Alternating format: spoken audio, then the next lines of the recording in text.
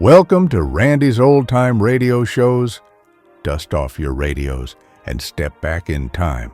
Tonight, the heroes, villains, and thrilling stories of radio's golden age come alive just for you. For the next 11 hours, CBS Radio Mystery Theater will draw you into suspenseful dramas where ordinary worlds intersect with the unknown, and the faintest whisper could signal danger.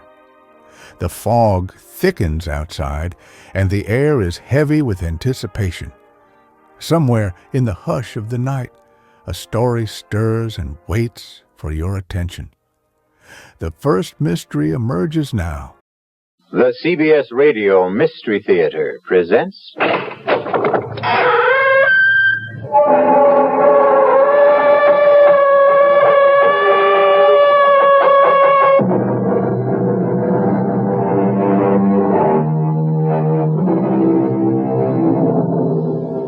Come in. Welcome. I'm E.G. Marshall. Have you ever known terror? Have you ever come up against something that so threatened you, so horrified you, that it stopped your heart for a moment? If you never have, count yourself lucky. But don't count on your luck too much.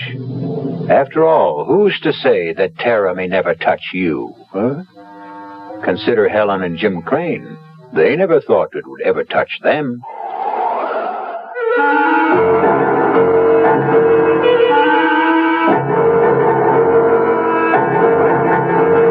Our mystery drama, Blizzard of Terror, was written especially for the Mystery Theater by George Lothar and stars Lois Smith.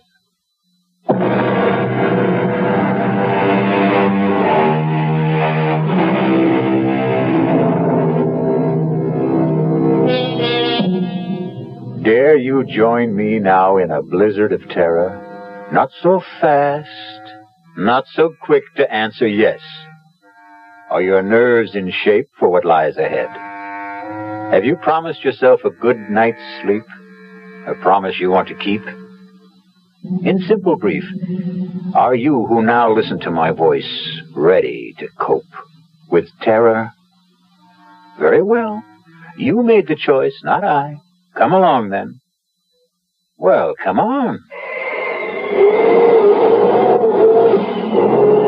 That China will form no coalition with Russia in the foreseeable future.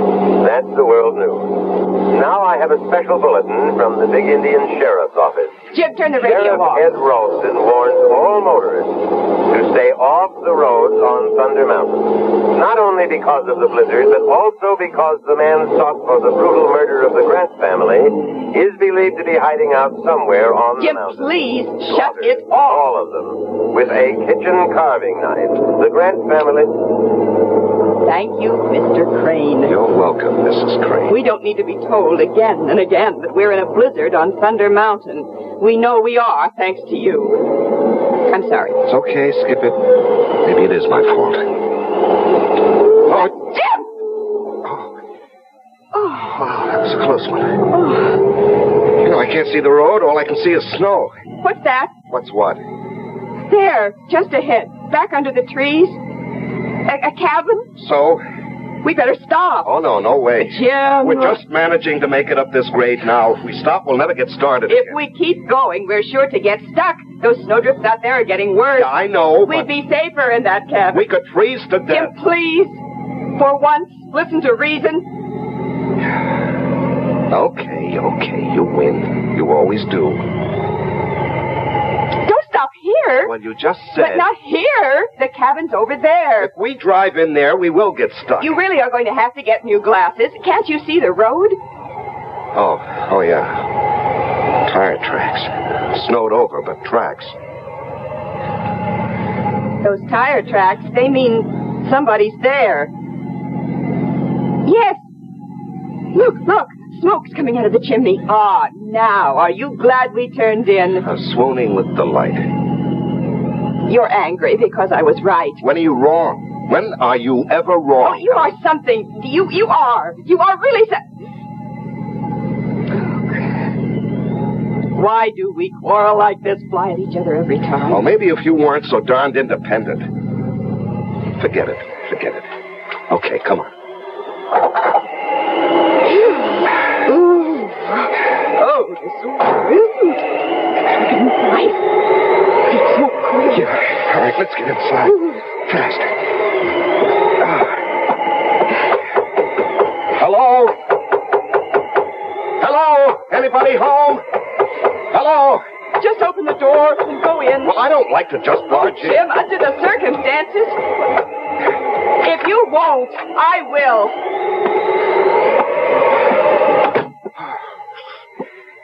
Hello? Anyone here? Hello? There must be somebody here. There's a fire smoldering in the fireplace. Here, look, there's a pipe in this ashtray. The tray is full of pipe ashes. Oh, here's a coffee cup, half full. Uh-huh. There's a book open on the table. Huh. Jung's Psychology of the Unconscious. Whoever owns this place must be a brain. Hello? Anyone here? Hello? Helen, don't do that. You've got no right to go nosing around. Bedroom. Nobody in it. Must be the kitchen. Behind that door. Helen! Yes. Let's just sit down and just wait for whoever owns this place to come back, huh? I just want... You've got no right, Helen. Now, the owner of this place must be the kind of person who wouldn't like people nosing around. Oh, now, I'm telling really? you. Just look at it. This isn't just a cabin. It's a kind of lodge. Here, that wall lined with books. There, a hi-fi. Stacks of records, all classical. And those paintings on the walls. Helen, please. I want a cup of coffee, and if this door leads to the kitchen... She just won't listen. Just won't ever listen. Well, what are you standing there for? Now that you've opened the door, go on in. Oh. Good Lord. What is it? Oh. Jim. Oh, Jim. Helen, what is it? The what? kitchen. Oh, the kitchen. Oh. Here, Helen, here. You better sit down. You look like you're going to faint. Now, you just sit there. I'll have a look.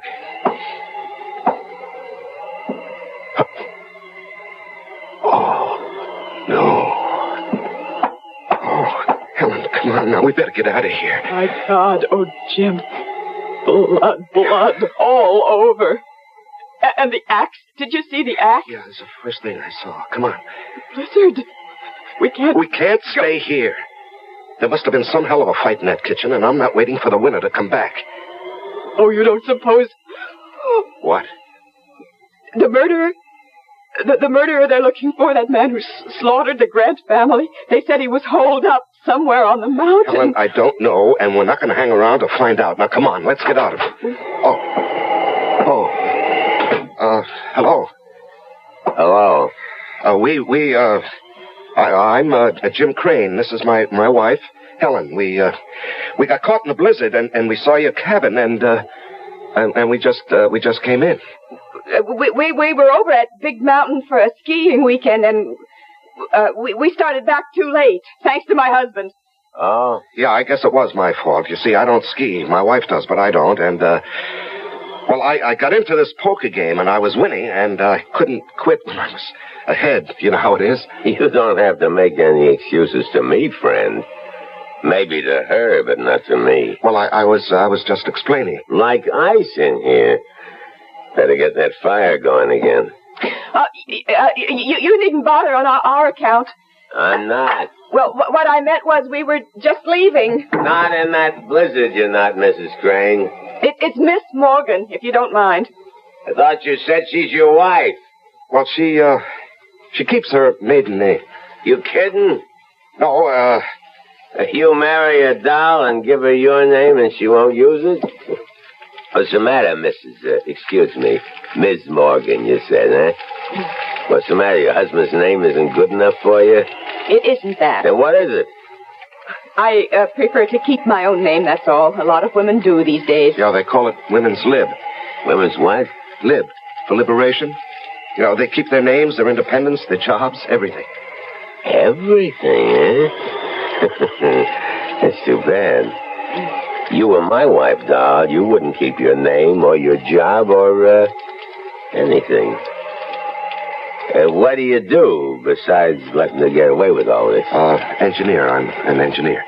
You drive a trade? Oh, no, not that kind of engineer. Hydraulic engineer. Water power. Oh. Cigarette? No, thanks. I don't smoke. You? I don't smoke either. And I thought you... Huh? Nothing. You thought I what? Well, I noticed the pipe in the ashtray, so... Oh, well, yes, I do smoke a pipe now and then. Cigarettes, too. You haven't told us your name. Jake. Jake what? Jake's enough. We need more wood. I'll get it. Let's get out of here. No, we can't. Well, we've got to. He doesn't own this place. He doesn't live here. And from the looks of him, oh, good Lord, what a bruiser. He could be the murderer the sheriff's looking for. The blood on his clothes, it's all over his park. Helen, we can't be sure it's blood. What else could it be? And what about the cigarettes? There's not one cigarette in that ashtray. There's nothing but pipe ashes. Yeah, that's true, all right. And he's stupid. I mean, totally uninformed. He couldn't be the man who reads these books, listens to that music. He never heard of women's lib. He thought you drove a train. Helen, we can't leave. We could die out there. We can die in here. And I have a feeling we will, if we don't get...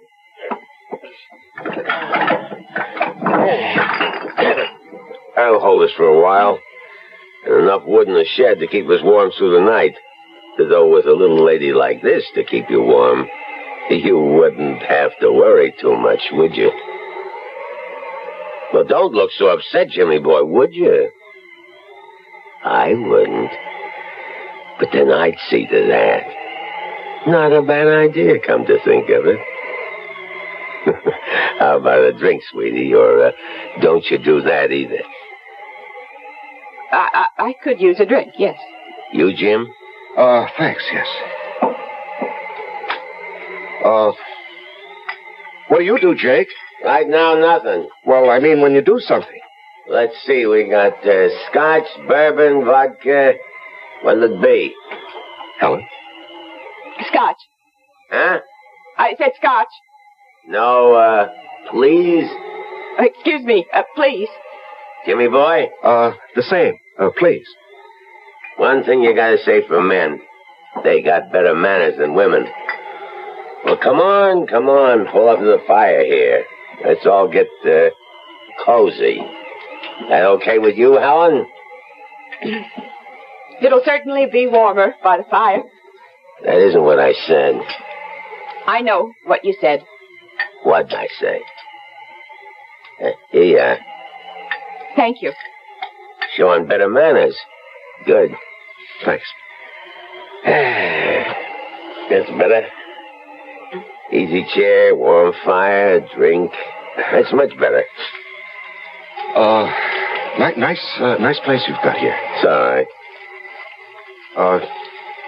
You must do a lot of reading, all those books. I read some, yes. Mm-hmm. I see you like classical music, too.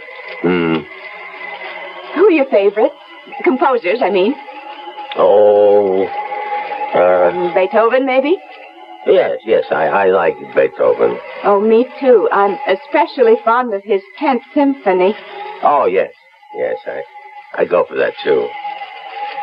Well, I don't know about you two, but I'm getting hungry. Could use some supper. How about it? Yeah, I could eat. You, sweetie? Oh, I suppose. Yes. Good. But first, we'll have to clean up the kitchen. It's a real bloody mess out there, and I mean bloody. What do you mean bloody? Just said there's blood all over. All over me, too. See? Oh, yes. How, what happened? I didn't want to kill him. I had to. I surprised him out there in the kitchen, and he came for me. There was an axe, and it was the handiest thing, and I used that. I sank it into his skull, deep. I couldn't help thinking of the Grant family. The Grant? Guess you haven't heard about that. Whole family down in the valley. Slaughtered. Blood all over. I got there in the kitchen. Well, we better get to it. You mean me? There's a lot to clean up. I can't do it by myself. Jim will help you. No, you will. I'd rather not. I didn't ask you whether you'd rather or wouldn't. I'm telling you. I'll give you 2 minutes to get out in this kitchen with me and get to work. There is no Beethoven 10th. Oh, Jim, what have we got ourselves into? Helen, better humor him. Go on now. You better go on out into that kitchen. I'm scared. I just can't be in that kitchen, not alone with him. Oh, you saw the way he looks at me, the things he says. Oh, don't worry. I'll protect you. You. Well, how about it, dollface? Are you coming? Yes. Yes. I'm coming.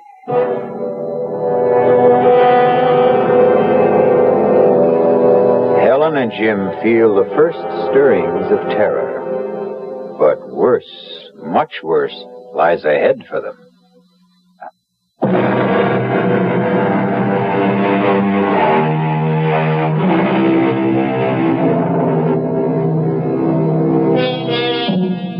Suppose now that you, not Jim and Helen Crane, but you had sought shelter from the blizzard in that forsaken mountain cabin. You had met this strange and quite obviously murderous man who calls himself Jake. Suppose you, not Helen, are helping him, against your will, to clean up the shambles in the kitchen. The bloody shambles.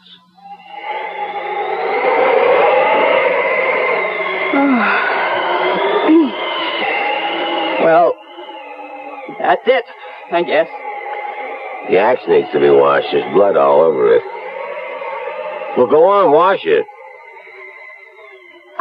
I can't touch it. And not as liberated, wasn't that the word, as you thought? I don't see what that's got to do with it. I kind of got the impression you felt you could do anything a man could do. All right, I'll wash the axe. You start making supper. Well, what are you standing there for? Get busy.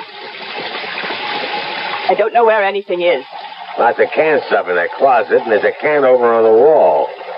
Think you know how to use it? I'll try. Spunky, aren't you? Spunky. You know there was a killing in this kitchen this afternoon, and I was the one used this axe. You know that, but you got the nerve to stand up to me. Maybe too much nerve. There's beans and spaghetti, stew, and that's about it. What do you want? You decide. I figure you're good at deciding things. That's what's wrong between you and your hubby. How do you know there's something wrong? No sweat. 5 minutes with the two of you, and anybody could see you're too pushy. And him, he's too much the other way. Yep, like I said, you're too spunky.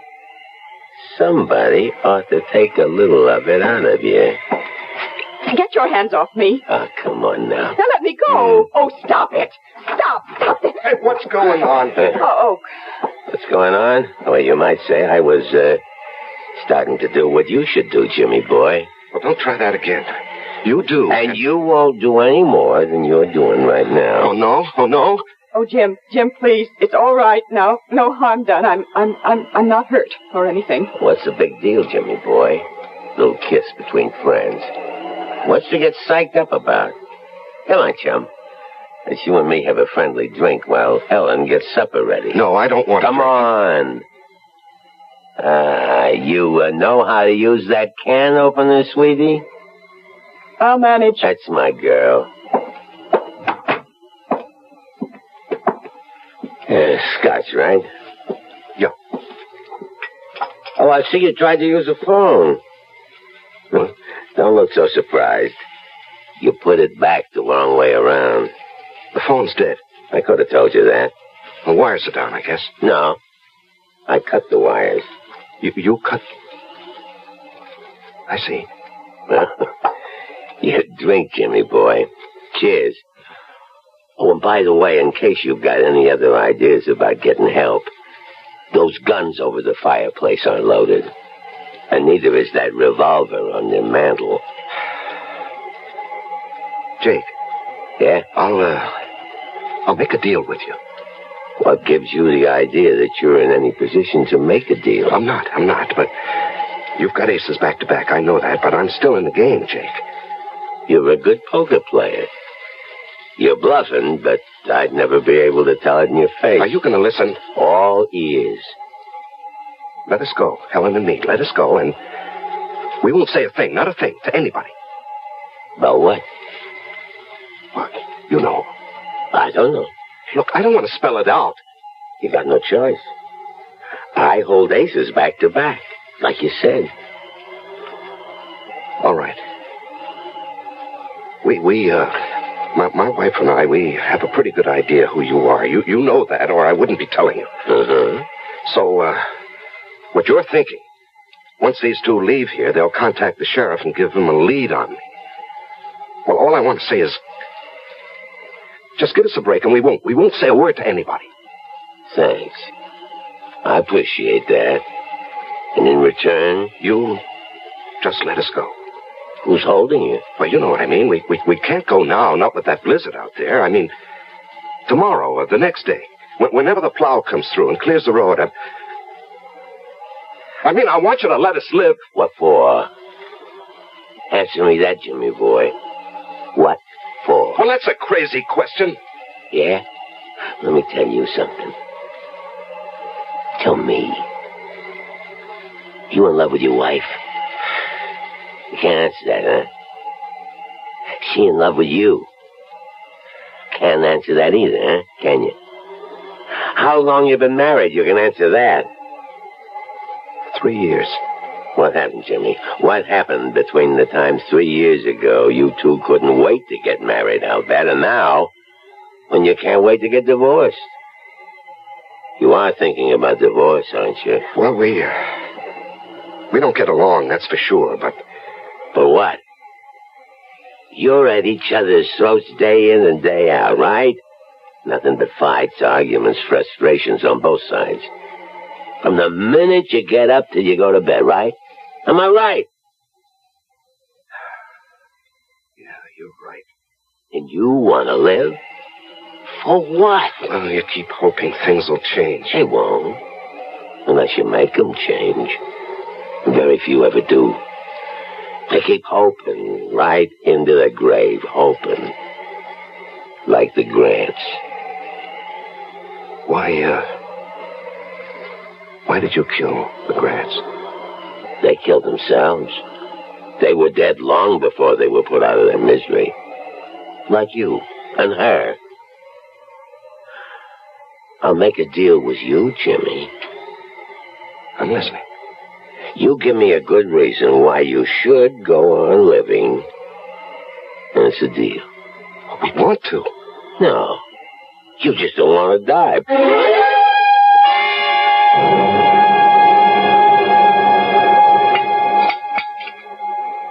Now, it wasn't a bad meal, sweetie. You're real talented with a can opener.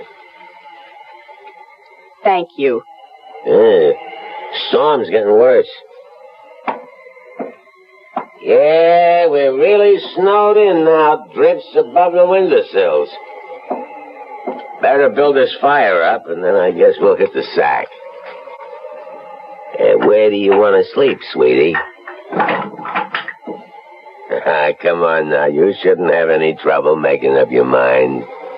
Oh, I haven't. I'll sleep with my husband, as usual. As usual? What kind of a crack is that? Now, cool it, Jimmy boy. Well, I won't have my wife insulted. I don't care how big you are, Jake, or how tough or cold-blooded. I won't have you insulted. Jim, now stop it. This is no time for gallantry. You're no match for him. He'd kill you. Besides, you took me the wrong way. All I meant was... Well, come on now, be honest. How long has it been since you two did sleep together as husband and wife? That's no business of yours. Long time, huh? Well, the minute I laid eyes on you, the way you acted toward each other, looked at each other, the way you talked, anybody could see you hated each other. We don't hate each other. You love each other? You see, that's what I mean. You two. You don't hate, you don't love. You don't nothing. And you ask me, that's a nutty way to live. So how about it, sweetie? How about what? There's a nice big double bed in that bedroom, and it's going to be a cold night. And me, I sure appreciate it. I warn you, Jake. Oh, Jim! I'll sleep out here on the couch. Come here, sweetie. What? Oh. Let old Jake see if he can change your mind. Oh, hey, now. Get what your are you hands off her. Me. You dirty... Jim! Why, you little treat. Hit me, would you? Oh.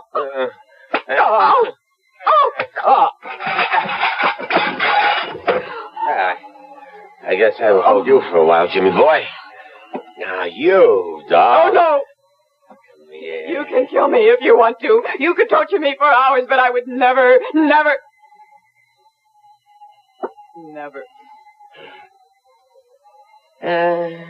Suit yourself. No, I think about it. What would I want with you? Oh, when Jimmy boy comes to, tell him not to get any ideas in the night about escaping or overpowering me. He hasn't a chance. Jim? Oh, I'll be okay. He sure packs a mean wallop. You shouldn't have even thought of standing up to him. Some things a man will take and some things he won't. And manhandling his wife is one of them. Jim, can we get out? Do you think? Would there be any way? No. We're snowed in. Even if we could get to the car, we wouldn't be able to drive it afoot in those drifts. What about telephoning for help? Oh, the phone's dead. He cut the wires. Oh. But don't you worry. Helen. There's one thing he overlooked. What? That revolver on the mantelpiece. This. It's loaded? Not yet, but it's going to be. He made a big point about those guns over the mantel and this revolver having no bullets in them. I knew that without being told. Those guns were the first thing I went for when you two were in the kitchen. But if they're unloaded... Well, I nosed around. I couldn't find any ammunition for the guns on the wall, but I found these in that drawer. Do they fit? Looks as if they ought to. We'll soon find out. They do. They fit. Yeah, thank heavens. What do we do now? We'll wait till morning. But we're safe now, Helen. Safe. Thanks to you, darling. You know, you haven't called me Dad in I don't know when. Jim, there's something I forgot to mention. I kind of figure you must have found the bullets for that revolver in the desk drawer. You did, didn't you? What of it? Don't bother loading that gun. It doesn't work. The trigger's broken. Night.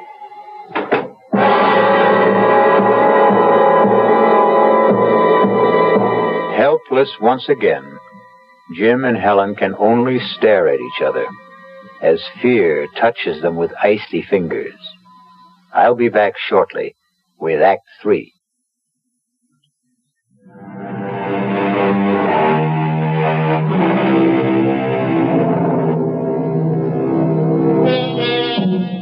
Terror's icy fingers grip Helen and Jim Crane as they face all but certain death at the hands of Jake. Curious, though, isn't it? Even strange, that their fear, shared in common, brings them closer to each other than ever before in the 3 years of their marriage. Strange. Curious. Jim, Oh, I didn't know you were awake. I've hardly slept. I'm sorry. I've done the best I could with this fire through the night to keep the room warm. I know. I watched you get up out of that chair again and again. Thank you, Jim. What? You did it mostly for me. For my comfort. Thank you. Oh, nonsense. I need a little warmth, too, you know. You don't get much, do you? From me. Could be I don't rate much. I think you do. Why do you withhold it? I only just found out. Found out? It wasn't the cold that kept me awake through the night. It was thinking about Jake and us. Yeah, well, we'll manage a way out of this. I don't know how, but we will. I wasn't thinking about that. I was thinking about something he said last night. He said, we don't hate each other, we don't love, we don't nothing. And then he said, you ask me, that's a nutty way to live. Well, it is, isn't it? If what he said was true about us, but it isn't. It is. Not for me. I did a lot of thinking, too. I love you, Helen. I always have. It's just that... Yes? I don't know. It seems I can't reach you anymore. Something happened to us along the way, and I can't figure out what it is. I think I can. Tell me. I don't know. I think maybe it's just the times we live in. I mean, oh, well. Take women's lib. I don't see anything wrong with women's lib. The fact is, I'm all for it if it doesn't go too far.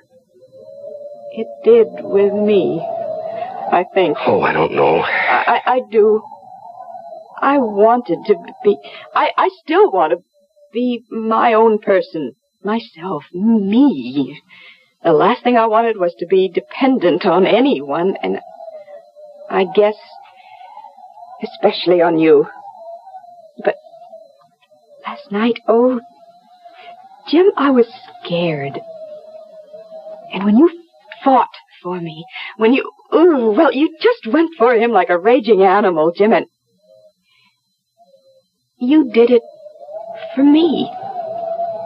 I know you wouldn't have done it for yourself, or maybe for anyone, but you did it for me.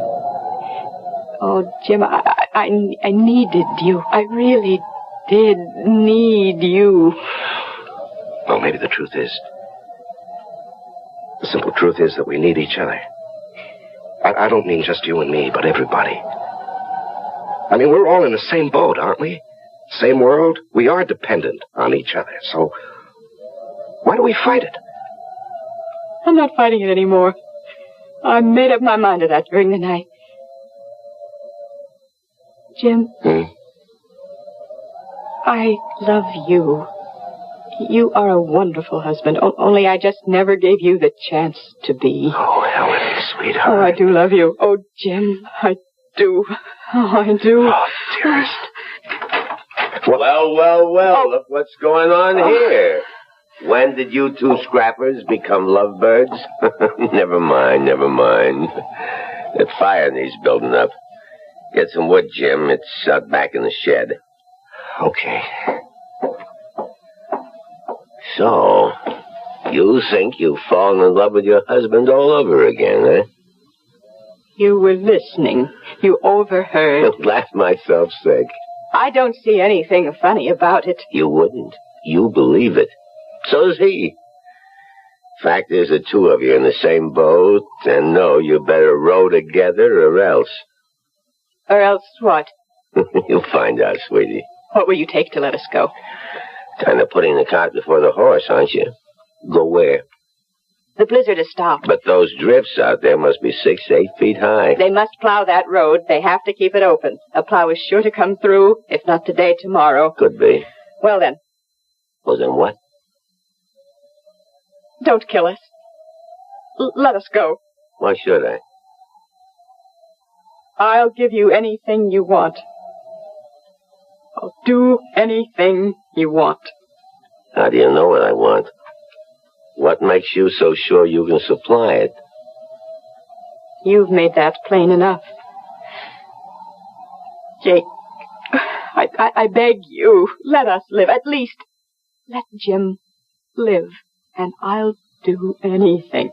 Anything. Oh, Jim! Oh, what happened? Jim. Oh, I was bringing an armful of wood, and I stepped on a log. Oh, twisted my ankle. Here, let me give you a hand. Just lean on me. Now, take it easy. Jim, dear. Easy now, easy. There, sit right there.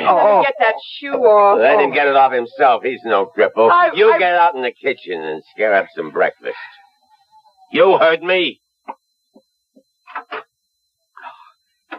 Oh, the pain. See if you can stand on it. Stand? Try it.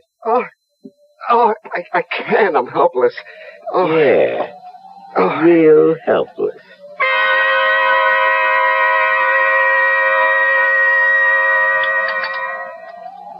Hey, you make a good cup of coffee, Doe. Thank you. I'll get another cold compress for your ankle, Jim. He's all right. I said he's okay. Let him worry about his ankle. You and me have some unfinished business. What is this? Helen, what is this? It's the only way. What only way? What are you talking about? Jim, I made a deal with him. A deal? I said I'd do anything if he'd let us go. Are you out of your mind? He's going to kill us. Now, you know that. You're crazy. He'll get what he wants, and then he'll kill us. No. Yes. No, because I'm going to kill him with this kitchen knife. All I want is to get close enough to him. No, you can't do that. It isn't in you to do that. It's got to be. There isn't any other way. What's keeping you? I'm coming. And leave the knife, doll. These petitions are awful thin. You ought to know that by now. Put the knife down, I said. Stay where you are, Helen. She made a deal. And she's going through with it. Over my dead body. No, you fool. Over your live body. Over my live? He said he'd spare you. Spare me? He said us. She lied. She made the bargain to save you. Helen, you would... I love you. I love you, Jim. I told you that. I love you. And I love you, Helen, a lot too much to let you go through with anything like this. What you figure you can do about it, huh? You can't even stand, not on that bad ankle you can't. Oh, yes, I can. Jimmy, boy, not you. Now, doll. No. I can't. I can't go through with it. Oh, yes, you can. Leave her alone. Leave her alone. Oh, please, I can't. Stop it, you hear me? Stop it. Jim. You...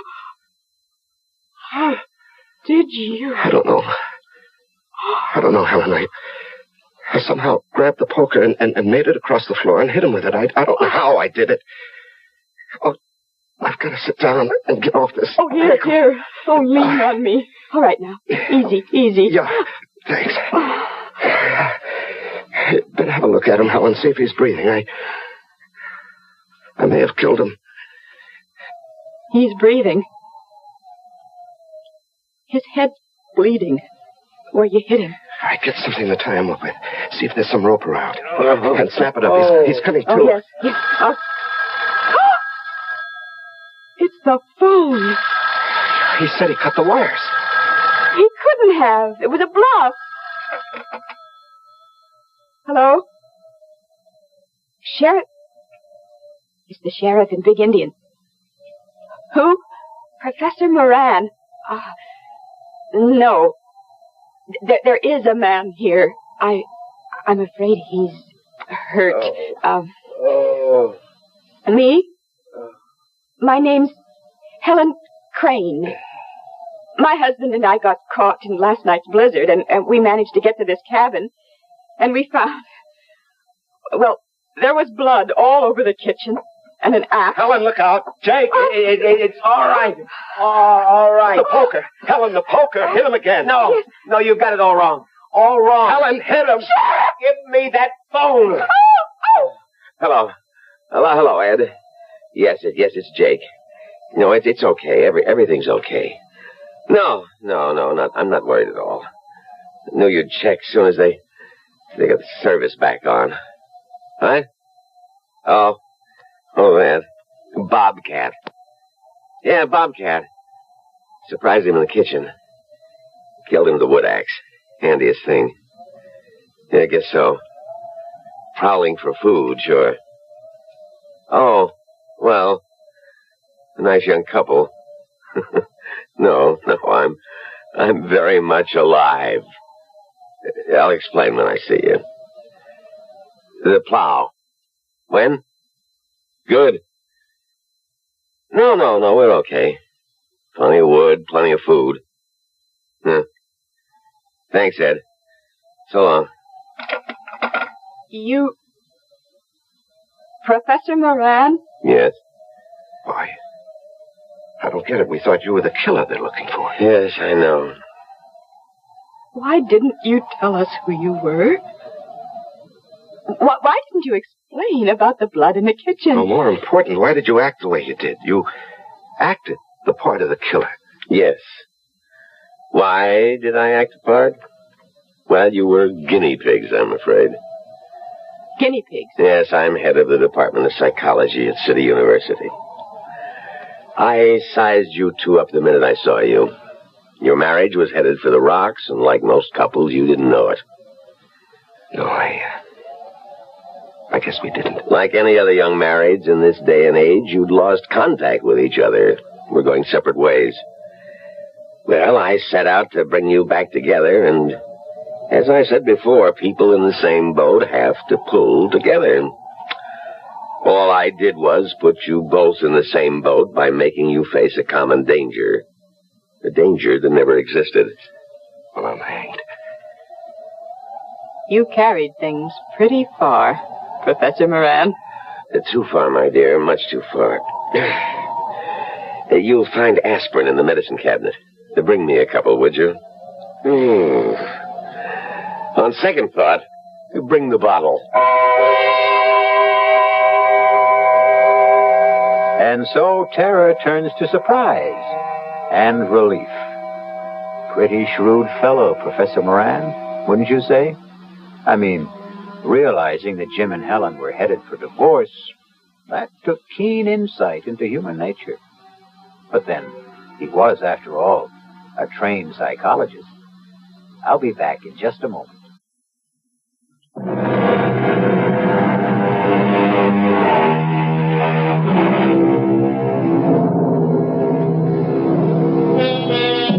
Marriage is two people in the same boat. A cliche, of course. But the very core of every cliche is truth. All is not gold that glitters. A stitch in time saves nine, and so on. I couldn't help thinking that all humanity is in the same boat. And what an infinitely better and happier world it would be if we all learned to pull together. Our cast included Lois Smith, Larry Haynes, and Leon Janney. The entire production was under the direction of Hyman Brown.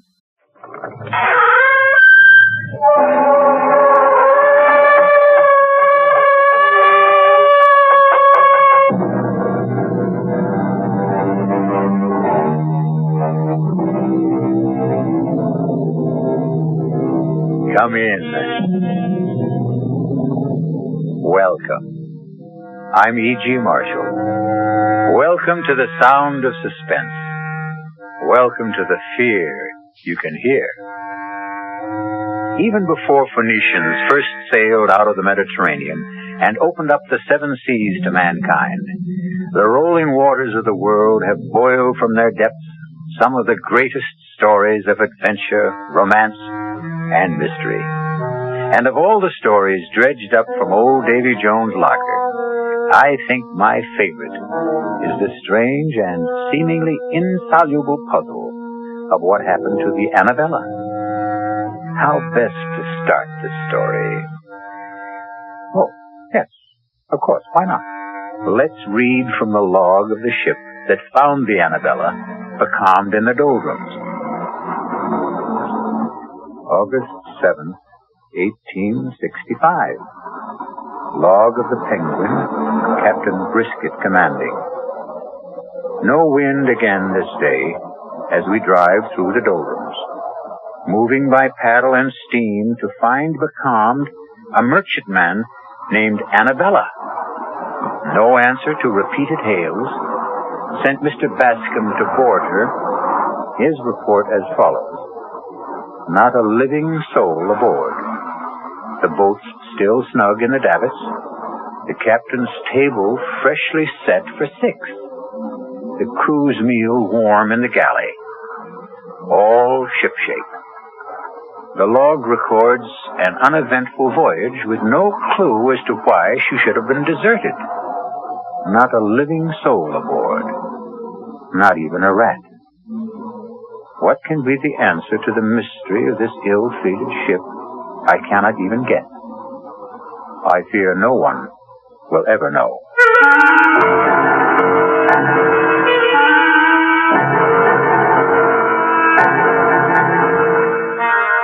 Our mystery drama, Sea Fever, was written especially for the Mystery Theater by Ian Martin and stars George Matthews and Brett Morrison. It is sponsored in part by the Kellogg Company, makers of Kellogg's Special K cereal, and by Anheuser-Busch Incorporated, brewers of Budweiser. I'll be back shortly with Act One.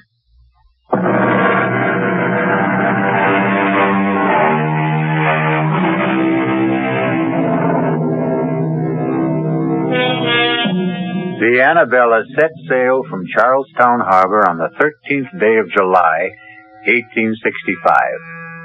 Her captain was Josiah Adams, a huge and forbidding giant of a man. And all the rest on board were as choice a crew of cutthroats, thieves, and murderers as you could set between bulkheads. There was one woman aboard, and 19 men, including the cook and 2 passengers. And the mood of all of them was ugly. In the forecastle, the boatswain led the grumbling. I tell you, Briggs, I saw 'em. 6 of 'em, running down the after hawser like old Nick was after 'em. 6 of 'em, Briggs. I don't like it. When the rats leave a ship, it's a nasty sign. No, I don't like much about this ship. 7 men on the crew shanghaied, no cargo aboard, and sailing on the 13th. Still, the pay is good. When we get it. If we get it.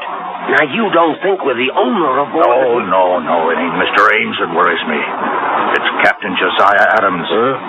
Not much gives me a turn, but he does. I'm big, but he'd make twice of me. More like an ape than a man. Strong as one, anyway. Yeah. Or like a bull, as you might say, if the liquor hasn't rotted his vitals.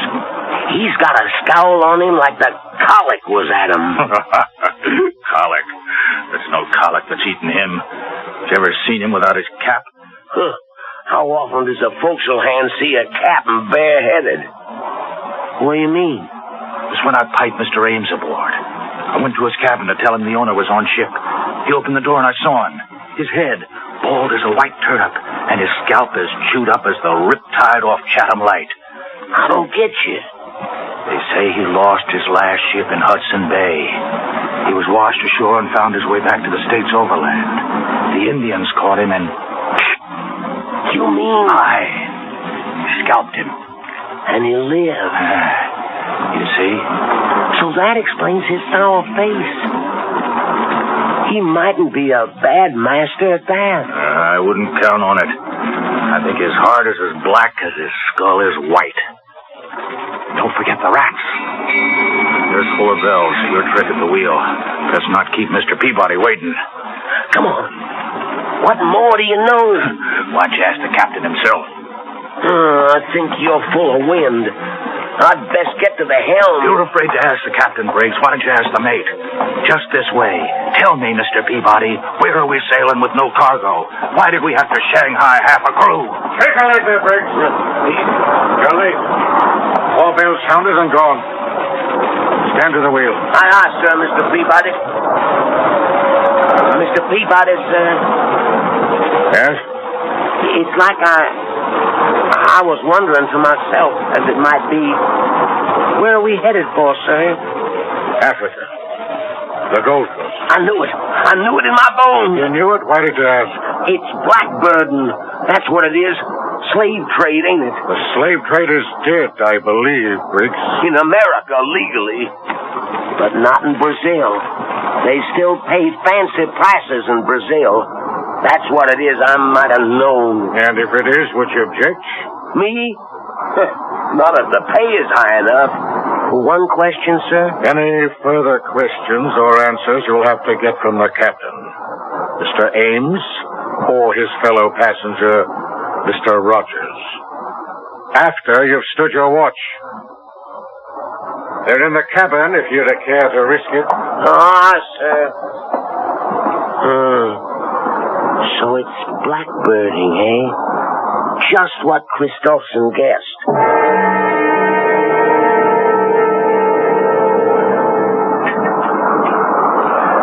Wine, Rogers? Sherry from Spain. Sharpens the appetite before dinner. Something will have to wet mine. This miserable tub rolls like a horse in mud.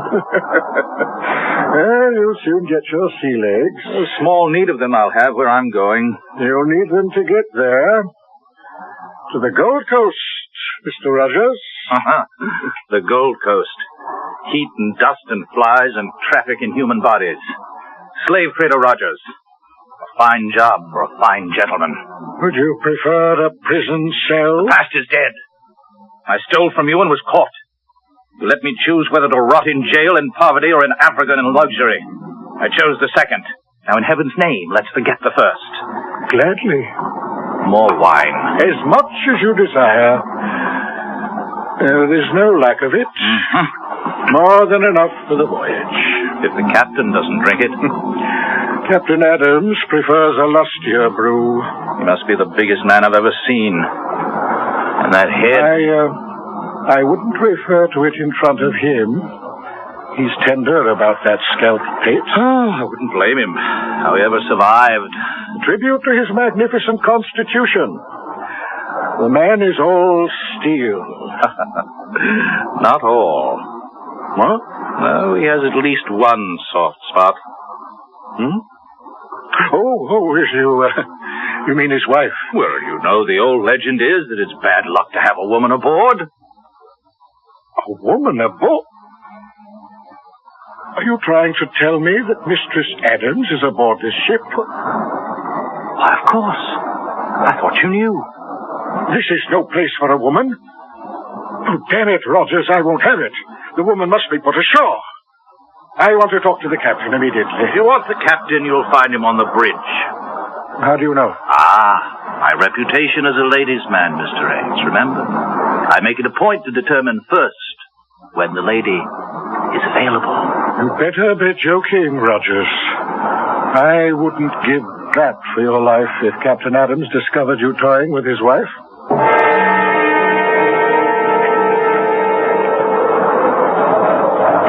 Wind's freshening, Captain. That's God's worry and mine, Seaman, not yours. Hold it to the point. Aye, sir. Captain Adams. What is it, Mr. Ames? A word with you, sir. No. What? You heard me and get off my bridge.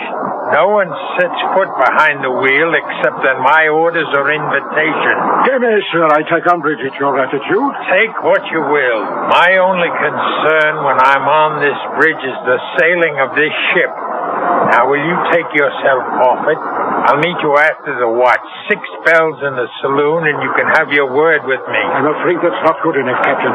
You forget... Good enough or not, it will have to serve. Now, will you go below, or do I have to throw you off bodily?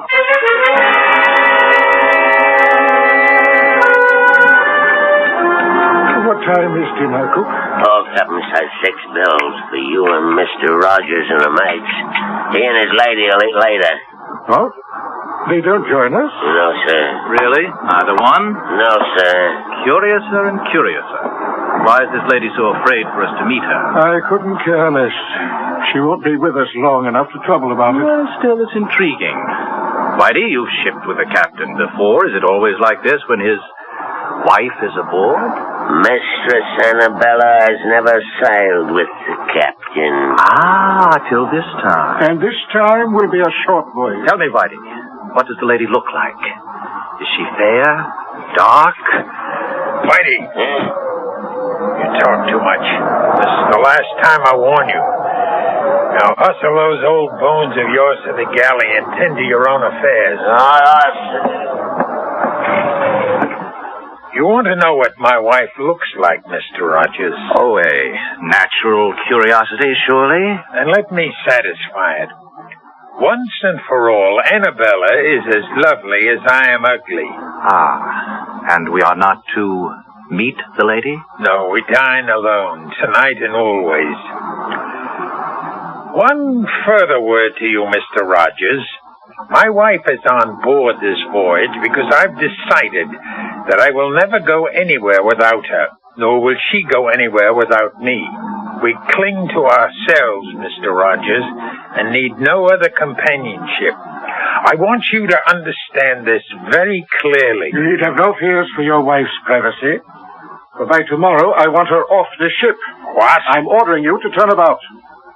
You could have saved time and trouble had you let me tell you earlier on the bridge. Turn about for where? Back to port. I don't want your wife on board. This voyage has begun. The course is set and it will not be changed. May I remind you, Captain, that this is my ship. This is my ship, Mr. Ames. My ship. From port to port. Your ship in the harbor, mine on the sea. My ship. Here I give the orders. Here I expect to be obeyed. In the name of all that's reasonable, man, in view of our business, can't you see this is no place for a woman? There's only one place for Annabella. My wife remains at my side. But on a slave ship. By my side, do you hear? By my side. Now, we'll hear no more of this. Oh, by the living God, owner or not, I'll clap you in irons. So began the voyage of the Annabella. Distrust and fear below and 'tween decks, with bad luck moving in the shrouds like a storm gathering. Her bow cut the water with good speed, but it was towards the wake the crew's eyes turned. For the legend is that Davy Jones swims the wake of any vessel marked for his locker on the bottom of the sea. I'll return shortly with Act 2.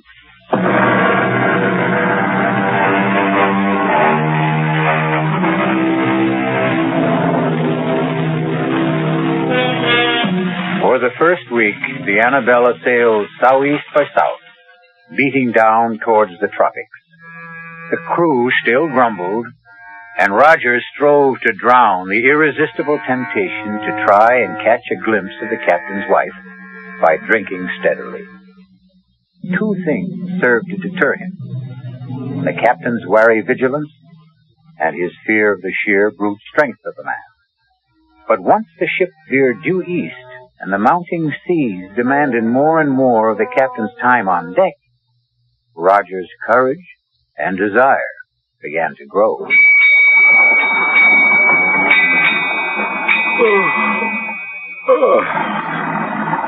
Well, it's time to turn in. Really?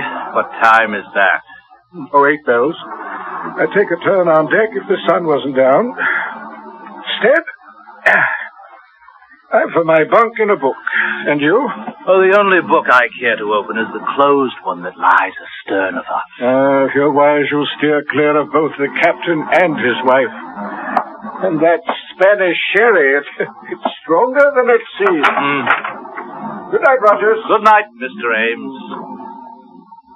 Oh, good evening, Captain. Off for the bridge. It's making up some dirty weather out. I won't sleep much this night. Batten down tight, Mr. Ames. We may be taking some seas. Are you now for bed, Rogers? No, Captain, I'm not quite finished the bottle. I'd take it with me to my bunk if I were you. You'll be safer on your back when the swells begin to lift. Aye, aye, Captain. But you'll bring us through safe and sound, won't you? I won't leave the bridge till I know all's secure. I want you to sleep sound this night, Rogers. Who mans the wheel, Mr. Peabody? As it, sir. Soundest hand we have. And the second mate mans the bridge? Aye, aye, sir. Good enough. Follow me aft. Right, Captain. Here. Help me to move this hatch. Here. That's well enough. Now batten down tight when I've dropped through. make sure she's watertight. Aye, aye, sir.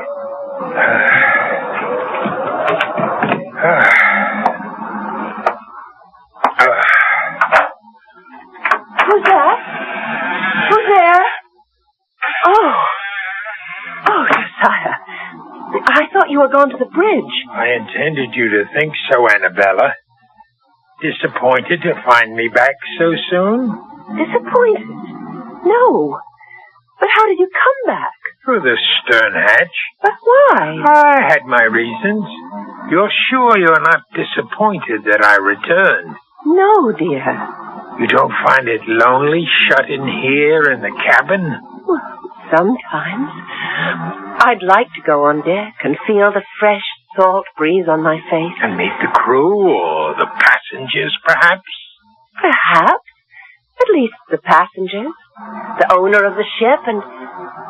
Mr. Rogers, isn't it? You know his name. Whose name? Rogers. You said it just now. How did you know his name? But you've mentioned it to me yourself, Josiah. How else would I know? And you love me, don't you? Of course, Josiah. And you'll never leave me? Never. Oh, forgive me, please, my dearest. You mustn't mind my jealousy. That Rogers, I see that look in his eyes. A hunger. A burning hunger for the sight of a woman and the feel of her body beneath his hands. Annabella, you knew his name. If you've been deceiving me... I've never even seen the man. How can you accuse me of ever forgetting I'm your wife? How can... What is it? Someone's coming to the cabin. Who is it? I don't know. Who is it? Josiah, what's in your mind? Whoever it is, I swear... You in the inner cabin. But you... Do as I say. Very well, Josiah. Mistress Adams, are you alone? Come, I know you are. I saw the captain off to the bridge for the night. Will you allow me to introduce myself? Thomas Rogers, gentleman, at your service. Can I persuade you to share tonight's vigil and join me in a glass of sherry? Oh, how kind of you. The sight of a pretty face. A pretty face, Rogers? Captain Adams. Mine was not the face you expected to see. Oh, you see, I thought you'd gone to the bridge. So you did. Won't you come in? Well, I think... Said come in. You wanted to meet my wife, didn't you? Well, yes, I must... But not with me present, right? Believe me, Captain, you do misunderstand. Oh, no, Rogers. The misunderstanding is all yours. Your first sea voyage, you said. You should have said your last. No, in the name of God, my wife. Do you hear me? Mine, and no one shall touch her but me. No one will take her from me. No one. Josiah, what happened? I heard it. Oh, you killed him. I should have snapped his neck like a chicken. I wanted him to suffer. But how could he? He was nothing to me. No one shall have you but me. Josiah, aren't you afraid? Afraid? The owner, the crew, everybody on board. When they find out... They won't find out. No one knows he's here. He'd make very sure of that. His body will go out the stern window and into the sea. Men have fallen overboard on a rough night like this, especially drunken men. No one will know what happened to him except you and me.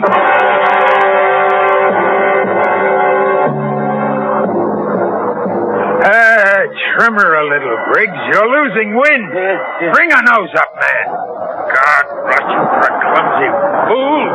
Here, let me have the wheel. Aye, sir. Your eyes, you've lost way on her. Sorry, Captain. The wind just veered a couple of points. Sailor should smell a wind change. Yes, but I Save your excuses. You think you can hold her on this tack? Just try me, Captain, sir. Yeah, then. But keep her running, all right? Yes, Mr. Ames? Like a word with you below. I can't leave the bridge. Have I your permission to join you? If you insist. Searching for you, sir. I thought you were below. Are you in my cabin? Well, I knocked at the door. There was no answer. Are you inside? Of course not. It's not my custom to invade the privacy of others. My wife is resting. I didn't want her disturbed. What is it you want? Can we get out of this cursed wind? I don't want to leave the wheel. This fool handles it like a landlubber. You can trust me, Captain. I wonder. Come after the half-rail, Mr. Ames. Lead the way, Captain. Over here on the lee side, you'll find the breeze a little more to your liking. You know, I've been concerned since Mr. Rogers' mysterious disappearance last night. Mysterious? A drunken sot who never found his sea legs? I warned him to steer clear of the deck. We did every mortal thing we could to find him. Yes, I know. But without him now to leave as my agent on the Gold Coast, Go on. Well, it's deuced awkward. Without someone to recruit the next batch after we leave, there's little point in continuing on. So, you think we should put back for America?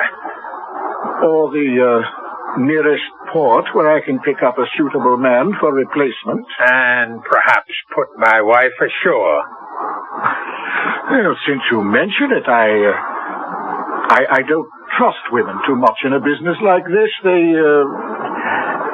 They talk too much. Just drop her at whatever port we touch. Oh, I should be glad to make sure she's suitably settled, if you wish it. If I wish it. Do you take me to be mad, Mr. Ames? Mad? Why, believe me, sir, nothing... Don't you think I see through your childish subterfuge? Leave Annabelle with you while I sail off to the ends of the earth? No, please, You, too, trying to steal her away from me. But you can't have her any more than Rogers could. Captain, your wife means nothing to me. I'll make sure she doesn't. Just as I made sure with Rogers. Then it was you who... Yes, I killed him with these two hands. And he disappeared. Just as you will. No! She's mine. Only mine. No one can have her but me.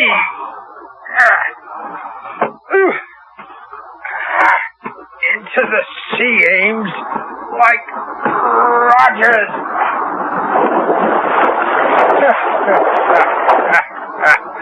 The sea can hold her secrets. You all right, Captain? I thought I heard it. Riggs, I told you to mind that wheel. Well, I put the lash on it, sir. I thought I heard it cry, and Said I could trust you. Well, you can, sir. Where's Mr. Ames? He's left. Why? Well, it was just that I thought I heard a splash, and... Oh.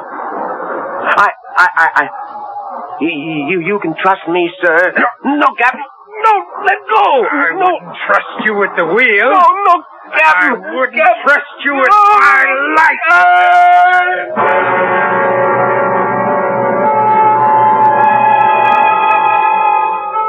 Two more overboard.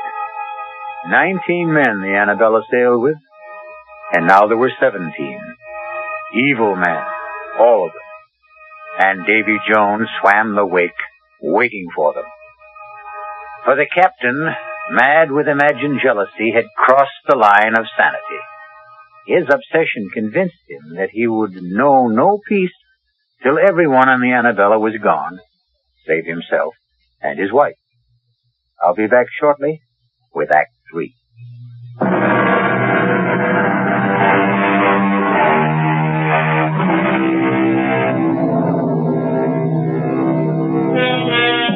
The squall that blew up so suddenly on the Annabella proved to be a full-fledged hurricane that so fully occupied all aboard that there was no time to question missing men. Indeed, 2 other hands were blown out of the rigging or shaken loose before the Annabella found calm waters in the eye of the storm. Now again, discontent grows in the forecastle. The talk of a haunted ship resumes. The word mutiny is on everyone's lips. Mr. Peabody. Mr. Peabody, sir. Oh, dinner so early, Whitey? No, sir, it's mutiny. What? You heard me, sir. Mutiny. And about to break out. Oh, Whitey, folks still grumblings. You know it's all talk. They wouldn't dare. Mr. Peabody, sir, I've been at sea, man and boy, for over 60 years. I know when it's talk.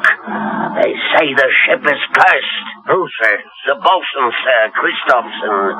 He says he saw the rats leave the ship before we sailed. And for an old wives' superstition, he's ready to mute. It's a great deal more than that.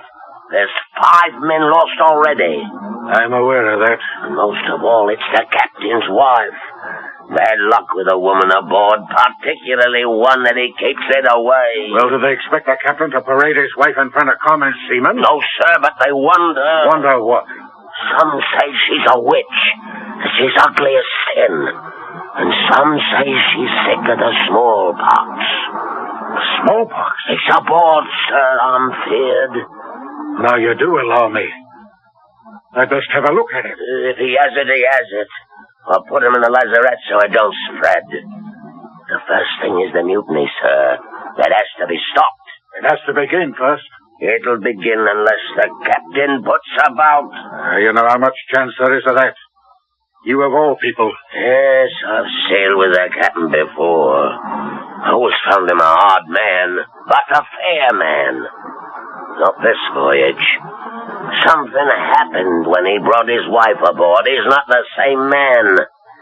I think the captain means to kill everyone, as he did the owner, and Rogers, and Briggs. Aye, and even Paget and Breen. And we're blown out of the rigging. Perhaps, sir. Perhaps the captain shook 'em loose by luffing. Whitey, I think you're the one whose brains are scrambled. The men were lost overboard. And the 2 passengers and Briggs. Rogers fell over, obviously drunk. A wife took the other 2. Then why is there not one mention of any of them being lost in the ship's log? That's kept in the captain's hand. How could you know that? He was writing in it. Here in the saloon last night. I was clearing the table. He left to get fresh ink, and I looked at it. You can read? In 60 years at sea, a man has a lot of time on his hands. I taught myself long ago. You're sure of what you say? On my oath, sir. And by God, we'd better turn back. Now! I'll not risk my neck to the hangman's noose by mutinying. Maybe if you was to speak to the captain's lady, she's the only one to influence him. By damn, you're right, Whitey. Look, go hold off the crew till I see if the lady'll come to our end. Aye, aye, Mr. Peabody.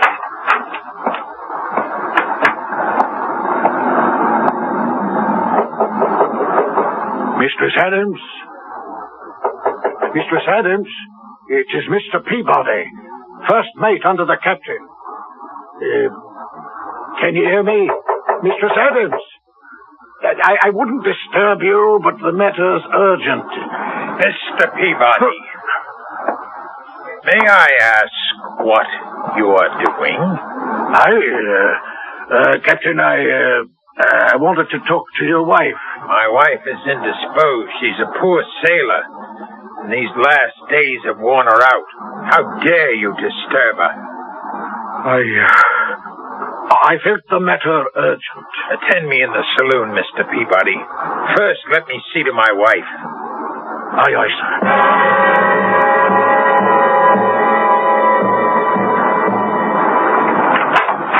Fortunately for my peace of mind and your welfare, you did not wake Mistress Adams.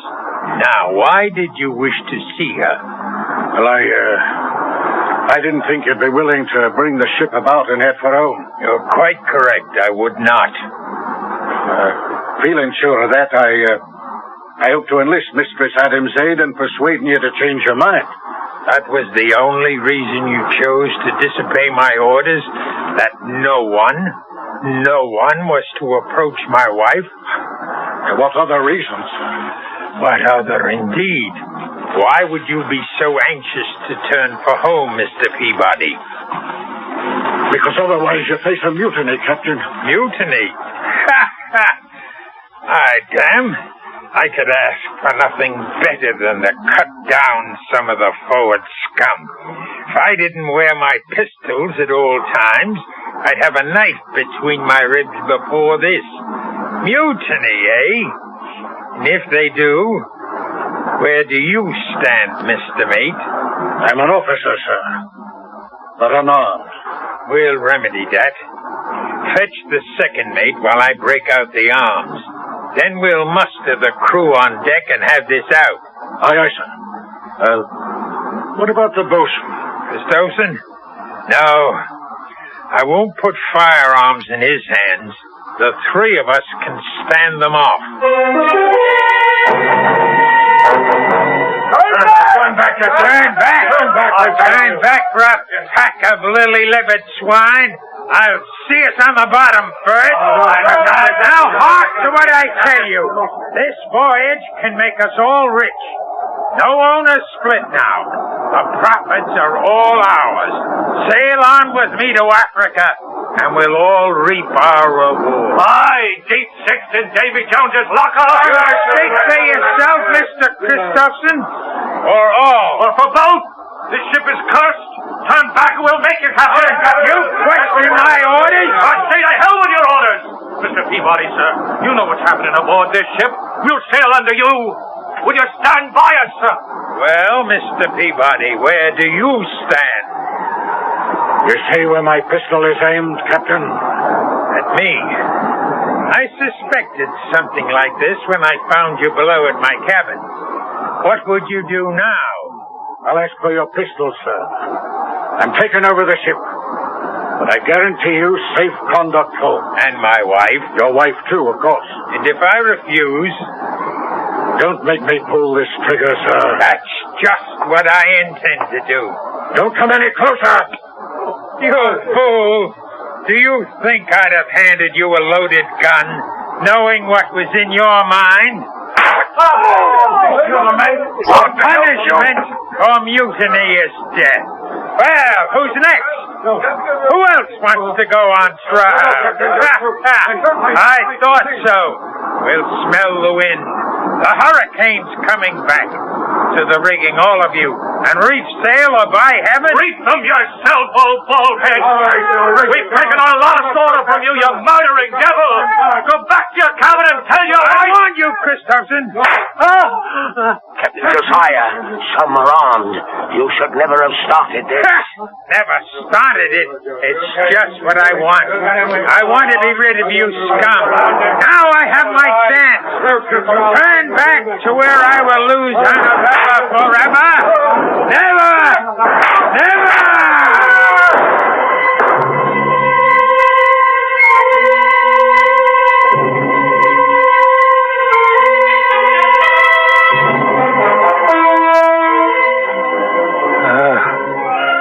Not a puff of air, Whitey. The wake of the storm, we'll lie here wallowing in the doldrums for God knows how long. It's as well, sir. There's scarcely enough men left to sail the ship. What there is dog-tired and half alive. How many left? Timmins died this morning. 4 killed in a mutiny. 1 more lost overboard. And Rudge, who died in a fall from the crow's nest. That leaves 5, sir. Are they counting you, Whitey? Counting me. 5 of you still between us. We're woeful short-handed, sir. Yes. I have a mess cooking for the crew. Can I sit him down to eat? Huh? Eat? Oh, yes, of course. We must all eat. But first, serve all hands a double ration of grog, including yourself. I'll put a cask of rum out in the saloon. Oh, sir. Before you serve the crew, though, set the table in the saloon. Yes, sir. For 6. For 6, Captain? Certainly. The passengers, the 2 mates, myself, and my wife. Oh, at last, my darling. I can bring you to the table as befits a captain's wife, for they're all dead. We have nothing to fear from them anymore. Only 5 left, and they'll be gone soon, Annabella. You understand, don't you? It's all to keep you, to hold them from taking you from me, beloved, to hold you forever. Josiah? Anne, what are you doing on deck? I'm looking for someone I once knew. Who? Josiah Adams. You? But I'm here, Annabella. Here. If only you were. The Josiah I knew. I still am. With the blood of all those men you killed on your hands. They stood between us. And the ones that were left, whose drinks you poisoned, who are dying now.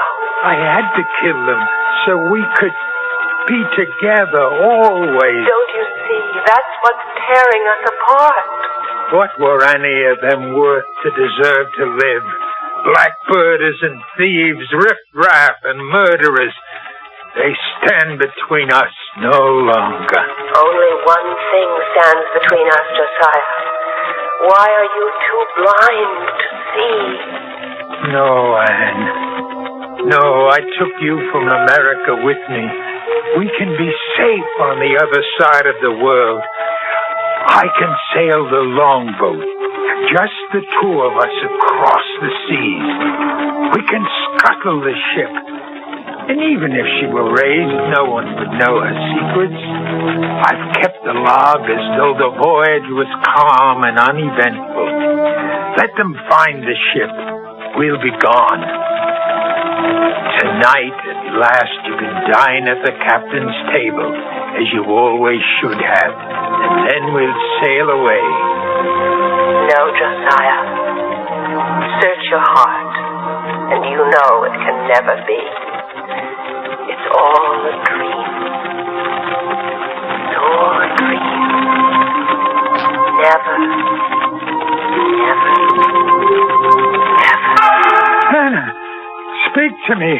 Answer me. Call for her, Captain. Call for her. Whitey.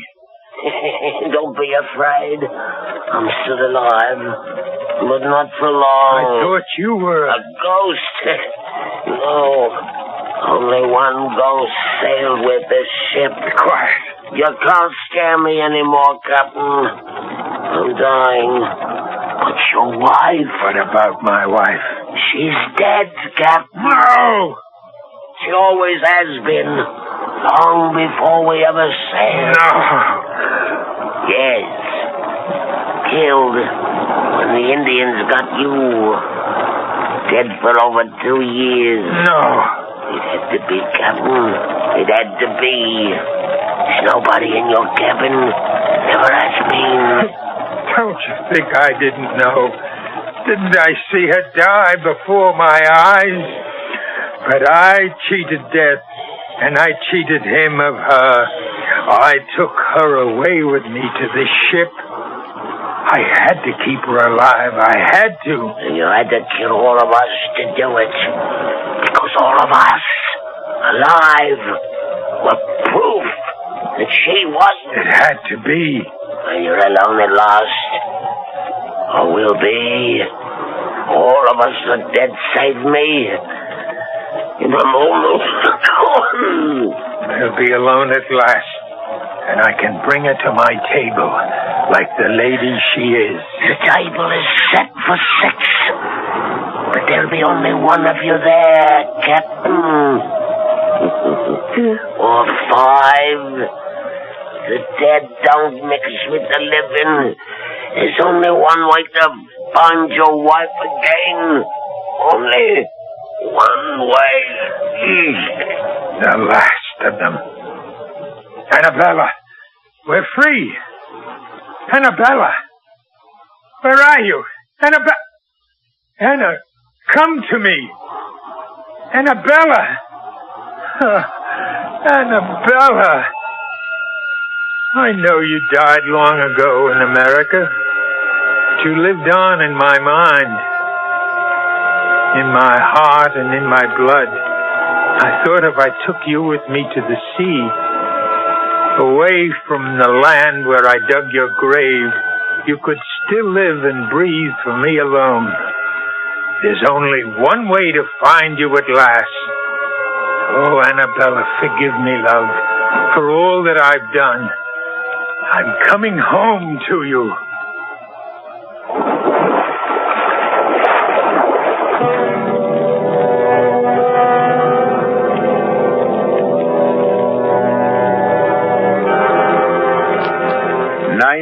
Men sailed with the Annabella, and 19 men went to the bottom of the sea. The ship weathered all the storms, but then a ship is a woman, which only goes to prove that on land or sea, the ladies have the better instinct for survival. I'll be back shortly.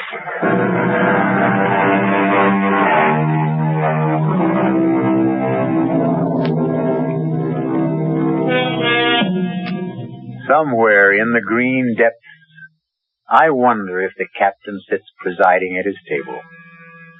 But if he does, there's at least one empty seat. For Mistress Annabella died on land. She'll never come back to the sea, or him. Which seems fair enough, wouldn't you say? He didn't exactly deserve a happy ending. Our cast included George Matthews, Brett Morrison, Marion Seldes, Leon Janney, and William Redfield. The entire production was under the direction of Hyman Brown. The CBS Radio Mystery Theater presents...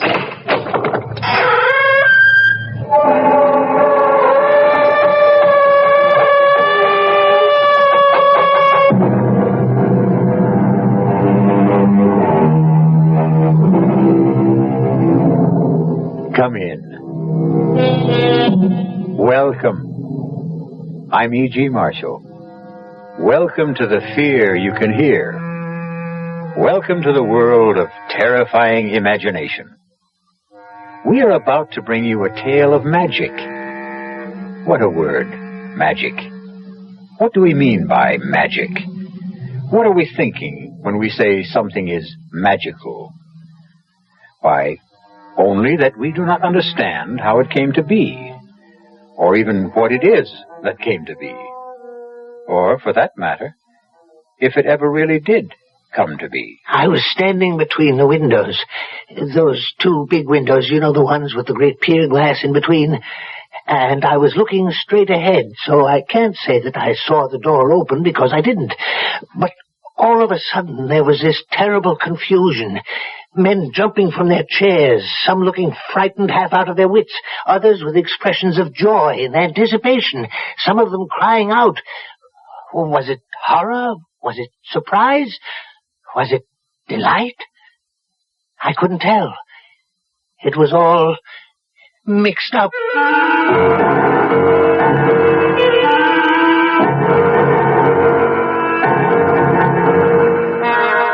Our mystery drama, The Walls of Jericho, was written especially for the Mystery Theater by Elspeth Eric and stars Robert Dryden. It is sponsored in part by Anheuser-Busch Incorporated, brewers of Budweiser. I'll be back shortly with Act 1.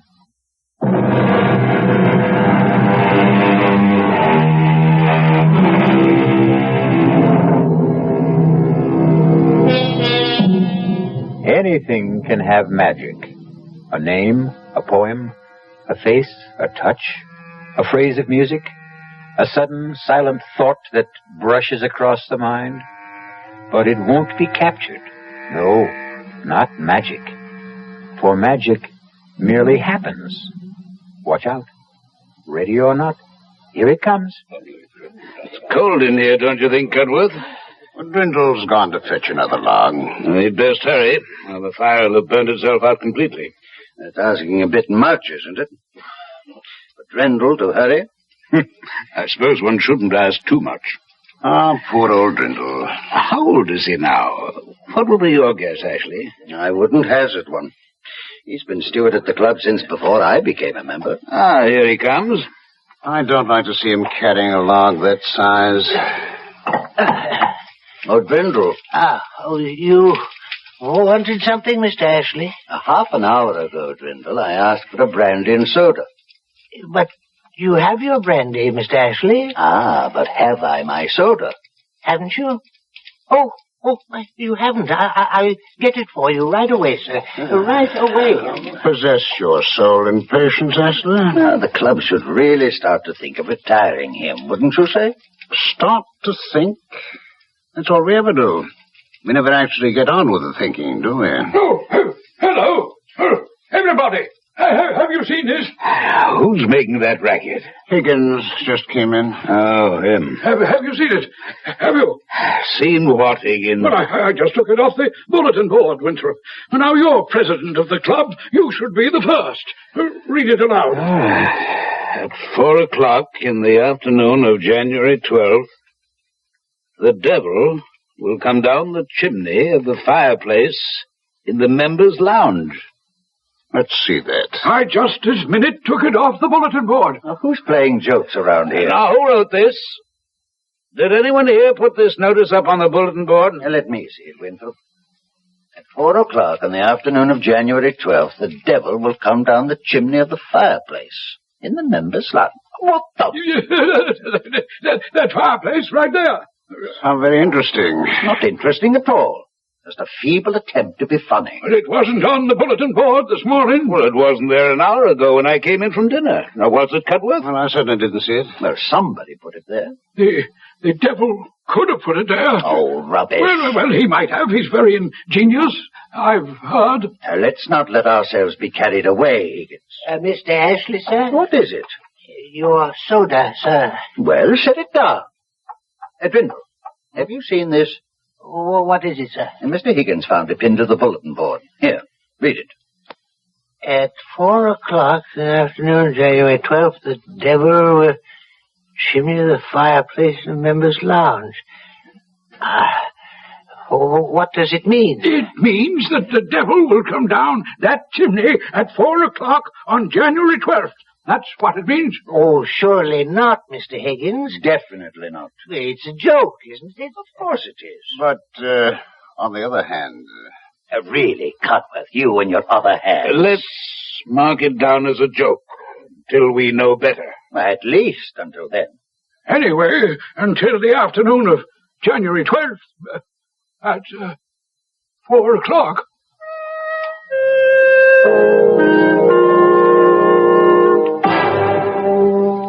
Fools. Half-wits. Come to the table. Boobies, every one of them. Now, your oatmeal will get cold. Those clods. Don't blame me if it's spoiled. I bamboozled them like the bunch of noodles they are. Anytime you'd care to state what you're talking about, I'm all ears, as the saying goes. Meantime, come sit down. Esteemed high and mighty members of the Ralph Waldo Emerson Gentlemen's Club, from the President, the exalted Mr. Amos Winthrop on down. Oh, them. Imbeciles. Now, you didn't go making trouble, did you? That remains to be seen. Because they're just waiting for an excuse to give you the sack. You're not so young anymore. I know that, Martha. And not always strictly teetotal on the job, I suspect. I'm never drunk. Well, a man needs to be a little elevated to spend 10 hours a day with those Back Bay snobs, but I flim-flammed them. Now, look here, Timothy Grindle. Don't you go doing anything to raise the hackles on those gentlemen. Nincompoops. Because if they should give you the old heave-ho, you know where you'd wind up, don't you? Right here at home with me, and I won't have that. They're not about to fire me, not right away. As a matter of fact, it's I who may have lighted a small fire under them. And they should be starting to feel the heat of it soon now. Very soon. Timothy, what have you done? Oh, nothing very much. I only posted a notice on the bulletin board, that's all. What kind of a notice? A modest little notice stating that on January 12th at 4 o'clock in the afternoon, the devil would descend the chimney of the fireplace in the members' lounge.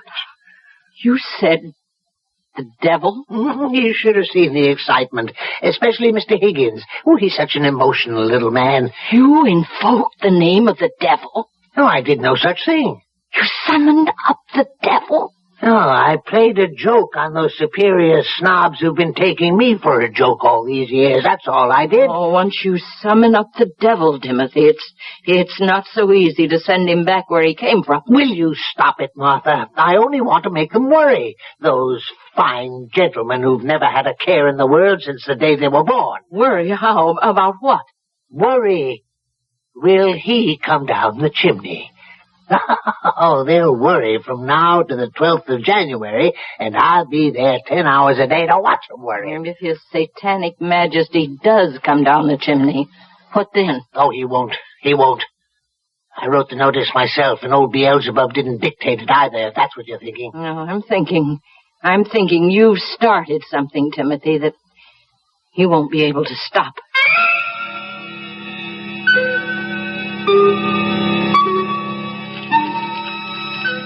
Your coffee, Mr. Winthrop? Oh, thank you, Drindle. That's quite a fire you've got going there. I always try to keep up a good, smart blaze, sir. Nothing special about this particular fire, Drindle? No, sir. It's January 12th, Drindle. And precisely 3 minutes before 4 in the afternoon. Is it indeed, sir? Oh, come off it, Drindle. Surely you're not indifferent to the heralded appearance of the Prince of Darkness down the chimney? Well, it's really no concern of mine, Mr. Winthrop. No, the membership doesn't share your aplomb, Drindle. Lounges filled to overflowing. Oh, so it is, sir, and I'd best stir myself. Other gentlemen will be wanting coffee. Bring me a brandy, Drindle, if you have the time. All the time in the world, Mr. Higgins. Old Drindle's the only cool character in the room. Even Ashley, who thinks this whole thing's nonsense. Ashley doesn't even believe the devil exists, for goodness sakes. Well, he's still been sitting on that little hassock by the fireplace since noon. I tried to get him to lunch with me, but he wouldn't budge. Oh, suspects a trick, no doubt. What do you? Well, it is possible, I suppose. But who'd want to play a trick like that? I mean, even if someone wanted to, how'd he go about it? Now suppose someone descends that chimney at 4 o'clock, as I am firmly persuaded he will. Who or what could do that? There's a great roaring fire going. Drindle saw to that. Well, suppose someone with a perverse sense of humor should toss a dummy down the chimney. We'd find it afterward. Oh, none of it was reduced to ashes. But something would remain. It couldn't all burn up. Am I right? Well, ask Cudworth. He's the brainy one. Gentlemen, all prepared for the big moment? Hello, Cudworth. Only the devil himself could survive a trip down that chimney. Am I right, Cudworth? I'd say so, yes. It's nearly time. Nervous? Well, I don't know what to think. I mean, I don't know what to expect. The whole thing is nerve-wracking. Positively devastating. It's time. What's that? It's him! It's him! The devil himself! He's there! See him? There he is! There is certainly something there. Someone. Oh, it's the devil! It's old Harry! The devil! Is it really the fiend? Look at him! Standing in the flames! He's laughing! Is he really laughing? Oh, that old serpent! Look at him! He's gone. No, he's not! He's still there! In the flames! Laughing in the flames! He's now he's gone. Well, that was quite an experience. Yes, it was. Oh, 'twas the most wonderful thing that's ever happened to me in my entire life. Oh, really extraordinary. Well, now, are you all satisfied? What do you mean by that, Ashley? His Satanic Majesty failed to put in an appearance. Of course he put in an appearance. You didn't see him? Don't tell me you did. Of course we did. He was all in black. No, he was dressed in red. Black and red, I thought. Well, he had red hair. You couldn't see his hair. He wore I saw his hair. It was sort of waving in the flames, a draft or something, but it never caught on fire. I distinctly remember noticing that. He wore a cap. You couldn't see his hair, and his mustache was black. No cap. A cap and a big black cape. He kept his cape around him all the time he was standing there. Yes, but the cape was red, a very bright red. Now listen to yourselves. Listen, will you? You all saw him. You all say you did. But each of you saw something different. Huh? Red cape, black and red cape. Why, it's ludicrous. It is not ludicrous at all. We were all overexcited, all worked up over this thing, and maybe our accuracy, our powers of observation were impaired. That's possible. Except, I know he wore a big black cape. Beg pardon, Mr. Higgins? Yeah, don't bother me now, Drindle. Your brandy, sir. Drindle, settle this argument for us, will you? What was the devil wearing? The devil, sir? What was he wearing when he came down the chimney? I wouldn't know, sir. I was not in the lounge. I was fetching Mr. Higgins' brandy. Did the devil make an appearance, sir? How then was the devil dressed? Oh, he was in his Sunday best. His coat was red, and his breeches blue. And there was a hole where his tail came through. Those charming lines were written by Mr. Robert Southey at the turn of the century. But not our century. No, 100 years before. Clearly, the devil had time to acquire a new suit of clothes. We'll be back shortly with Act 2.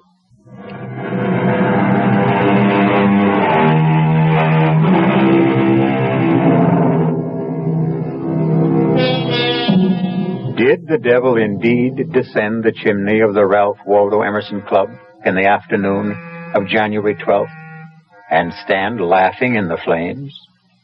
There isn't complete agreement among the club members even now, more than a month later. Cudworth, I have to talk to you. Sit down, Winthrop. Have you seen it? I've seen it. It wouldn't do any good to take it down from the bulletin board, I suppose. Well, half the membership's already seen it and told the other half. Lightning strikes again. I never dreamed it would, did you? Well, it's a slightly different bolt of lightning this time. Not the devil. The White Goddess, I believe the notice said. I copied it down. On February 8th, at 6 o'clock in the evening, the White Goddess will run naked through the members' lounge. Naked, eh? Cudworth, just who is the White Goddess? Daughter of Astarte, I believe. And, just who is Astarte? I'm sorry not to be up on these things, but it's not really in my area of concern. I believe Astarte is the goddess of fertility and, sexual love. You don't say. Well, that would account for her being naked, wouldn't it? Cudworth, do we still believe in such things? Goddesses of sexual love? Why shouldn't there be such a goddess? And why shouldn't she have a daughter? And why shouldn't the daughter be called the White Goddess? You don't believe she'll run naked across the members' lounge, do you? I didn't believe the devil would come down the chimney. But you did see him, didn't you? Yeah? Or something that looked very like him. Assuming, of course, I know what the devil looks like. Cudworth, I saw his horns. Did you indeed? Have you seen it? Have you seen the notice? Yes, we've seen it. Do you know that members are pouring in from all over the country? Oh, no. Members that haven't been inside the club in 20 years. We can't even begin to put them up. Half of them are stopping at hotels. Heaven help us. Oh, cheer up, Winthrop. There's a chance the White Goddess won't show. I don't know, Cudworth. I have a sinking feeling that she will.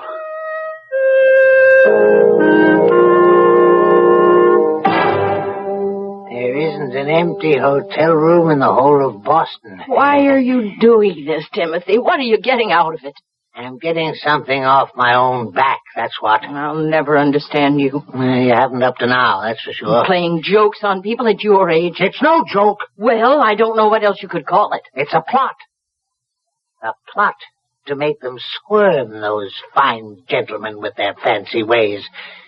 Why should they go through their entire lives without knowing a moment's uncertainty or a pang of anxiety? They're always so damn sure of themselves. Well, they're not sure any longer. They're divided amongst themselves already on the subject of the devil. I hear them jawing away about it in the lounge. Was he there or wasn't he? What did he look like? What did he wear? Mr. Higgins says red. Mr. Winthrop says red and black. Mr. Cudworth says nothing at all, just looks wise. And Mr. Ashley says the devil never came down the chimney at all, so they're every last one of them crazy. I tell you, that chatter in their argument was driving me right up the wall. But I put a stop to it, all right. And just how did you manage to do that? By putting up the notice about the white goddess. That's how. Now they're all talking about her. And when is this white goddess making her debut? 6 o'clock tonight. And is she coming down the chimney? No. No, as the notice says, on February 8th at 6 o'clock in the evening, the white goddess will run naked through the members' lounge. Where will she come from? How should I know? I only wrote the notice. But I think it would be nice if she came in through the main door and went out through a window. Yes, that would be rather nice.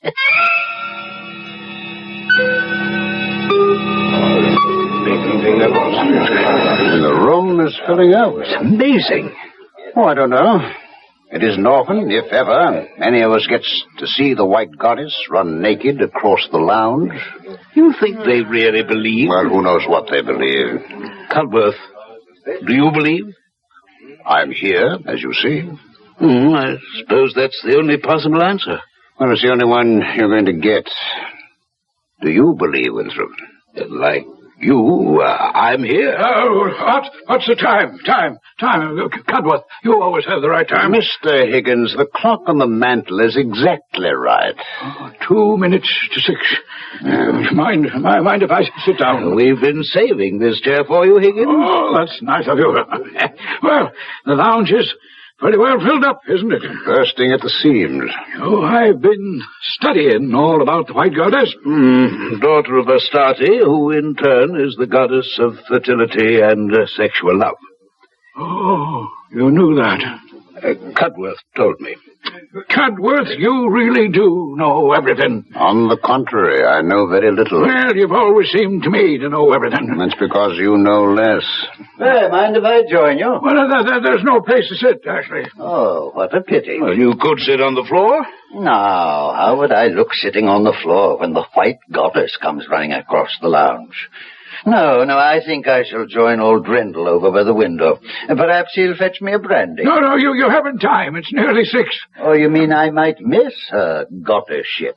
Oh, my, that would never do. Oh, jeez, that ass doesn't believe she'll appear. Well, why did he bother to come here at all? Because if he doesn't believe, neither does he disbelieve. Just look at him. Laughing and joking with Drindle. That's probably the first time he's ever spoken to Drindle, except to give him an order. You could say that about most of us, myself included. Well, Drindle's getting old. Poor old Drindle. It's time. The time has come.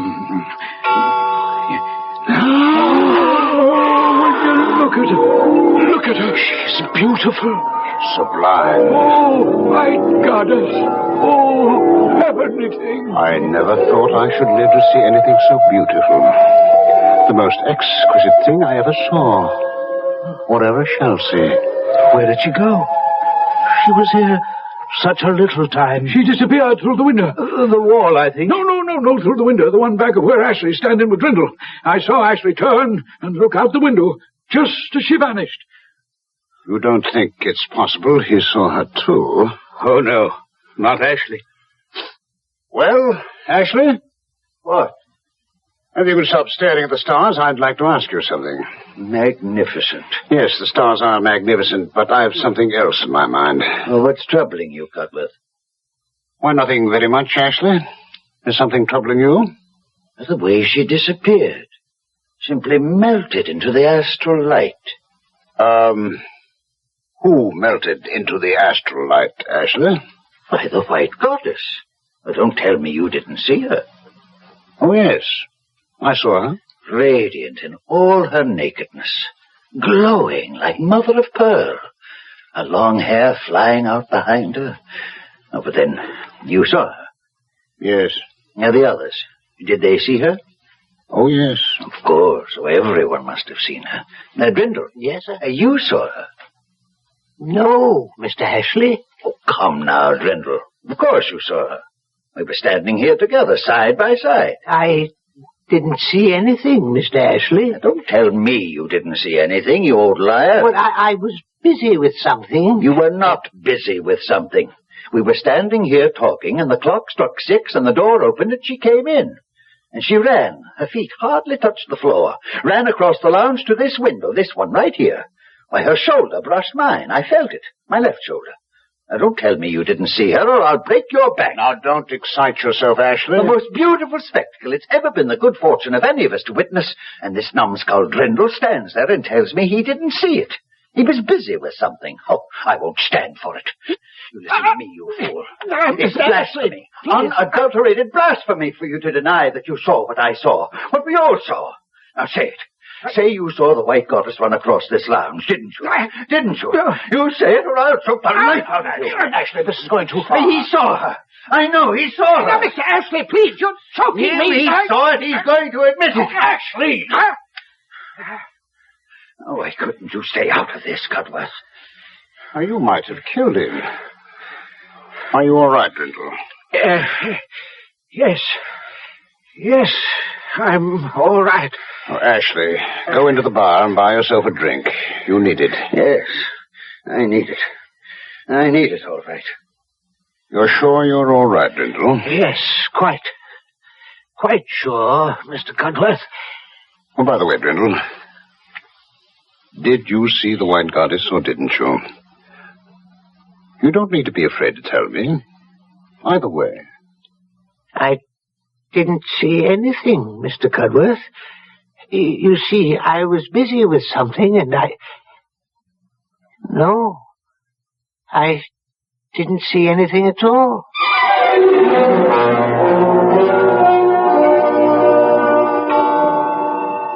Well, I think I must be getting on home. Yes, it's been quite an evening, hasn't it? Quite an evening. A never-to-be-forgotten evening. Beautifully put, Ambrose. Well, come along. I'll drop you off. Thank you. So long, everyone. Night all. Wake up, Ashley. Yes, I'll wait for you. Well, Cudworth, a never-to-be-forgotten evening. Well, at any rate, one I'll never forget. I fancy none of us will ever forget. You leaving now? No, I'm going to stay until the room's cleared. It's about cleared now. Nobody much left? I want to speak to old Drindle. He doesn't look too happy. That was quite a going over Ashley gave him, wasn't it? Looked that way. Ashley can be a rough man. Can't he, though? Well, I'm off for home. Night, Winthrop. Night, Cudworth.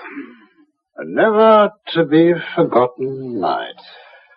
Oh, Drindle. Yes, Mr. Winthrop. May I speak to you for a minute?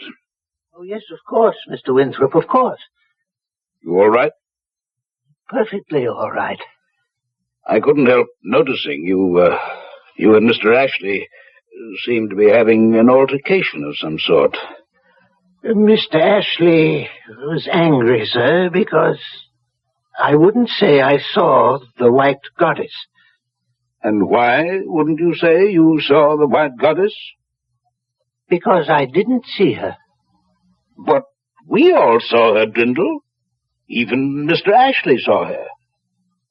She wasn't there. Oh, my dear man, she was there.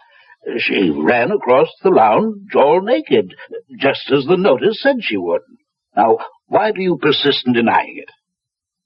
Because I wrote the notice. Oh, now, Drindle. And I wrote the other one, too. about the devil coming down the chimney.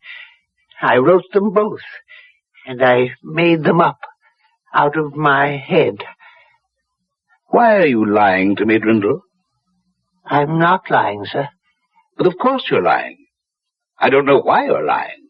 Perhaps to make yourself important in our eyes. I am not lying. But we all saw her, Drindle.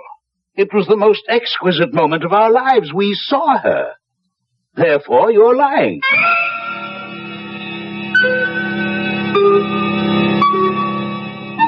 All minds are little.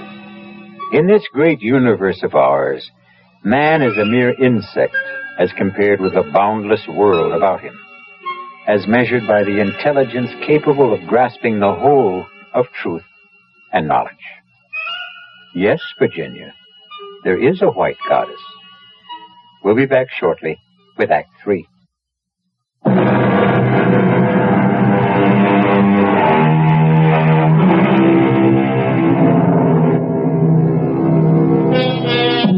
Have you read your Shakespeare lately? If you have, you'll remember Hamlet's observation to his friend. There are more things in heaven and earth, Horatio, than are dreamt of in your philosophy. If you haven't read your Shakespeare, now for the third act of The Walls of Jericho. Come eat your breakfast, Timothy. It's on the table. It's ridiculous. It's absolutely absurd. They're trying to ruin me. Oh, he's off again. I never even turned around when I heard them whispering behind my back. Drindle's getting on. Poor Drindle. Drindle's had a drop too much. That part's true, all right. But when they call me a liar, and to my face, I don't have to take that. Who called you a liar? Mr. Amos Winthrop, the president of the club, the highest mucky-muck of all the high mucky-mucks, that's who. Well, what kind of a lie did you tell him? No lie. I told him no lie. I told him the God's own truth. That I had written those notices and put them up on the bulletin board. The one about the devil coming down the chimney and the one about the white goddess running naked across the lounge as well. Why wouldn't he believe you? Because he's a fool. The biggest fool in a pack of fools. I said, why wouldn't he believe you? He says he saw the devil, saw him come down the chimney and stand in the flames, and that most of the others saw him too. All but Mr. Ashley and a few other disbelievers. Oh, you should never have invoked the devil. I told you that at the time. But even Mr. Ashley is saying that he saw the white goddess run across the lounge. Radiant in her nakedness, he says, glowing like mother of pearl. Imagine Mr. Ashley talking like that. He says she brushed up against him, against his shoulder, and then went out through the window and melted into the astral light. Mr. Ashley, of all people. Maybe it happened. How could it have happened when I made it all up? Well, come, eat your breakfast. No, I can't. I'm too upset. You're more upset than they are. Those fine gentlemen you were going to teach a lesson. Oh, don't you worry. I'll fix them. I'll put up another notice. Oh, now, Timothy, don't start up again. Only this time I'll make it so crazy, so outlandish, they'll see that it's only a joke. They won't be able to help themselves. Here, now, let's see. Where's a pen? And a piece of paper. Now, what shall I... I need to get them excited, all worked up, waiting for something, and then to let down when it doesn't happen. That's what I'm after. Yes, I've got it. On March the 2nd at 5 o'clock, you see, they'll all be having drinks in the lounge about that time. At 5 o'clock, a leopard will enter... No, not a leopard. A tiger will enter the members' lounge. How's that? As long as you don't make it the devil. No, better yet. 3 tigers will enter the members' lounge. No, I don't like enter. It's too sedate sounding, too tame. We'll come through the windows. No, we'll crash through the windows. Yes, that's good. We'll crash through the windows of the members' lounge. There. That should put Mr. Winthrop in his place. Somehow, Timothy, I don't think you were born to put Mr. Winthrop in his place. Ah, that's where you're wrong, Martha. It's precisely what I was born for, and this'll do it. Wait a minute. I thought of something else. What now? Listen to this. On March the 2nd at 5 o'clock, 3 tigers will crash through the windows of the members' lounge, one of them carrying a chicken in his mouth. Oh. Yeah. How's that, Martha? Huh? How's that? Oh, that's perfect.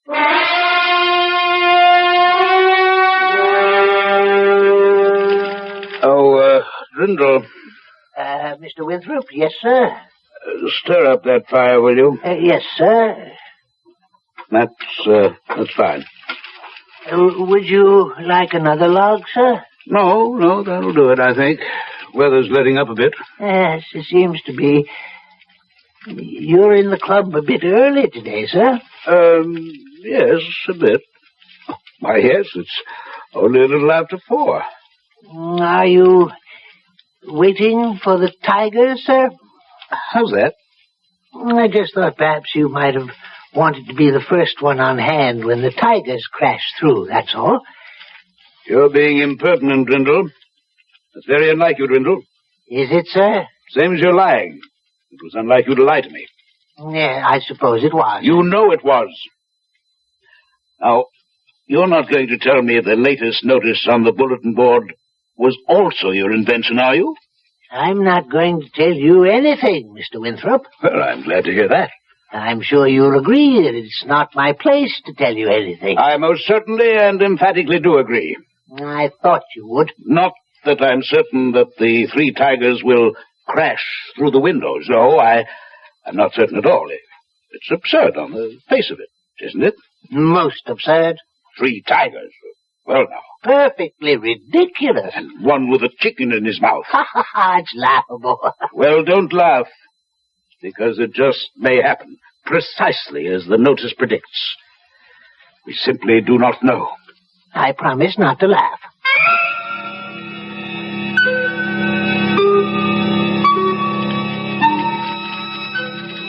Nervous, Cudworth? A few flutters.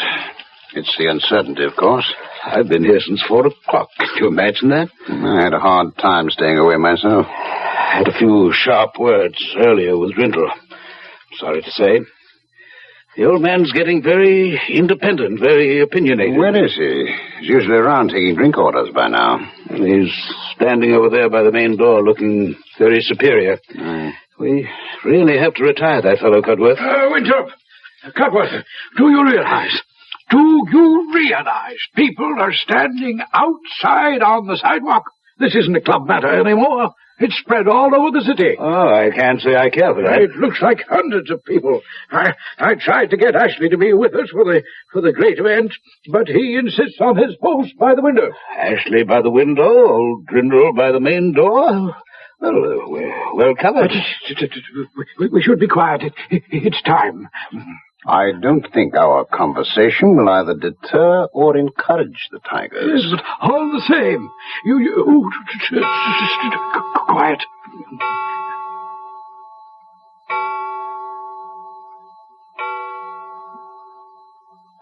Here they come! Oh, Lord Davis! There they are! Tigers! 3 of them! 3 tigers! And one has a chicken in his mouth! They're making for the door! Out of the way, Grindle! Out of the way! Grindle! Oh, God! He doesn't see them! Help! Help! Cudworth, did they... Is he... Don't look, Winthrop. Better not look. Is Grindle... Did the tigers get him? I don't know. Well, here's Ashley. Maybe he knows something. Ashley, what happened? Oh, Drindle's dead. Oh, no. How did it happen? Heart attack, apparently. Not the tigers? There isn't a scratch on him. They simply jumped over him, knocked down the big door, and disappeared. Old Drindle never believed in the tigers. Oh, is it conceivable he didn't see them? Oh, he saw them all right. Well, how can you be sure? Well, don't you remember, just before the tigers reached the door, he called for help. He saw them. He called for help. And he died. Of fright, do you think? Can you think of anything more frightening than the sight of something you never believed in coming to get you?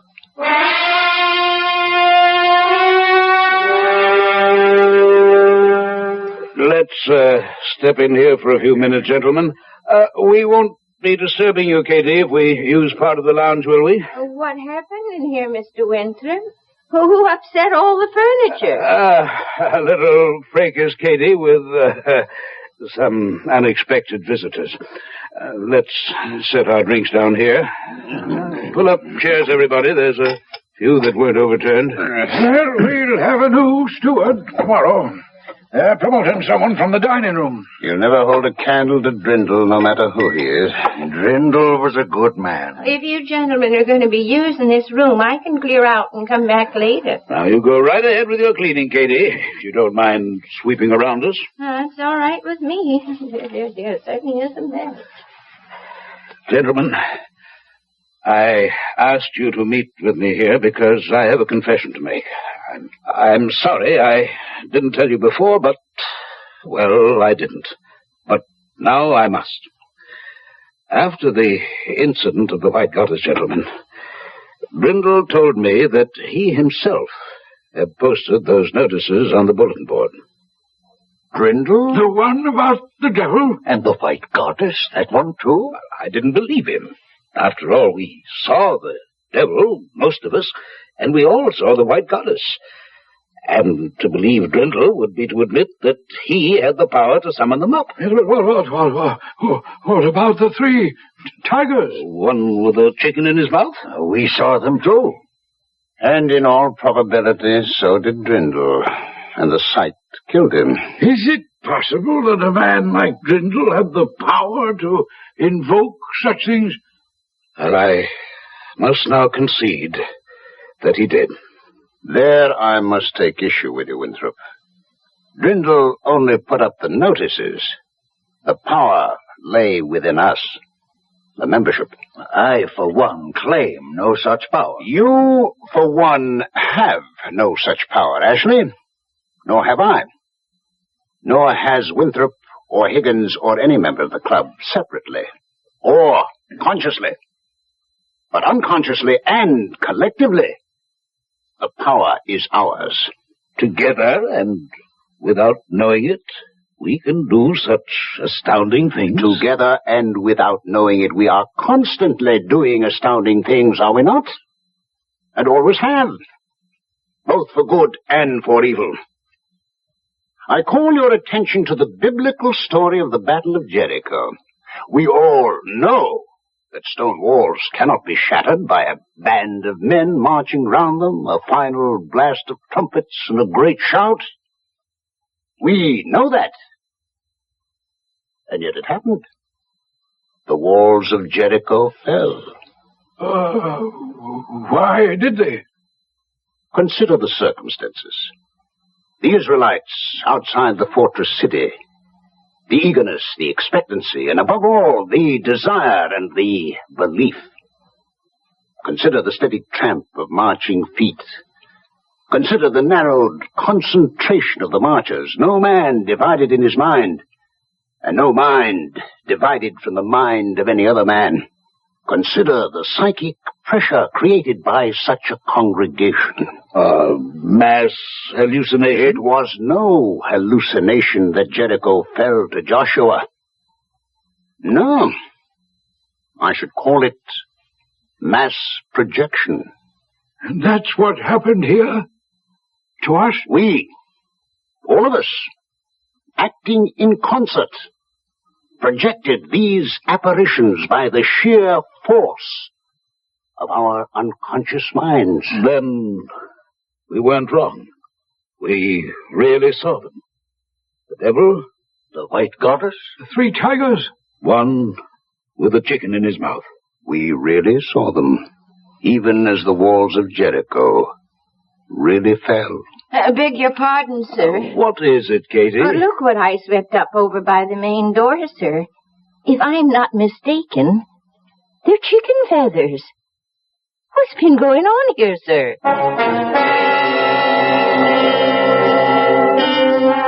And so ends our tale of magic. A magician performs his tricks. We are delighted and applaud because we cannot comprehend how he did them. But what if the magician himself cannot comprehend? I'll be back shortly.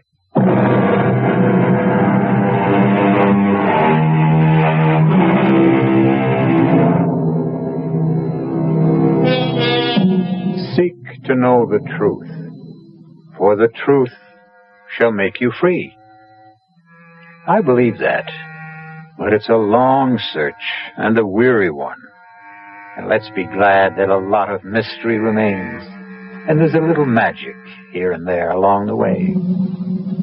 Our cast included Robert Dryden, Mary Jane Higby, Ian Martin, Ralph Bell, Guy Sorrell, and Sidney Walker.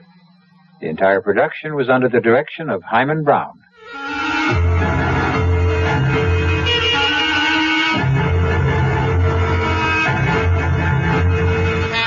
Our mystery drama, Only the Dead Remember, was written especially for the Mystery Theater by Sam Dan and stars Tony Roberts and Mandel Kramer. It is sponsored in part by Anheuser-Busch Incorporated, brewers of Budweiser, and by the Kellogg Company, makers of Kellogg's Special K cereal. I'll be back shortly with Act One.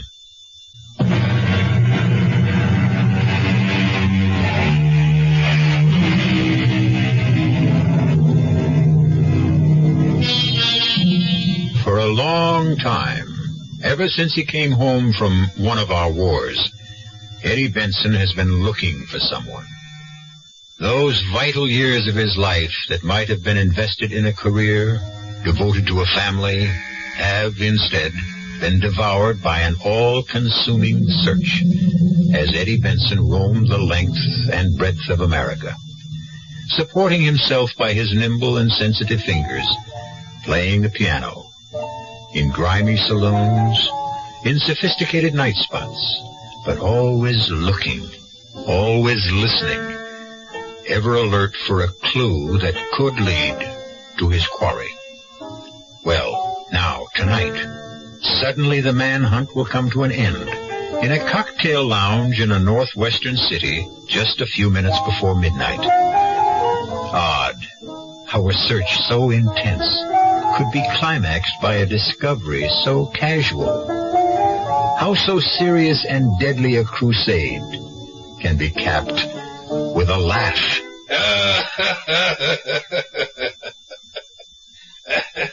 That laugh. Eddie Benson hasn't heard that laugh in years. That laugh. He would recognize it anywhere. It could only belong to one person. And now Eddie's fingers slide softly and swiftly over the keyboard and find a melody, a pretty little melody that has a special meaning for certain people, especially for that comfortable-looking man at the corner table, the man with that laugh. So I said to her, my dear, if I were to get married again, it'd be the triumph of hope over experience. Yes, sir, Mr. Jackson. That's a good one, all right. Oh, what's the matter, Mr. Jackson? The matter? You okay? You got a funny look on your face all of a sudden. Hey, Millie. You didn't get sick or something? Who's that? Who's that playing the piano tonight? Oh, some guy filling in for Woody. You know him? No. For a minute, though, I thought he may look familiar. That's just my imagination. Millie? What is it, Mr. Jackson? Ask him if he'll, You got a request, Mr. Jackson? Yeah, I have. Ask him to quit playing that song. You don't like it? It's kind of a catchy tune. Just give him this. Tell him to play something else.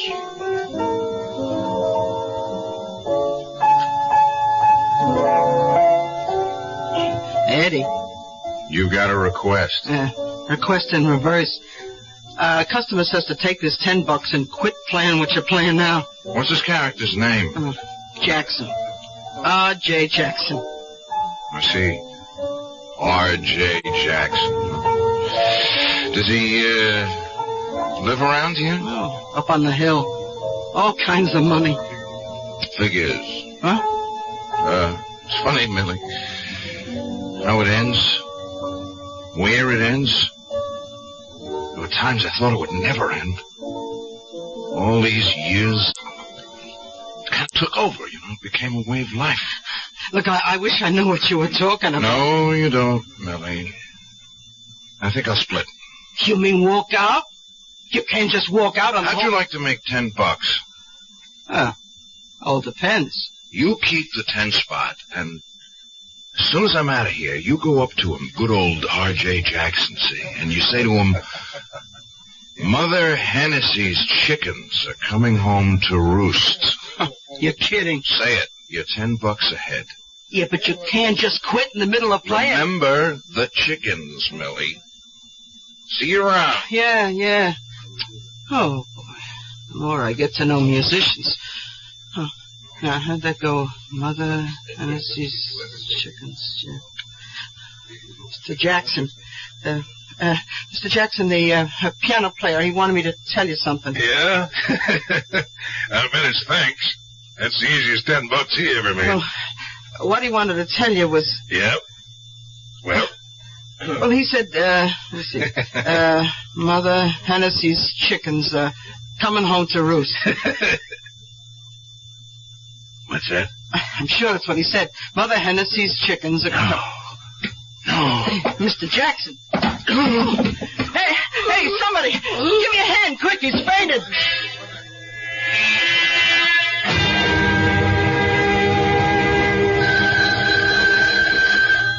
Oh. What? Oh, go away. All right, I'm up. Yeah. Hello? Tom Wilson?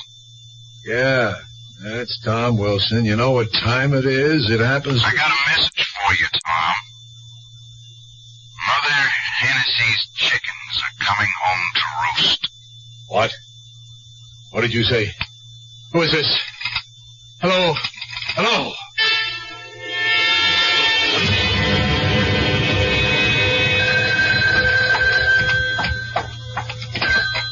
Hello? Is Bill Traynor at home? No, but I expect him. Who's calling? Is this his wife? Yes, I'm Liz Traynor. Will you take a message? Well, of course. Tell him Mother Hennessy's chickens are coming home to roost. Yes? That's all. You're joking. Hello? Oh, well. Hi, darling. Oh, Bill. You just missed a phone call? Oh, never mind that. What did the doctor say? Oh, things are just fine. He'll be born on schedule. You mean you won't take a girl? Darling, I'll take whatever we can get. I can't believe it, honey. After all this time, everything is going our way. You know, Tom worked out the contract. Oh, Bill. Oh, I'm so happy. We're going to be rich, honey. We're going to own a business, and we're going to be parents. What were you saying about a phone call? Oh, well, a man just called. Very mysterious. Hmm? He said to tell you that, let me see, Mother Hennessy's chickens are coming home to roost. He said what? Well, that's what he said. He hung up. Can it mean anything? Oh, no, nothing at all. Just forget it. What about dinner? Bill, dinner? Did the man say anything else? Bill, you're so pale. Honey, believe me, this is really nothing that should concern you. The key is the name Hennessy. Where should we go to dinner? Darling, you're trying to distract me. Hennessy, we don't know any Hennessy. Look, honey, I've just been going at a very fast pace, and Hennessy's chickens. That combination is familiar. Darling, I'm really very hungry. I've got it. Oh, I've got it. Your old army outfit is holding a reunion. What do you know about my old army outfit? Oh, nothing. Nothing at all, except you and Tom Wilson were in it together. You You were in Korea, you were prisoners, and you refused to talk about it, even to me. Why do you say we're having a reunion? Hennessy. What? Last year when we moved into this house, I was putting a lot of your old stuff away. There was an army picture of you and Tom Wilson. Well, you must have been all of 18, and 2 other young soldiers. In the middle, an older man, a sergeant. And underneath it, you had written, Mother Hennessy's Chickens. It just clicked in my mind. That sergeant, that older man. He was all of 26. Well, his name was Hennessy, wasn't it? Yes. And he looked after all of you like a mother hen. Yes. And now you're having a reunion. Oh, Bill, what a wonderful person that Sergeant Hennessy. I want to meet him. No, you can't. Why? He's dead. Oh. Was he killed in the war? In the prison camp. Bill, that music, that piano. Don't you hear it? It's coming from the living room. Someone's playing the piano. I didn't hear anyone ring the bell. Well, let's go see. No. But someone's in the apartment. Liz, stay here. Bill. I want you to stay in the bedroom. But why? Liz, in all the years we've been married, I never asked you to do anything just because I said so. But I'm asking you now, please. All right, Bill. Just for a while.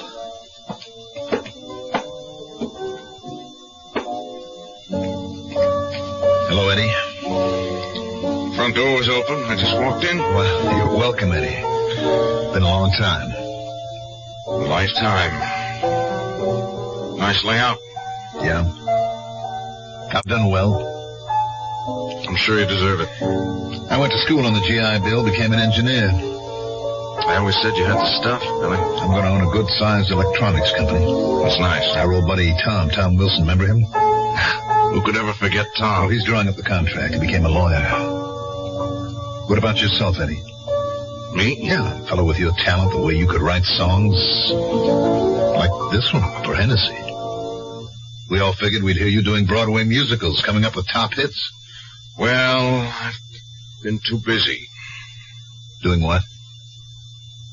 Looking for somebody. Looking for an old friend of ours. Bill, I had a phone call. The craziest phone call. Hello, Tommy. Eddie. Hey, Eddie Benson. It could only have been you. Where you been hiding? Tom? Billy? I got the greatest news in the world. I found him. I finally found him. You finally found who? The needle in the haystack. One grain of sand on the beach. It was such a long time. It was such a long search. Eddie, who did you find? Who do you think? Myers. Myers? R.J. Myers? He doesn't call himself Myers anymore, but it's still R.J. Robert Joseph. Or, as Hennessy said, our own little Bobby Joe. That's incredible. Except he's not so little anymore. He's a very portly gentleman these days. You say you found him? I found him. What did you say to him, Eddie? Nothing. Well, how could you just say nothing? Tom, you, Billy, and I, we've got nothing to say to Bobby Joe. I just made sure of where we could find him, and I came here to pick up you two guys. Eddie, I have a .45. What do you guys want to use? Eddie, what are you saying? I'm saying if we leave now, we can fly to where he is in less than 3 hours and kill him before midnight.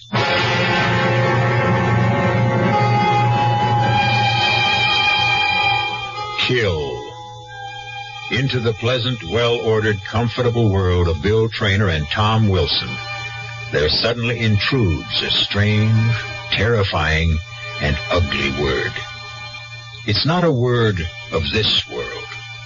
It's a word that belongs to another world, a world of pain and horror, a world that they thought was dead and gone. We'll continue in that world when I return shortly with Act 2.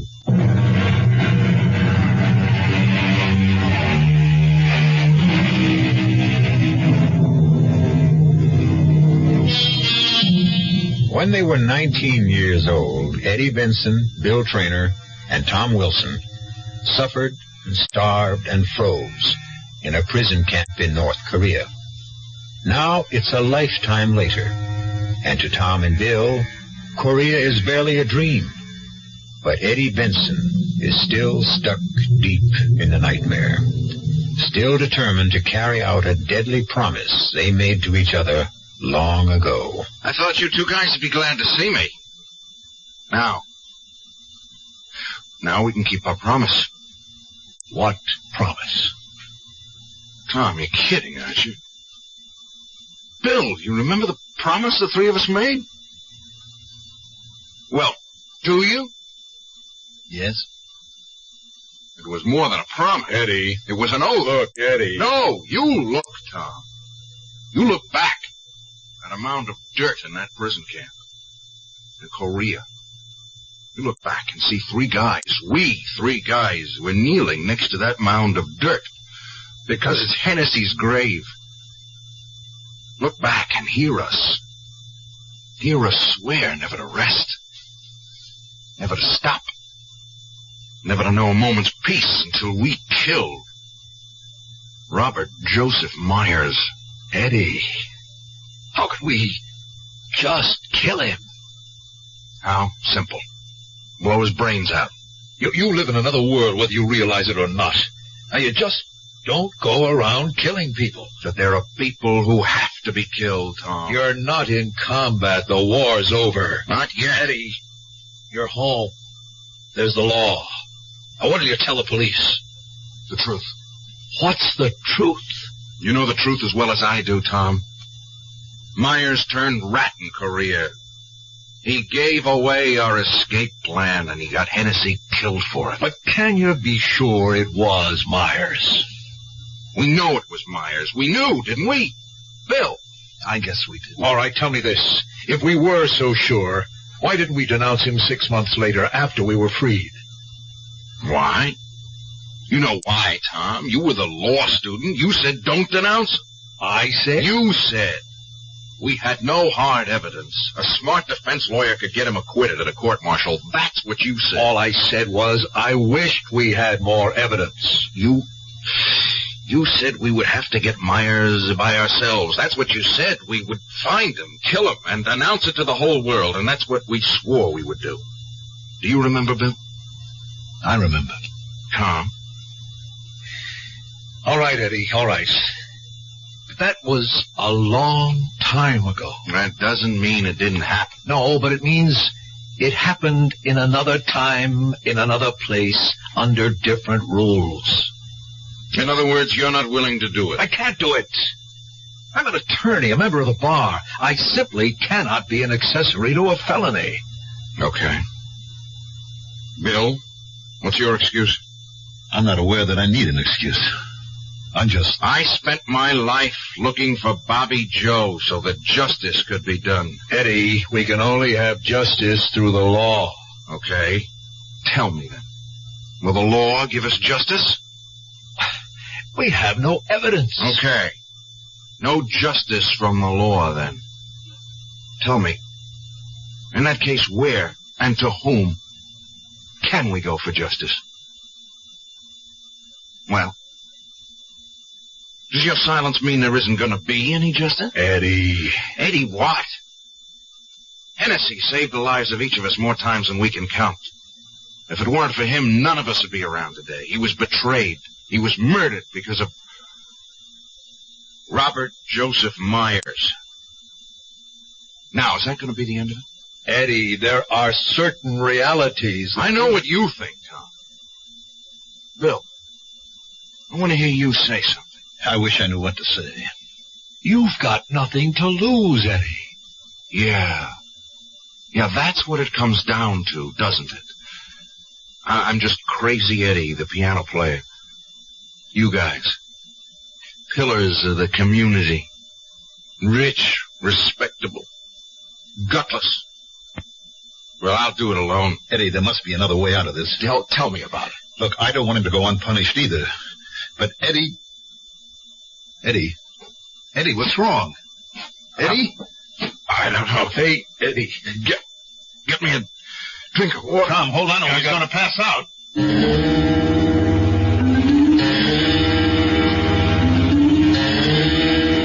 Let him sleep. What's the matter with him, Doctor? Well, I'd say this man's been living on his nerves for a long, long time. Well, what can we do for him?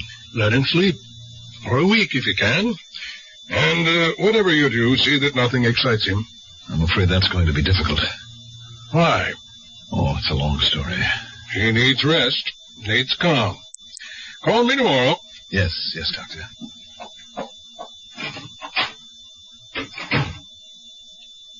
Bill. Try to get some sleep, Eddie. I feel so tired. I'll just rest a while, okay? Sure. I never felt so tired, except when we were in Korea. Remember? Yeah. Remember how Hennessy would keep us awake while we were on guard? Sure. You were his favorite? Oh, he didn't play favorites. He liked you more than the rest of us because you were the best soldier. Eddie, try to get some sleep. I don't care about Tom, but you. Especially you. You have to help me kill Myers. Eddie, you need your sleep. Yeah. I'll sleep a little, and then when I feel stronger, we'll go get him. You have to help me, Bill. After all, if it weren't for you... If it weren't for you... If it weren't for me, what, Eddie? Eddie?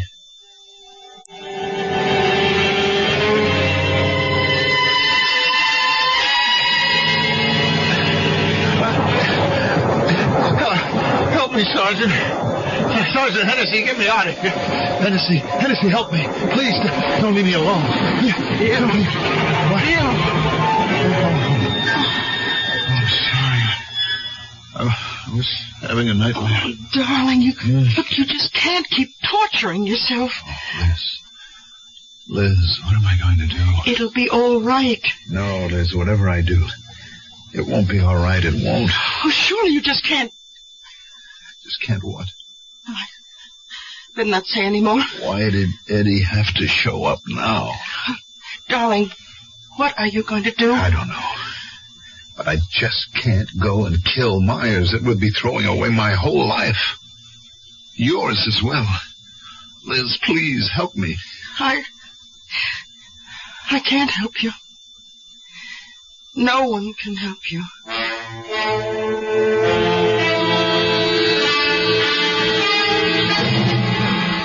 It's all set. We have the closing tomorrow. You'll own a factory, Bill, my friend. Yeah. Is Eddie better? Yeah. He's sitting up now, getting an appetite. In a couple of days, the doctor says he can be out of bed. You know what we have to do, don't you? We have to get word to Myers somehow. I don't like this any more than you do, but we have to warn him to keep out of sight for a while. I suppose. Has he told you where Myers is living? No. He won't even tell me what name Myers is using. Why? I don't think he trusts us, Tom. He thinks we betrayed him and Hennessy. Bill. Look, Tom, what's the use? In a sense, we have betrayed Hennessy. We've even betrayed ourselves. It's all part of what you have to do to live. Now, we must find out where Myers is. Eddie won't tell me. He might tell me. I'll get it out of him somehow.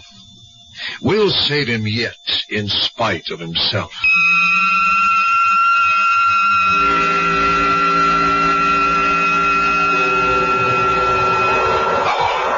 Oh, I'm freezing. It's so cold. So cold. Bill, darling, you're having a bad dream. What? Wake up. Can we build a fire? Why won't they let us build a fire? Bill! A fire? Bill, please. Why can't they let us have a fire? Bill. Eddie? Yes. Eddie? We've got to break out of here tomorrow night. Hennessy said to tell you. We won't have a chance. We better not. We'll die if we stay here, Tom. He's right, Tom. You guys know where we have to meet? Yeah, Tom and I. Did you tell Myers? No. Why not? Myers isn't going. Why not? Shut up, Bill. You can't tell who's around. Hennessy says Myers can't cut it. But he's one of us. We can't leave him here. Hennessy says we can't take a chance on him. No. No what? Without Hennessy and us around to protect him, he'll die here. I'm going to talk to Hennessy. I'll convince him. I'll convince Hennessy that we have got to take Myers. I'll convince him. Bill, wake up. Darling, you're dreaming again. What? Yeah. Oh. Bill, are you all right? Yeah. I'm all right. Oh. Only sometimes I don't know which is the dream. This or Korea.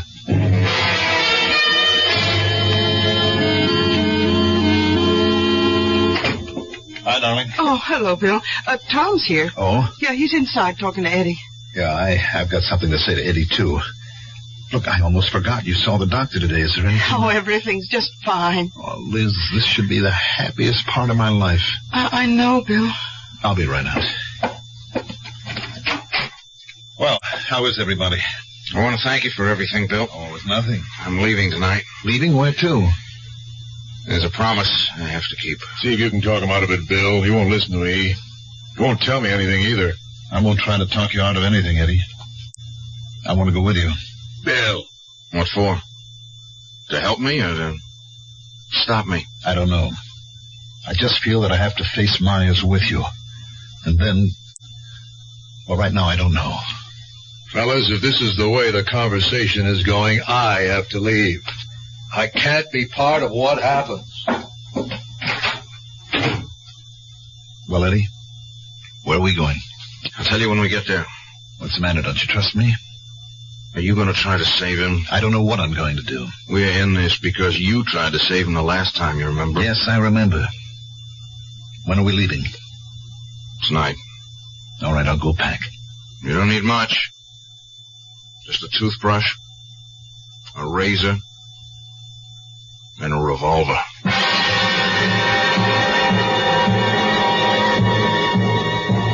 The decisions have been made. Or have they? Tom stays, Bill goes. But what is it that Bill will do when he faces Myers? Right now, his emotions are those of a 19-year-old. But how long can those emotions sustain a man who is close to 40?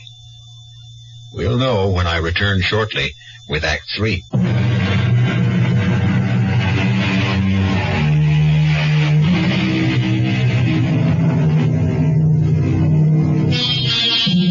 Many of us spend our lives searching for the truth.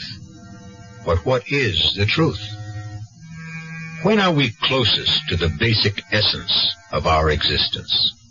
Is it when we have the experience and wisdom of age, or the fire and idealism of youth? We keep asking, what is the truth? The answer is, each man must find his own truth. Liz, Eddie's gone. Yes, I know.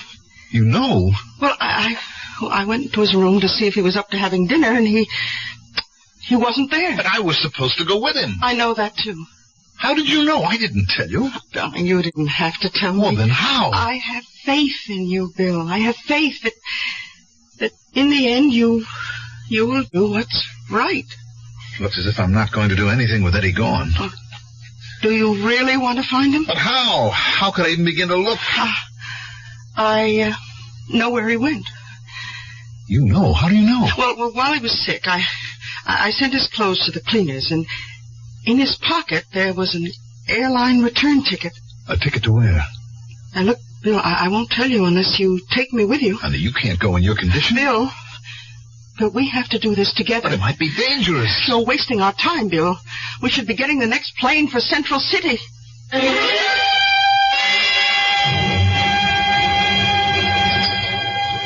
Oh, boy, I didn't realize how hungry I was. Well, we missed dinner last night. Now, tell me something. How do we find Eddie in a city this size? Where's the waitress? Oh, miss. Oh, could you bring us the morning paper, please? How's the paper going to help us? Well, the paper would carry ads for the night spots where he might have worked. Hey, it's right. If he found Myers, it would probably be in a bar or a club. Yes. Oh, thank you, miss. All right, darling, you go through the ads, so Just sit and finish this coffee. Then I'll start looking for Eddie. Well, I intend to go with you. Oh, no. No, you don't. It's miserable out. It's snowy. Now, you stay in the hotel. I can find him. Bill.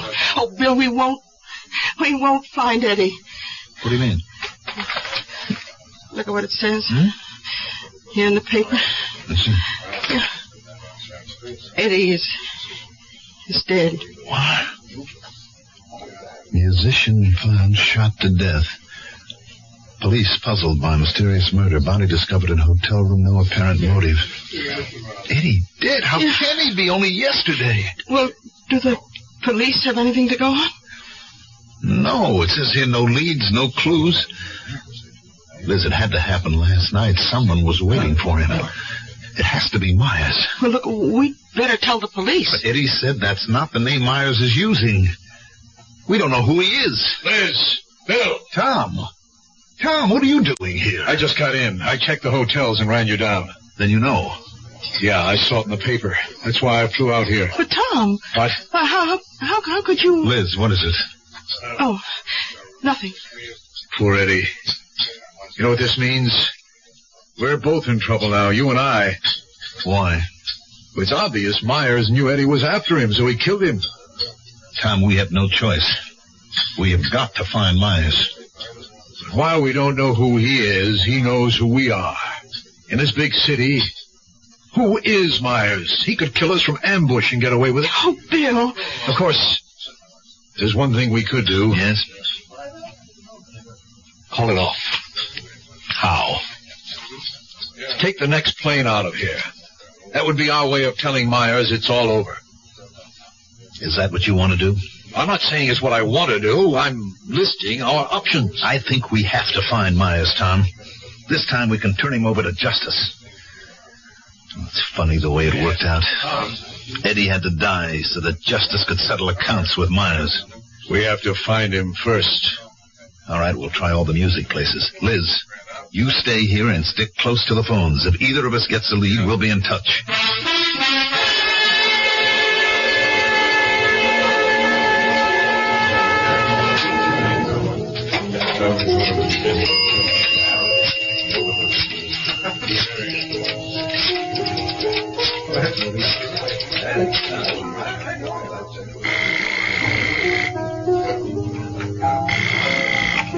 Hello?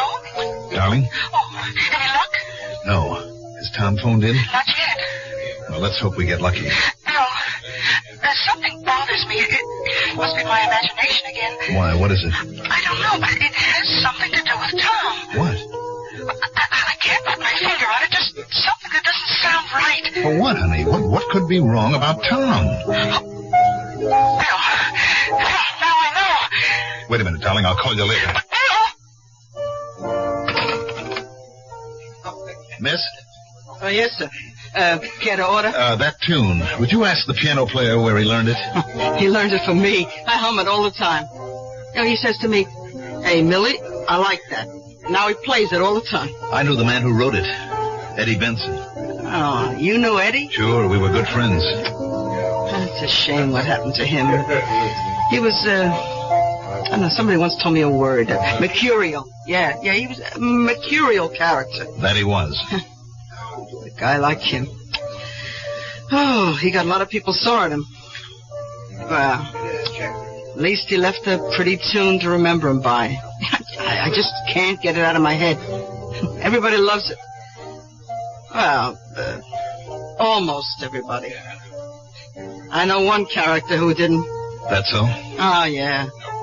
Yeah, you know, it was Eddie's last night on the job. He was playing the tune. And then this guy, who comes in here all the time, this guy wanted to give him $10 just to quit playing it. You're kidding. No, it's a fact. Do you know the guy? Oh, sure. He's a regular. Oh, he hasn't been in lately. Yeah, one thing I gotta say about old R.J. Jackson, he's got a tin ear. R.J. Jackson. Tell me more about him.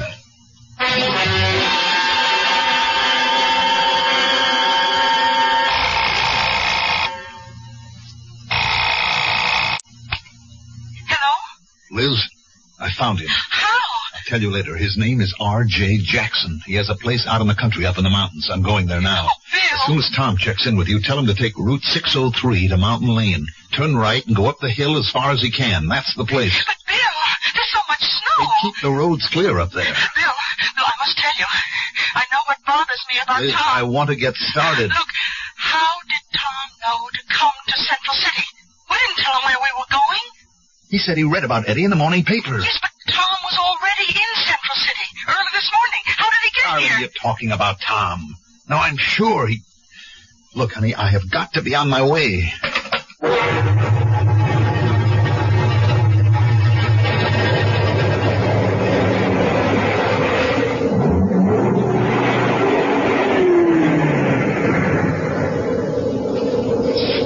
Hi, Tom. Glad you made it. Yeah. I guess this is as far as the car can take us. It's that house on the top of the hill. Yeah. I think we should have sent the police. How? Once again, we don't have the evidence. Then what are we going up there for? To kill him ourselves? No. I think we can get a confession out of him. Oh, sure. Now, look, he's human. He's got a guilty conscience. He'll break down. He has to. Now, come on. Boy, looks like Korea, doesn't it? Yeah. Miles and miles of nothing. You could just sink into the snow. It could just be the end of everything. That's far enough. What? Stay where you are. Look in the doorway. It's Myers. Got a rifle. You're trespassing. Now get out of here, or I'll shoot. You wouldn't shoot us, Myers. My name isn't Myers. Now get out of here. We have to talk with you, R.J. We're coming up. I'm warning you. Come on, R.J. You can't get away with it. Look out! Hit the ground. Stay low, Tom. There's a line of trees leading up to the house. We'll work our way in. Hell, this guy can kill both of us. I don't think he wants to. Are you crazy? This is the man who just killed Eddie last night. Right now, he's scared. Come on. Head for those trees. Keep away! Keep away! We'll try for that stone fence.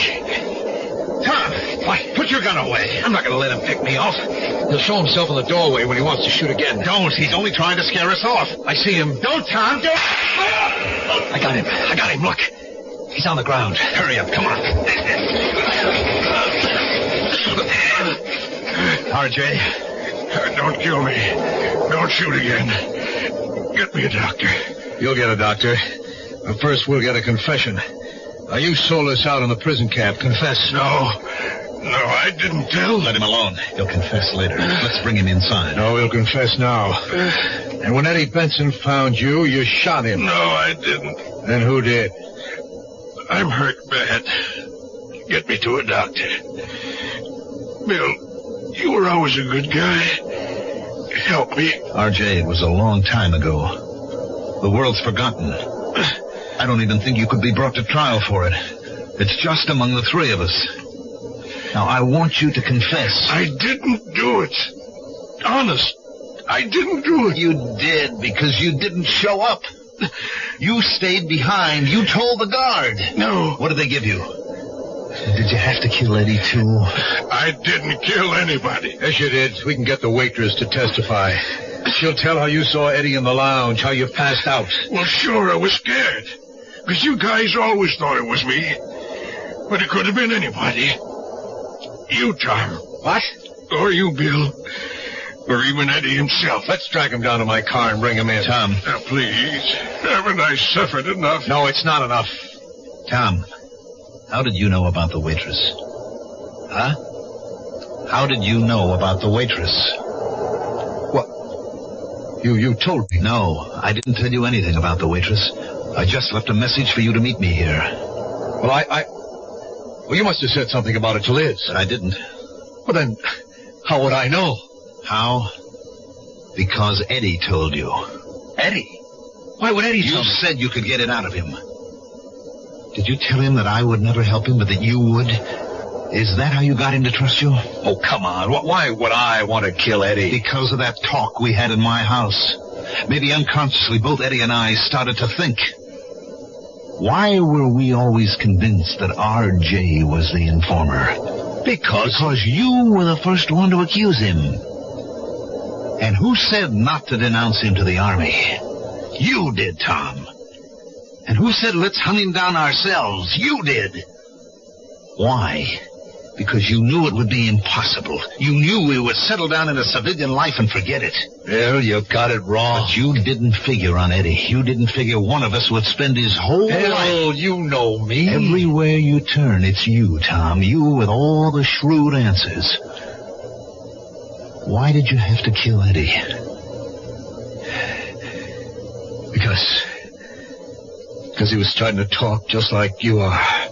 And then he figured it out.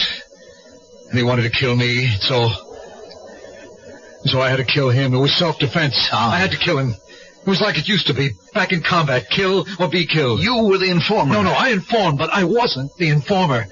I just didn't do what Hennessy ordered. I didn't cover my tracks. That's why they found us. What did they pay you? Nothing. I wanted us to get caught. You wanted it? Why? Well, Hennessy was wrong. The only time in his life he was wrong. We could never have made it, Bill. All of us would have died in the snow. I was trying to save our lives. I tried to explain it to Hennessy. I tried, but he wouldn't listen. He would only say in that way of his, "Trust me, kid. It'll be okay." And I keep trying to explain to him. Believe me, I try. Every night for the last 20 years, I try to make him see it, but I can't find him. He's out there in the snow, and I can't find him. All right, Tom, we better go back to town. No, wait here. I'll find him. He can't have gone far. I'll find him.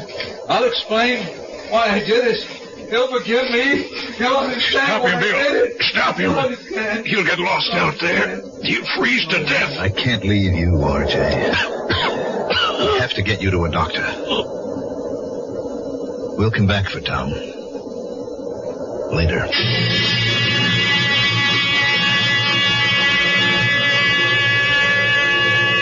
They found Tom Wilson later. Much later. About the time of the spring thaw. The snow, the ice had preserved the final expression on his face. It was one of peace and calm. As if he had actually found Hennessy, and Hennessy had forgiven him. Well, Hennessy would. He was that kind of man. I'll be back shortly.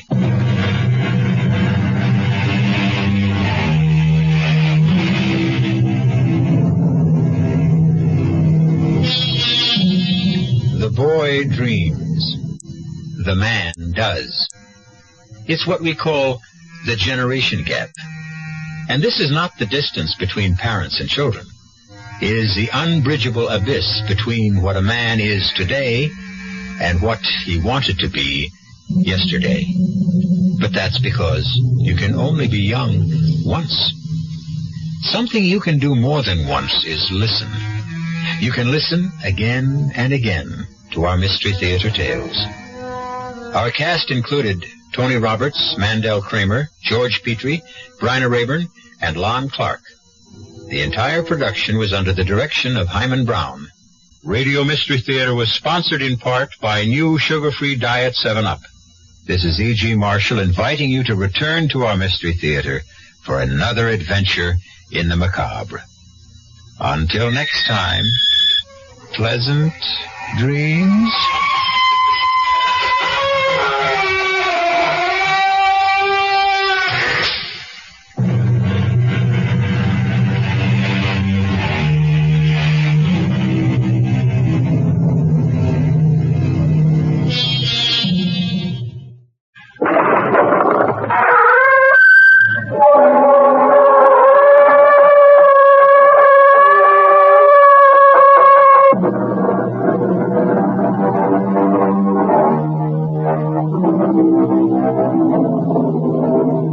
Come in.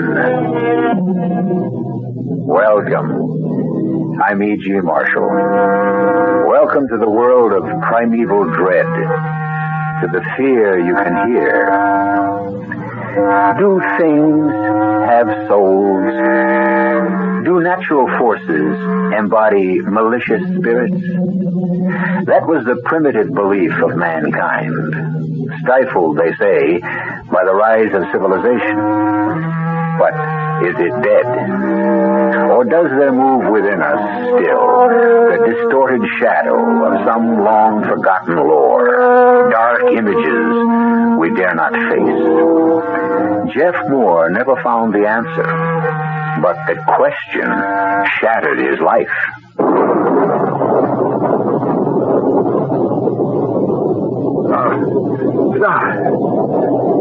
You devil, Chindi. I defy you. You called me and I'm here, Chindi. I'm here. I defy you. No! Jeff, don't wake up. What? It's a dream. You're having a nightmare. Oh, Katie, that's terrible.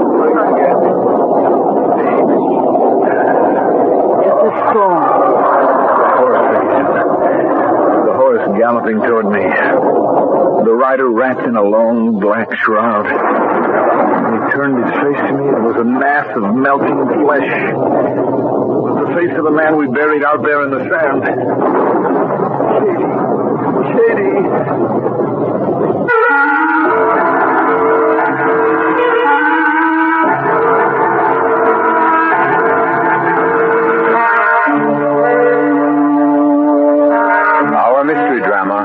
The Devil God was written especially for the Mystery Theater by Mary Jane Higby and stars Ruby Dee and Mandel Kramer.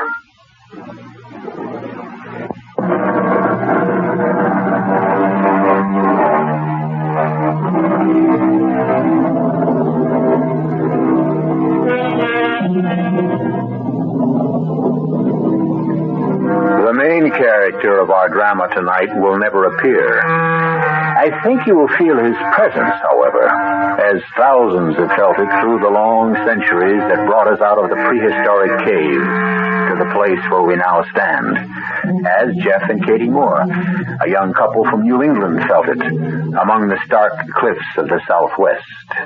But let Katie tell you about it. That storm last night shook this old house like a pan shaking away. I lay trembling in my bed while it crashed its way towards us and burst in a roar overhead. Jeff started screaming in his sleep, the way he does nowadays. Help me. And I ran in to comfort him. Help me.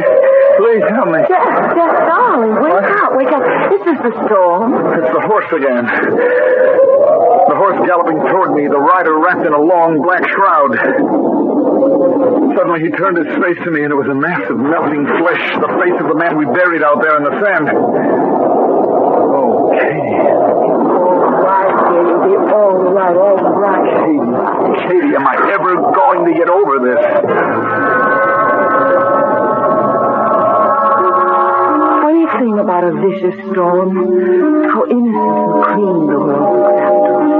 In the morning, the air was so shimmering clear. For a moment, I thought I was back in Antelope Valley, that day I first saw it nesting in the desert mountains. I didn't know then the terror hidden in those hills.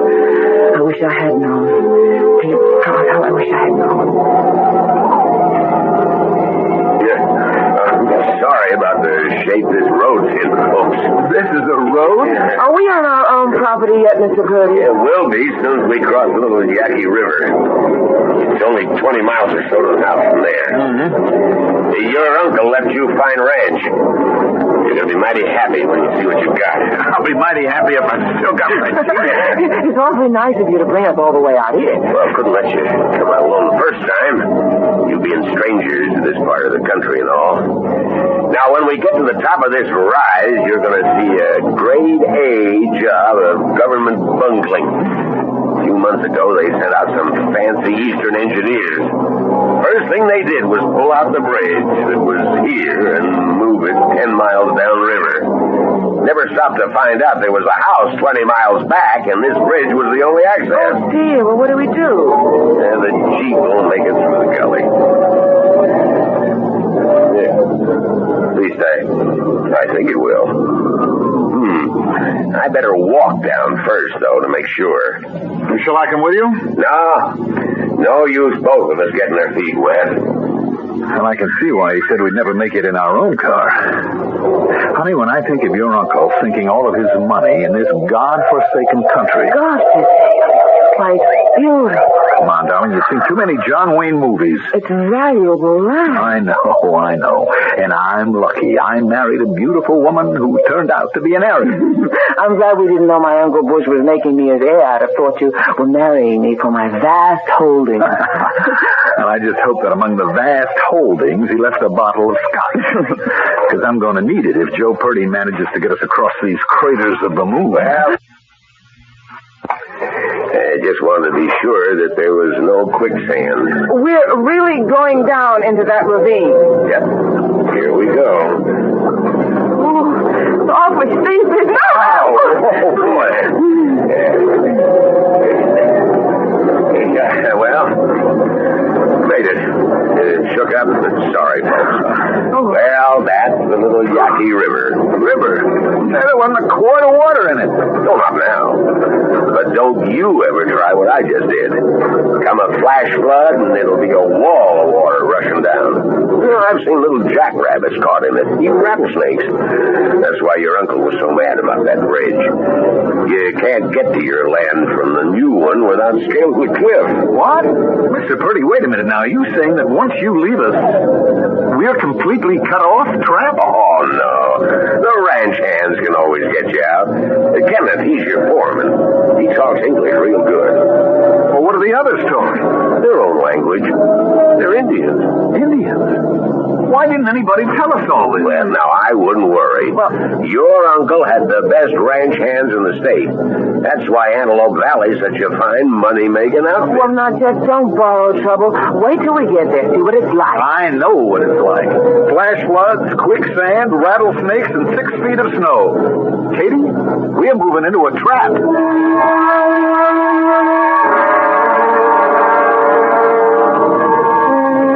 Misgivings faded when Antelope Valley lay spread before us. The lone white L-shaped house, half hidden in cottonwood trees and bordered by bright flowers.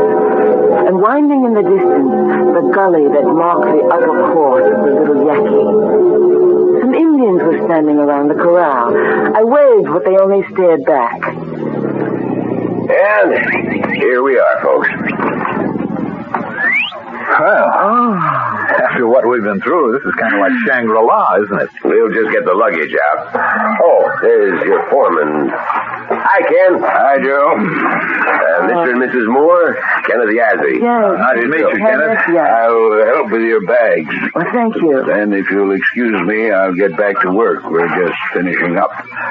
All right, if I show you around later? Oh, yes. Freezer's well stocked, isn't it, Ken? Sure is. A couple of sides of beef and a lot of game. Now, don't you carry anything, Mrs. Moore. Just get the door for us, please. I've had the house open and airing for you all day. What a nice room. What a great fire. And look at this. You wouldn't expect a picture window in a ranch house, now would you? Oh, your uncle built himself a real modern... Oh, look up on the hill. What a beauty. Oh, you mean the horse. Hey, that's a palomino, isn't it? What? Isn't that a palomino out there? Oh, it's gone. I think you must be mistaken. I think you saw a deer. No, it was a horse. Oh, it's a wonderful golden mane. I'm going to get some sugar and see if I can. No. What? Leave it alone. Why, Ken? That horse is no good, Joe. What do you mean? There's a bad feeling about that horse, Mrs. Moore. Leave her alone. She doesn't belong here. Whose horse is it? Bad feeling. Don't go near her. Let her go. But doesn't she belong to us? Doesn't she? Believe me, Mrs. Moore. You staying overnight, Joe? No. Have to get back to the office. The title company won't run itself, you know. Well, you'll stay and have a drink with us, won't you? The boys want to talk to you, Joe. Yeah, sure. I'll go out to the corral and say hello and, yes, Mr. Moore, I reckon I better have one for that road. We'll be right back. Well, what do you suppose that was all about? The horse, you mean? That Indian looked so funny. I thought he looked frightened. A valuable animal like that shouldn't be running around loose. Oh, come on, darling. I want to see the rest of the house. look at this kitchen. It's huge. Hey, you can walk right inside the closets. Boy. Hey, your Uncle Bush Hyatt was no teetotaler. I'll say that for him. Get the ice, honey, and I'll see if I can find some glasses. There's enough liquor here to last the whole winter. What are you staring at? That horse again. Look through this window. It's heavenly. Oh, Jeff. Boy, Joe Purdy's sure deep in conversation with those Indians. They're kind of a sullen-looking lot, aren't they? No, I don't think I would exactly call this place heavenly, honey. Hostile seems a better word. You don't like it. Oh, Jeff, give it a few weeks' trial. Look, it's beautiful, Kate, but... Oh, I guess I'm just tired. Hello? Hey, we're in the kitchen here, getting it all together. What do you have? Bourbon or scotch? Oh, bourbon. Bourbon's fine. I haven't found the soda yet. Will tap water be all right? Never mind the water. I'm going to ask you folks to put me up for the night. Oh, wonderful. Oh, sure. Wonderful. Well, here's to a happy life in Antelope Valley. Yes, cheers, Joe. Cheers. You don't mind if I call you that, do you? Of course not. Everybody does. Well, I have to ride out behind the hills tomorrow. Oh, why? There's a job to do back there. Nasty job, too. The ranch hands asked me if I'd do it. Why'd they do it themselves? No, they can't. There's something to do with their religion. Oh, and by the way, I want to talk to you about that. You got the best cowhands in the state. Now, you'll get along just fine if you respect their ways, their religion. What is their religion? Well, as near as I can figure, the Indian lives in a different world from us. He lives in a world of spirits. Where we see a cloud, he sees a spirit. Where we hear the wind... Well, that's animatism. Well, I wouldn't know about that. But the important thing is not to rile those spirits. Okay, I'll drink to that. No, I'm serious. And I'd advise you to be. Because, well, I've seen some mighty strange things in my time. And now about that horse, Palomino. How about that? Now, is it ours or isn't it? Well, I figure it isn't. You see, anything the lightning god has touched belongs to him. You mean the horse was struck by lightning? It didn't hurt her. One of those freak accidents. But now she belongs to the lightning god. He'll strike down anybody who tries to take what is his. So, leave her alone, okay? Oh, come on. That's nonsense. Plain superstition. It's what they believe. Well, Kenneth doesn't go for this rubbish, does he? He seems like an educated man. He was a track star at UCLA. Almost made the Olympics. But Ken is an Indian. I see. All right, now look, let's get this straight. The horse belongs to this ranch, right? And it's a valuable animal, isn't it? I reckon so. Now, you're saying that I can't keep her, can't even sell her because of some whammy that somebody's put on her? I'm saying you won't go near that horse if you know what's good for you. But that's crazy. Don't be so sure. Well, you don't believe this drivel, do you? I don't believe it, and I don't not believe it. Well, that horse is going back into the barn. It's ours, and I'm keeping it. You take that attitude, and you'll be in trouble. Bad trouble. That is superstition right out of the Dark Ages. Older than that, I reckon. But it's their belief. And this would be one hell of a time to try to talk them out of it. They've got a dead man lying back in the hills to prove it. A dead man? If you're so cocksure about these things, ride out with me tomorrow when I go bury him.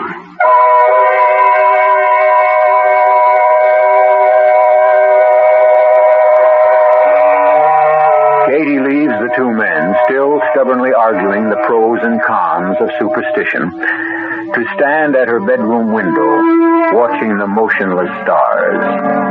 As one springs to sudden life and goes skimming across the sky, she makes a wish, then smiles at herself. A meteor, nothing more. What power has it to grant good fortune? Troubled, she turns to her bed and her first night's sleep in the eerie stillness of Antelope Valley. I'll be back shortly with Act 2 of The Devil God.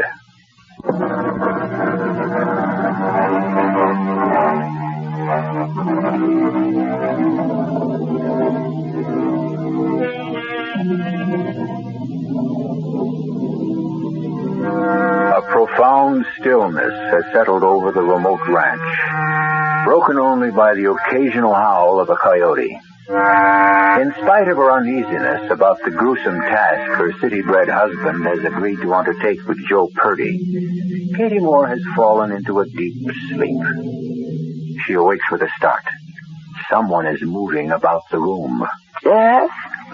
Oh, I didn't mean to wake you, honey. I'm sorry. Oh, it's too dark. It sure is. And Joe Purdy says early. He means it. I'll get you breakfast. No, we've had breakfast. Don't get up. Katie, do you know where that blue cotton shirt of mine is? I think I put it... Oh, yes. Second drawer down. Okay, now. So how's the girl of the Golden West? Did you hear anything? No. Like what? I thought I heard hoofbeats. Toss me my dressing gown, will you? Ooh, chilly, isn't it? Yes, there she is again. The Palomino. Oh, poor thing. Probably hungry. You know, Katie, this whole setup seems fishy. You mean about the horse? The whole situation on this ranch. After you went to bed last night, I found out the name of this guy that we're going to bury. Little Gambler. And whose father do you think he is? Kenneth Yazzi's father? That's right, our college graduates. Now, superstition or no superstition, you don't leave your father lying out where the buzzards and coyotes can get at him. Ooh, Jeff, don't. I'm sorry, honey, but I tell you, I won't be surprised if we find him shot through the head or stabbed in the back. If we can tell from what's left of him. There's something phony going on. I'm not sure Joe isn't part of it. Oh, no, Jeff. Well, you take this guy's name, Little Gambler. Now, honey, you know that horse is worth a lot of money. You think there was a fight over the horse? I don't know. And I sure don't go for all this mumbo-jumbo about lightning gods and rainbow gods and spirits of death. It's too easy an out. Can you see, is that horse still there? Uh-huh. Poor thing, it needs a good culling. As soon as I'm dressed and going out, I'm putting it into the barn. And, Katie, you see that it stays there. The sun was beginning to rise as I watched wiry Joe Purdy and my cheerful blonde husband ride out of sight. I turned to unpacking and settling into my new home. Just after midday, a sudden commotion drew me out into the yard. The barn door was open, and in the dark interior, a golden mane flashed through the air as the Palomino reared suddenly. I could make out two shadowy figures behind her. No, stop! Stop! Don't drive her out! Stop that! My husband put the horse in the barn. She should stay there. Now, don't let her out! Doesn't either of you speak English? Anything wrong, Mrs. Moore? Yes.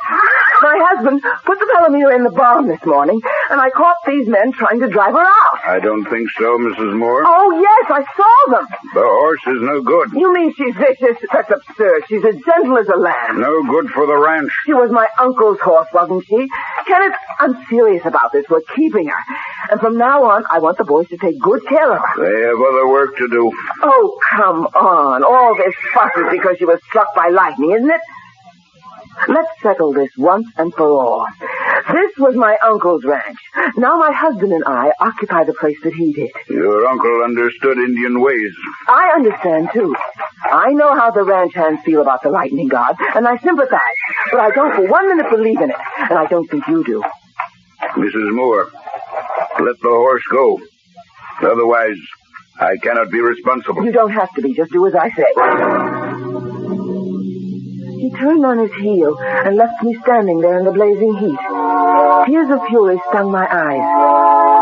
I watched a buzzard circling in the clear sky. Then the thought of Jeff and the grisly job he had set out to do sent a shiver through me, and I ran back into the cool ranch house.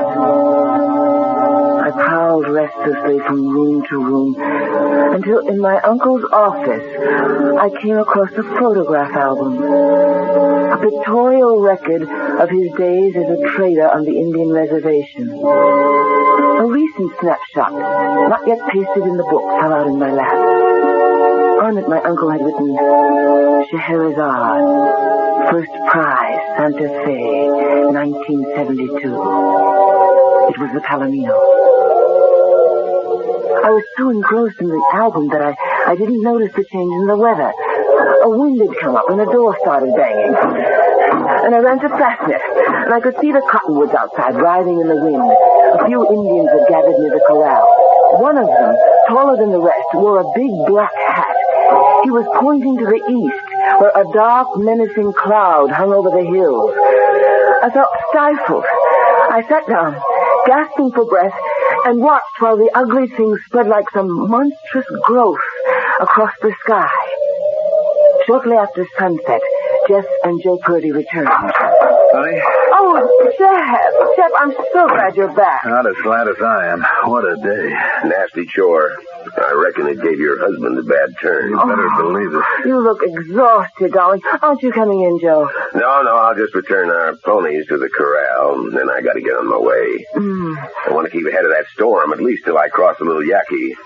You'll excuse me, Mrs. Moore? Oh, of course. Goodbye, and thanks, Joe, for everything. So long, Joe. I'll see you soon.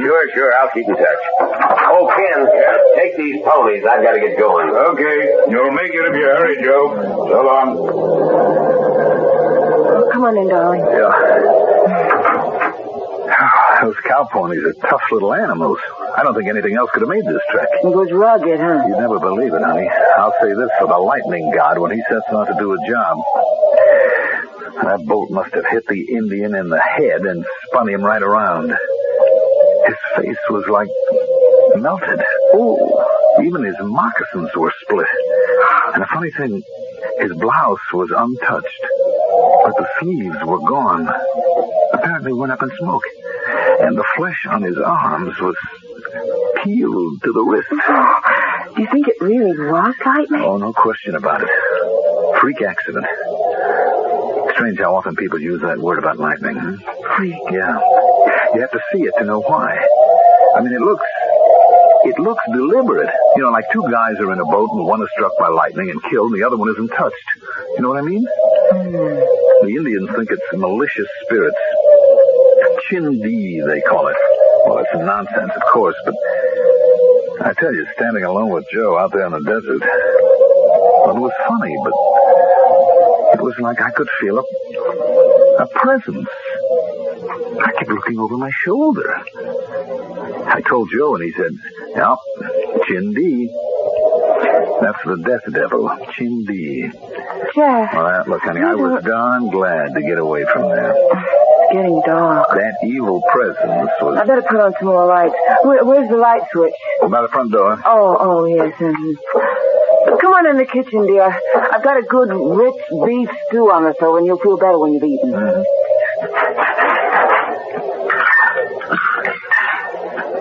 What was the scenery like back there? Sky, sand, and sagebrush. The handiwork of Chindi. Storm. My goodness, it's black outside. I tell you, I wouldn't want to be Joe Purdy driving back to town now. Oh, lightning, look. Sheet lightning, isn't it? Scary, but beautiful. Lit up the whole hill. The Indians say it was Little Gambler's fault. His fault that lightning struck him? They say he rode a horse that fire from the sky hit last year. The Palomino? That's right. He knew the lightning god gets mad if anybody takes what's his.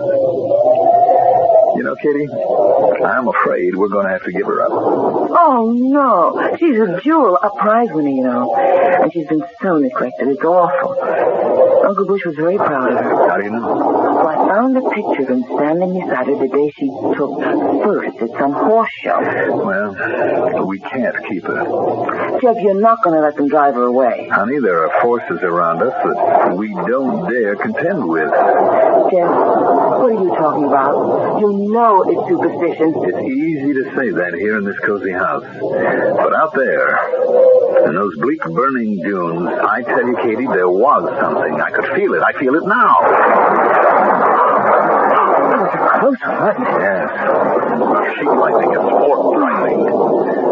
I'm going out and open the barn door. Jeff, you're not in this weather. I won't let you drive her out into this weather. What's the matter with you? You said yourself this is nonsense. It's bringing us trouble. Bad trouble. I can feel it coming like a hot wind. You've been out in the hot sun all day, and Joe Purdy has hypnotized you with this rubbish. Joe says the ranch hands will all leave if we try to keep her. Let them. We'll get others. They have good jobs here, and good jobs aren't so easy to get these days. Look, honey, this morning I felt the way you do.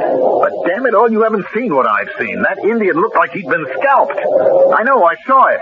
I'm not just talking. Now, we've got to get rid of the horse. Jeff, listen to me, dear. If we give in now, we'll lose all authority. You know, I had an unpleasant scene with Kenneth earlier. He was very rude. We can't start out that way. This taboo, or whatever it is stupid and barbaric, and we're not going to yield to it. I'm going to make some coffee. Stay away from the sink. That's not superstition. The pipes form a perfect ground for the lightning. You mean I can't even run water for coffee? Not until the worst of the storm is over. Now, it's heading for us right now. Joe was telling me that before lightning strikes, you can sometimes feel an electric charge run through your body. You feel your hairs rise. It's the hand of Chindi.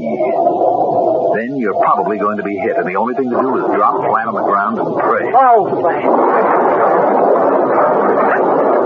Oh, hit a power line, I guess. Well, what do we do? Now, just keep calm. Lights will probably go on again. It's awfully dark.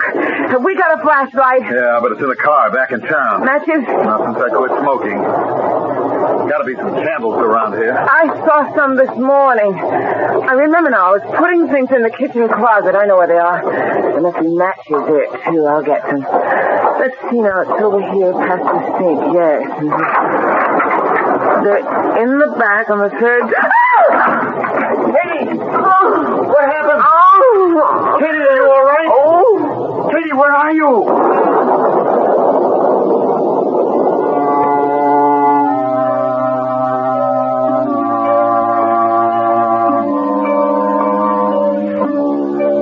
Groping his way through the darkness, Jeff struggles against the sudden rush of his own superstitious fear.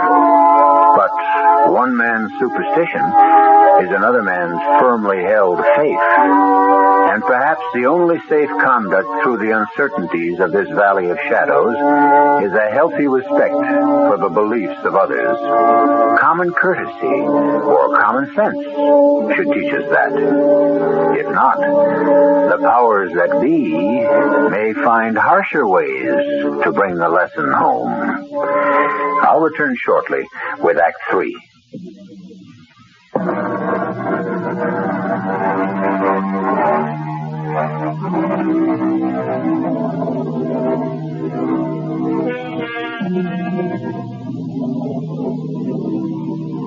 An unfamiliar house, a wrong step, and a headlong plunge into black emptiness.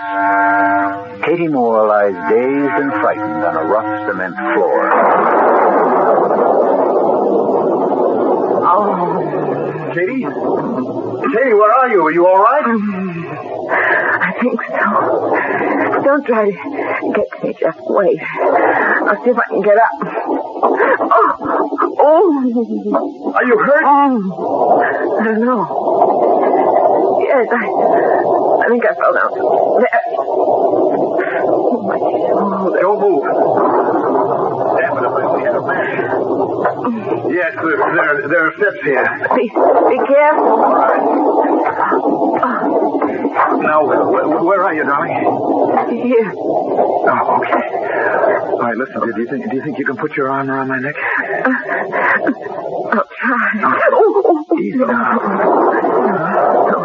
I better not try to move you then till we get some light. I gotta find those candles. I'll be right back, darling.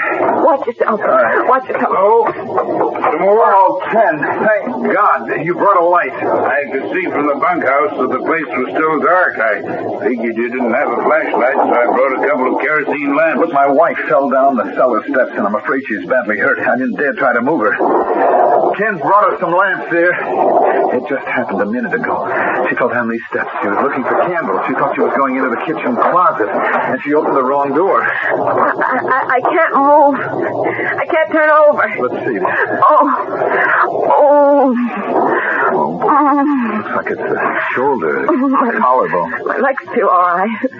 I can move them. Try slipping your arm around her waist. I think I can hold her so it won't be too bad. But it's going to hurt some, Mrs. Moore. Ready? Yes. Do you think we dare lift her? Yes. I've got her. Tell me when you're ready. All right now. There. Easy, darling. Does it hurt? A little. I think I can walk out. Okay. I've got you. Careful. Now, one step at a time. Bring the lamp. Yeah, I have. Take it easy, darling. Easy now. Just a few more steps. Get me to the sofa. Okay. Can we get the lights on again, Kenneth? Not a chance. Till the worst of this is over. I have a hunch it hit the generator. We're going to have to get back to the bunkhouse. All right, here we are now. Easy now, Mrs. Moore. Careful now. Easy. I don't want to leave the ranch crew alone too long. They're resting. Yes, I understand. All right, go ahead. And Ken? Yes? Go to the barn and get rid of her. My horse? No. Katie, oh, no. Don't make waves. Not now. You're right. Do what you think's best. Thanks. It'll make things a whole lot easier for me. Right. That's the whole room. Oh, my God. Well, what is it? You see that? Yes, I saw. They can't do this. I'll stop them. I'll try. Well, what's the matter? What happened? The ranch hands, honey, they're leaving. In that last flash, you could see a long line of ponies. They're all just quietly riding away. Oh, Jeff, I'm frightened. All right, now we have to keep our heads here. We can leave, too. I don't know if people have been in worse spots than this. Now, look, we have plenty of provisions. It can't rain forever. I never saw such a dance. Ken? Did they take all the ponies? No. There's one left, but it was badly hurt a few days ago. Kenneth, why did they all leave us? There's bad feeling here. You mean they're frightened? I'm damned if I understand it. They're not afraid of dying. It is the spirit of death they respect. It is Chinde. Indians are proud before men. They're not proud before their gods. Black Cat is a medicine man. He says Chinde is very angry now. He says tonight Chinde will take all Antelope Valley for his own.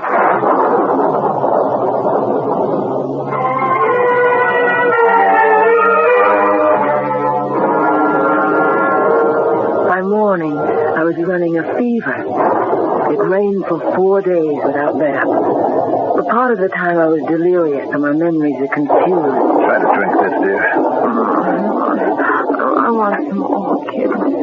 Orchids, please. Honey, it's chicken broth. Well, try to take a little, huh? Mr. Moore, I'm afraid it's going to flood. A little yaki? There are sandbags in the barn. We've got to make a dike to protect the house. The river doesn't look that high. Remember, there's no vegetation in these hills to hold the water. A sudden downpour runs right off. Flash flood. Come on.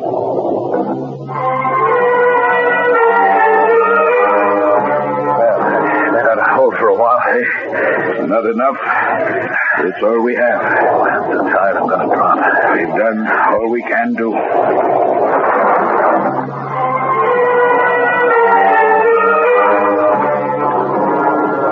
Mr. Moore, we'll have to move to higher ground.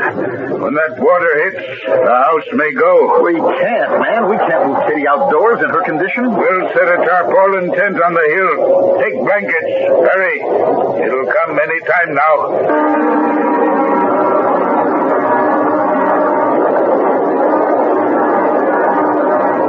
We were lucky to get out. Look. Great Scott, it's a wall of water. Will the house go? I don't know. Never seen anything like that. It's like a dam had burst. Thank God you got us out of there. Yeah. Yes, Kate. Yeah. Where are we? We're in a tent, honey, on the hill back of the house. Stay right here until the worst of the storm is past. Are you warm enough, darling? Water. Here's the canteen. Let me lift you up. I'm so weak. Careful, honey. There you are.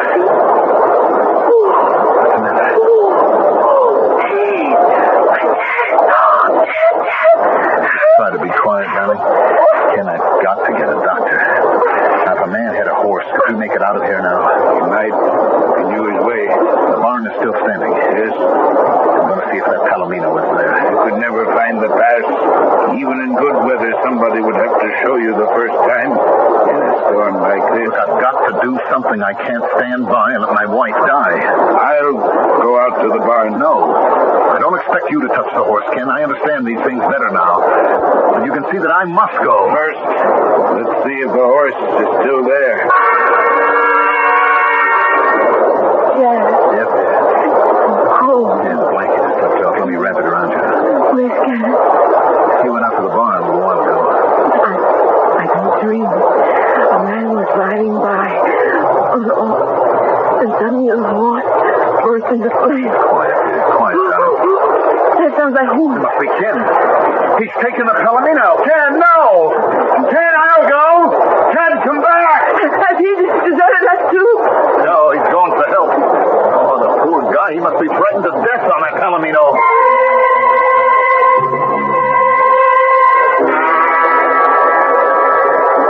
Mr. Moore. Ken, couldn't you get through? There's a truck coming. I met them a quarter of a mile down. Joe is with them. It's search and rescue from town. Search and rescue? That's a local organization. They have special equipment. Mostly they go after hunters who get lost in the San Francisco peaks. Well, how did they know about us? The ranch hand told them. Managed to throw a makeshift bridge across the Yaqui down below. The road is mostly washed out, but they can make it slowly. Thank God. Ken. Yeah? Ken, I want to thank you for what you did. I know what it meant. It's all right. Look, we were wrong, Ken. We behaved badly. But when you've lived all your life a certain way and believed certain things, it's hard to... Well, anyway, everything will be okay now. I hope you're right. No, better get back under the tarpaulin. The rain's starting again. Kindy circled around. He's coming from the other side now. Oh, nonsense, man. We'll soon be out of here.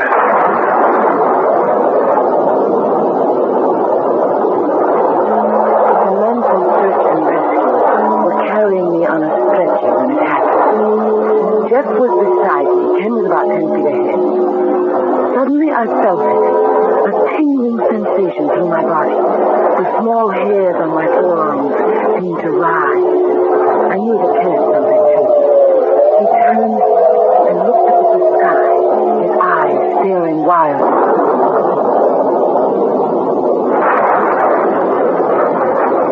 There was a blinding flash. Then Ken was lying on the ground. Ken, oh my God. Kenneth! Don't try to get up, Katie.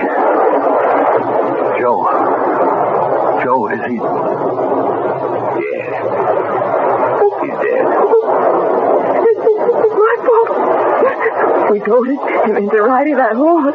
I wouldn't let her go. I killed him. I killed him. I'll never forgive myself. I'm a murderer. No, Mrs. Moore, it's not your fault.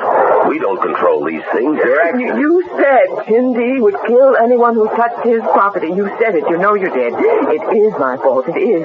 I killed him. Katie, please, dear. I killed him. He saved our lives. Katie, and now stop it. Stop it. You have got to get this straight now. It was an accident. Do you hear me? An accident. No, I killed him. I'll never forgive myself. It was not an accident. You all know what it was. Why don't you say it? It was Cindy. Oh, God, forgive me. I killed a man. She was to blame all her life. She's hysterical. Cindy. Katie, listen to me. There is no Cindy. What happened was an accident. You got to hold on to that fact. There's the horse. Get rid of her. Drive her away. Take Mrs. Moore to the truck, boys. We'll have to come back for Kenneth later. No. I won't go unless you bring Kenneth too. You're not going to leave him here alone. Katie, watch me. I'm going to ride that Palomino. Cindy! I'm taking your horse, Cindy. I defy you. If you're there, show us your power now.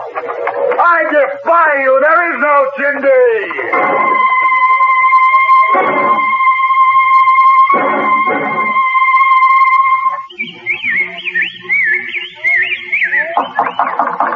Miss Moore, you there? Oh, just Mr. Murchison. Oh, come on in.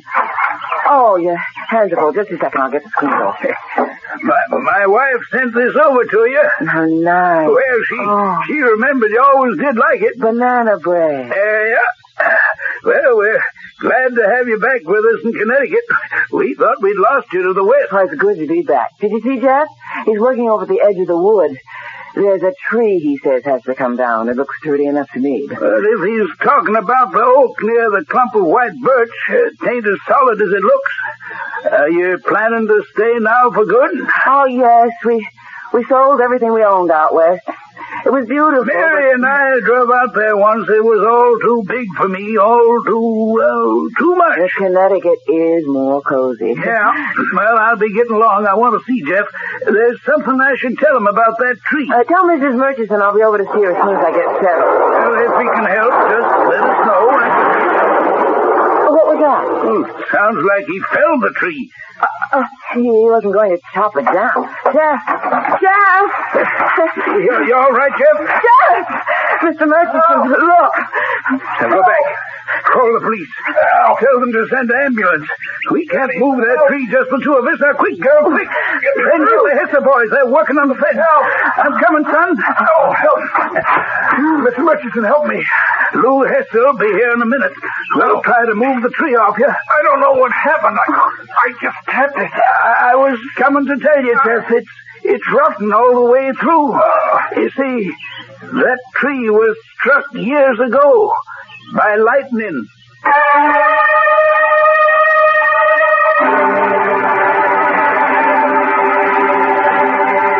Jeff Moore is in a wheelchair now. Nobody knows just why. The doctors say he suffered no permanent injury when that tree fell. But sometimes late at night, when she hears the wind rising, the rain beginning to fall, Katie's thoughts go back to Antelope Valley and Kenneth Yazzie and the Palomino.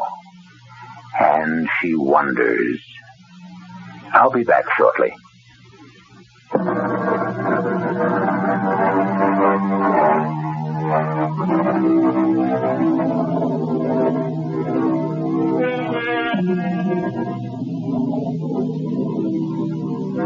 Lightning strikes, invoking a tribal taboo. Result, 2 dead men and a house plunged into darkness. 2 months and 3,000 miles later, a third man is struck down. Coincidence, of course. But what is coincidence? A word. A word we use to explain what we cannot explain. Our cast included Ruby Dee, Mandel Kramer, Leon Janney, and Guy Sorrell. The entire production was under the direction of Hyman Brown. The CBS Radio Mystery Theater presents...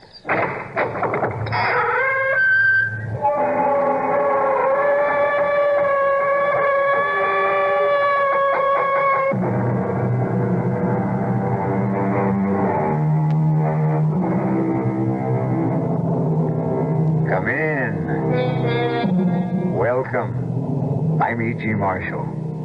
Welcome to the world of your own terrifying imagination. No storyteller is better loved than the gentle Robert Louis Stevenson, who wrote Treasure Island and A Child's Garden of Verses. But strangely, there was another side to Stevenson. He was also the man who could write the blood-curdling history of Dr. Jekyll and Mr. Hyde. And this tale of violence and voodoo you're about to hear, called The Beach of Falisa. Here, take a look through my glass. Thank you. Catch a bit of white there the Easter day? Yes? Yeah, that's your house. When George Underhill saw it, he said, "Oh, I've dropped into a soft thing here." Only saw him once more, and he changed all right. What do you mean? Well, I don't know if it was the gin or a strange kind of sickness, but they found him one morning hanging upsides down from his veranda rail, crazy as a loon, carrying on about someone watering his copra. He died in a convulsion. Oh, was it thought to be the island? Oh, no proof. But the next man, Vickers, shot his head. Blew his head right off. And the first of the line of the Benton Far East Company, old Adams, he just plain up and disappeared as though that damn tropical forest reached out like a octopus and swallowed him, hook, line, and sinker. No, sir. No, sir, Mr. Witcher, trader or not, promotion with your company or whatever. You wouldn't get Captain Ben Randall here to set one foot on the beach at Palisar.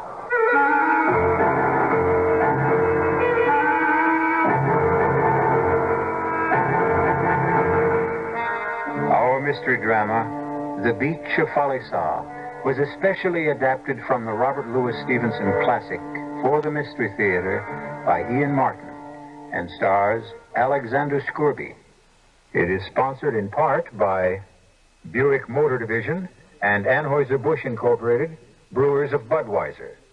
I'll be back shortly with Act One.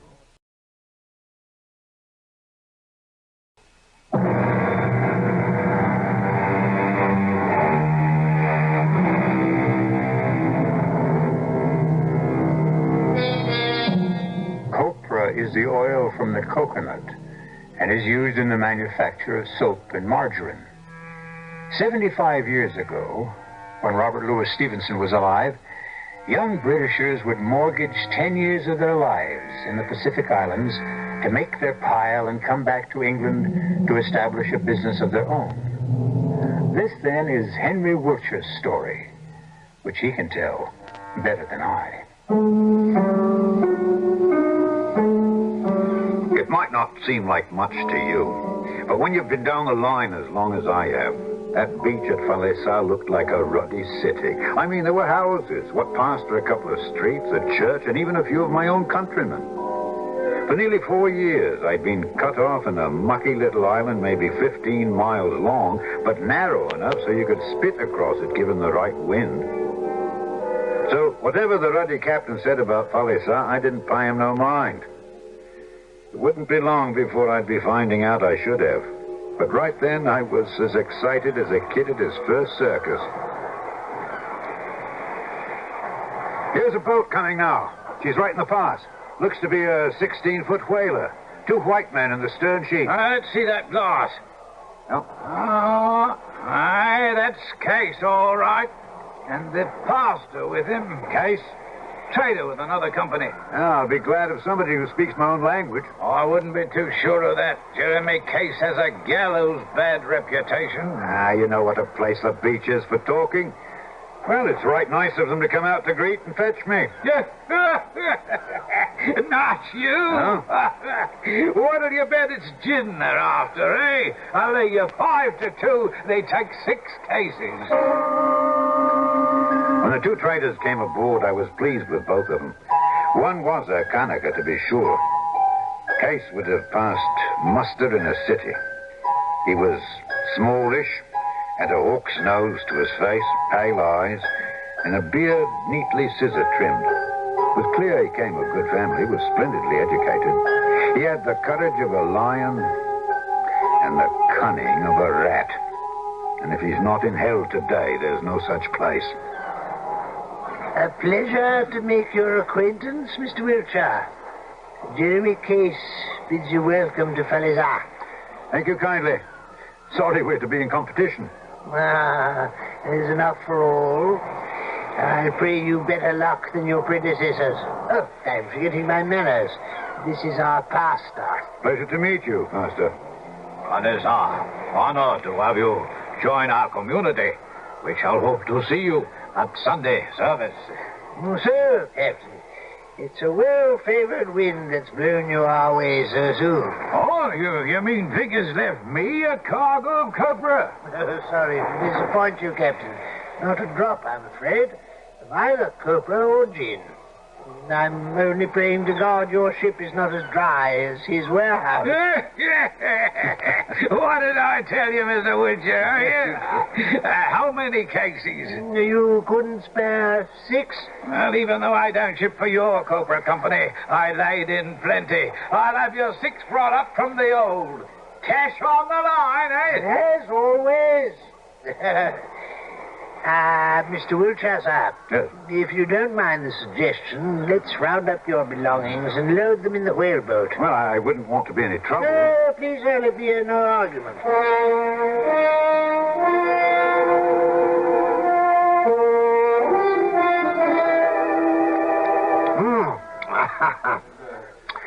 Oh, there's nothing like gin and lime to settle the stomach, cool the brain, and ease the mind.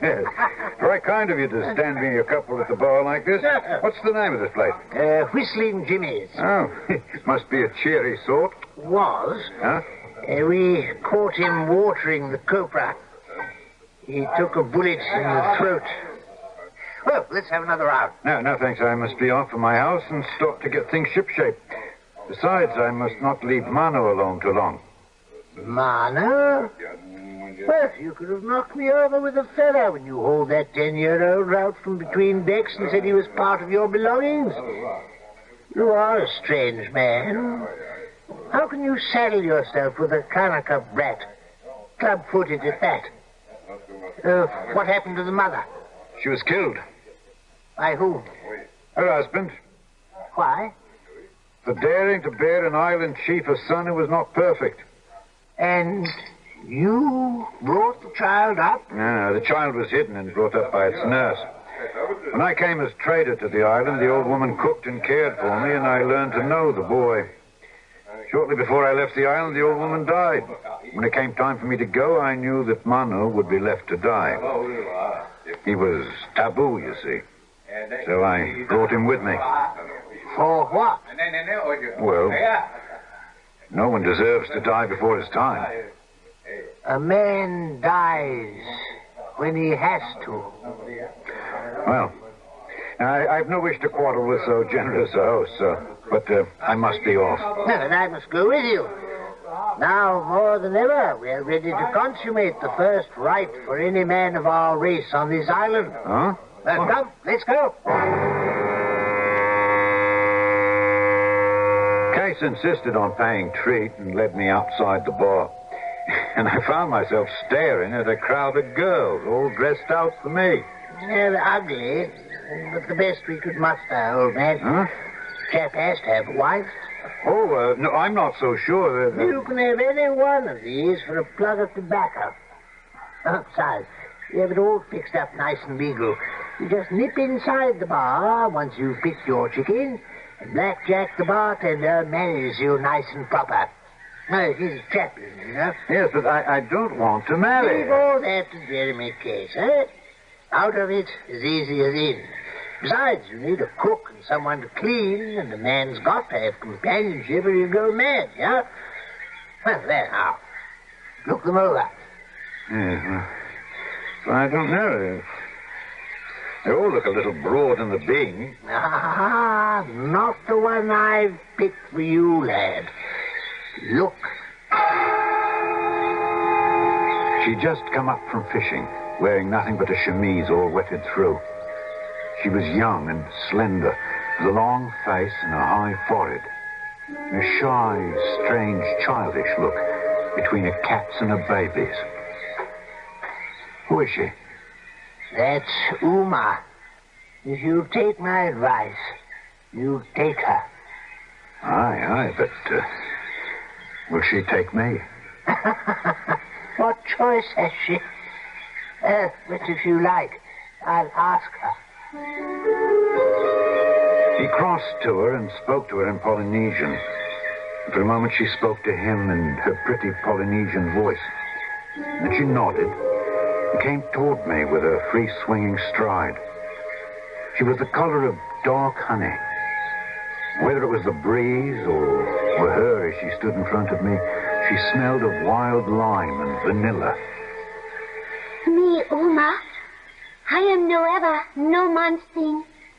You want me, I'll marry you. I'm Sam Wiltshire.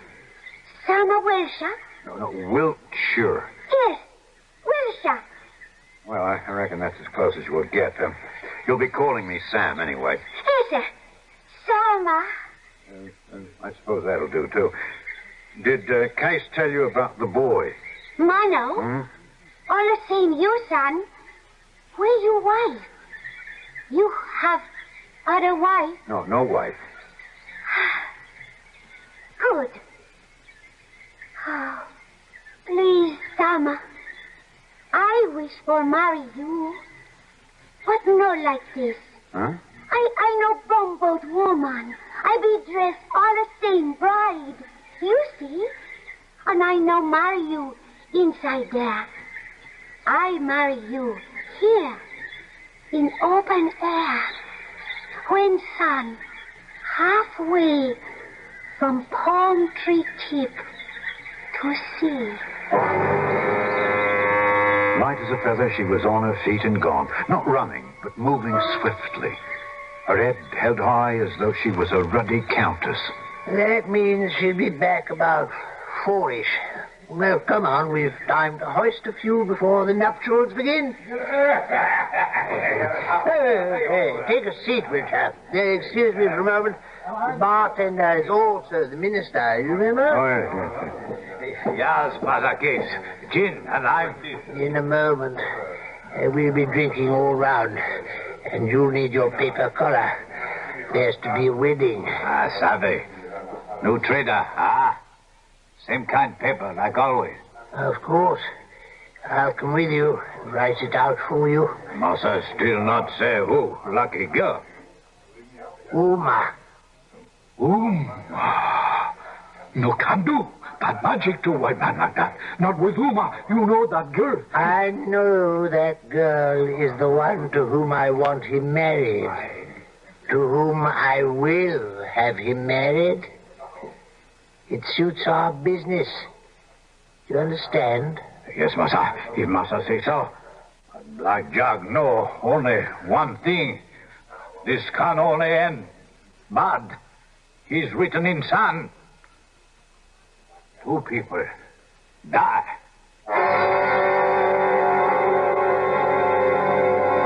What kind of man is this Jeremy Case?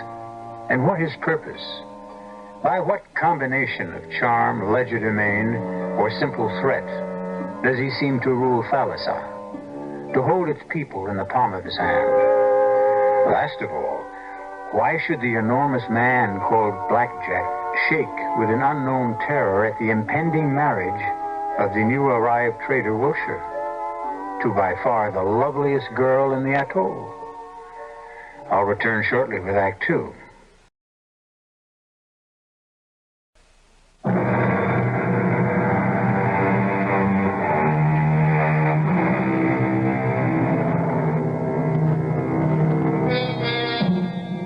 The beach of Falesa, a tropical paradise. Surely one of the loveliest settings for the most sacred rite between a man and a woman. And in Robert Louis Stevenson's tale, certainly the scene was magical. In his own words, the sun was down and the sky all afire. Uma was dressed and scented. Her kilt was a fine tappa, looking richer in the folds than any silk. She showed the best bearing for a bride, serious and still. And I thought shame to stand up beside her before that great grinning mountebank with his paper collar, making believe to read from an old volume of some novel, the words of his service not fit to be set down. And the document we signed. Since Case wrote it, let it be his voice to read it. This is to certify that Uma, daughter of Faabao of Faleza, is illegally married to Mr. Sam Wiltshire. And Mr. Sam Wiltshire is entitled to send her packing when he pleases. Signed this day, etc., etc., etc. It was the practice in these parts. And all I could feel was so ashamed I had to be gone as soon as possible. Uma said she could show me to our house. Well, we strolled through the lush vegetation together until, forgetting myself, almost as though she was some girl in the old country, I unconsciously took her hand. To my surprise, after a sudden gasp, she caught my hand to her face and pressed it there. You was all she said. Then she ran quickly up the path ahead of me. Uta mahu taku. It is good. Maki up boy. No, Mano. For the father, you must say in English. He know my father. He is your Takashi. Without him, you be nothing. Leave off, Uma. Don't upset him. No, he must sabi. You are his tiki. You give him life. Oh, we understand each other. Hey, Manbu, right? Right, you governor. Put it there. Good night, Sama. Good night. This place be good. You bad. Good night, Huma. Tonight, Mano go sleep by and by Bahavo's house. Why? This is your house. Bahavo, say more better. Tonight is wedding night, Sama. Oh. All right. I'll walk you and Favao home. All right?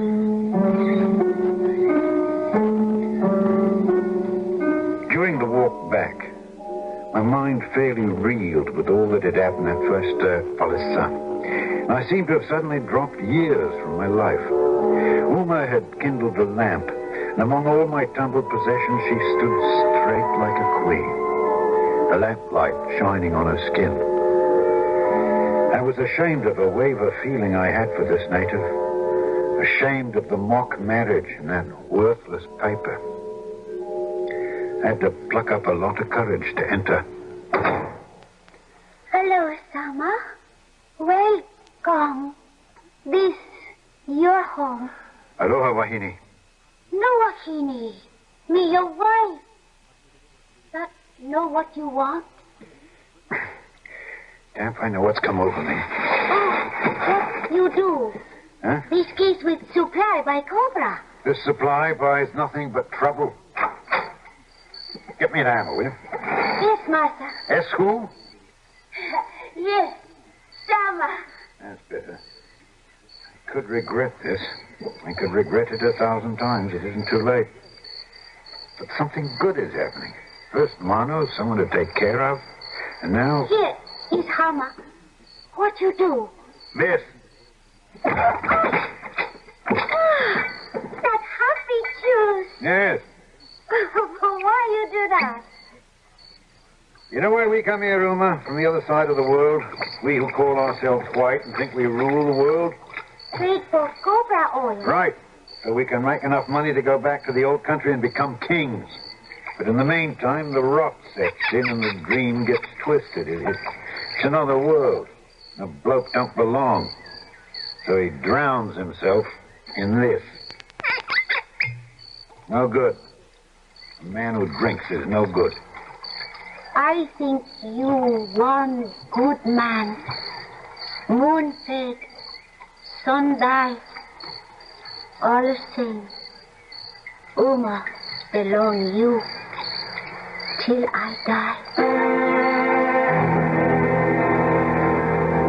For the next 3 days, Uma, Mano, and I worked our hearts out setting up the store and getting ready for business. I didn't see hide or hair of Case, but he told me he did a good deal of hunting and that it was very good in the bush, so I paid little attention. But Friday morning, we were ready for business. By Friday noon, not one customer had climbed the veranda steps. By Saturday morning, even the watching crowd of natives were gone. That night, I went to the bar in search of Case. Evening, Mazawaja. What do you like? Nothing to drink, thanks. I'm looking for Mr. Case. Oh, Maza Case. He take trip one other island. Oh, I see. Jack, do the people know my store is opening and I'm ready to trade? Sure, Maza, sure. Then why don't they come? Maybe no copra this time. Not rain. I not know. Just make drink for happiness. Yeah. Jack, tell me, what happened to Vickers, the man who had my station before me? Vigor, he was cleaning shotgun and Yes. And it suddenly went off and blew his head off? Gun is bad thing. In the wrong hands. Was Mr. Case on the trip then? Oh, no, Mr. Casey. I don't remember. I think, maybe, yes. And Adams, the one before? He drink too much. I see. What about under here? Talk too much, Massa Welcher.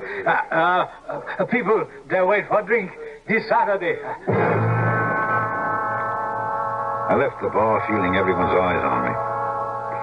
I'd been too long in the islands not to sense what might be going on.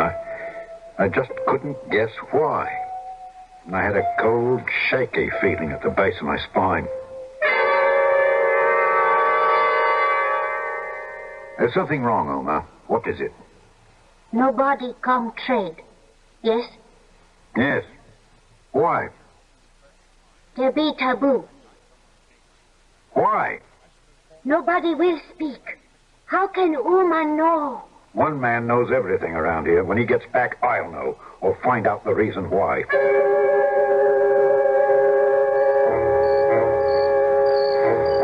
Case? Who's that? Wiltshire, I want to talk to you. And put that pistol away. Reflex action, old boy. Not much time to talk, though. I just got back and now... I know, I've been waiting for you. Case, here's a queer thing maybe you can answer. I'm tabooed. Now, you can't be. Not possible. However, just to put your mind at rest, I'll scout round and make sure.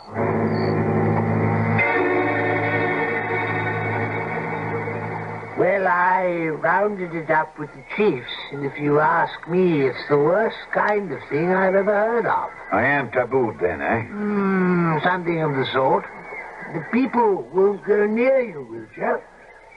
It seems, for some reason, they're frightened of you. You've gone crazy, Case. What are they frightened of? I wish I could make out. It's like all their tomfool superstitions. You haven't been to my house once, Case, since I came. Own up now. Well, I was busy. It was an oversight. I'm sorry for it. But about coming now, Wiltshire, I'll be quite plain. Yeah? You mean you won't? I'm awfully sorry, old man. But that's about the size of it. In short, you're afraid. In short, I'm afraid.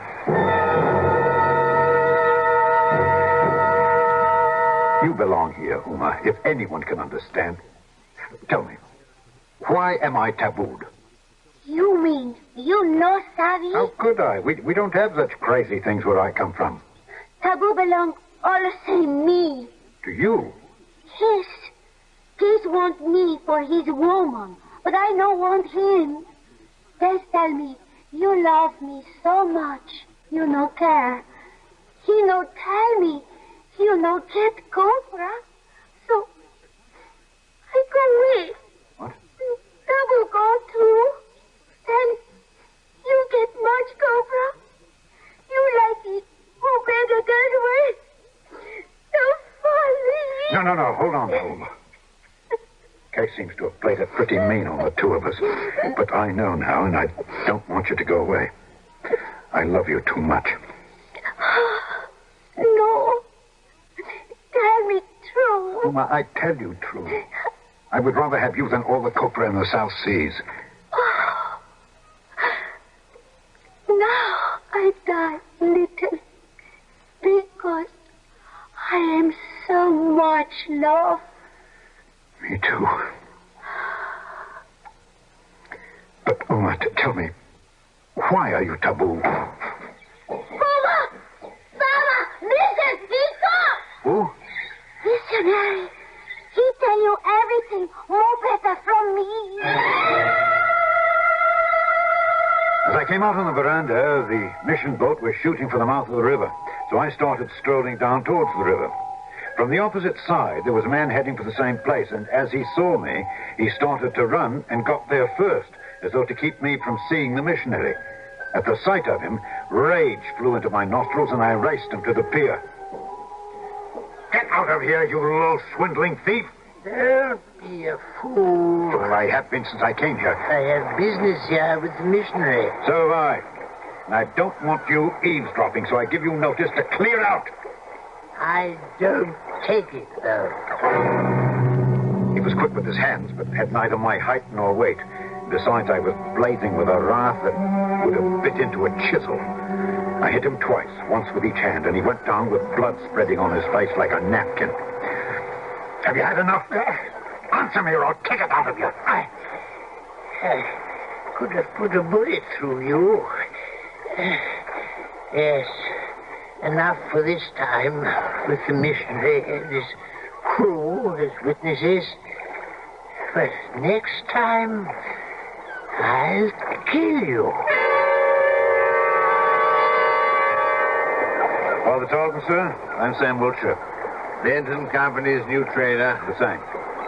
You make a poor impression rolling on the dock with a man half your size. A giant on this island, Father Talton. He seems to control it. Father Talton, I need your help. It was Case that you knocked down? It was. You're either a brave or a foolish man. I can promise you nothing except extreme unction when you need it. As I fear you may, since I know no way to protect you from the evil Valizar casts on your kind.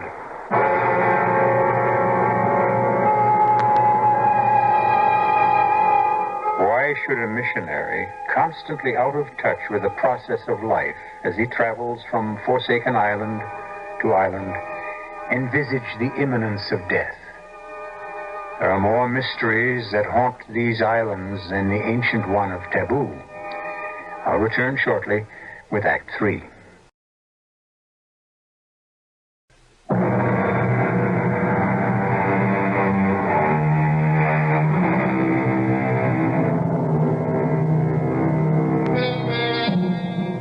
The pace that Wiltshire set up the hill to his house left poor Father Tarleton sweating under his bulky robe and more than a little out of breath. But if he harbored any unchristian thoughts about his host, they were quickly cleared when he learned the first purpose of his visit. Now, here's the way of it, Father Talton. This is Uma, the woman I was married to by Black Jack. The bartender? Mr. Jeremy Case, Esquire, informed me he was a pastor. The certificate was written by that same Mr. Case, a dandy piece of literature, I promise you. But I'm not ducking any responsibility. I'm what you call a sinner, and I want you to help me to make it up to the person I deceived. I shall be happy if I can. Right. Uma, give me your marriage certificate. Oh, what do you want? Come on, you can trust me. You no hurt Uma? Give me that and I'll show you.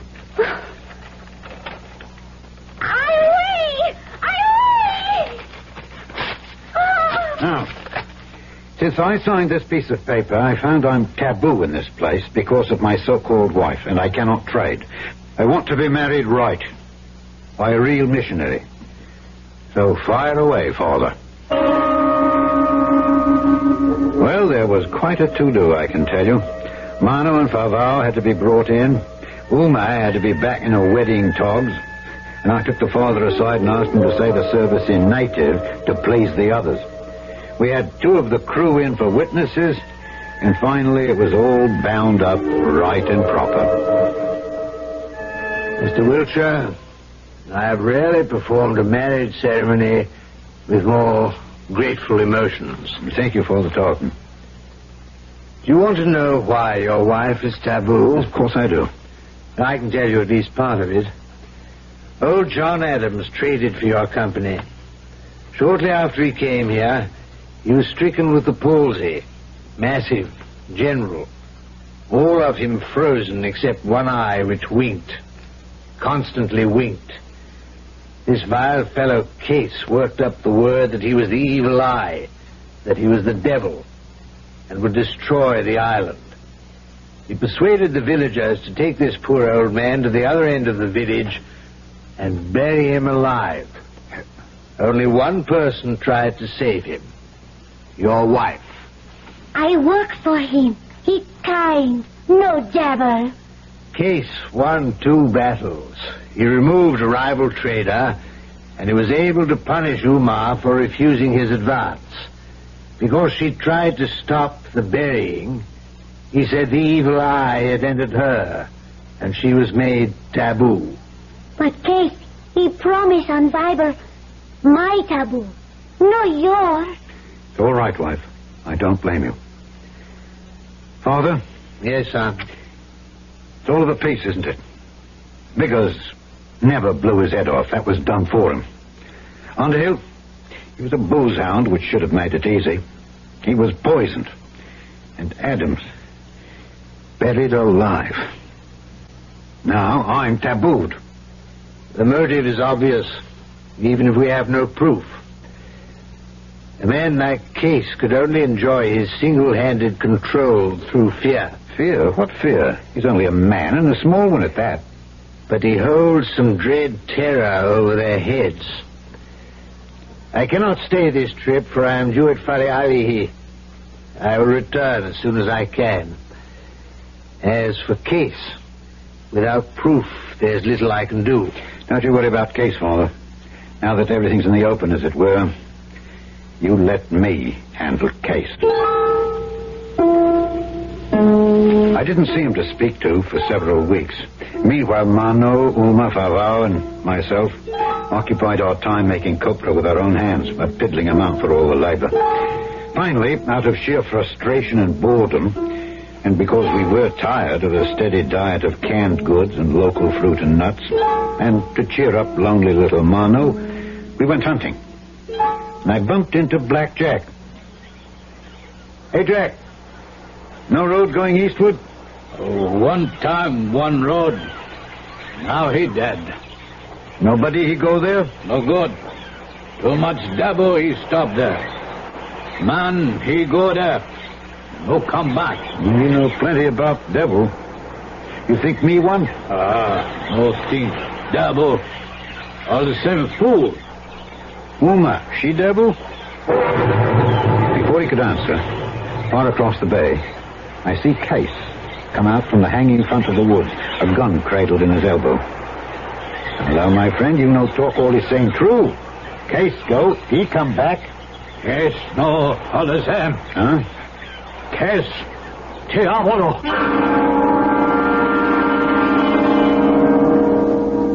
Uma, I met Black Jack when I was hunting today. And I saw Case coming from the east end of the island, where there's no trail. Tell me, Uma, what does Tiapolo mean? Devil. I thought Aitu was the word for that. Aitu. Other kind devil. Live in bush. Eat kanaka. Theophilo, big chief devil. Live in home. All the same, Christian devil. And I'm no further forward. Jack says Case is Tiapolo. No, all the same. Case belong Tiapolo. Case all the same, his son. Suppose Case, he wish something. Tiapolo, he make him. Well, that's right convenient. Like what? Out came such a rigmarole of stories I couldn't make head nor tail of them. It seemed that in the forest, Case had a church where Case worshipped.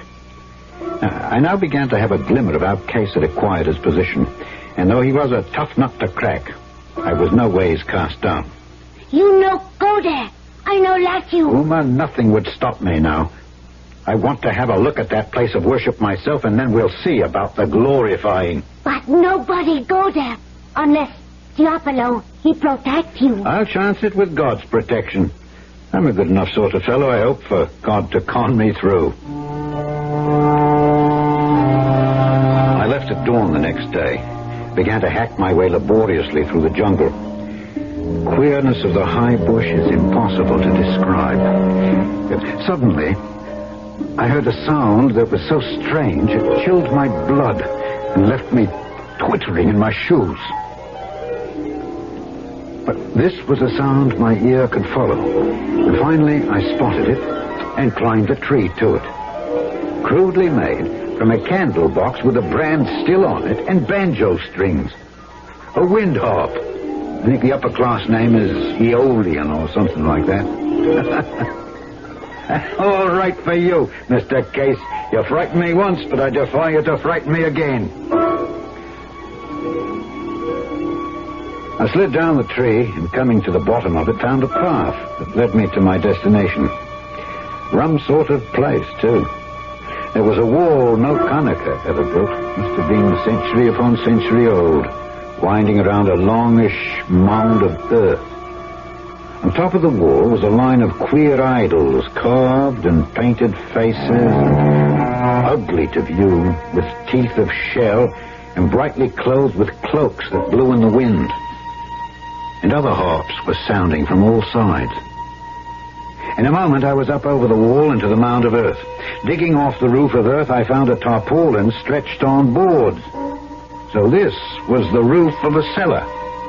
I climbed in, and there around a corner was a shining face of appalling ugliness, waxed and covered with luminous paint that occasionally smoked. Now that I knew how to fix Mr. Case, I went home. I know let you go. I tell you what, you fish me out your Bible and I'll take that with me. That'll make me all right. Maybe. But I know let Mano go with you. Mano isn't scared of Aitu, not white man's. Right, Mano? Mano no scare with Sama. Besides, I need him to carry the fuses and the lantern. I have gunpowder, 2 dynamite bombs, gun, a machete to chop down those harps, knife. Mano, go. He's no job for a woman. That's telling her. Mind by, old girl, I come back. Whole world is right.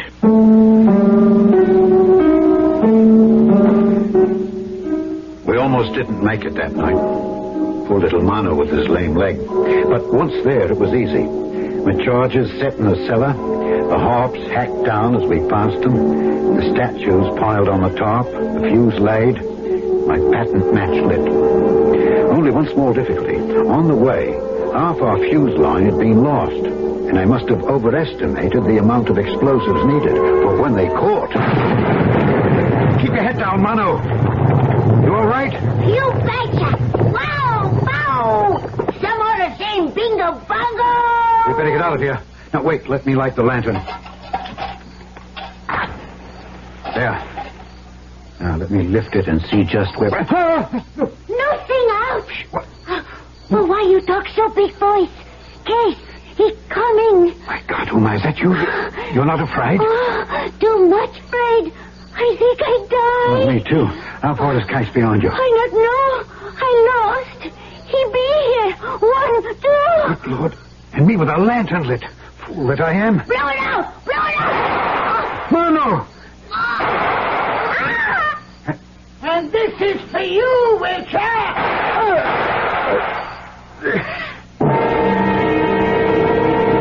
You've never had a leg bone smashed and tried to move. You've never known pain. It was a foolish move all around, for I couldn't reach my gun, and it alerted Case. He approached me carefully, his Winchester trained on me, his lips drawn back in a snarl that was supposed to be a smile.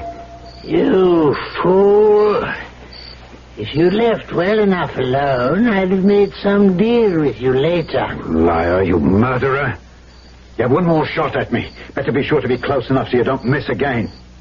Right between the eyes. Are you ready?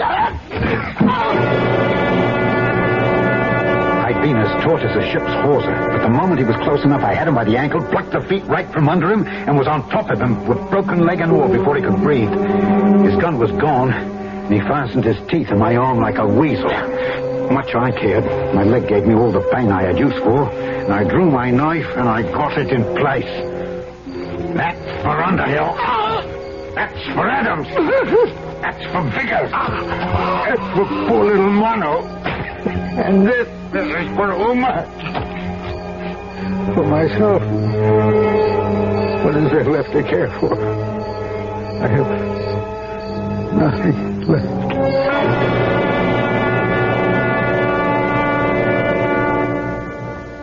Huh? Where am I? Home. My leg? It is set. It will heal. Uma, you're all right. Yes. I still your little wife. Bullet hit only shoulder. Soon heal. And Mano? He gone. Huh? Join ancestors. Oh, poor little boy. You listen me, my husband. Uma, your wife. I make promise. I bear you strong boy. Take Mano's place.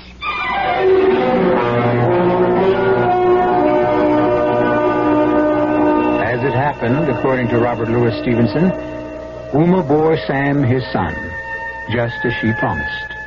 And for good measure, 2 daughters, who fortunately looked like her.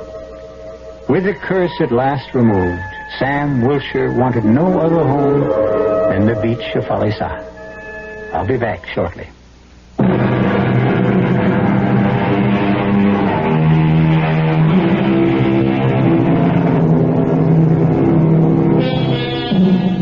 This was not Sam's headstone. It was Robert Louis Stevenson. But it might as well have been. Under the wide and starry sky, dig the grave and let me lie. Here did I live and gladly die. And I laid me down with a will. Our cast included Alexander Scourby, Evie Juster, Ian Martin, and Robert Dryden. The entire production was under the direction of Hyman Brown. Now, a preview of our next tale. I tried writing about an actual incident out of my own life, but it came out garbage. Even I could recognize it was trash. That's when I heard the voice for the first time. Right out of the guts of the typewriter. Get up, Dorn. Look at you. You're a miserable sight. Can't be. I'm just hearing things. A typewriter that talks. I must be going off my rocker. No, you're not. I exist, and what I say is real. Who are you? What are you? To start with, I am not a typewriter. I control it like I control you. You're both equally primitive mechanisms. Radio Mystery Theater was sponsored in part by Anheuser-Busch Incorporated, Brewers of Budweiser, and Buick Motor Division. This is E.G. Marshall inviting you to return to our Mystery Theater for another adventure in the macabre. Until next time, pleasant dreams. The CBS Radio Mystery Theater presents...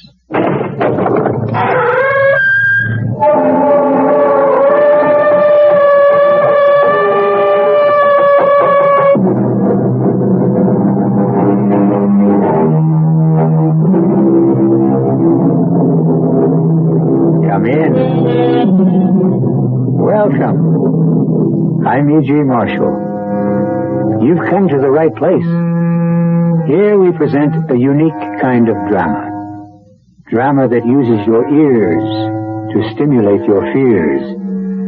The story you are about to hear concerns another part of the human anatomy. It's a tale about a very frightening pair of hands. Not because they're ugly or mutilated, or because they do evil things. On the contrary, the hands of our heroine do nothing at all. And therein lies her terror. But there's one other subject our story deals with, and it's the most mysterious of all, the human mind. I want to believe you, Doctor. Don't you know how much I want to believe you? Ah, but you'd much rather believe that I was a quack, a faker, even a criminal, perhaps? No, I want to be cured. Oh, I do. I want my hands back. Oh, dear God, I want my hands.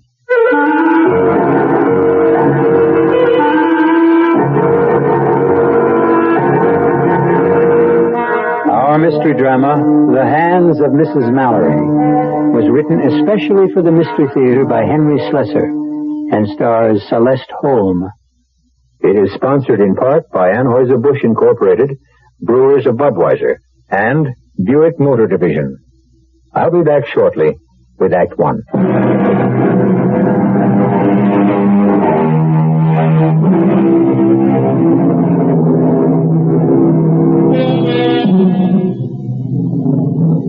Think of the most beautiful day you can imagine. A day so perfect that the birds are singing its praises. And even the people who line the park benches, those roosting creatures who seem to exist in a vacuum without emotion, seem happy and contented today. But there's one exception. A lady of middle years who sits alone on a bench. Is it her glum expression that has driven away other people? Or perhaps it's the obvious elegance of her mink stole and the glistening perfection of the diamond on her finger. Hey, lady, is this seat taken? No. It's okay if I sit here and wait for my brother? He's playing in the ball game. How nice. He plays first base. Hey, you want to see my baseball? Not especially. It's got Reggie Jackson's autograph on it. Here, look at it. No, please, I really don't know. What's the matter with your hands? Nothing. They're just a little stiff, that's all. Why don't you go watch your brother play? Well, he says I jinx him. Gee, your hands look funny. I mean, can't you move them at all? No. As a matter of fact, I can't. Gee, that's funny. I never saw anything like that. How come you can't move your hands? It's a kind of a sickness. You wouldn't understand. But maybe if you explained it to me, I would. Yes. If I could explain it to you, son, I would be very happy to do so. You don't know how happy.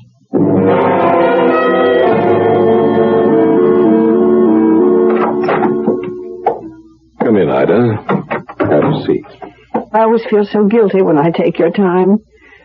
Each examination seems to produce exactly the same result. Well, that's no reason not to keep examining you. Then there isn't any change. No, Ida. No change. What have you been doing lately? Well, I've been sitting in the park a lot. I see. It's a bit ridiculous, isn't it? I have this glamorous terrace. I could sit there like a queen and view the whole park and all the people in it. But I prefer to sit on a bench and watch the squirrels and listen to the children. Well, I think that's a good thing, frankly. To be on the ground, in touch with things. Herbert never believed in that. Herbert liked to get away from the smell of the crowd. Yes, that was the phrase he always used, the smell of the crowd. My husband knew a great number of unkind phrases. Well, I never knew him, of course. No. Neither did I suppose. Even when he was lying in his coffin, I felt as though I was saying goodbye to a stranger. And after Mr. Mallory died, how soon after that did the paralysis set in? Oh, it was about a month. Yes, a month after, I suppose. That soon? Yes. And now it's been how long since you haven't been able to move your hands? 5 years. Can you believe it, Doctor? I can't. After the first 6 months of this terrible paralysis, I thought I couldn't go on living with these stone fingers of mine. I thought it would be preferable to be dead. But you never lost hope of a cure. No. I mean, that's what's kept me going. The hope of a cure. Oh, and something else. I suppose one must say a kind word for money. If there was one thing Herbert did in his life, he managed to leave a very rich widow behind him. Ida, I hope you won't misunderstand what I'm going to say. Doctor, you don't have to say it. I know what comes next. You're going to advise me to get out of myself, to stop thinking about my poor hands and think about other people. Charity work. Well, Ida, that's one suggestion. Oh, if you knew how many charity committees use my name, or how many thousands of dollars I give to every foundation with an impressive name. Ida, I was going to talk about going back to that psychiatrist. Oh, that. I honestly think you gave up too soon. If you'd given the man a chance... Dr. Merritt, my hands are paralyzed. I'm not imagining it. They're paralyzed, frozen, insensitive. You made all the tests yourself. Do you think I've been faking? No, of course not. The illness is genuine, but sometimes the origin of an illness of this nature can... It's all in the mind, yes, of course. All in the mind. So easy to say that. So many doctors have told me the same thing. It's so much easier to blame my mind than their own favorite. Ida, please. Doctor, excuse me. It's time for me to go. You've got lots of patients waiting for you. Some of them you might even help.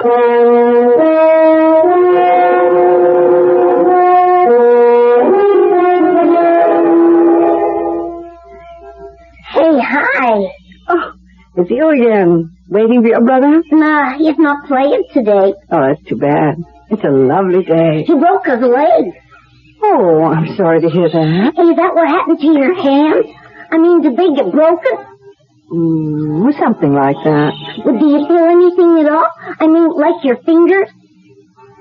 You're a very curious boy. Did anyone ever tell you that? Can I just touch him, lady? Please? No, please don't. Hey, you kid. Now cut that out. Well, Stop bothering this lady, you hear me? I wasn't bothering her. All right, now go on, get out of here, leave her alone. Okay. I just wanted to touch her.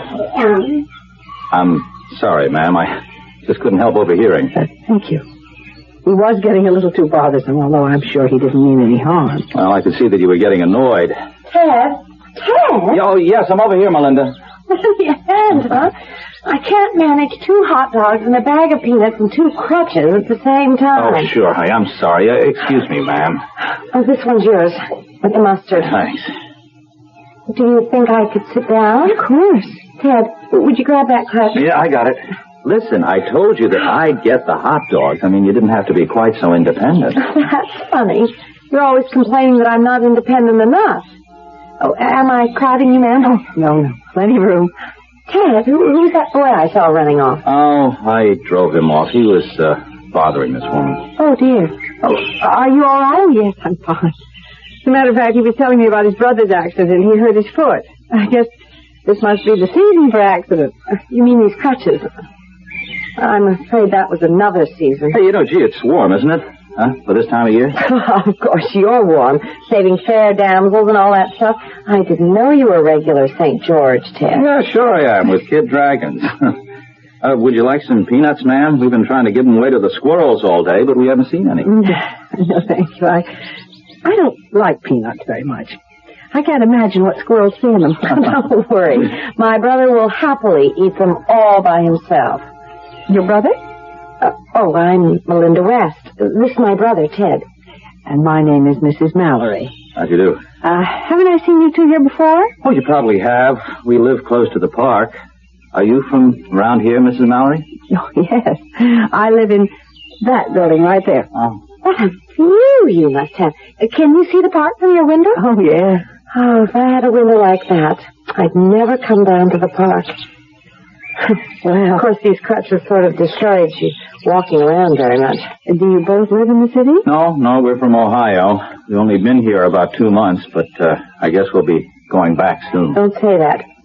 Don't even think that, Ted, please. I'm sorry, Melinda. I didn't mean to... I gather that you don't want to leave. Well, not if it means that... Well, the truth is, we came here to see a doctor, a surgeon who specializes in cases like mine. You see, I was in an automobile accident 2 years ago. I haven't walked since. Oh, I'm so sorry.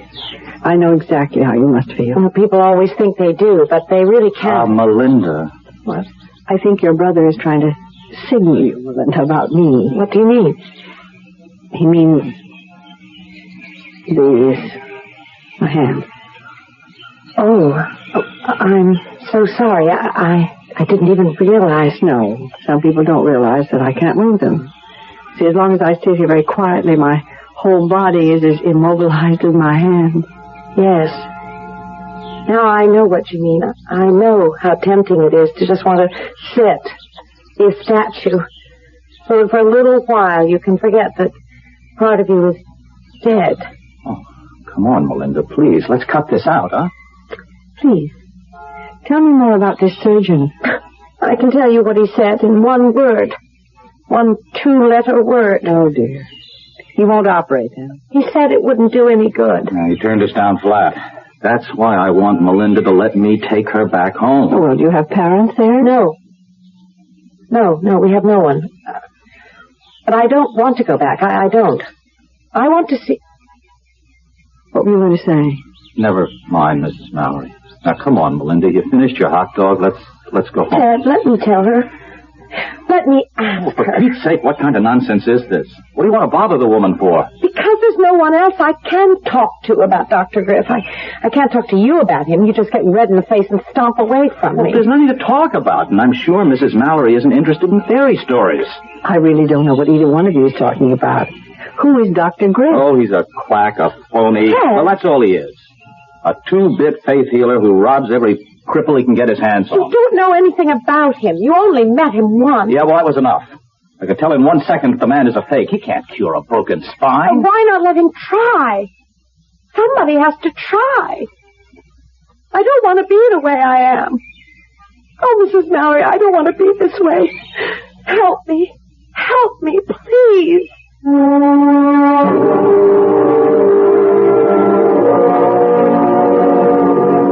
Well, Mrs. Mallory's physician would be very pleased right now. At last, his patient seems to be taking his advice to interest herself in the outside world, in problems other than her own. But how involved will those problems become? We'll wait to find out until I return shortly with Act Two.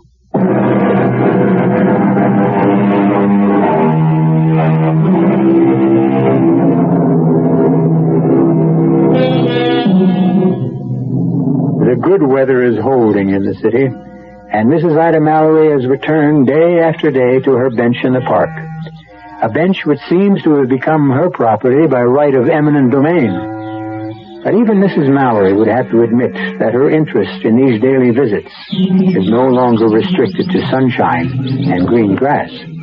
Each day she hopes for another glimpse of the young couple, the scowling brother and his pretty, pathetic sister.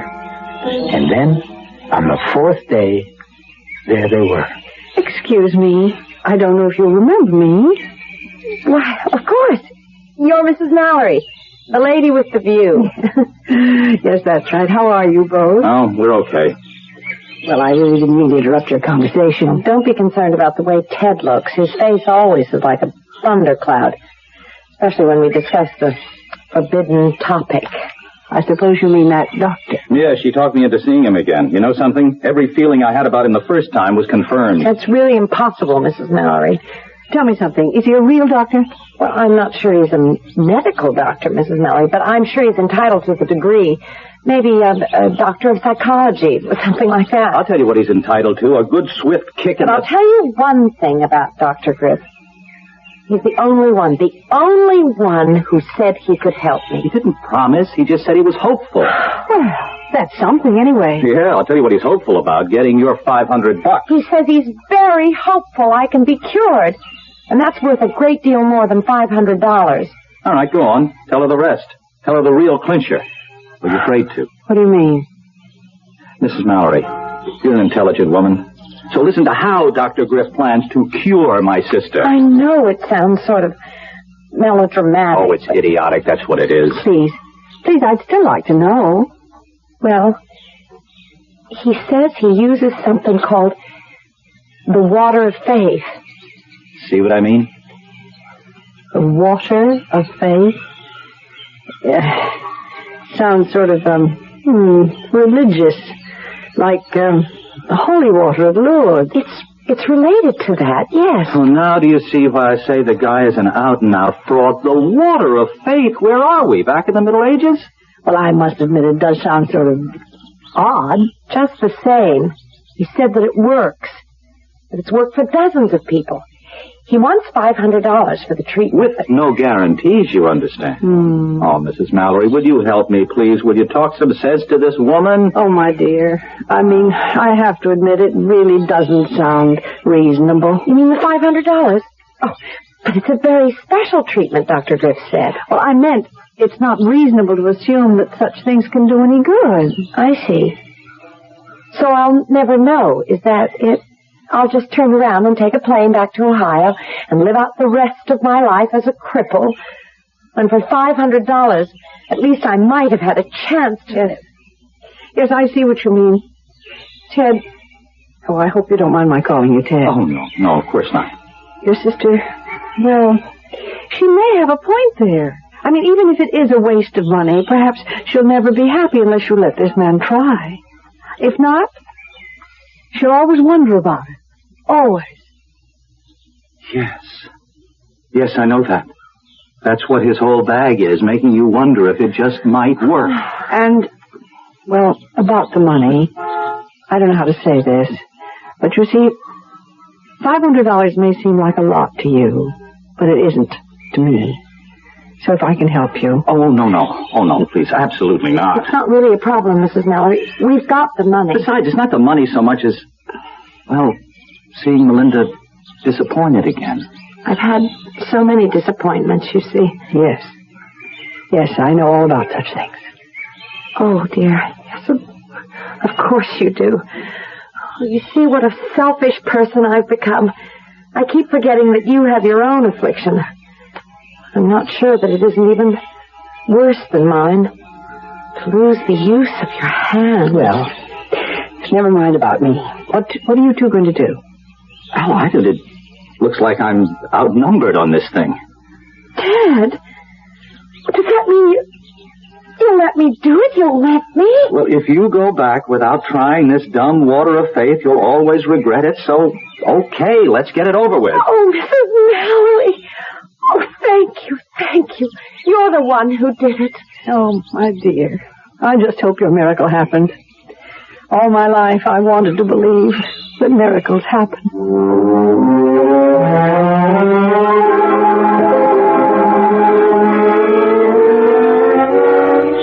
Melinda? Wait a minute. Oh, Mrs. Mallory. Well, you move faster on those crutches than I do on my 2 feet. You're not here alone, are you? No, Ted's with me. I just wanted to take a little stroll by myself. No, that isn't true. We just had another fight, and I had to get away from him. Oh, dear. Now, that doesn't sound too good. Well, you know how Ted is. Well, I haven't seen you for 2 days. How are you? The truth is, I don't really know. But I've started treatment, Mrs. Mallory. With Dr. Griff? Yes. I started about 5 days ago. And it's nothing at all like what I expected. Well, tell me about it. Well, you remember how silly it all sounded, this water of faith business. Well, it sounded a little theatrical. But it isn't.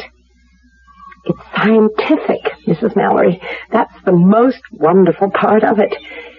Dr. Griff only used that phrase as a convenient description of the drug. What drug is that? Well, maybe I shouldn't tell you this. Why not? Well, I don't know. I have the feeling that there might be something slightly illegal about it. The drug he uses. The psychedelic suggestion. Psychedelic suggestion? Now, what on earth is that? It's the technique Dr. Griff uses. He uses it to liberate the mind from its control over the body whenever that control is negative. I'm sorry, I really don't understand that kind of talk. Well, I'm not saying I understand it myself completely. But it does sound to me as if he believes that your illness is psychosomatic. I don't know, Mrs. Mallory. All I know is that I have to go through with it. Kill or cure. It isn't a dangerous treatment, is it? No, I'm sure it isn't. It's more like a sort of a hypnosis. I go to his office, he administers the drug, and then he talks to me. And that's all there is to it. And? Has it helped? I think I'd better go back to Teddy. He's probably getting worried about me. Melinda, please tell me if... Melinda, look out! On a bicycle! Melinda. Sorry, Mrs. Sorry. Melinda, are you all right? Let me help you up, miss. Oh, you idiot! I mean, can't you see that girl is crippled? Quick, give me that crutch. Oh, just sure. Wait. I think I can manage to pick myself up this way. Now, just take it easy. Mrs. Mallory. What is it? Are you hurt? No. No, it's my leg. Did you see that? My leg bends slightly at the knee. No, I didn't see it. Miss, if you're sure you're okay. Oh, get out of here. Go away and be more careful next time. Oh, Mrs. Mallory. I'm sure it happened. I saw it happen. My leg moved. For the first time in 2 years, it moved.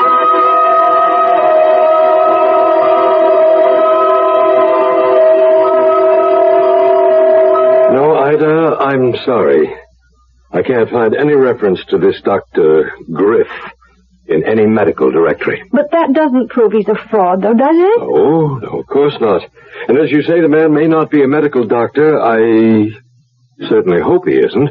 Well, why do you say that? Pride of profession, my dear. We don't like to have faith healers bearing the same credentials. And that's what you think he is, a faith healer? Well, of course. Oh, I'm not knocking the power of faith, far from it. Very often it's simply another way of getting at psychosomatic difficulties. Oh, I hate that word. I know you do. Oh, I've been through all that psychosomatic nonsense. All those doctors who tried to tell me that my paralyzed hands were, well, what they are. But there's something in me, some emotional problem. You didn't give them much chance to prove or disprove it, Ida. I did. I submitted to their therapy, even if I didn't believe in it, and it didn't do the slightest bit of good. Well, maybe if you had believed them, it would have. Flesh is flesh, Doctor. Bone is bone. That kind of therapy can't make my hands move any more than it can make that poor girl walk. And I have a good mind to tell him so. Please come in, Mrs. Mallory. Thank you. Won't you have a chair? What? Well, do you mind if I ask who referred you to me? Well, actually, it was one of your patients, Melinda West. Yes, of course. A very charming young woman. Have you known her long? Just a few weeks. See, I haven't seen her for the last 10 days or so. How is she coming along? Well, actually, you'll get a chance to see her soon. She has a 3 o'clock appointment with me, which is only a few minutes from now. So, if you wouldn't mind telling me what's on your mind, Mrs. Mallory. Well, I just thought it would be worthwhile talking to you, Doctor. About yourself? Well, as you can see, I am afflicted. Do you mind if I look at your hands? Yes, frankly, I'd rather you wouldn't. Not just now. I'd rather hear something about yourself, about this treatment of yours. Melinda said something about a technique you used called psychedelic suggestion. Now, just what is that? It's a medical principle. As old as mesmerism, as new as chemotherapy. The power of mind over body. Huh? Psychosomatic. Well, who knows what afflictions is psychosomatic. Some illnesses start with the emotions, some with the body. And more often, it's a combination of both. Really? Germs aren't imaginary. Viruses are very real little creatures. Yet the mind has strange powers over them to make them hurt us or to render them harmless. All right, then. What about a broken leg? Can the mind cause that? Of course. If you use your head, you wouldn't break your leg in the first place. Oh. You're thinking of Miss West, of the fact that she suffered a spine injury. That's right. I hardly see how you can correct something like that. You've seen her x-rays, then? No. You believe the damage is neurological? Well, I know nothing about it. That's strange, Mrs. Mallory. You certainly seem to have an opinion. Be careful, though. You don't have a medical degree. Someone might call you a quack. Listen, Doctor, I came here... Oh, excuse me, Mrs. Mallory. Ah, Melinda. I'll be with you in just a minute. No, come to think of it. Why don't you come in now? There's a friend of yours here. A friend? Oh, it's I, Melinda, Mrs. Mallory. Oh, Mrs. Mallory, how nice to see you. Come in, Melinda, please. Melinda? Your crutches. Where are your crutches? Look at me, Mrs. Mallory. I can walk without crutches now. I'm not very steady, but I can walk.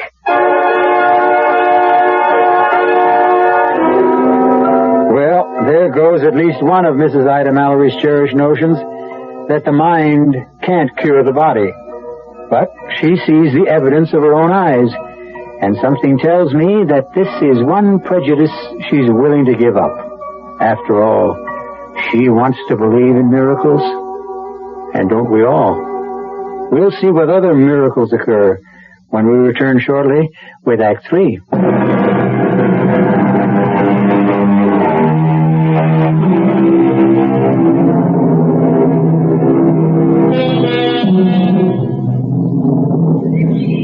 Mrs. Ida Mallory has spent a sleepless night, dreaming of things she never thought possible.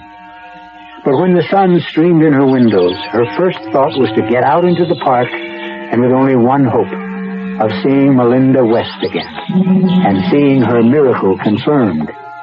It's true. It's really true, Mrs. Mallory. Even Ted has to admit it. Well, I guess there's something to it, all right. I haven't seen my sister off those crutches in 2 years. But how did it all happen?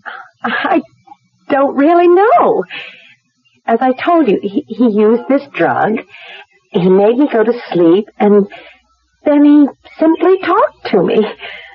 At first there was nothing, and then I started feeling life in my legs again.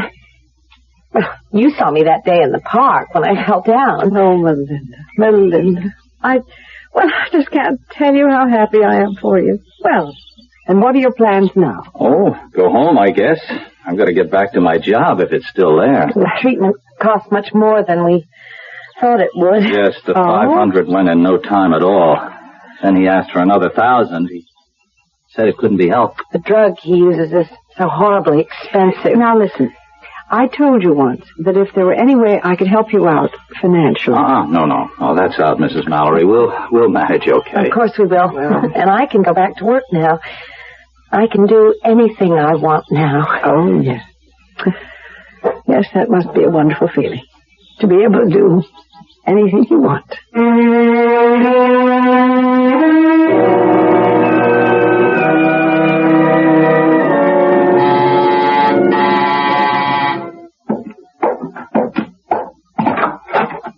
Mrs. Mallory, please come in. Thank you, Doctor. You know, it was really very good of you to see me on such short notice. That's quite all right. Please sit down. Thank you. Well, I don't quite know where to begin. Well, suppose I begin for you. You've been thinking about Melinda West. Yes, I saw her only this morning. She really is cured, isn't she? Yes, Mrs. Mallory. In my opinion, the young woman was cured. But you realize that all I really cured by psychedelic suggestion was the illness that existed in her mind, not her body. But I still don't fully comprehend it. I'm sure there was no real neurological damage to the girl. Oh. I think her bones and muscles and nerves were all in the proper place and functioning normally. Only her mind wasn't. But she seemed so sensible. Mrs. Mallory, do you know the story of that accident? I beg your pardon? Did Melinda ever tell you exactly what occurred that caused her injuries? No, as a matter of fact, she didn't. She simply said it was an automobile accident. That's correct.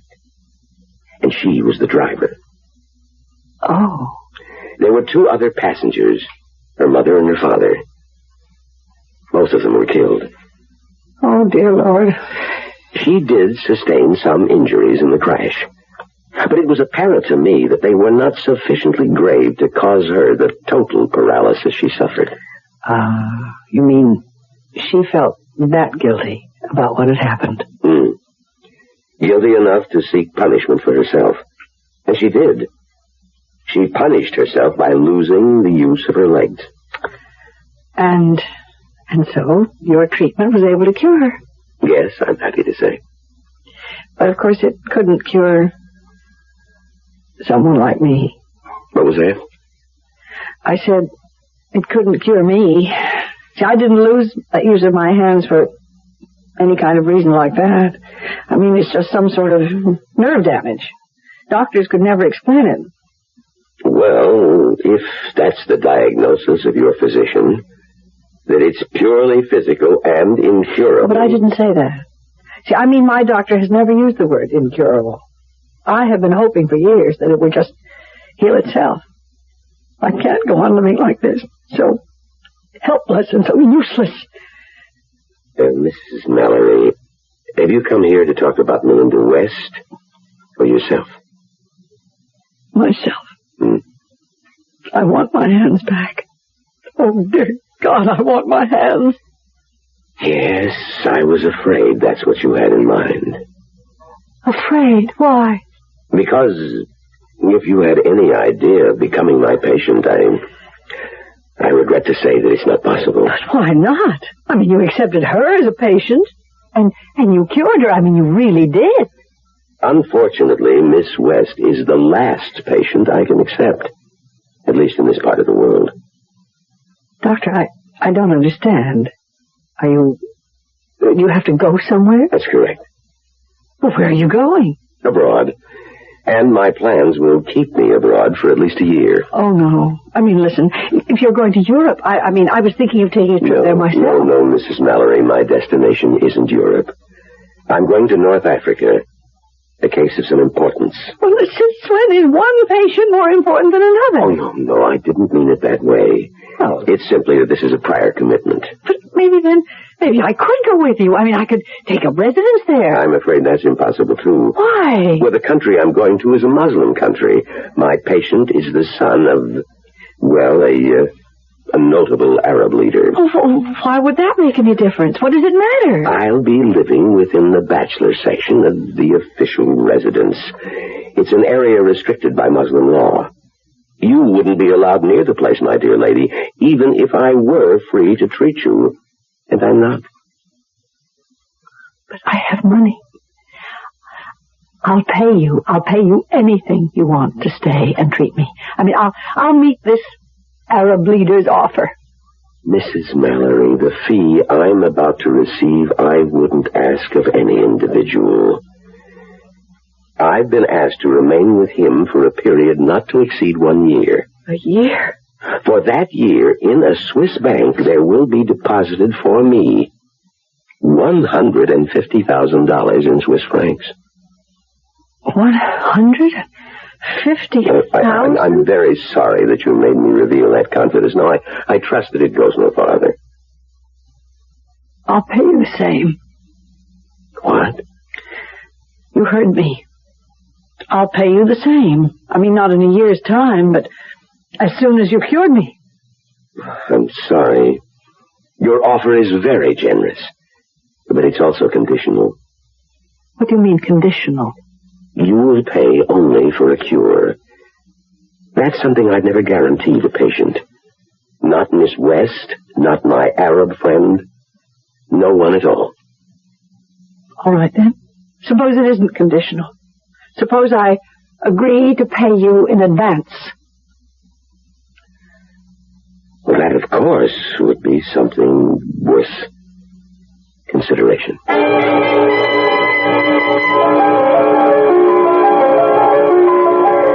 Well, hello, Dr. Merritt.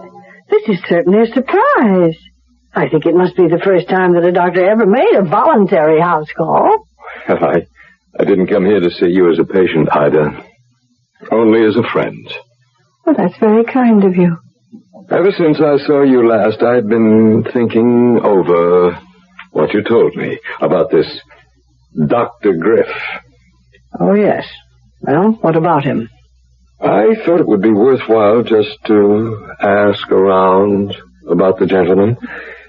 And last week I was attending a joint conference of my medical association and psychological group. Mm-hmm. Well, anyway, I did learn something that I thought you might be interested in. There is no Dr. Griff. Well, what was that? Oh, maybe he has a Ph.D. and tacked that in front of his name, but I'm quite sure that the man is not a medical doctor. All right. Be that as it may, he's still not necessarily a fraud. Well, I didn't say he was anything. But I suspect that your original judgment was correct. But that he's not someone to be trusted. But you don't know the whole story. Well, what I do know is you're more impressed with a man than you were willing to admit. Isn't that right? Dr. Merritt, he cured that girl. What? You know that girl I told you about, the crippled girl? She's walking again. I saw her walk. Well, I suppose that could be true. Faith healing does have its successes. Well, I'm sorry, Doctor, but I'd rather not discuss this any further. Oh, wait a minute. I don't like the way you sound. Ida, have you made any sort of arrangement with this charlatan? Dr. Merritt, I appreciate your interest, but I refuse to say another word about this matter. I mean, do you understand? Not another word.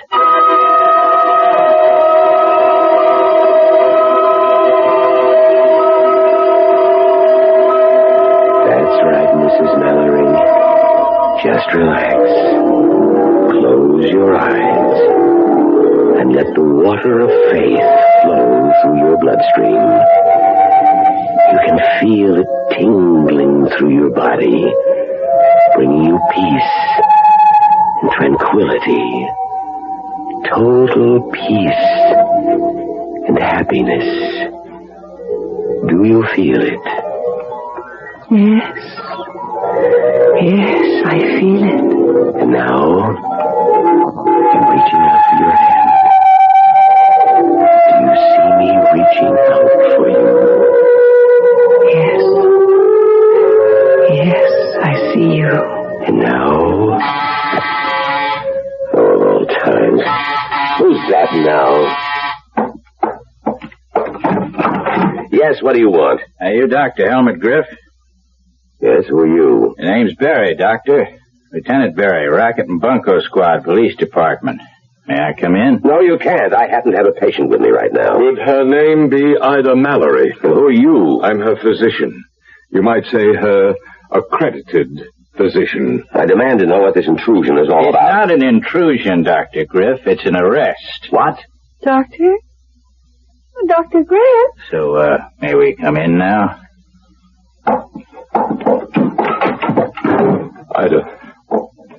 Ida, are you all right? Yes? Oh, what is it? I mean, All what's right, happening? Ida, everything's going to be fine. They've got them all now, all of them. Well, what are you talking about? Is this the lady, Doc? Yes, this is Mrs. Mallory. I don't think she's in any condition to talk. He's obviously given her some kind of drug. It's a legitimate drug, a perfectly legitimate sedative. Yes, of course, Doctor. I'm sure it's nothing very unusual, Seconal or something of that nature. No mysterious water of faith. Please, won't someone tell me what's going on? Now, I'll tell you, Ida, but it may hurt just a little.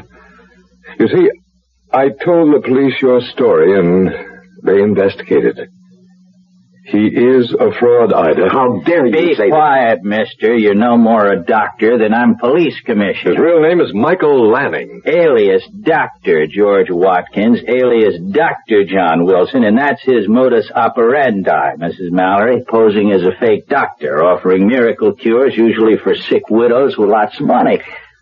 Oh, but he cured her. I mean, he cured Melinda. This is the part that may hurt most, Ida. He did not cure Melinda West, because Melinda West was never crippled to begin with. I know, it was just psychosomatic. No, Ida. Just crooked. What? She was in on the racket with him, Mrs. Mallory. Her real name is Anna Fraser. Oh. Her so-called brother is Tony Fraser, and I'm sorry, they're not brother and sister at all. They're man and wife. No, and I believed them. Well, we haven't caught up with those two yet, Mrs. Mallory, but we will. Oh, I brought some pictures for you to identify. No, I don't want to look at them. I can't bear to look at them. Please, Ida, you must. But I don't want to prosecute them. I don't. Why really. not? They're crooks, plain and simple crooks, all three of them. I don't care. You have to help us now, Ida. You have to identify these parasites. Now, please, look at the photographs. You know something, Doctor? Sometimes people set out to do good and end up doing harm. And sometimes it works the other way around. What do you mean? Hey, now, stop that. Now, don't rip up those photos. Ida, what are you...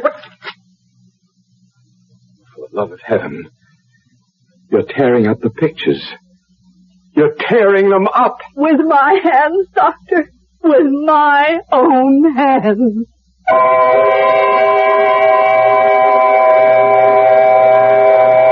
Well, they say that it's an ill wind that doesn't blow someone some good.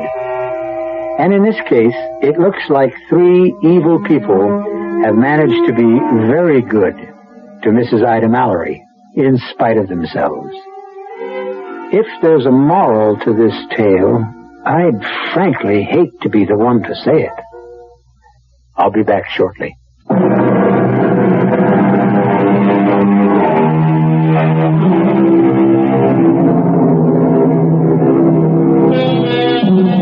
No, we're not recommending that the best way to cure your ills is to fall into the hands of confidence men. Mrs. Mallory was one of the lucky exceptions. But if you heed our advice, the next doctor you meet who just happens to be leaving for North Africa to treat an Arab chieftain in a remote palace, well, be a little bit suspicious, okay? Our cast included Celeste Holm, Patricia Elliott, William Redfield, E.V. Juster, Arnold Moss, and Leon Janney.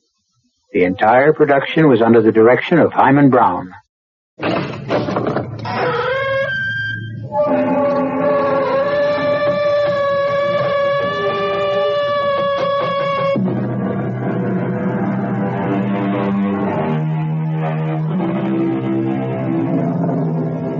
Come in.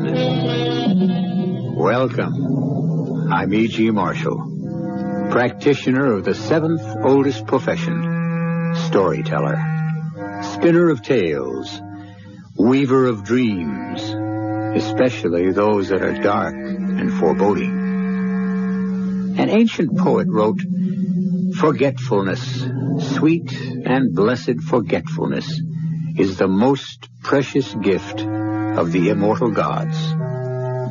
For the innocent to forget, and for the guilty to be forgotten, is to receive, finally, the benediction of amnesia, the sweetest spirit of all.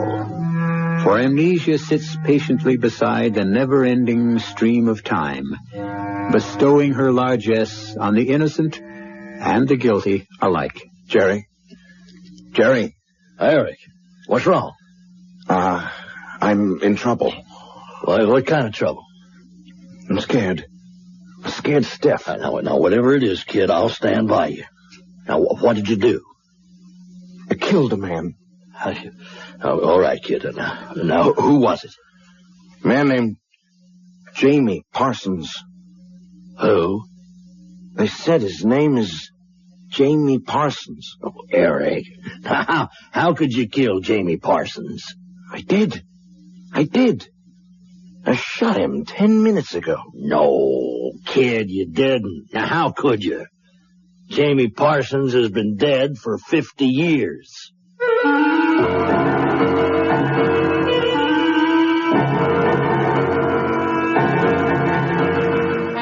Our mystery drama, A Bride for Death, was written especially for the Mystery Theater by Sam Dan and stars Tony Roberts.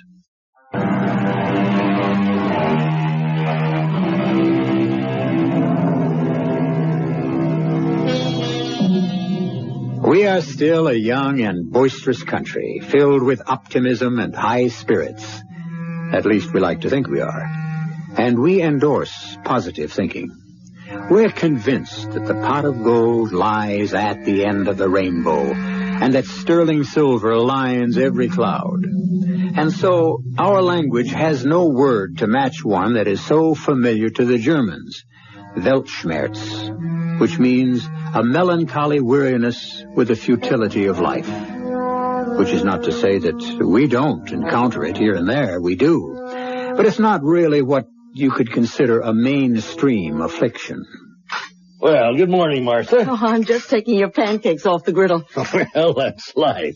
You know what life is? Timing. Now, you be there at that exact split second. Now, that's enough, Jerry. 2 philosophers in this house at one time is more than I can put up with. Well, Shakespeare down yet? And don't call him Shakespeare. Well, why not? He's a poet, ain't he? Oh, here. Feed your face and give us a rest. Okay. Now, you tell me. Now, here's a boy, 25 years old. He's been to college. Means he's got brains. He's good looking. Means he's got no problem with women. Jerry, I'm worried about Eric. Worried? For crying out loud. What's his problem? Oh, I don't know. Well, it doesn't help that he can come running to his big sister any time he needs it. It's just that, I don't know, he feels rejected. Rejected? Why, that boy is welcome wherever he goes. No, Jerry. He's actually being rejected by the editors. He sends his poetry into a magazine, and back it comes with a rejection slip. Well, I read some of those poems, and I couldn't make head or tail out. Oh, what do you know? Well, I know what I like. You know what he ought to do? He should get a job. He's trying to find himself. Oh, I pass. Good morning. Oh, Eric, you're just in time for breakfast. I only want some coffee. You can tell that this is a city boy. Eric, you really ought to have a good breakfast. Sugar and fresh cream, Eric? I'll take it black. I've got this headache. Oh, look, you better see a doctor. No. He doesn't need a doctor. He needs to have a good time, raise a little hell. Hey, why don't you come with us, Eric? Here to the dance at the Grange Hall tonight. Put your arm around a pretty girl, the whole world is different. I wish the whole world could be different. Now, Eric, you just can't get serious at this hour of the morning. You're going out for a ride. Saddle up Duke or Admiral, and you just look at that sky, and you just breathe that air and enjoy that sun. And you know how you feel? I remember that poem you once recited when you were a kid. And you'll say it again. God's in his heaven, and all's right with the world.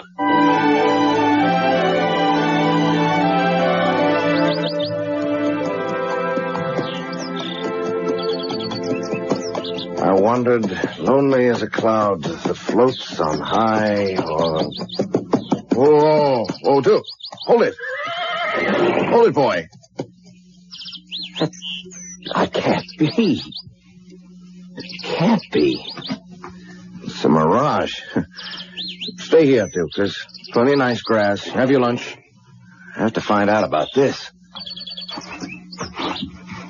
It's incredible. Out here? This type of architecture? Out here? Jamie, darling, I knew you'd come. Oh. I'm sorry. I'm not Jamie. Oh, I see. I've been waiting for Jamie to come back from the war. The war? Yes, the war. And now I know who you are. Well, who am I? You're Jamie's best friend, his buddy in the fight. And Jamie fell and he died in your arms, and with his dying breath, he made you swear to come and tell me I'm the only one he ever loved. But, after I've finished crying for Jamie, you and I will fall in love. I almost wish that were true, but that's not what happened. I was just riding by, and I was struck by the look of the house. Were you? It's fantastic. This ornate, late Victorian architecture is so perfectly preserved. Do you like it? It's fascinating. Well, I think it's just too much gingerbread. Granddad built it. I've never seen you around here. I'm visiting. Jerry Carraway's my brother-in-law. You can't mean Jerry. You mean Oscar. No. Oscar Carraway owns the farm over on Stillwell Creek. I think that's what they call it. Well, that's Oscar. Jerry can't be anybody's brother-in-law. He's hardly a year old. I suppose we're talking about two different people. Now, if you're kin to the Carraways, I am going to invite you to come inside and have a nice cool glass of lemonade. Well, thank you. Come on into the parlor, and we'll sit. I don't know what is the matter with me. My name is Julia Sanford. And I'm Eric Mills. I can't get over this. What?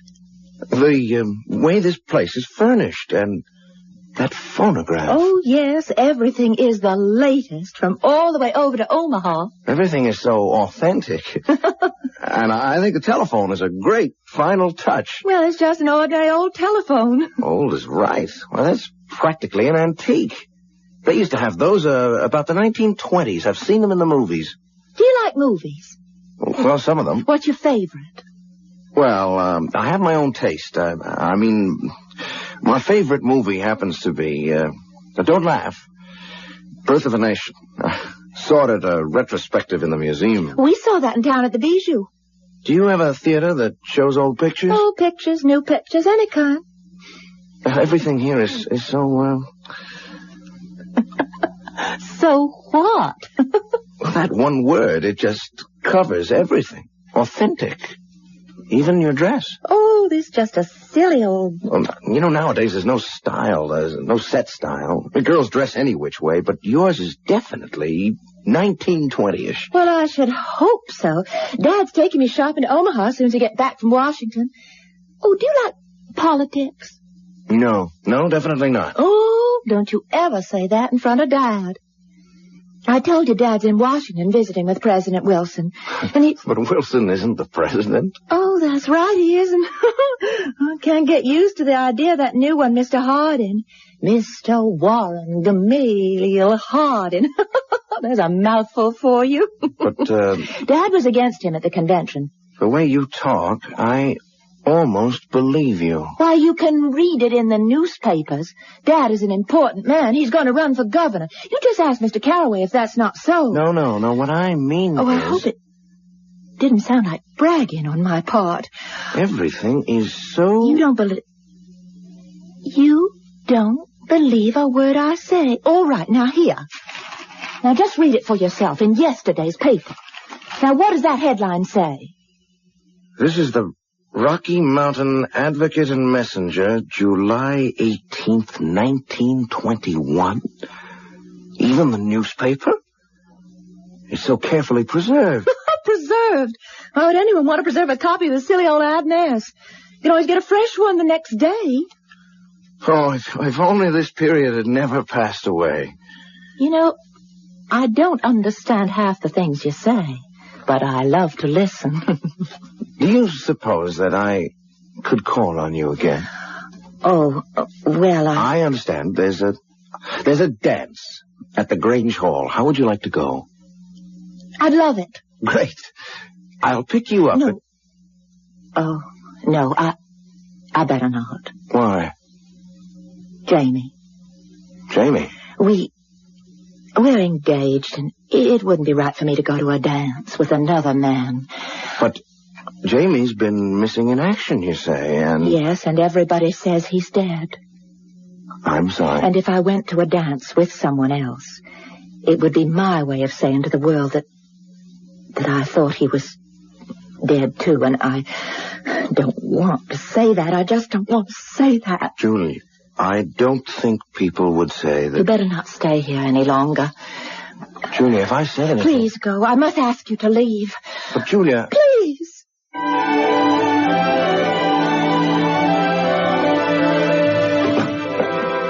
Supper in a half hour, Jerry. That smells great. Now, whatever do you put in your stew? Cooking is my business. I have to hand it to you, Martha. It's a miracle business. Now, evidently, it's done wonders for Eric. He's chopping wood. He's humming a tune. Eric? Yeah, as happy as a jaybird. What's got into him? You're cooking. Now, what else? Hello, folks. How's our happy little homestead? Eric, darling, are you all right? No, I'm not all right. I'm magnificent, spectacular. What's gotten into you? The French say, cherchez la femme. Oh, you be quiet. Oh, he's right. Oh? Well, who is she? Well, there may be one or two little complications there, but nothing I can't handle. Why didn't you tell me? Tell you what? Tell me you had a museum here. Museum? Oh, there ain't no museum. It's a wild place, and it's a gem. It's authentic to the tiniest detail. Eric, please tell us what you're talking about. Dedicated to the 1920s. What is? This museum. Oh, but there isn't any museum. Yes, there is. Where? Oh, come on now. Quit pretending. She works there. I suppose she's the curator. Who? Her name is Julia. Julia? Oh, you'd know who she is, Jerry, because she has to be the prettiest girl in town. Eric, this museum, just tell us where it is. But it's down the road from here. It can't be more than 2 miles. It has the most beautiful garden and lawn. And the house is a perfect example of late Victorian. I think it's called the Sanford House. It's the most beautifully kept... What are you looking at me like that for? Eric... The Sanford House is an old ruin. It's falling apart. But I was... And it's so overgrown that If you didn't know it was there, you couldn't even see it from the road. No, I was just inside, and it was... Eric, are you sure that you... I was inside the most beautiful... Now, you think you'd better see a doctor, Eric, huh? But I was. Eric, do you want us to ride back there with you and prove it? Are you saying that the girl, the house, that was all a dream? But I wasn't dreaming. I know I wasn't dreaming. And he wasn't, because we were there too. Unless it's possible that we were dreaming also. Well, every young man should have a wonderful girl of his dreams, and it's just fine if that's where she stays. It's when she materializes that you can run into a problem. I shall materialize again shortly with Act 2.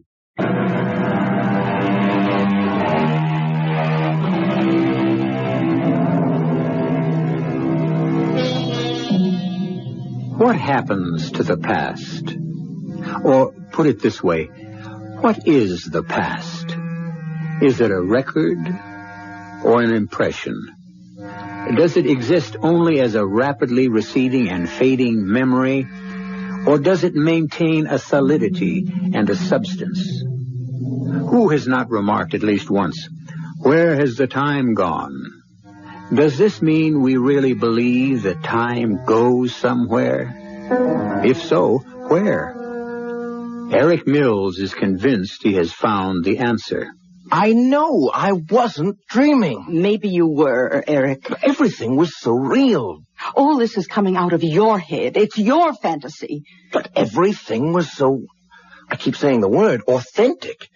She even knew your father's name, Jerry, Oscar. Well, it's like Martha says, Eric. Now, this is what you know. And I never knew your father's name was Oscar. Of course you did. Not consciously, perhaps, but I can swear I saw... Yeah, Eric, now you did see it. Now, you wanted to see it.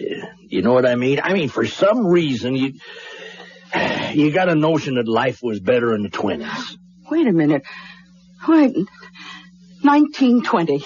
Remember, Eric? Do you remember? Remember what? The Bartlesby Tavern and Inn. No. Oh, you do. Up in Connecticut. Mom and Dad took us there every summer. What does this have to do? There was that poem printed on the wall. What poem? About the year 1920. The year the tavern was built. I don't remember anything about it. Sure. Look, you weren't even 4 years old, and I recited the poem. And you were able to memorize it just from hearing me read it once. Oh, Mom thought you were a genius. I don't know what you're talking about, Martha. Listen, see, now, I was built in 1920 in a time of peace, as a place of plenty. Let no care or trouble enter. Finish it for me, Eric. For love and joy are at my center. You see? Well, what does that prove? I mean, that I could make up a whole thing about being back in the 20s? You could do anything. Jerry. What I mean is, with his imagination, anything is possible. Yes, and you've talked about the 20s. Oh, maybe I have. As a writer, as a poet, would you have rather lived then or now? Oh, hey, now what kind of question is that? Huh? He'd be dead now if he lived back then. He knows what kind of question it is. Whatever you say, I know where I was this morning. Yes, Jerry, where you always wanted to be, back in the 20s when it was easier to be a poet. Martha, everything is relative to when you were alive. But you'd rather have been alive when Hemingway was young. With Fitzgerald, you'd want to be in Paris with Gertrude Stein and Picasso. You feel that people like them would be more apt to notice your worth than the people of today. Well, what if that's true? What if it's true? Yeah, sure. I mean, the 20s were a more exciting time to be alive, but does that mean that I could just conjure them up?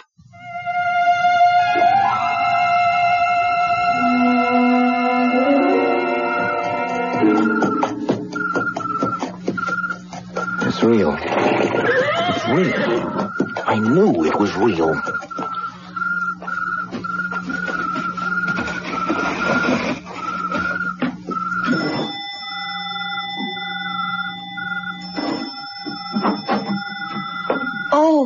Julia, Oh, now, I said I could not go to that dance. may I come in? Well, Just for a little while. all right, but just a little while. Julia, I had to come back to you. Eric, if you're going to start that kind of talk, I'll have to ask you to leave. Right now. After all, After all, I am an engaged girl. Oh, listen. Isn't that a swell number? Oh. Now, I promised Dad I wouldn't use that word. What word? Swell. Dad hates slang. Julia, may I ask you a question? What year is this? What kind of a question is that? Oh, please, Julia. Only this morning you saw the paper. What year is it?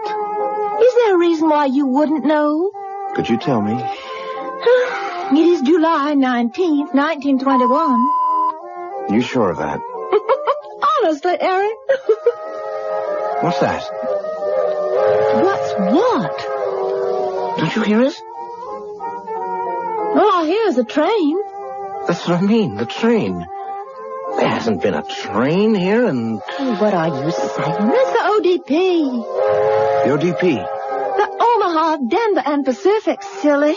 Everybody knows. Are you sure you're all right? Yes, I'm sure. You know, this afternoon I promised you a glass of lemonade. I think you could use some refreshment now. Excuse me. I heard it. I know I heard it. Wait a minute.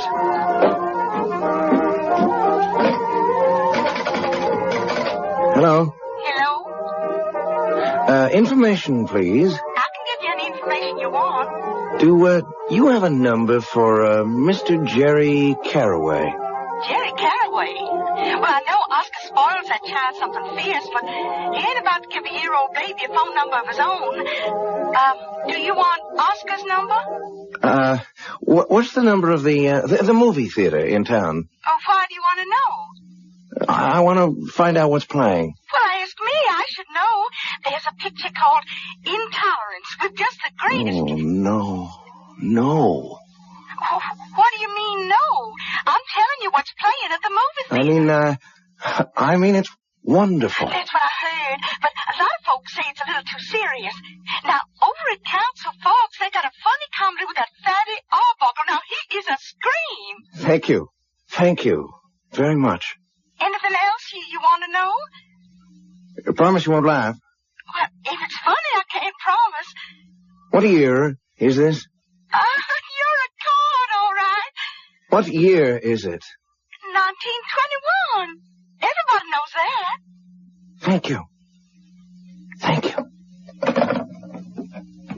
1921. And here we have some of Amy's famous lemonade. Isn't it good?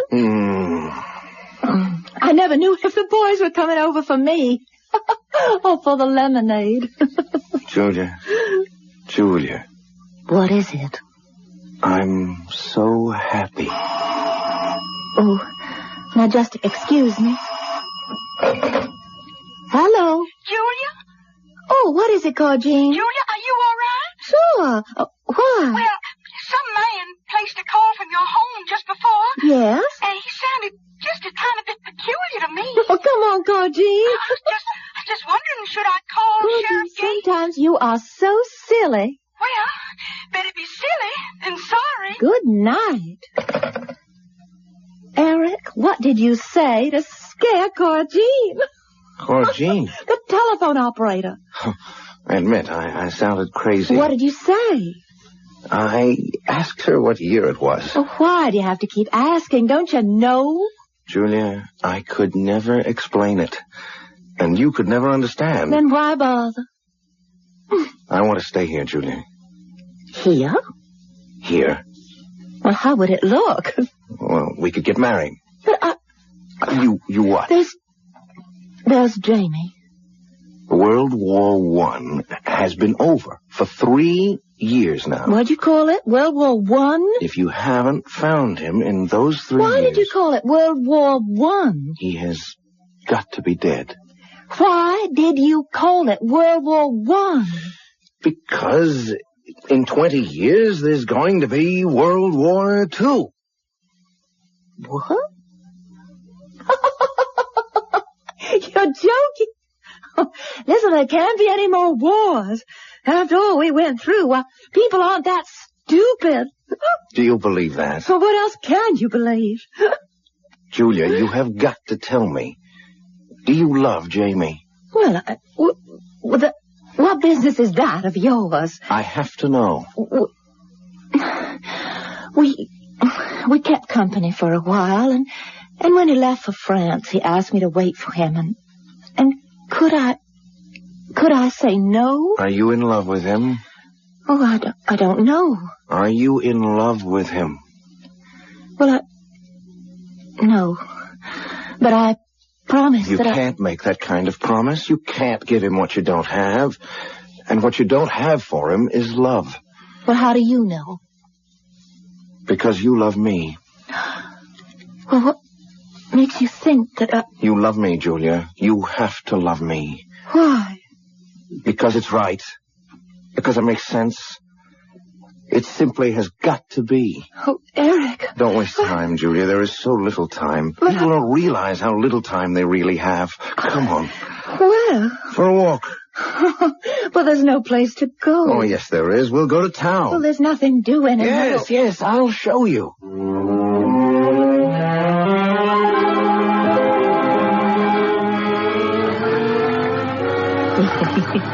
You are having so much trouble with Dad's old car. I can't get used to the way these gears shift. Well, here we are. It's beautiful. Well, nothing ever happens here. There's the drugstore, and the hay and feed store, and the moving picture house. And they just took the sidewalks in for the night. That's a local joke, Eric. Oh, and the train. Well, let's stop at the station. Well, if somebody flags it down. Uh-oh. What's the matter? Oh, it's old Lady Haskins. I don't want her to see me out with a fella. It'll be all over town. Take me home, Eric.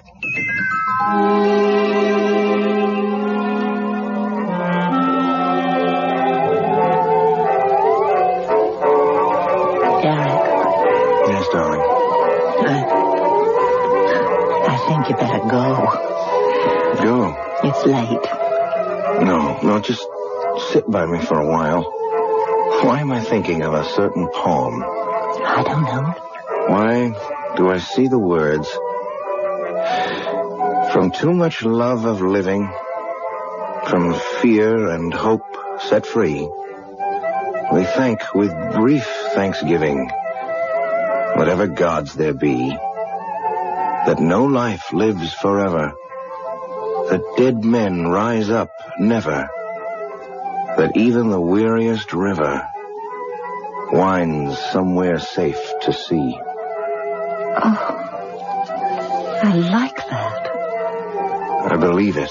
That no life lives forever, that dead men rise up never, that even the weariest river winds somewhere safe to sea.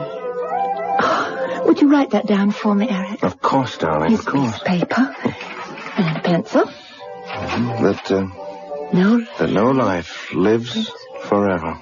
Oh, Eric. Eric, I know now. I know in my heart that Jamie is dead. And I'm glad. I shouldn't have said that. But you see, now I know that our love, which is so sweet to us, will cause no one else pain. And even the weariest river winds somewhere safe to sea. Here. Oh, Eric, this is the first gift you ever gave me. We're safe. We're safe here. It's just as I dreamed it would be. Oh, that must be Dad calling from Washington, D.C. He's probably going to tell me about his meeting with the president. Well, I'll have more important news for him. And I want you to say hello to Dad. Hello, Daddy? Daddy? Julia. Oh, who is this? Julia? Jamie! Yes, Julia. It's Jamie.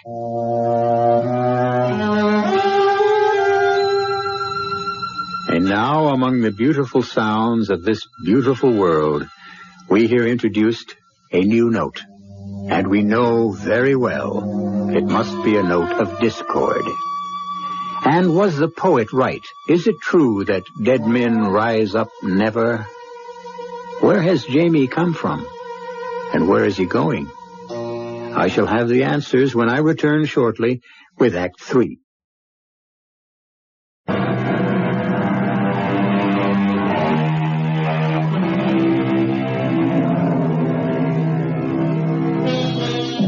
And suddenly, it's 1921 for Eric Mills, who wasn't even born then.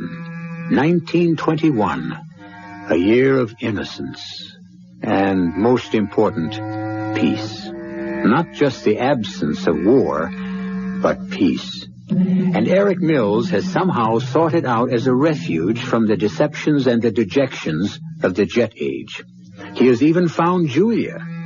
But so has Jamie, Julia's doughboy fiancé, who evidently didn't die at Chateau Thierry. Jamie? They told me you were dead. They left me for dead. And for a long time, I didn't know who I was. And then I remembered. I remembered you. And I've come home. Jamie, I've got to... I just got off the train. Jamie, dear. I'm coming home, Julia. I'm coming home to you. And I'll run from the station. I'll run all the way. Jamie, wait. You remember how I could run all the way? I can run even faster. Jamie, there is something I must tell you. There is something I must tell you. I'll see you very soon. It's Jamie. And he's alive. Darling, you and I, we love each other. But that was before... Before what? Before I knew Jamie was alive. Our love has nothing to do with anyone else. Jamie still believes... A lie. Oh, don't say it that way. How else can I say it? If you love me, then Jamie believes a lie. Oh, Eric, please go. Go. Quickly. Why? Before he gets here. No. I'm frightened. Don't be. I'm frightened. Here. No, darling, I'm frightened. Not for me, for you. Julia, there is nothing to be frightened of. Is. You don't know him the way I do. It doesn't matter. He's got a violent temper. He'll be bad enough to kill you. But I'll have something to say about that. Who says he can kill me? Is it better if you kill him? It's better for me. Oh, Eric, I don't want you to... To what? To be hurt. What can I do? I won't give you up. Oh, I don't know what to do. I am... Julia, you love me. I love you. We have a right to be happy. And Jamie? Sometimes there's only one way to say something. The only way I can say it is it's just too bad about Jamie. But I don't want us to hurt him. If Jamie is reasonable and sensible, why should anyone be hurt? Eric, he's here. He's here. Yes, darling. Oh, I'm terribly frightened. Listen, Jamie is crazy. He's always been a little bit crazy, but now... Julia. Oh, Julia, darling, I've come back home. Jamie. Hello, Jamie. Hello, Jamie, is that all you can say? Jamie... Hey, who's this? Jamie Parsons. Eric Mills. Who are you? He's a friend. No, that's not exactly true. I am more than a friend. Julia and I plan to get married. You what? You heard what I said. Never mind. Never mind what you said. I want to hear what Julia says. Well? Come on now, is it true? Oh, Jamie. Oh, Jamie, what?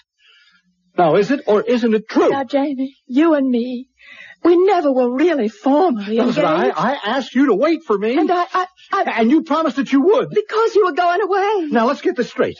You mean you are throwing me over for... Listen, why don't we just all sit down and talk intelligently? No, you aren't going to walk out on me. Now, never. Just a minute. Huh? Now, listen, I know you. You're slick and smart and smooth talking, and you hang around while a guy is off doing something important while he's fighting for his country. And you take advantage? That's not the way it happened at all. Why don't we talk about this, huh? All right, buddy. Now, look, I don't know who you are, but this is your lucky night. Now, you won't get hurt, provided you just walk out of here fast. Look, I know how you feel, but she doesn't love you. She's been in love with me since we're both 10 years old. Now, you tell him, Julia. Jamie, listen. But don't you see what she's trying to tell you? She doesn't love you. Julia, you can't tell me that. He is not going to have you. No. Jamie, don't. Please, put that pistol away. No, he won't have you. Please don't kill him. Why not? Please. Who deserves killing more, huh? Jamie, please. What do you think kept me alive all those months in the hospital, thinking of you, dreaming of you, picturing how it would be when I got back home? Well, I am home now, and I know what I gotta do. I won't let you.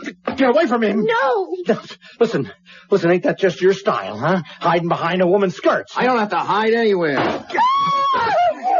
You better let go of that gun. I'm gonna kill you. Let go. Stop it, both of you. Stop it. Jamie? Oh, is it Juliet? Oh, it is.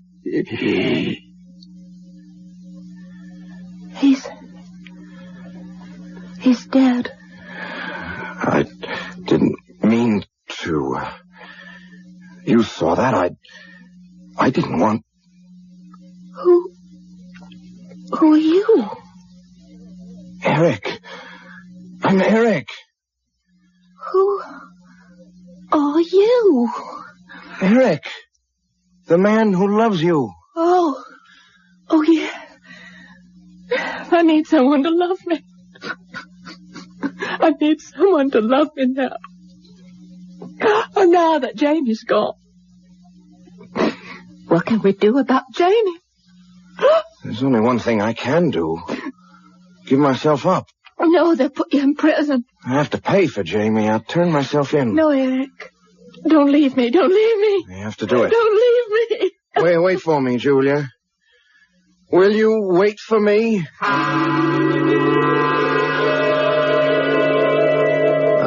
I'm looking for the sheriff. Eric. Now, Eric, boy, The sheriff. Where's the sheriff? I killed a man. You didn't kill anybody. Eric. Where am I? Eric, dear, drink this. Now, what has gotten into you? I killed a man. What are you saying? Who? His name is Jamie. Jamie Parsons. We were having a fight over this girl I told you about, Julia Sanford. Eric, you have got to listen now. Jamie Parsons was killed way back in 1920 or thereabouts. No! Please listen, Eric. Don't tell me I'm crazy. Eric, look, we found you wandering around on the road. I was looking for the sheriff. Eric, now way back after the first war, Jamie Parsons came home.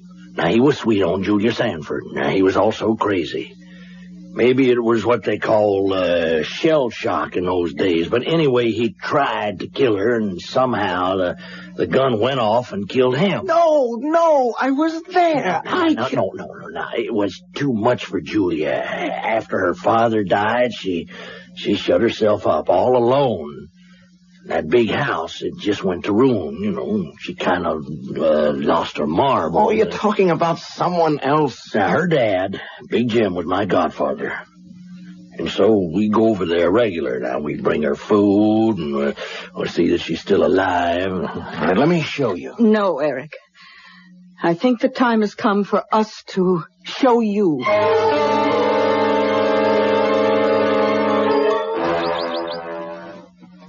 No, this can't be the place. The lawns, the gardens, flowers, it was like a park. Eric, this is the Sanford place.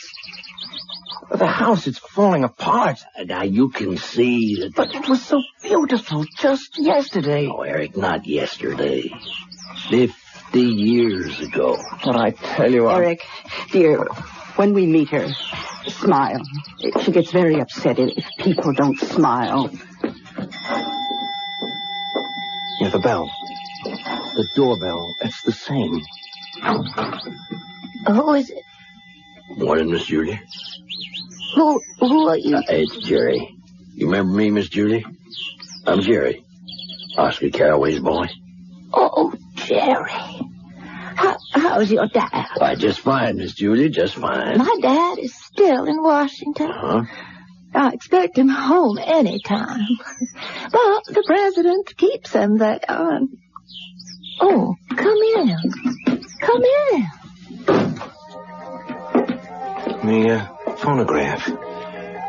Martha's here, too. Well, I am so glad. How are you, Martha? Just fine, Miss Julia. And we brought a guest. Oh, you know I don't like to meet strangers unless I have a chance to dress up first. Martha, you should have told me. But he's not a stranger. Now, he's kin. That's Martha's baby brother. Oh, well, that's different. His name is Eric. How do you do, Eric? How do you do, Miss Julia? Amy? Amy, please bring a pitcher of lemonade and 4 glasses. Eric. Amy's been dead 50 years. Eric. Now, I knew when Eric, once a sweet boy, was home from the war. You mean Jamie? No. His name was Eric. We were in love. So much in love. He didn't stay long. You all right, Miss Julia? I mean, is there anything you need? He wrote down a poem for me. I look at it every day. Every day. Read it, Eric. It is so beautiful. Oh, be careful. That paper's old and falling apart. Just like me. And the ink has faded. Can you read it? From too much love of living, from hope and fear set free, we thank with brief thanksgiving whatever gods there be, that no life lives forever, that dead men rise up never, that even the weariest river winds somewhere safe to sea.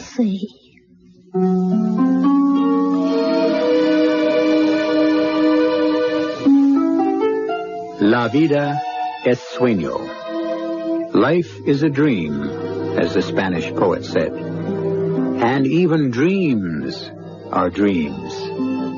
In that case, when are we dreaming? When are we awake? If we can't tell for sure who we are, how can we possibly know who we were? But whether here or in a dream, I, at least, shall be back shortly.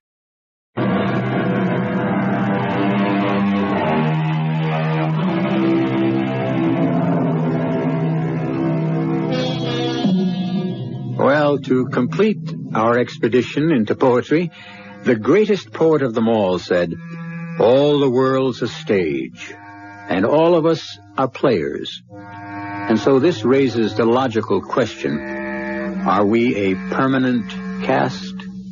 Do we keep coming back to play the roles for which we are best suited? Have we led these lives before? Well, you just listen to us again, and for an hour anyhow, you'll be able to lead a brand new life.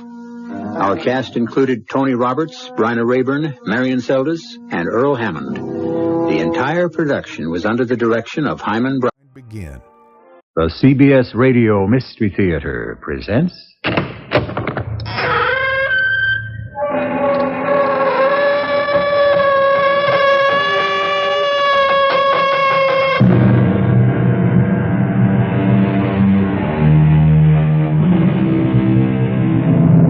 Come in. Welcome. I'm E.G. Marshall. And if you're wondering if that squeaking door doesn't drive me crazy, please don't be concerned. I've been living in this house of mystery for some years now, and I've grown quite accustomed to the sound. But perhaps the hero of our story would be interested in our door, or in any other device which might drive someone out of their mind. You see, that's the problem faced by Wallace Dodd, an amiable young man who has only one dislike in this world, the 4-letter word called work. And unless Mr. Dodd does something very ingenious very soon, he might well be forced to join that grim gray army of the employed. I'm telling you, Casey, if my Aunt Louise gets out of the funny farm, it's like the end. My ticket gets canceled. But, what can you do about it, Wally? There's only one thing to do. I gotta send her back there.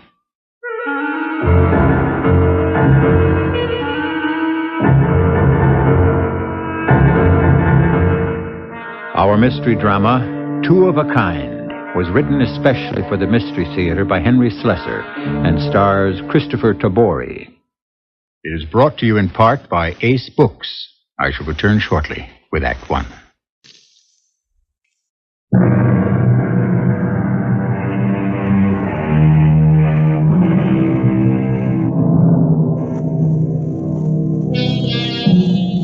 Let's face it, there are some people who are simply allergic to work. Wallace Dodd III is one of those people, and who are we to judge him? Who can say what any one of us might do if our sole surviving relative was a very rich aunt whose considerable fortune is doing her no good at all in the plush confines of the Maple Grove Sanitarium, where Louise Dodd has spent the last 2 years of her life? Happily for her, while she is away, her nephew is only too glad to see that her money is spent on only the finest things in life. Things which Wally and his bosom friend Casey enjoy with a youthful enthusiasm that would warm anyone's heart, except perhaps an attorney's. Wally? That you? Yeah. Hey, Casey, wait till you see what I got. Hey, man, you're loaded. What'd you do, buy out the joint? Here. Put some of those boxes down before you hurt yourself. Look at these loafers. That buckle is pure gold. You know what it's worth? And this jacket, look at the elbow patches. You look like a country squire, Wally. Listen, maybe I ought to do that. Buy some nice little place out in the country. I could take Lisa there, or Karen, maybe. Of course, I'll need a nice little car to get me out there. Maybe like this one. Hey, what's this? It's a picture of my new car, straight from the showroom. Wait a minute, you mean you bought one of these? Hey, Wally, this car goes for about $35,000. I figure if I spread the payments over 12 months, Hagerman will never notice it. Oh, listen, speaking of Hagerman, the guy called before. He did? What for? I don't know. He said he wanted to come over. When? Like now. He's on his way. What did you do that for, Casey? I don't feel like talking to a lawyer. Not at this hour of the day. The man said he wanted to see you. Said it was urgent. You know what he wants? Wants to chew me out about where the money's going. Oh, there he is. If you don't mind, Wally, I'm gonna sneak out the back way. Now, wait a minute, I'll Casey. see you over at Lisa's place, okay? I'd better answer it. Hi, Mr. Hagerman. Nice to see you. You take a long time to answer your door, Wally. I'm sorry, Mr. Hagerman. I was just putting some of these things away. You have quite a few things to put away, don't you? You've been shopping again. Just for a few essentials. What is this thing? That? Oh, it's an electric wine corker. Now, what was it you wanted to see me about, Mr. Hagerman? Casey said it was urgent. Yes, it's urgent. Is it all right if I sit down? Oh, sure. Make yourself at home.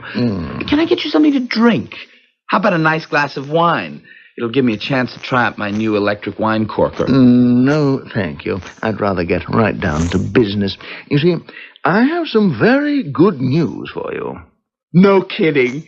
And I was afraid you were going to chew me out for spending too much money. I doubt that I'll ever have to do that again.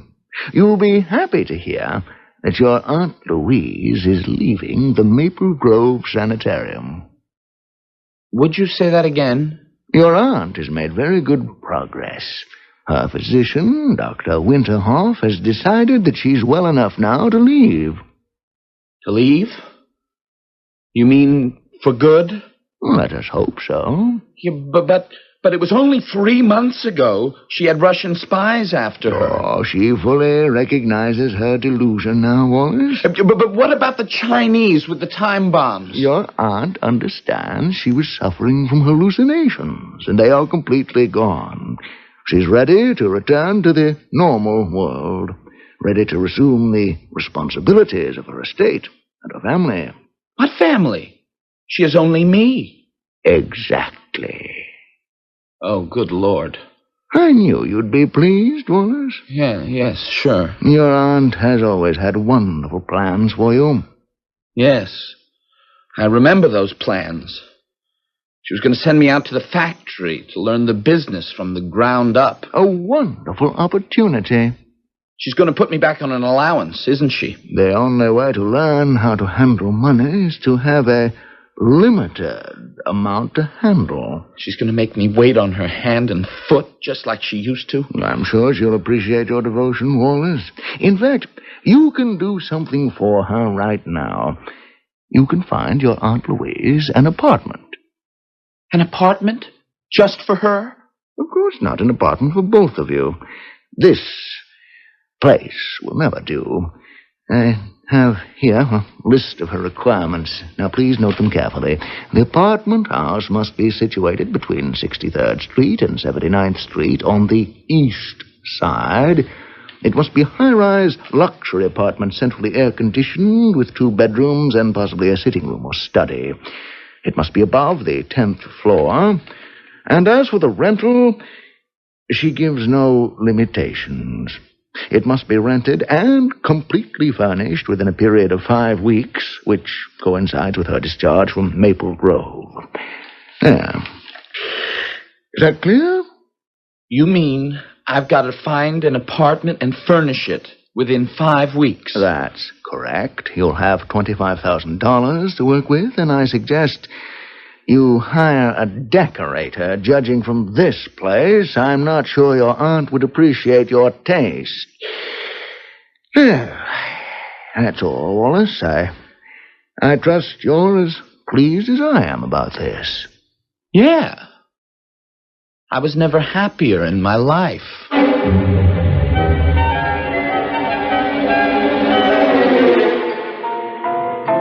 Wally, you gotta be kidding me. You told me your aunt was socked away for good. That's what I thought. But I was wrong. Boy, was I wrong. I'm telling you, Casey, if my Aunt Louise gets out of the funny farm, it's like the end. My ticket gets canceled. But what can you do about it? There's only one thing to do. I gotta send her back there. But how? I don't know. Maybe I can convince her that Dr. Winteroff is wrong, that she's still got problems. Maybe I can hire some Russian spies to follow her. Huh? Or Armenian acrobats. That was one of her craziest delusions. The troupe of Armenian acrobats were out to get her. I think that's why she always wanted to live on a high floor. Wally, I don't get it. She used to think they'd stand on each other's shoulders and climb in her window. Ooh. Your aunt sounds like she's really weird. I liked her weird. Yeah, I don't blame you. I knew her when she was plenty unweird. When she did nothing but talk about my education and my training. About how she was going to send me to a mattress factory with a broom for 6 months so I could learn the business right from the bottom. And I mean the bottom. Man, that's awful, Wally. It'll mean the end of everything. Oh, come on. I got to get out of here. Where are you going? I've got to see a man about an apartment on the east side between 63rd Street and 79th.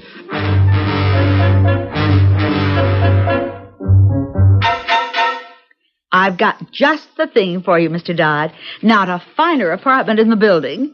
Looks to me like there's plenty to choose from. Building looks half empty, Mrs. Griswold. We like to think of it as half full, Mr. Dodd. When was this place built, anyway? The Ritz Colonial was completed only 6 months ago. We've been renting for the past couple of months, and every single apartment will be snapped up. Even at these prices? Now, you said you wanted a high floor, Mr. Dodd. Gotta be above 10. Well, then this is perfect. It's on floor 12A. 12A? Isn't there a 12? Why, yes, 12 is just below it. So it's really the 13th floor. No, we don't have a 13th floor. What's holding up the 14th floor? The 14th floor is directly over it. You mean you call it 12A on account of some people are superstitious, right? Well, let's see the place. Just follow me, gentlemen.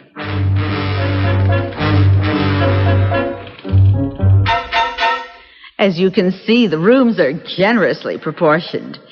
This is the living room, of course. Notice that wonderful view of the river.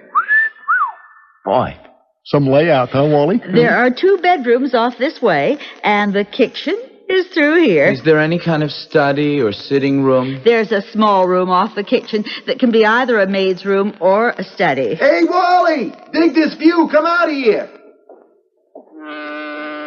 Boy, that's a long way off this balcony. Just don't look down. I wish you were Aunt Louise, Casey. I'd give you a nice little shove. Hey, stop horsing around. Would you gentlemen like to see the other rooms? No, it looks okay to me. The only thing is, I'm not sure my aunt isn't superstitious about living on the 13th floor. Oh, if that's a problem, I have a simple solution. The apartment below us is identical to this one. Would you like to see that? Yeah, maybe I'd better. But if it's identical to this one, why bother? The view is different, dummy. We can take the stairs so we won't have to wait for the elevator. Right this way.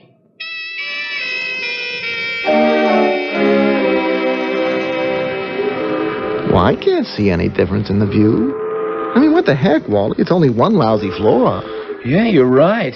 You really can't see any difference. In fact, every single thing about the apartment is the same as the one upstairs. Like peas in a pod, huh? And the same rental? Absolutely the same.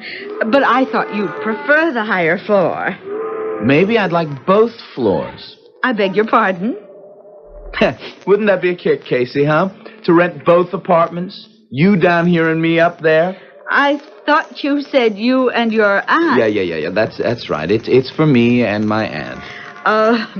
Mr. Dodd, I really should be back at my office. I have some prospects coming in at 3. Yes, you go ahead, Mrs. Griswold. I haven't seen the rest of the place yet. Well, stop by my office when you're through. If you're interested, that is. Oh, yes. I'm definitely interested. Wally, what's with you, buddy? You got a funny look in your eye. I was just thinking, Casey. Thinking about these apartments. What about them? We really could have a ball if we rented both of them, couldn't we? I mean, furnish them exactly like... exactly. Like every stick of furniture, every rug, every lamp, every picture on the wall. Well, why would you want to do that? Well, just for kicks. Can you imagine if we got a couple of chicks up here and started switching apartments? You mean we could, run them up and down the elevator till they didn't know where they were at? Yes, that's the idea. You can drive people crazy that way. Yes, that's right. You could drive somebody right out of their tree. Wally? Wally? What are you staring at? What are you thinking about? There's something going on in that head of yours. Yes, Casey. There's something. What I was thinking is, maybe we could drive somebody crazy with twin apartments. You're talking about your aunt, aren't you? I mean, they'd think they were crazy, wouldn't they, if they thought they were in one place, but they were really in another. Are you talking about your Aunt Louise? If we rented both apartments under different names so nobody knew about it, if we fixed them up exactly the same, exactly. Yeah, but what for? I mean, why would that drive her crazy? I don't want to just drive her crazy. I want her driven right back to Maple Grove Sanitarium. But it'll cost a fortune to furnish both places. I'll spend my own money on it. It'll be worth it. And maybe I can get bargain rates. If I buy 2 of a kind.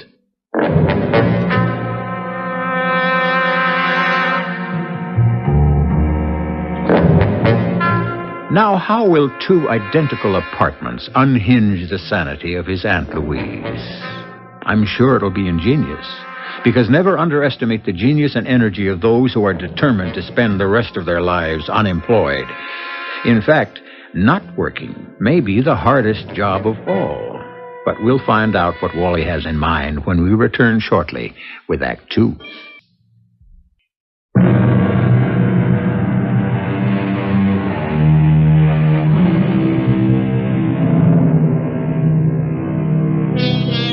Wallace Dodd, accompanied by his friend Casey, has spent the past 5 weeks riding escalators. From store to store, up and down, buying complete sets of living and bedroom furniture, hunting down identical rugs and tables, lamps, mirrors, prints, ashtrays, chairs, and dozens of other household items. And every single one of them, two of a kind. That's it. Move it another couple of inches to the left. No, that's no good. There's supposed to be a chair over there. Come on, Wally. Look at the Polaroid, dummy. There's a chair right where you move the piano. Wally, this is driving me crazy. Forget about your aunt. It's almost finished. Just a few more things to do now. The place looks perfect to me, I swear. I can't tell one apartment from the other. If you took me up in the elevator blindfolded and let me off, I wouldn't know where I was. Well, that's the idea. Not to let Aunt Louise know where she is when she gets here. Hey, look, man, you still haven't told me how it's supposed to work. Okay, Casey. You've been patient long enough. Step 1. They take the straitjacket off my Aunt Louise and deliver her here. You mean old man Hagerman delivers it? Right. She doesn't go anywhere without a lawyer. So there I am, down in the lobby of the building, waiting to greet them when they arrive. Got it. I'm smiling from ear to ear. I'm wearing my best suit and saying nice things, telling my Aunt Louise how happy I am to see her. Yeah. Don't choke on your words. Yeah. And then I tell her all about the terrific apartment I fixed up for us on floor 12A. I gotta remember that. 12A. Right, the apartment upstairs. I make sure they remember 12A. I tell them the story about it really being the 13th floor. Hey, you think you should do that? I mean, your aunt may not like it. But she'll remember it, Casey. And so will Hagerman. And that's what they've got to remember. 12A. All right. Okay. Now, here's the crucial part. When we get into the elevator, I'm the one that has to press the button. On account of I don't push the button for 12A, I push it for 12. You pushed the wrong button? So we all get off on the 12th floor. Wait a minute. That's no good. Why not? Well, because it says 12 right where you get off the elevator. There's big brass letters that says 12. That's right. So what you do, just before the elevator stops, is put this on the wall. What's this? It's a big brass letter A, can't you see? It's got sticky stuff on the back. All you got to do is slap it next to the number 12, and the 12th floor becomes 12A. Right. Now you're beginning to get the idea. I am? Okay. So me and Aunt Louise and Hagerman get off the elevator, and I take them down the hall to our fancy new apartment. We walk in. Aunt Louise says, "Why, Wallace, oh, this is lovely. This is, oh, charming. This is simple. It's ideal." Yeah, okay. So, what happens next? Well, we sit around, we talk about this and that. Hagerman starts yawning, and Aunt Louise says she's pretty tired herself. And Hagerman finally goes home. And then the fun starts. The fun? Right. Because guess what happens to me? Right. I turn into Jack the Ripper. Huh? As soon as Hagerman is on his way to the elevator, I take this out of my jacket. Wally, that's a knife, man. It's a sharp knife, very sharp, sharp enough to rip open hey, be careful. The furniture. What? And that's what I'm going to do. I'm going to take this knife and put it right on this sofa. No, not this sofa, the one upstairs. And I'm going to rip it all the way down. No, you are the one who sounds crazy. Oh, I'll be crazy, all right. Because after I rip up the sofa, I'll start ripping up the chairs and the curtains and slashing the paintings and kicking over vases and spilling the ashtrays. Hey, Wally, are you sure you're all right? And when the place is a real mess, when I've ripped up everything in sight, I'll have to find something else to use my knife on, won't I? I'm not sure I like this idea. So I'm going to turn and look at Aunt Louise and say, "Okay, Auntie, you're next." And you think that'll drive her back to the funny farm? You don't think so? No, I think she'll just start screaming for the cops. You're the one who'll end up in a padded cell. Yes, but you better wait till you hear the rest of the scenario. First of all, the whole thing has only taken about a minute and a half. Uh-huh. And what's Hageman doing in the meantime? Well, still waiting for the elevator, probably. I mean, that thing is pretty slow. Okay. I don't start my Jack the Ripper routine until I hear the elevator door close. Why? Because I want to make sure that Hageman gets down to the lobby. And that's where you're going to be, Casey. Me? What am I supposed to do? You stop Hageman from leaving. I don't care how you do it, but you hold him there, you understand? Why? To give Aunt Louise time to get down to the lobby, because that's what she's going to do. She's going to go screaming down the lobby to tell her lawyer that her nephew's just gone out of his mind. Yeah, that's what she'll do, all right. And then he'll call the police, and then what? Yeah, no, not so fast. Hageman won't call the cops. Not until he makes sure that it's true. Not until he knows for certain that it isn't another delusion. Right. So he'll take Aunt Louise back in the elevator, and up they'll go. And where will they go, Casey? Huh? Use your head. Where will they go? Well, back to the apartment. Yeah, which apartment? The one on 12A. That's right, Sonny. Oh. They go to 12A because that's where the apartment is. And when they walk into 12A, what a nice surprise for Aunt Louise.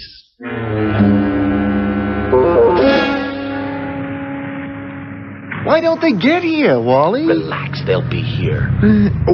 Hey, isn't that them now? Yes, they are. Okay, Casey, beat it. But don't go too far. You've got to do your part, too. Don't worry, I'll stop the guy from leaving, even if I have to tackle him. Aunt Louise. Wallace. Oh, Auntie, it's so terrific to see you again. Wallace, my dear boy, how are you? Never better now that you're back where you belong. Well, just where do we belong? These suitcases are heavy. Oh, hi, Mr. Hageman. Here, let me help you with those. Did you do as I asked, Wally? Did you find us a nice high floor? Yes, Aunt Louise, and it's got a view of the river and everything. What floor are you on, Wallace?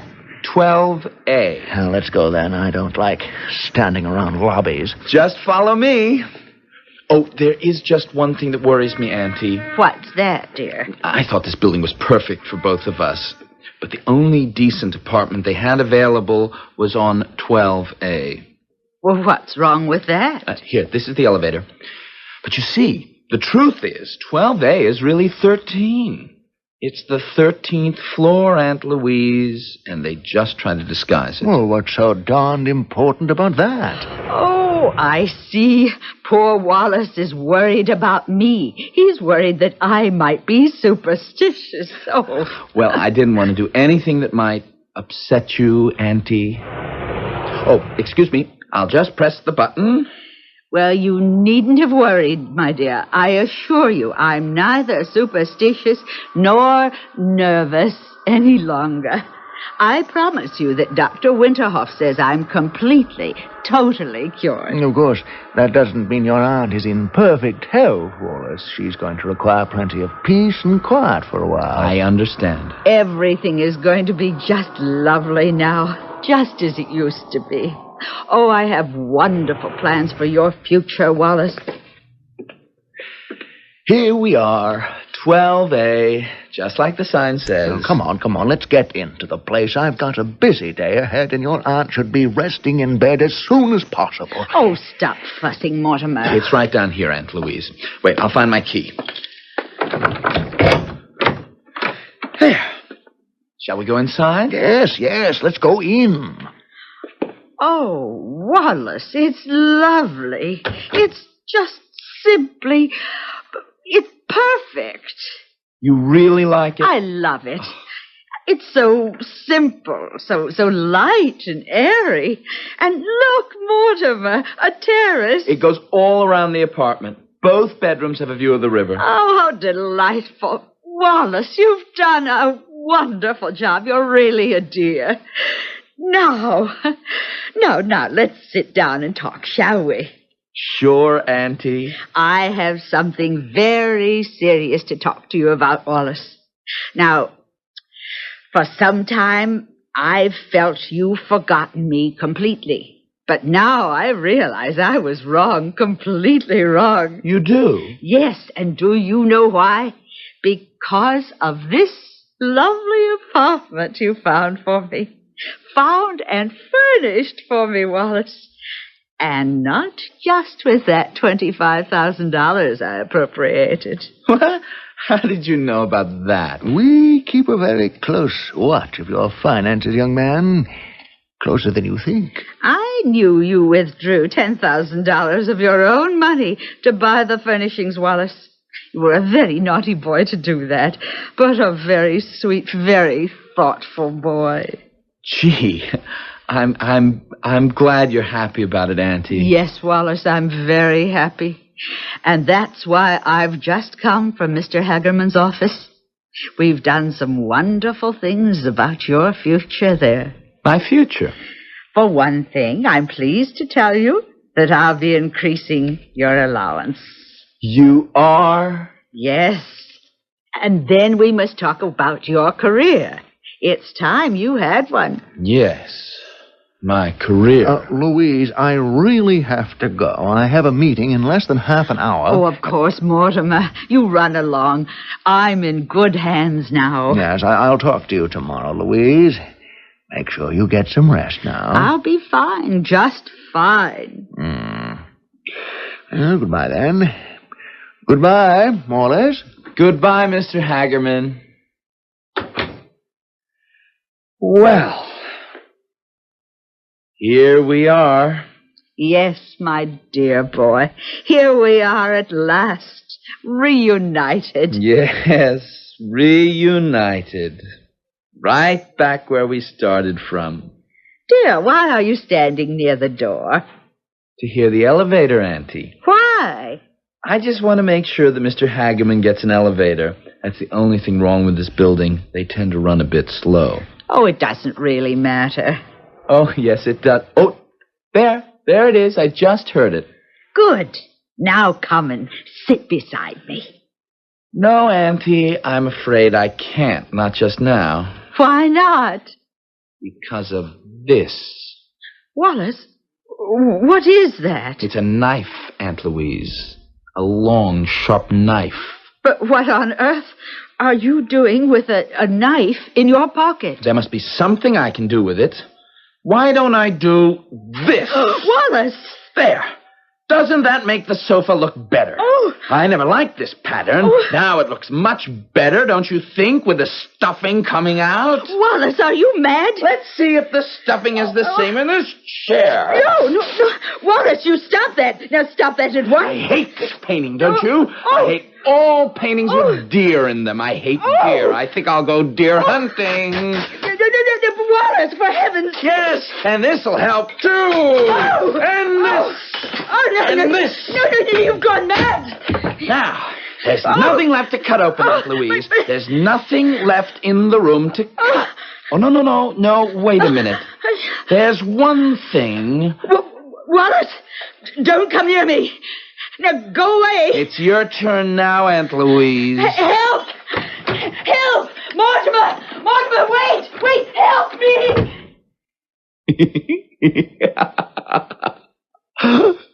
So long, Aunt Louise. See you on 12A.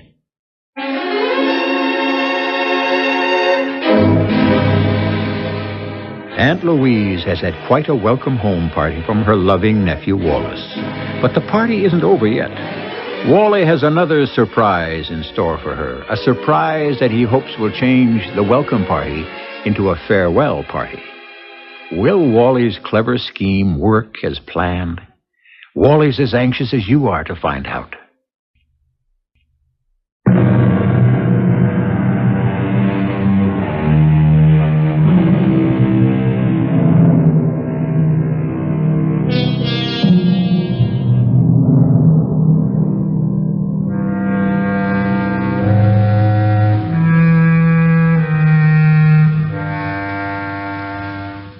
From the moment his Aunt Louise went screaming down the hall to the elevator, Wallace Dodd has been a busy young man. First, he picks up her purse and luggage, noting carefully where they had been positioned. Then he dashes into the hall and removes the brass letter A he had placed alongside the number 12 on the wall outside the elevator. Quickly, he ascends the fire stairway up to the 13th floor and quietly enters the apartment. It is so peaceful, so orderly, and oh, so quiet. He puts Aunt Louise's things in exactly the positions they had been in downstairs. Then he picks up a magazine, sits on the sofa, and waits. And what about Aunt Louise? Mortimer, help. Louise, what's the matter? Oh, it's Wallace. Oh, I'm so glad you're still here. He's gone crazy. What? Oh, he's gone stark, staring mad. Louise, what are you talking about? He's got a knife. He's ripped the furniture open, all of it. What? The sofa, the chairs. He slashed the painting. Louise, you can't mean this. I saw it with my own eyes. He broke all the vases. He's gone completely crazy. Louise. And then he threatened to kill me. Louise, stop this. It can't be true. I swear it, Mortimer. I swear it. He came at me with the knife. I ran out of the apartment. Well, we're going to go back to that apartment and see what this is all about. Come on. Wallace, where are you? Who is it? Be careful. He's dangerous, Mortimer. He's out of his mind. Aunt Louise, is that you? Wallace, what the devil is going on here? Oh, dear God. Hi, Aunt Louise. I was getting worried about you the way you ran out of here. Did you forget to tell Mr. Hagerman something? It can't be true. It can't be. What, Auntie? This apartment. It's exactly the same. The same as what, Auntie? Wallace, what happened here? Your aunt says he went absolutely mad. Me? You had a knife. A big, long knife. You ripped open this sofa and all the cushions and this chair. And then you slashed this painting. How can you say that? You can see that... Gee, Mr. Hagerman, I really don't understand. Louise, are you sure you didn't just go to sleep and have a bad dream? No. I swear it's true. I saw it with my own eyes. He ripped apart all the furniture, and then he smashed this vase. This vase, Louise? I know he did it. I saw him do it. Oh, Auntie, why would I do such a thing? You know how long it took me to find this furniture, to pick out that vase? Why would I want to do such a crazy thing? Oh, good Lord. Oh, Mortimer, you must believe me. He was going to kill me, too. He said he was. Louise, calm yourself. Now sit down. No, I don't want to sit down. It's all right, Auntie. There's nothing wrong with the sofa. No. You can see for yourself. Oh, yes. There's nothing wrong with it. The stuffing's all back in place now. You don't think I upholstered it in the last 5 minutes, do you? Upholstered it? That's very funny. Louise, dear, I told you that you needed some rest. Oh, yes, that's right. Yes, you told me that. Now, please, you go straight to the bedroom and you go to bed. I'm sure you'll feel much better in a little while. Oh, yes. Oh, I really am tired, Mortimer. I'm absolutely exhausted. Wally, where's your aunt's bedroom? It's right this way, Mr. Hagerman. Come, my dear. Oh, Mortimer, what's wrong with me? Don't worry, everything is going to be all right. A good night's sleep and everything will be fine. Oh, what am I going to do? We'll, talk about it tomorrow. But you and I will talk right now, Wallace. Yes, Mr. Hagerman. I'm afraid Dr. Winterhoff was too optimistic about the state of your aunt's health. I can see that. It was obviously too soon for her to leave Maple Grove. Much too soon. Oh, I'm really sorry about that, Mr. Hagerman. I'll call Dr. Winterhoff when I get back to my office and tell him what's happened. You may want to come over and see her. Poor Aunt Louise. And then tomorrow... Well, tomorrow we'll have to make arrangements. Yes, sir. Of course, I understand perfectly. And now I must go. Sure, Mr. Hagerman. Thanks very much for everything. Wallace, if your aunt has any other serious delusions, be sure to call me. Oh, yes, sir, I'll do that. Goodbye, Wallace. Goodbye, Mr. Hagerman. Oh, boy. Oh, boy, I did it. I did it. I did it. I did it.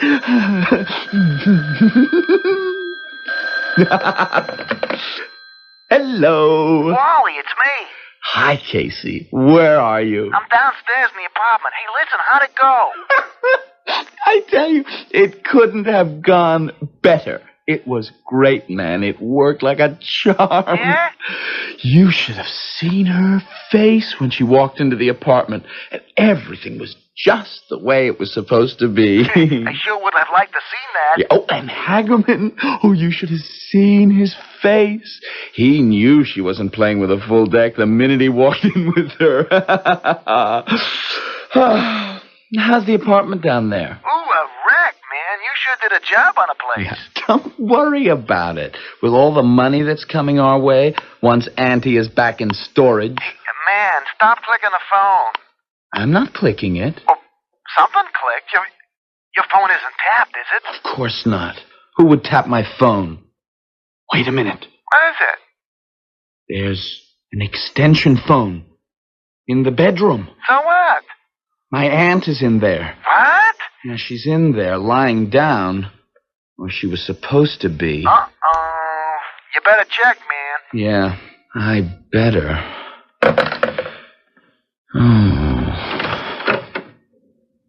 Aunt Louise?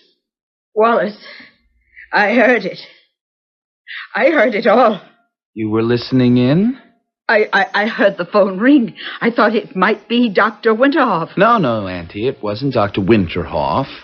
But he'll be here soon, don't worry. I heard what you said to that man. Something about an apartment down there. What did you mean? Oh, you didn't hear right, Auntie. You know you're not seeing things right, so you're not hearing them right either. He said something about the apartment being a wreck. Wallace, what have you done? Nothing. It's some kind of trick. Now, isn't it? You took me to another apartment. That apartment downstairs. Come on, Auntie, that's crazy. Oh. You're crazy. You know you are. Get away from me. Don't come into this room. You just imagined that phone call, didn't you? Oh. Get away. Get out of here, or I'll scream. Help! Somebody. Get off that balcony, Auntie. We're 12 stories up. No, 13. Nobody can hear you. Help! He's going to kill me. I'm not going to do anything of the kind. Help! Now, look out. Stop leaning over, Aunt Louise. Aunt Louise!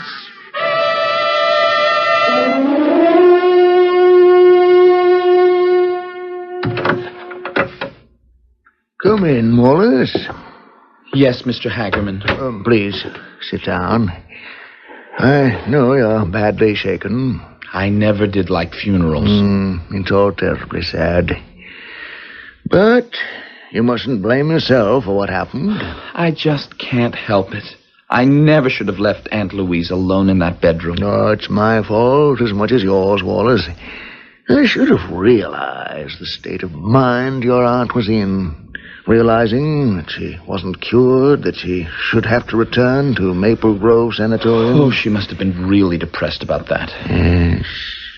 Yes. And we should have realized what depression can do to people. But I never thought she'd take her own life. No, neither did I. Well, you did everything you could for her, Wallace. I'm very proud of you. Thank you. And, I'm really sorry about the will. Pardon? Your aunt's will. Yes, that's right. I was going to ask you about that. I guess I'd better get to the details. The details? Yes. How much is my aunt's estate worth?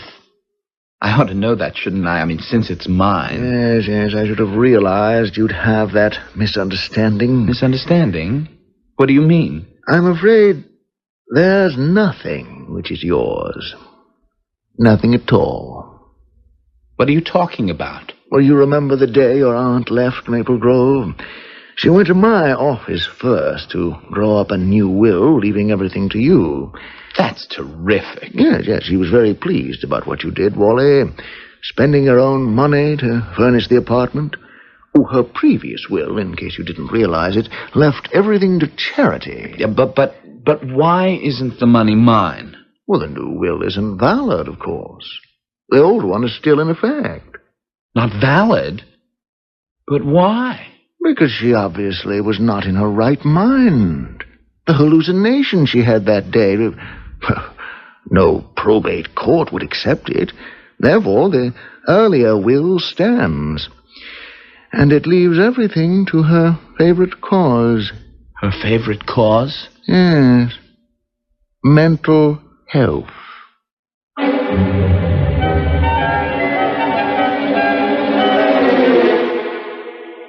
Poor Wallace Dodd. Not only has he lost his aunt's fortune, but he's stuck with 2 apartment leases. How would you like to pay 2 rents, 2 electric bills, 2 of everything? Now, that's what I call double-digit inflation. I'll have another word to say about that when I return shortly.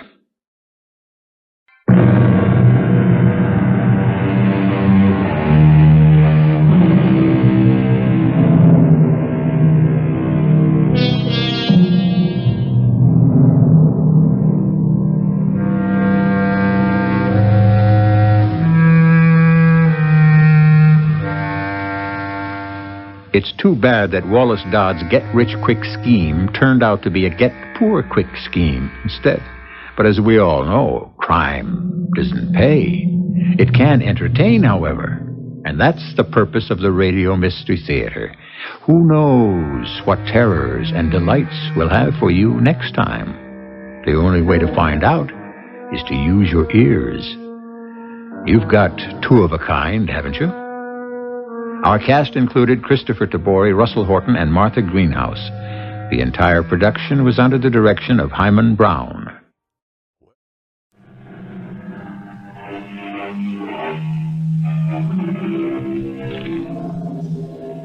Come in. Welcome. I'm E.G. Marshall. As the Frenchman said, God created man, and finding him not sufficiently alone, gave him a female companion so that he might feel his solitude more acutely.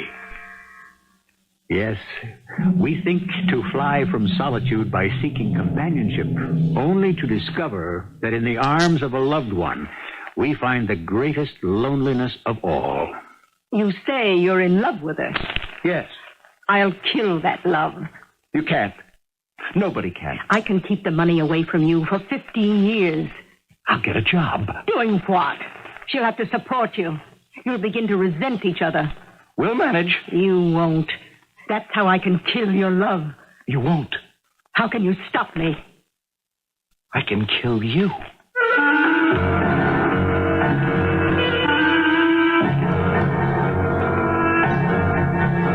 Our mystery drama, Kill Now, Pay Later, was written especially for the Mystery Theater by Sam Dan and stars Tony Roberts and Fred Gwynne. I'll be back shortly with Act 1. Timing, you will admit, is everything. Consider the caterpillar. One day he's earthbound, a dull, drab, fuzzy worm. And another is a brilliant, beautiful butterfly dancing through the skies. The Wheel of Fortune spins for us all, and we should win just as often as we lose, provided, of course, that the wheel is on the level. Sheriff Roy Hollister is sitting in the Star Diner in the town of Belden Corners. So, Sheriff? So you are driving with young Stuart Belden. Young Stuart Belden? He's my age. Chronologically. You make it sound as if I'm robbing the cradle. Well, in many ways you are. Is this what the citizens pay you to do, Sheriff? Check on who dates whom? His aunt will never hold still for it, Morty. Well, she'll have to. You don't know her like I do. She'll cut him off without a nickel. It's his money. No, it isn't. But it's rightfully his. Legally, it's hers. For now, I happen to know for a fact she won't give him a dime if he marries you. Then that's the way it has to be. What does Stuart think? He doesn't care. He doesn't care now. But how will he feel 10 years from today? You know, you'll lose some of those curves. Maybe even develop a double chin. In 10 years? I'll give you 15. Come on, Morty. You've been around. Meaning what, Sheriff? Besides, what good is he to you without the money? You have it. Yeah? I know what you're thinking. All I want is the money. It's true, isn't it? Yeah, but not the whole truth. I like him. I may even love him. But you wouldn't look at him if he was poor. Would he look at me if I wasn't beautiful? Sheriff, if a guy can marry a girl for her looks, why can't a girl marry a guy for his money? That's a way to look at it. Morty, I always liked you. What's this? You're a smart girl. You've had a lot of bad breaks. I'll tell you something for your own good. Leave town. She owns it. She hates you because of your father. I know. You could do well anywhere. I like it here. I got a hunch, a very strong hunch. Something bad is going to happen. Something bad can always happen. I'm in it. What is it you mean? I wish I knew. And on that basis, you want me to leave town? Okay, Morty. But don't say I didn't warn you.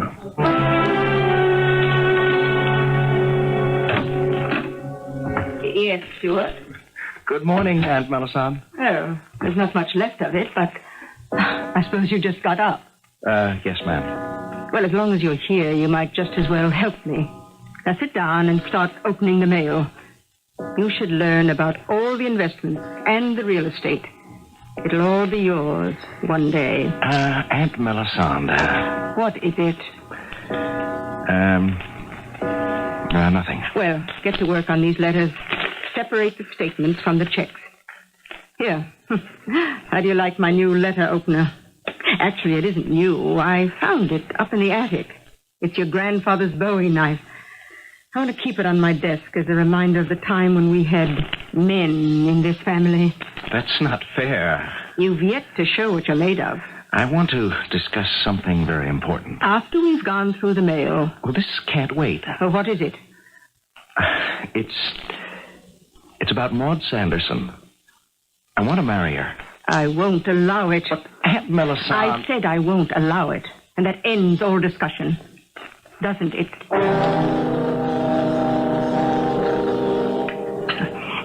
How about some more meatloaf? You mean you're turning me down? A penny for your thoughts, Sheriff.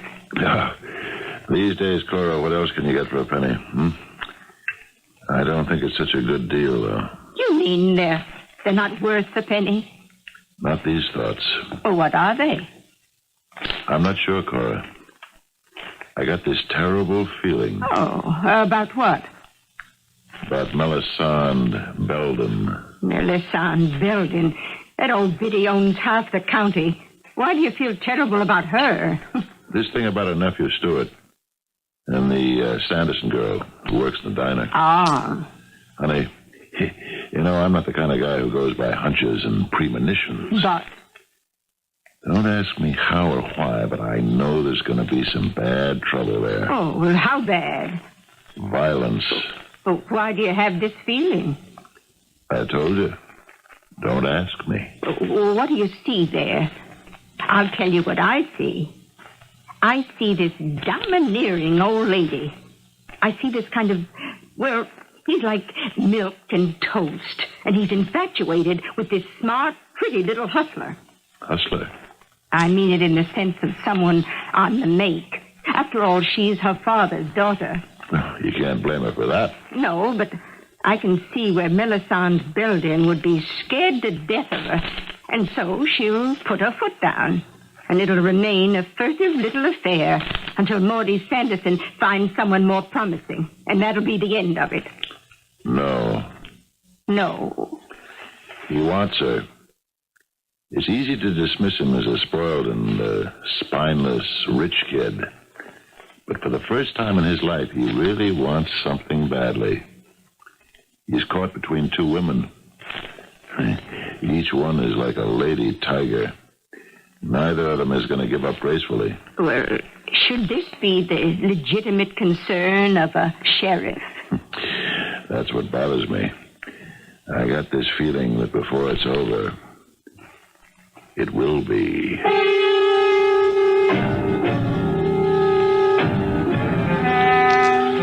Do you want me to help you close up, Marty?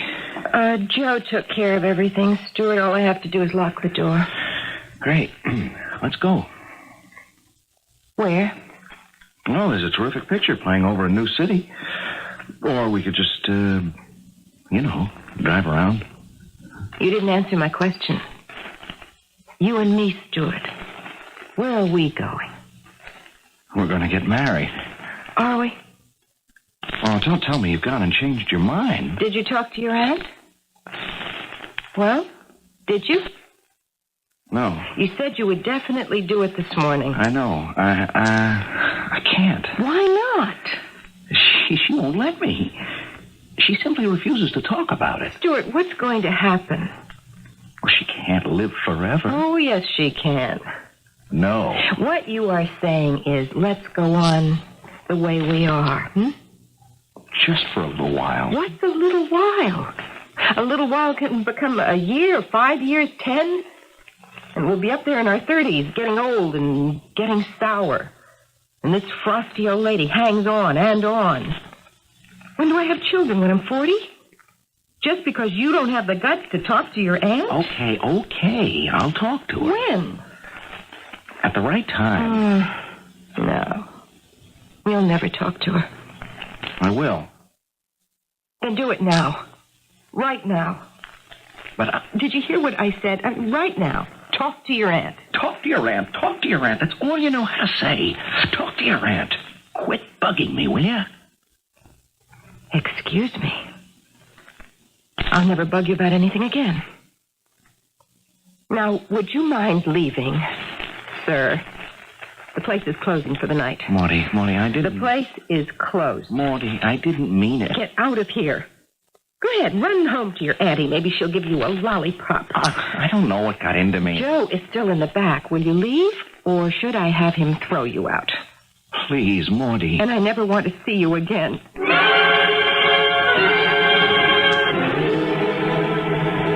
Up bright and early, I see. Had your breakfast? Yes, Aunt Melisande. Sit down.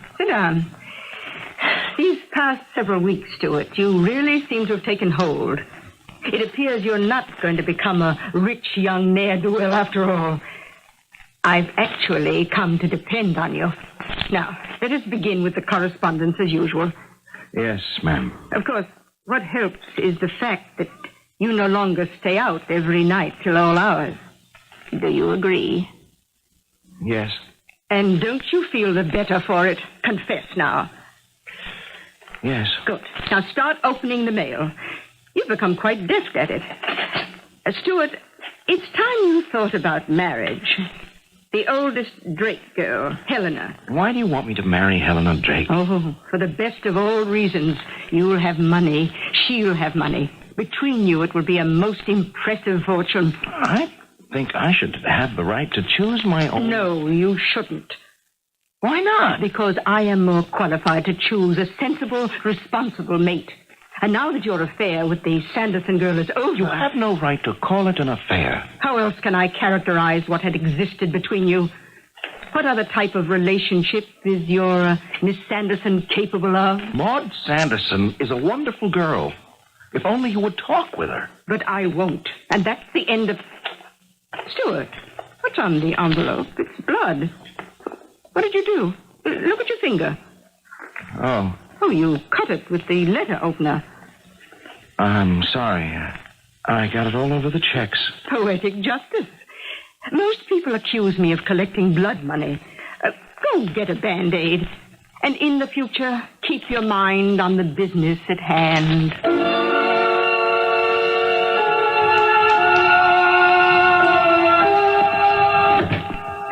Maudie. I told you to stay away from here. Please, Maudie. We are about to close up. I have to talk to you. About what? About us. Well, don't talk to me. Talk to your aunt. I can't live without you. I'll put flowers on your grave once a year. Don't talk like that. That's the way of the world, the grown-up world, little boy. I think about you all the time. I can't sleep. I can't see straight. When I'm with you, I feel I'm somebody. I feel smart, strong, confident. I'm not afraid of anything or anybody. Except your Aunt Millicent. No, not anymore. Maudie, will you come with me? Where? To see her. We'll walk into the house hand in hand, together. And I'll tell her it was my father's money. I'll just face her. I'm not afraid. Not if you're with me. You want me to go with you? Yes. Yes. Well, when? Right now. Are you sure? I don't understand. For months you've been hammering at me. See your aunt. Talk to your aunt. And now that I want to do it, what are you trying to tell me? I'm scared. You? You were scared? Yes. Of what? Of that terrible old lady. What can she do? Make me wait till I'm 40 before I can touch the money? Give it all away to charity? Lose it on the stock market? I'm not afraid of what she can do. I'm just scared of what she might make us do. And what's that? I don't know. Come on, let's go see her now, before I lose my nerve. All right, let's hurry, before I lose mine.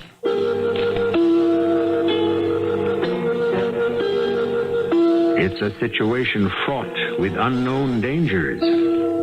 Is it possible for peril to somehow make its presence felt in the air? Is there an aura to violence that seems to illuminate the existence of the very deed itself?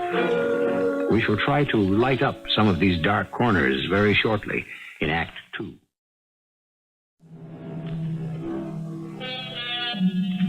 Cry havoc and let slip the dogs of war. That's a shout that is heard in one of Mr. Shakespeare's plays. But is there always a noisy prelude, a thundering overture, as it were, to a deed of violence? Not really. The greatest crimes may be committed without warning, and with hardly a sigh to break the silence. Aunt Melisande, this is Maud Sanderson. Why have you done this to me, Stuart? You know I refuse to acknowledge this woman's existence. Why have you forced her upon me in my own home? Oh, this is my home, too. I have a right to invite a guest. Entertain her in the kitchen, then. Please. She is not fit to be your wife. Why not? Her father was a convicted criminal. Miss Sanderson, I have nothing against you personally, but this match is impossible. My father may have been a man who drank, who gambled. You admit it? But he was a good father to me. A proper example, no doubt. The test of a lady, which is what you claim to be, is how well she can keep her temper no matter how she is insulted. Now, my father did wrong. He lost money that was entrusted to him by others, but he paid for it. He died in prison. My nephews and nieces will not have tainted blood. Tainted blood?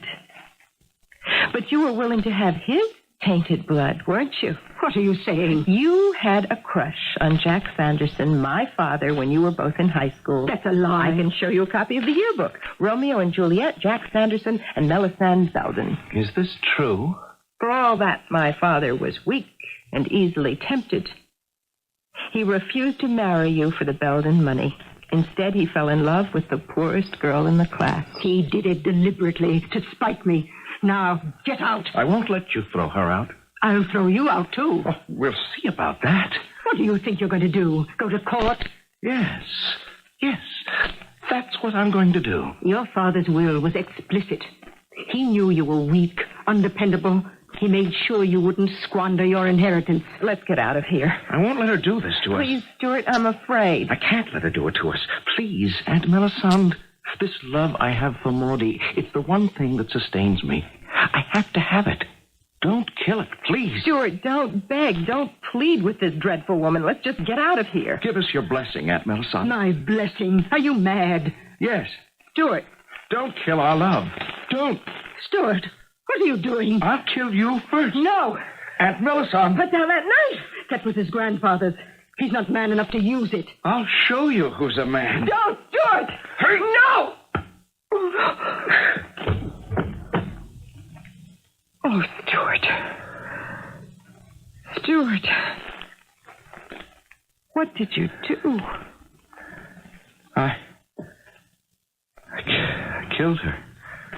I killed her with this. You better call the sheriff.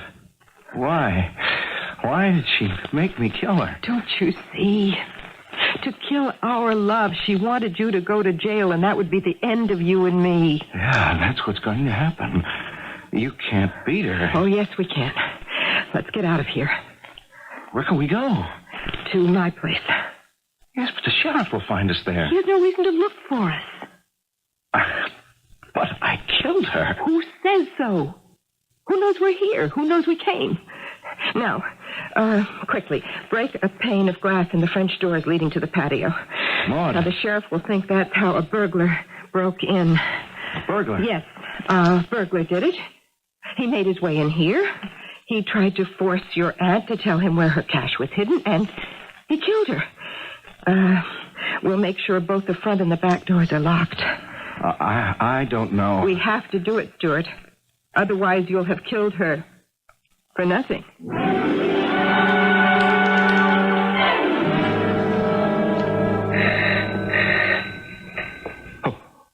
Who's that? You know who it is. The sheriff. What are we going to tell him? What can we tell him? We don't know anything. We have been here all evening watching TV. Now, I am going to open the door. Remember, you killed her so we could always be in love. You keep that in mind. Evening, Morty. Yeah. I see he's here. Anything the matter, Sheriff? Mind if I come in? Stuart? Your aunt's maid, Jenny Sowers, came home from the movies and found your aunt dead on the floor. Aunt Melisande? Dead? Yeah, she'd been stabbed. No. Oh. No. Cut it out, Stuart. You killed her. Oh, he did not. What do you say, Stuart? How could he have killed her? He was here with me all the time. Stuart? Why do you accuse me of killing her? Come on, Stuart. Make it easy on Sheriff, yourself. what are you trying to do? And you're involved in this thing, too, Morty. Sheriff, you have no right. You and I know what happened. There's been this very bad blood between you and your aunt because of Morty. Tonight you argued about it. You lost your head and you killed her. How? How did I kill her? You picked up that knife, the one on her desk that she used for a letter opener, and you killed her. You can't prove that. Right. I can't. I didn't see you do it. And you were smart enough to get rid of the knife. But I advise you to confess. To a crime I didn't commit? The three of us in this room know you killed her. I don't know anything of the sort. Stuart and I were here watching... All evening, sure. But I have a very good reason why you should confess. Sheriff, I resent this. That's part of the reason, Stuart. Listen to yourself. Already, you're a new man. You've destroyed the suffocating presence of that woman. Now you're feeling your oats. Now you're ready to take on the world. Now we're going to see the real Stuart Belden. Sheriff, Arrest me or don't arrest me. But don't stand there and make charges. It isn't that simple. You have to understand what it's all about. You're 30. What have you got to lose at this point? Nothing. It won't be first degree. It might even be temporary insanity. You won't spend too much time to speak of behind bars. You'll get out. You'll still have your whole life in front of you. Your career won't be ruined because so far you don't have one. You can move away, begin all over again, while you're still young and strong. Sheriff, I have no intention of confessing to a crime I didn't commit. Stuart, you've got a fortune behind you. You're free to do as you please for the first time in your life. You've got a woman to push you instead of one who is holding you back. You can go places. Rod Hollister, you may be the sheriff, but I think you're crazy. It'll come out, Stuart. It has to. Murder always does. What if it comes out 10 years from now? Look at what you stand to lose then. I did not kill my aunt. You're going to be a man of importance. Settle for your punishment now. Now, when it's cheap. When you can afford it. The two of you. You're in it together. Sheriff, unless you have proof... You're in love. I know that. But supposing it doesn't last. Can you trust her, Stuart? Sheriff, I have to ask you to leave my house. Can you trust him to let you live with the knowledge? The two of you. You're betting your lives on being in love forever. It has to be forever. Because there's no statute of limitations on murder. Think about it. Talk it over in private. You know where to reach me. Don't bother. I can let myself out. Morty. Shh. Let's make sure he's gone. Look out the window. He's just walking out the front door. He's getting into his car. Morty, he knows. There isn't a thing he can do about it. What if he's right? Suppose it comes out later, in 10 years. If they can't find anything today, what will they be able to find 10 years from now? I don't know. Oh, Stuart.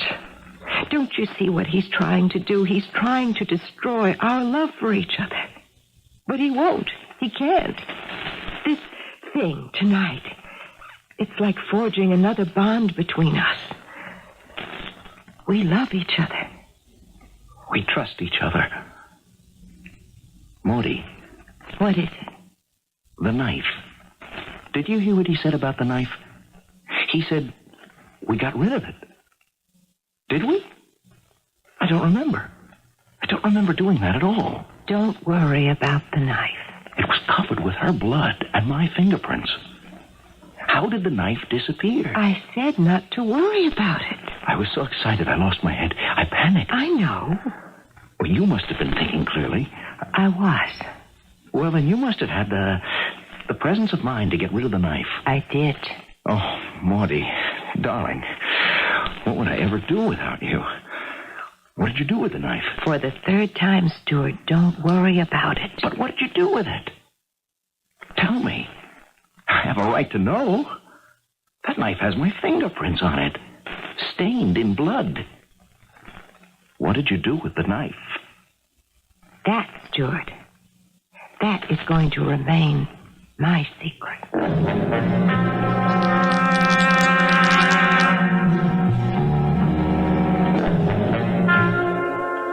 Secrets?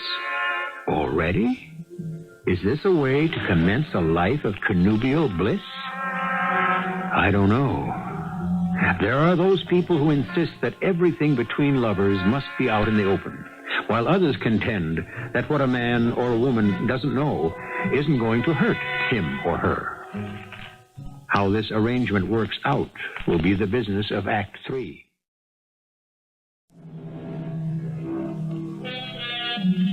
For years, the learned folk have tried to determine what makes the most solid foundation for marriage. They have compiled quite a list of requirements. As you might imagine, Love is on that list, though not necessarily at the head. As expected, you will find things like interests in common, tolerance, a sense of humor, sympathy, but why go on? One thing is not on the list, but it's what must hold the hero and the heroine of our story together, and that is murder. I told you, Stuart, trust me. Always trust me. We're getting away with it. Never doubt me. It's 3 weeks, and the sheriff can't find the killer. Nobody can find you. It's even making him look bad. Yes. Perhaps we can help him. Help him? Why? You have taken your aunt's place. You are the influential force in this community now. You have to start living up to it. Why? Nothing that ever happened in this town took place without Melisandre's okay, one way or another. I don't care if Hollister is sheriff or not. But you're the one who has to decide. Okay. Let him go. Let him stay. Why? So he knows who's boss. Ah, I didn't look at it that way. I know, honey. That's why you got me. What would I ever do without you, Maudie? That never has to come up. Darling, tell me something. Hmm? What did you do with the knife? Why don't you want to tell me? Because it's best.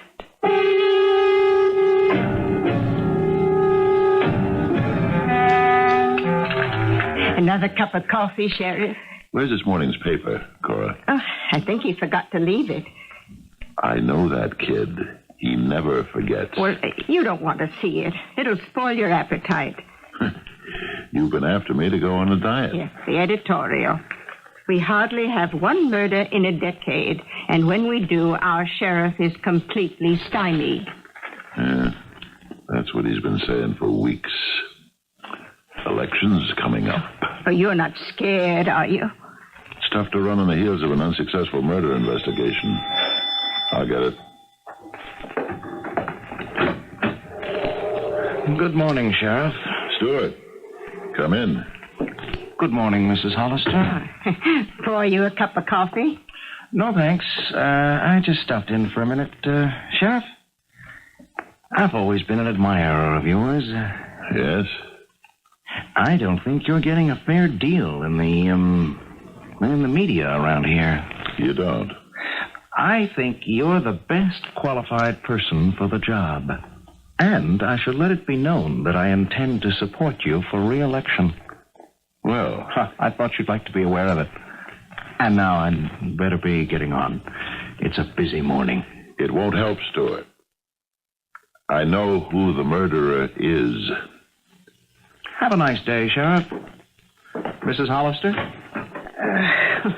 On what meat does our Caesar feed? His aunt hasn't been in her grave 6 weeks, and already he's just about taken over the town. I wonder whose idea this was. His or Morty's. It doesn't matter. I'm going to get him one day. Sheriff, listen, could you be wrong? No, honey. You're only human. He killed her, and Morty's an accessory. I'm not saying they didn't have severe provocation, but there has to be a price. And they're going to pay it.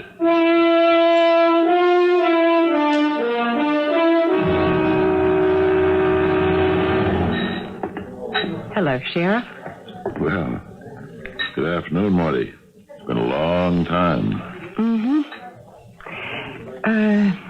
May I buy you a cup of coffee? You know, Morty, in all the years I've been dropping into Joe's Diner, this is the first time I've ever seen you on this side of the counter. I like to drop in every once in a while, say hello to old friends. How's your little girl? Oh, Stuart says she looks just like me. She's lucky. I don't think so. I think she looks like her late great aunt.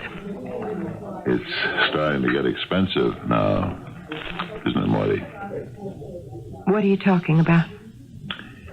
It would have been cheaper had you and Stuart decided to pay the price 3 years ago. Oh, you gave us 10 years, remember?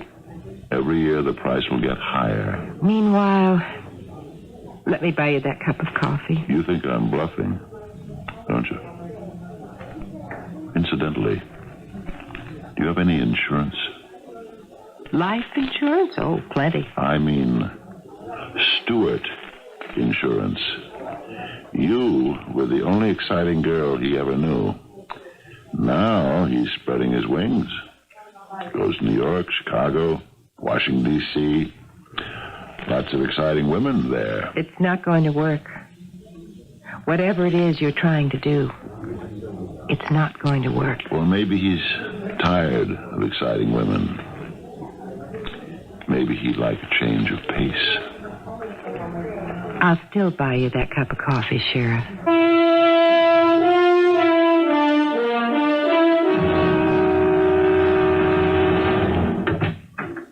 Good morning, Sheriff. May I come in? Good morning, Mr. Belden. Mr. Belden, is it? Well, what happened to Stewart? Fantastic things, just as I predicted. What can I do for you? A favor. One of my employees, a boy who works in the new mill, got into a bit of trouble last night, I understand. Charlie Watkins. Yeah, drunk and disorderly. Just about tore Harry's bar apart. Yes. But I spoke to Harry, and I assured him he would be amply reimbursed if he'd drop the charges. And he will. So, Sheriff, could you see fit to let him get away with it? The boy has learned a lesson. And you bought yourself some good public relations. Everything costs money. I guess you have to pay the price. How about the one for your aunt? You off on that again? You're paying for it inside somewhere, somehow. You thought the passage of time would calm it all down, right? Make it dimmer, fade away. Well, has it? You still love each other as much as ever? You still trust each other as much as you always did? Why shouldn't we? Because you've become different people. Sheriff, I always know where to come when I need a laugh. We have plenty of them here. And you can have them all but one. Which one is that? The last one.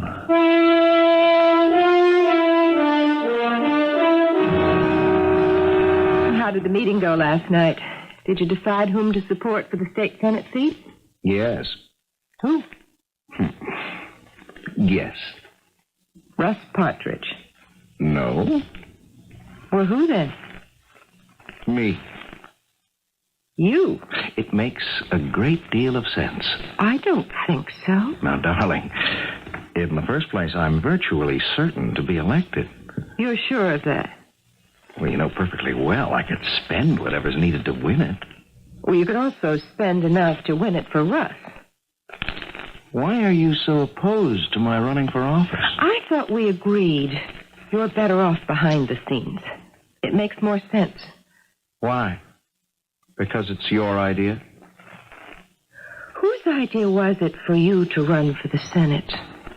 Mine. But who proposed it to the nominating committee?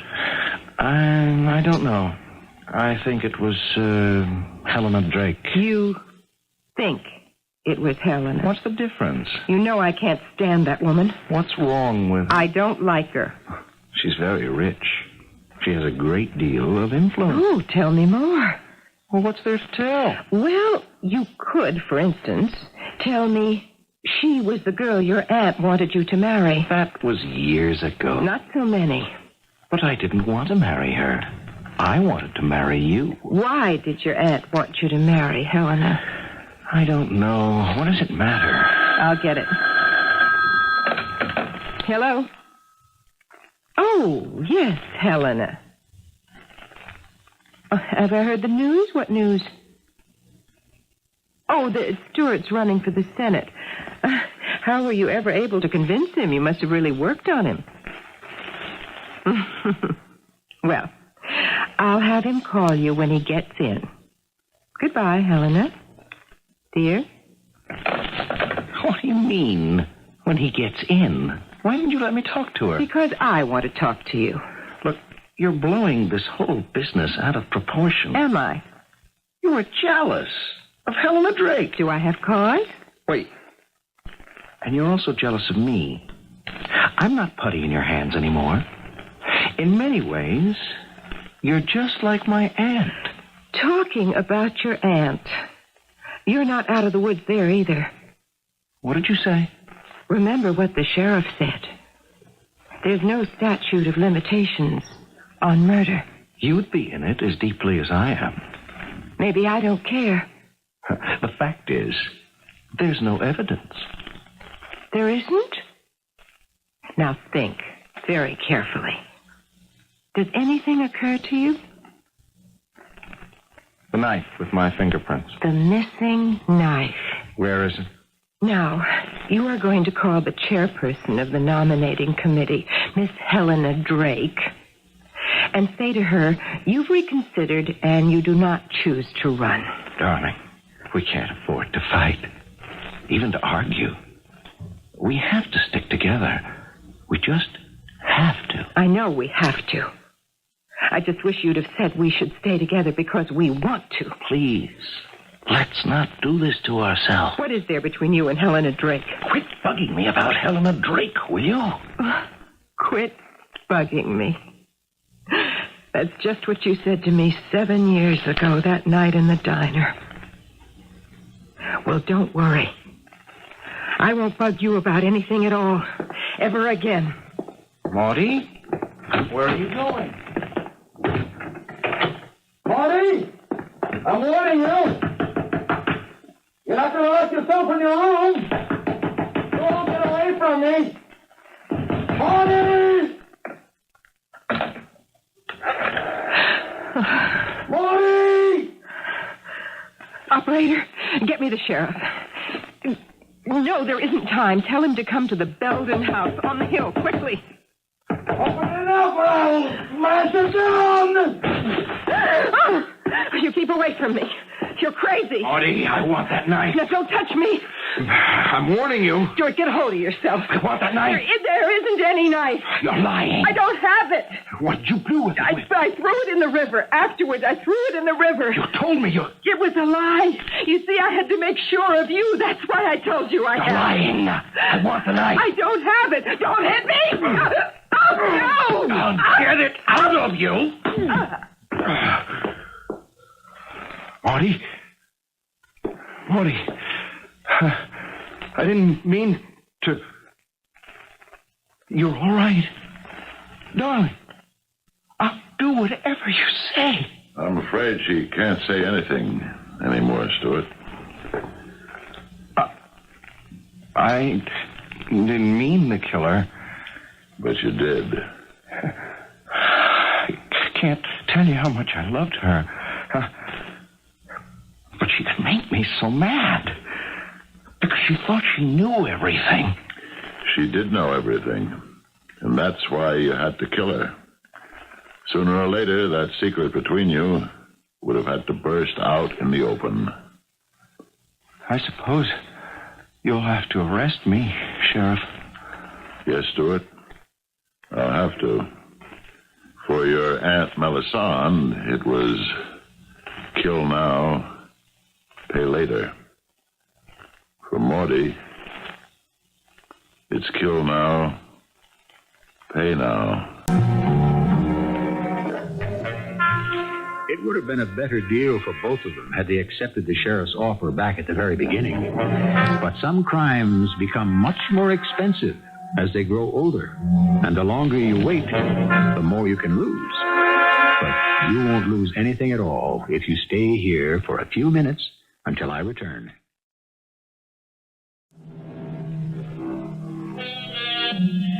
She believed sincerely that she could make a man of him.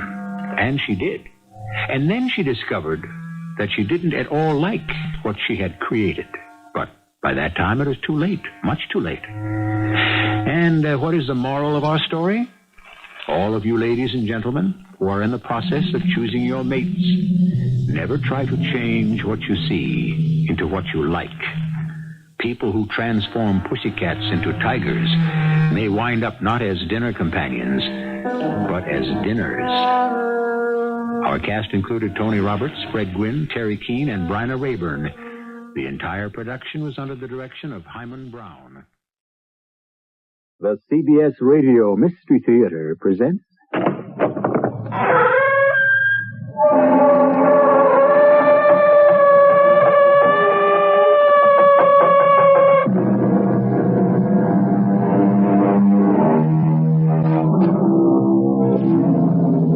Come in.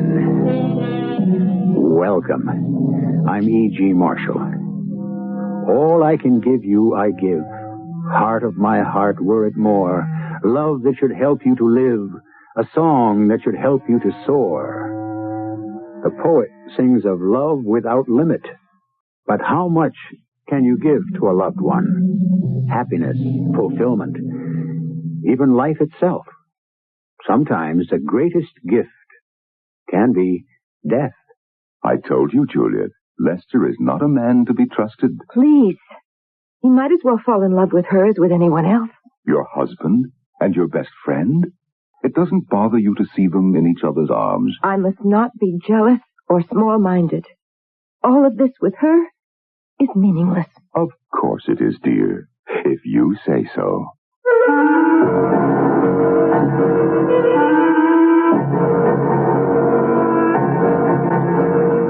Our mystery drama, Poor Lester, was written especially for the Mystery Theater by Sam Dan and stars Terry Keane and Norman Rose. I'll be back shortly with Act One.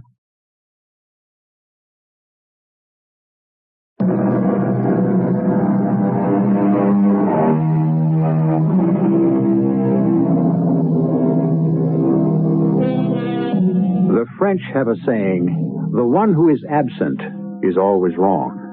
This has inspired a number of similar aphorisms, including the one that provides the text for our story. The one who survives is always guilty. Lester Keyworth is an agronomist. He sincerely believes that he knows more about scientific farming than anyone in the world. He may even be right. He is driving home from a lecture. That is, he is being driven by his wife, Juliet. And since I just happened to use that word, driven, I see that it has great application as far as Lester Keyworth is concerned. In many ways, he is a driven man. Darling, you were marvelous.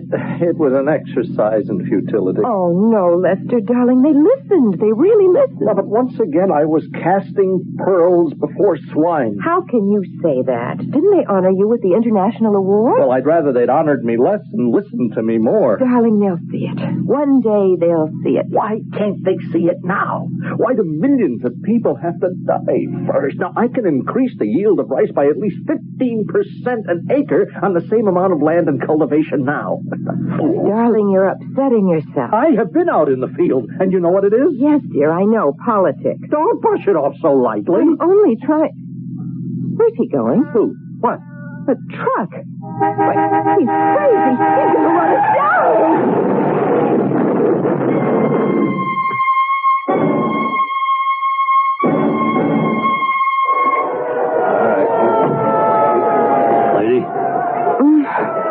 What? Are you all right? Yes, I'm all right. All right, okay, now you just take it easy. Take it easy. Lester, my husband. Where's my husband? He's dead, isn't he? He's dead. What have you done with my husband?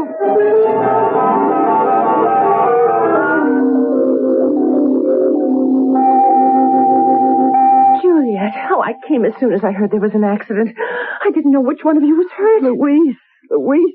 How is he? He's going to die. Oh, no. He can't live. The doctor told me there's been too much injury. Oh. It's only a matter of hours. Well, but surely there's nothing anybody can do, and it's my fault. Oh, no, it isn't. It is. I spoke to the police. They told me the driver of the truck was drunk. He jumped the divider into your lane. It doesn't matter. It's still my fault. I was behind the wheel. I should have done something. But there was absolutely nothing you could have done. The truck ran us down, and he's so badly hurt he has to die. And me, look at me. Not even a single scratch. He dies and I live. Why? I don't know. It doesn't make any sense. It isn't right. He's the one who has something to give to the world. Me, who am I? I'm nobody. Had he been spared, he could have saved millions of lives. There's nothing we can do. I would be willing to die in his place. I would give my life if it could save his. Yes, dear. I really would make that bargain. Bargain? Well, but you talk as if what? Oh, well, I don't know. As if there were actually someone you can make that bargain with. But there isn't. Now, come on. We'll go down to the coffee shop and have something hot. Alcestis. Juliet? Let's go. Alcestis? What did you say? Oh, nothing. Oh, no, you did. It was a word. It sounded like Alcestis. Who? Queen Alcestis. I never heard of her. She was a queen in ancient Greece. Oh? Her husband's name was Admetus. And one night he lay dying just as my husband is dying now. She prayed to the gods, to her ancient gods, to spare him. And they answered her. They said they would. Oh, but that's all a mess. Juliet, why don't we get that coffee? You'll feel much better. The gods agreed they would spare him if someone else were willing to take his place in the land of the dead. And she said, take me. Take me. I'm willing. And did they? Yes. She died for him. And I would die for Lester. But there's no one I can talk to. Now, Juliet, get a hold of yourself. It's how I feel. I want to go out. Oh, yes, the air will do you good. We'll go for a little walk. No, I want to go by myself. It's nighttime. Please, let me be alone. For just a little while. All right. But be careful.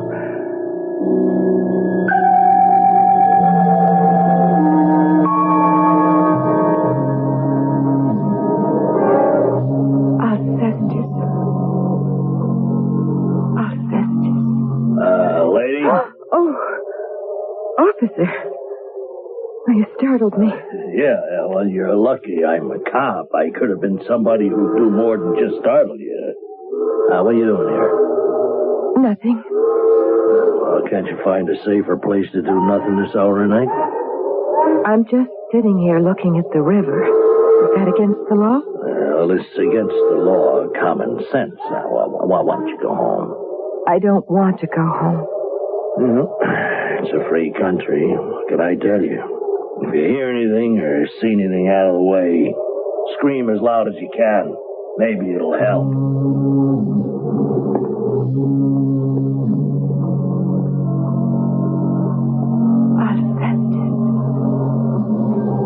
Alcestis.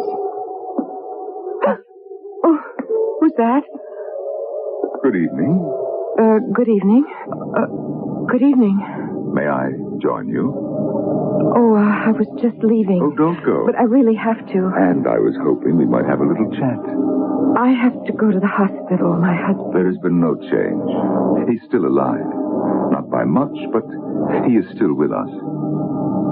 What are you saying? Looking at you, you don't resemble her very much at all. Resemble who? Alcestis. Oh, no. You are much more beautiful. I don't know what you're talking about. Who are you? You know who I am. Zeus. Zeus? King of the ancient gods. But that's impossible. Is anything impossible for a god?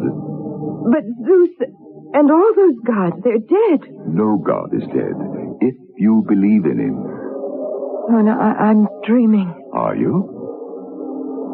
Why have you come here? You called me.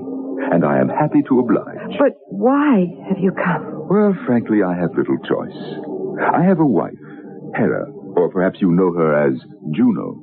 We have children, Aphrodite, or you may have called her Venus, and Ares, Hermes. It's a long, long list. I have to support them, and I have practically no work these days. I still don't understand. So please don't embarrass me.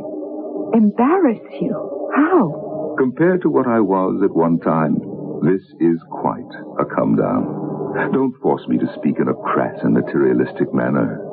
What am I forcing you to do? You are making me state the bald, unadorned truth, which is, we're all pretty much like a political machine. If we want the voters to support us, then we must be prepared to service the voters. Or in other words, do favors. You want to die for Lester Keyworth, just as Alcestis died for Admetus. To show you how truly I hold your interests at heart, I would like to talk you out of it. Why? Poor Alcestis. She wasn't really very attractive, and Admetus was a most imposing figure of a man. He married her for her father's money. The silly girl thought he adored her. Actually, she was grateful to him in the way that only a plain girl can be grateful to a handsome lover. She felt he did her a favor, and dying in his stead was her way to repay him. Did Lester Keyworth also do you a favor? Yes. But you are beautiful. He's a man of genius. And he chose me for his wife. Compared to him, what am I? You were a student in his class. He was twice your age. I fell madly in love with him. Were you looking for a father figure? Certainly not. In ancient times, people had a father figure. Me. Now that I'm abandoned, your new priests, the psychiatrists, send you on all those fruitless chases. Lester Keyworth did not do you a favor. It was the other way round. You brought him youth and freshness, which he never really took advantage of. There's more to life than just the physical. Perhaps, but not very much. He was a stuffy man.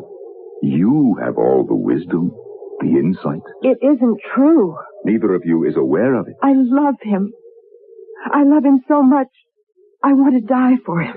You believe this? I know you must think it's foolish. Yes, but it is your foolishness, your very precious foolishness. If you desire to endow it with idealism and holiness, why, you are simply behaving like a human being. I shall permit you to die for him. You permit me? Yes. Assuming that it could be done, what am I required to do? You are required to believe in me. Believe in you. You must become mine without doubt, without reservation. But I don't believe in you. Then how do you account for me? You are a clever man, obviously very well educated. I have been sitting here talking to myself, and you must have overheard me. So you're creating this little joke. Hey, lady, who are you talking to? Officer, I'm talking to this gentleman here. This gentleman? Which gentleman? This gentleman who's sitting beside me on this bench. I ask you if you are all right. You're not. Mr. Zeus, or whatever your name is, there's something wrong with this policeman's eyesight. Please tell him that... He cannot see me. What do you mean? He can't see me. He can't hear me. Why not? Because he hasn't sent for me. Lady, now you sit right here. There's a call box down the street. I'm going to send for a cab, and he'll take you home whether you like it or not. Now, you just sit there. Now, do you believe in me? Yes. Yes, I believe in you. I believe in you.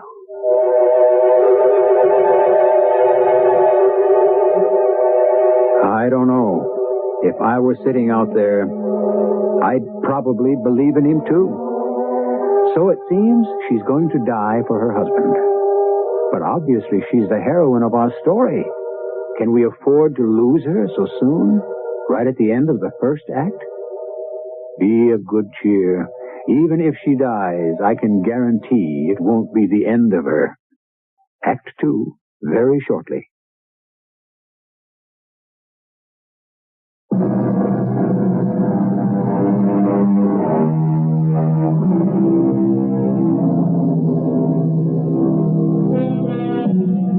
Love. To some, it's the beginning and the end. As the Roman poet Virgil said, Amor omnia vincit. Love conquers all. And this is exactly what our heroine, Juliet Keyworth, has in mind. To love, she will surrender absolutely everything. She will hold nothing back, not even her life. Then we agree. I take your life. What am I required to do? You've already done it. You believe in me. Yes. You will die. If it means he's going to live. My dear Juliet, I wish I could talk you out of it. Please hurry. Why? You will be dead a long time. Look down the block. The police officer is making the call. Don't worry about the police officer. But he'll be back here in just a minute. Don't concern yourself with minutes. You have all of eternity. Could I ask you a favor? A favor? I know I'll be dead and everything, but could I be able to see how he is afterward? Oh. I suppose that means I'm asking for too much. Well, that was not in my plan. But I just have to know. All right. Oh, thank you. In the old days, you wouldn't have had a prayer. But now, like everyone else, I suppose I have to offer specials. Oh, the police officer, he's coming back. What are you going to do? Oh, it's quite simple. We shall restage the accident. Oh. The automobile accident. Do I have to go through that again? Yes, it's the only way. Will it hurt? Oh, my dear, you're going to be killed. You can still change your mind. I wish you would. No. Go ahead. Listen. That's your automobile. Look closely. What do you see? I see myself. I'm sitting in the car. You're behind the wheel, just as you were. Lester. I'm sitting next to Lester. And now, look. See that truck. He's about to jump the divider. You blow the horn. And you scream. He's crazy. He's going to hit us. All right, keep moving. Just keep moving. Keep it moving. The ambulance attendant is talking to Lester, and Lester says to him, My wife. What happened to my wife? Oh, Lester, poor Lester. What do you mean, poor Lester? You're the one who just died. It proves he loves me. I thought Alcestis was bad enough, but you're in a class by yourself. Look, we're in the hospital. And look who's here. It's Louise. Lester. Oh, Lester, I came as soon as I heard. I didn't know which one of you was hurt. Oh, Louise. How is she? The doctor just told me. She's dead. Oh, poor Lester. Again, poor Lester. You're the one who just died. Oh, what's the point in feeling sorry for the dead? It's Lester who needs her sympathy now. You know something? I believe he's going to get it. How did it happen? Oh, we were hit by a truck. Oh, who was driving? He was. Oh, poor girl. She paid very dearly for her carelessness. Yes, I suppose so. Now listen to that. Louise never thought I was a good driver, and truthfully with some justice. But why does he agree with her? He knows the other fellow jumped the divider. He's obviously in a state of shock. You can see she's not wasting any time. What do you mean? Now, Juliet, you know what I mean. Oh, no. Louise is my dearest friend. The dead have no friends. Listen. Poor Lester. What are you going to do now? I don't know. Let me take you back to the house. Isn't she sweet? Well, he's obviously in no condition to take care of himself. Well, have you seen enough? You promised me. Oh, Do you want to see more? You agreed. But I can tell you exactly what's going to happen. Please. Very well, if you insist.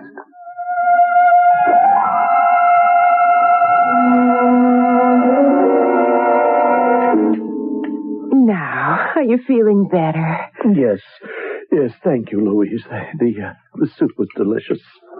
You know why it was delicious, my dear Juliet. She put salt in it. Well, she doesn't know he's supposed to be on a low-sodium diet. Oh, she doesn't. Now you just relax, Lester, and I'll get the kitchen cleaned up. Oh, I don't know where to begin. It's a mess. Poor Juliet. She was a lovely girl, but she certainly wasn't a neat housekeeper. Oh, listen to your friend. Well, it's true. I was too busy doing a great deal of work for Lester. Now, Lester, dear, you must let me set this place to rights. Oh, you look so tired. Why don't you go to bed? Rest, forget, and I'll be back here first thing in the morning to make you breakfast. Well, one thing you have to say in her favor. At least she didn't spend the night. Not the very first night you're gone. But don't wager on the second.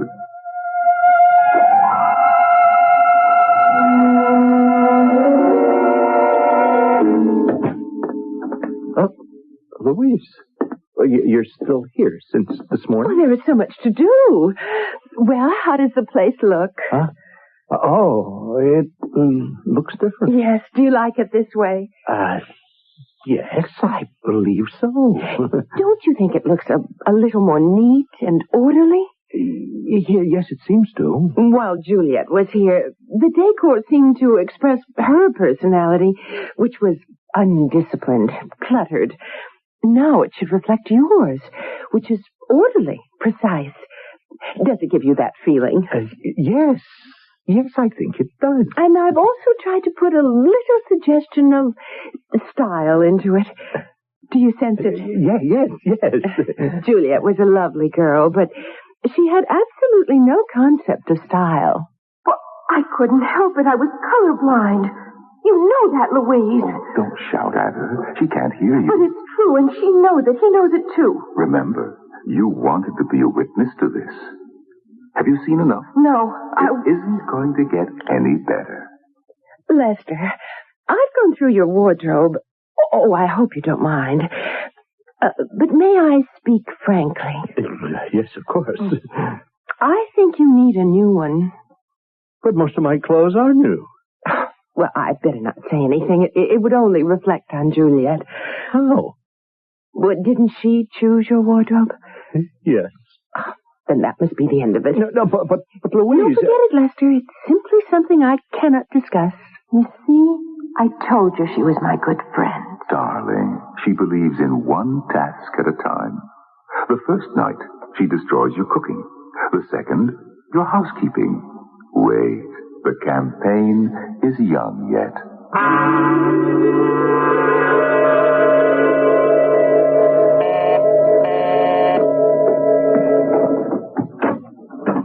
Hello, Lester.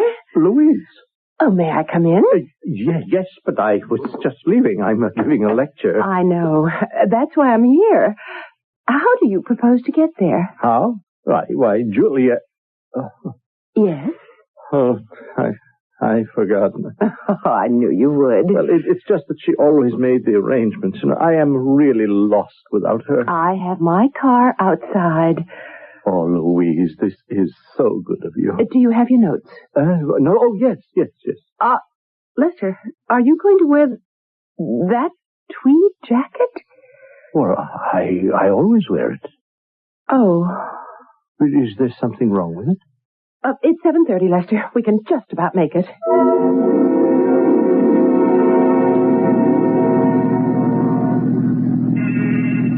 Well, how did it go? Fine. Oh, do you really think so? What do you want me to say, Lester? The truth. Watch her, dear Juliet. The woman is absolutely tops in her class. See how she manages that troubled look, how she protests, how she lets him draw it out of her. You say you want the truth. I wonder. But I'll take the chance. Let us begin, Lester, with what your audience saw tonight. They saw a man dressed in ill-fitting, seedy-looking clothes. But these clothes, my entire wardrobe... Was chosen by Juliet. Yes, and they are of excellent quality. But they don't project the proper image. What do you mean by image? Oh, Lester, your image is that of an eccentric, unworldly college professor, but you're talking to businessmen. And you want them to invest money in your schemes. They are not schemes. They are carefully researched, fully documented, scientific... Any time a businessman is asked to invest money, he considers it a scheme. Not only do you present an image he doesn't approve of, you speak a jargon he cannot understand. Well, as Juliet used to say, I am just throwing pearls at swine. Then why didn't she tell you to stop? As an expert in scientific farming, you know that swine derive no nourishment from pearls. Why don't you feed them what they can eat? What? I just don't understand. It's quite simple, darling. I know this may sound as if I'm being disloyal to my friend Juliet, but you insist on the truth. Juliet loved you, but she wanted you all to herself. She didn't want to share you with the rest of the world. She was afraid she would lose you if you became famous. Now there is a true and loyal friend. What do you say to that, Juliet? Juliet? It may have been true. Subconsciously, I may have been frightened. Why are you present-day people so obsessed with the subconscious? When you worshipped us, we took care of it. But, oh, yes, Louise has reloaded and is ready for another salvo. Juliet, without meaning to, perhaps, impeded your progress. She wrote speeches for you that were long, dry, statistical treatises. Well, tonight's fiasco is an example. She dressed you in a dull, drab, colorless costume. Lester, you need someone to take you in hand. Have you heard enough, Juliet? I must have been doing something wrong. She's going to marry him. He's not a man who can live alone. He needs a woman. Your best friend? The important thing is for him to succeed in his work to feed the hungry. That's why I gave my life for him. If she can help him more than I could, then I'll bless her. And I shall not have died in vain. My poor girl. One day you'll realize that in the end, everyone dies in vain.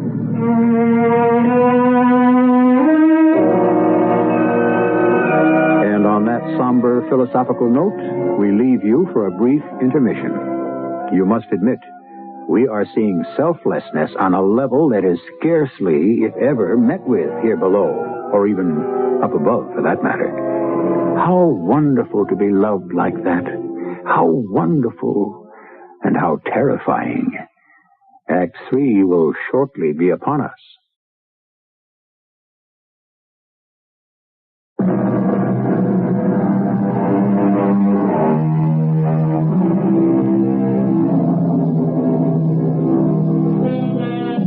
How do I love thee, asks the celebrated poem of Mrs. Browning, and it lists an impressive catalog of ways, ending with, and I shall but love thee better after death.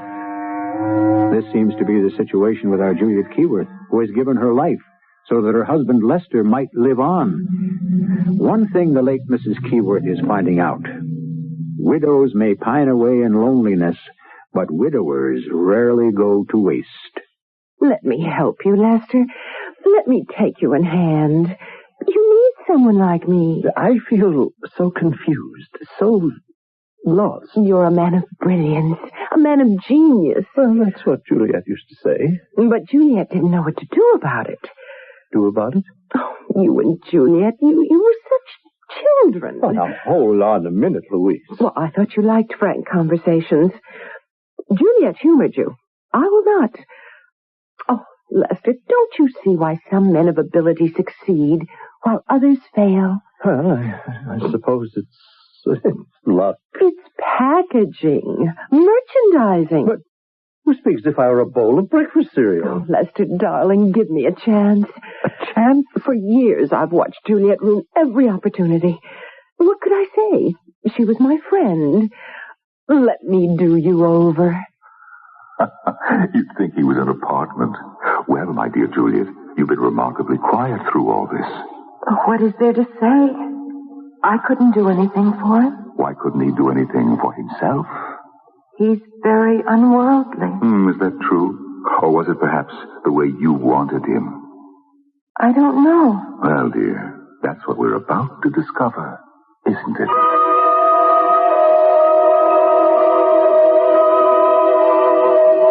Lester, let's look at you. Here, in the mirror. See? Your hair stylishly full. Well, maybe I should have cut off my beard. No. Properly trimmed, it's permissible. And the suit, neat, subdued. Oh, you'll look just like any of those people you'll be talking to tonight. Have you gone over the speech? Yes, but I'm really not sure. Well, let me hear you. Gentlemen, this evening... No. The authoritative voice of a man who is in full command. Gentlemen, yes, this evening I intend to talk to you not about primitive people who have to be helped, but of a market. Good. An opportunity waiting to be created. Oh, that's good. I really don't believe a word of it. Why not? Well, what I'm saying is that if these people can raise enough food to keep from starving, they'll present us with a market for our manufactured goods. Well, isn't that true? Yes, but that's far off in the future, and, well, it isn't the reason that we should be helping them. Why should we help them? Because it is the right thing to do. That was Juliet's opinion. Well, she was right. And where did it get you? Try it my way, Lester. What have you got to lose? Oh,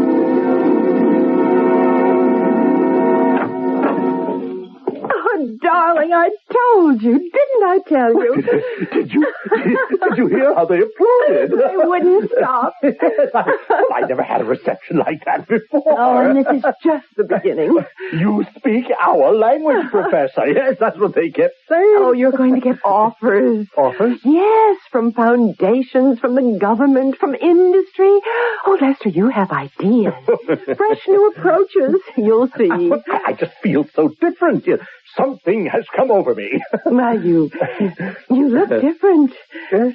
Oh, 20 years younger. Oh, well, do I? You're a very attractive man. Louise?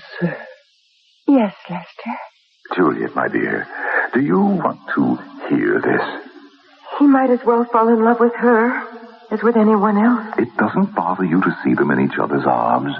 I mustn't be petty or jealous. I wanted to save him so that his great work could continue. And all this with her is meaningless. Froths on the wave. Of course it is, dear, if you say so.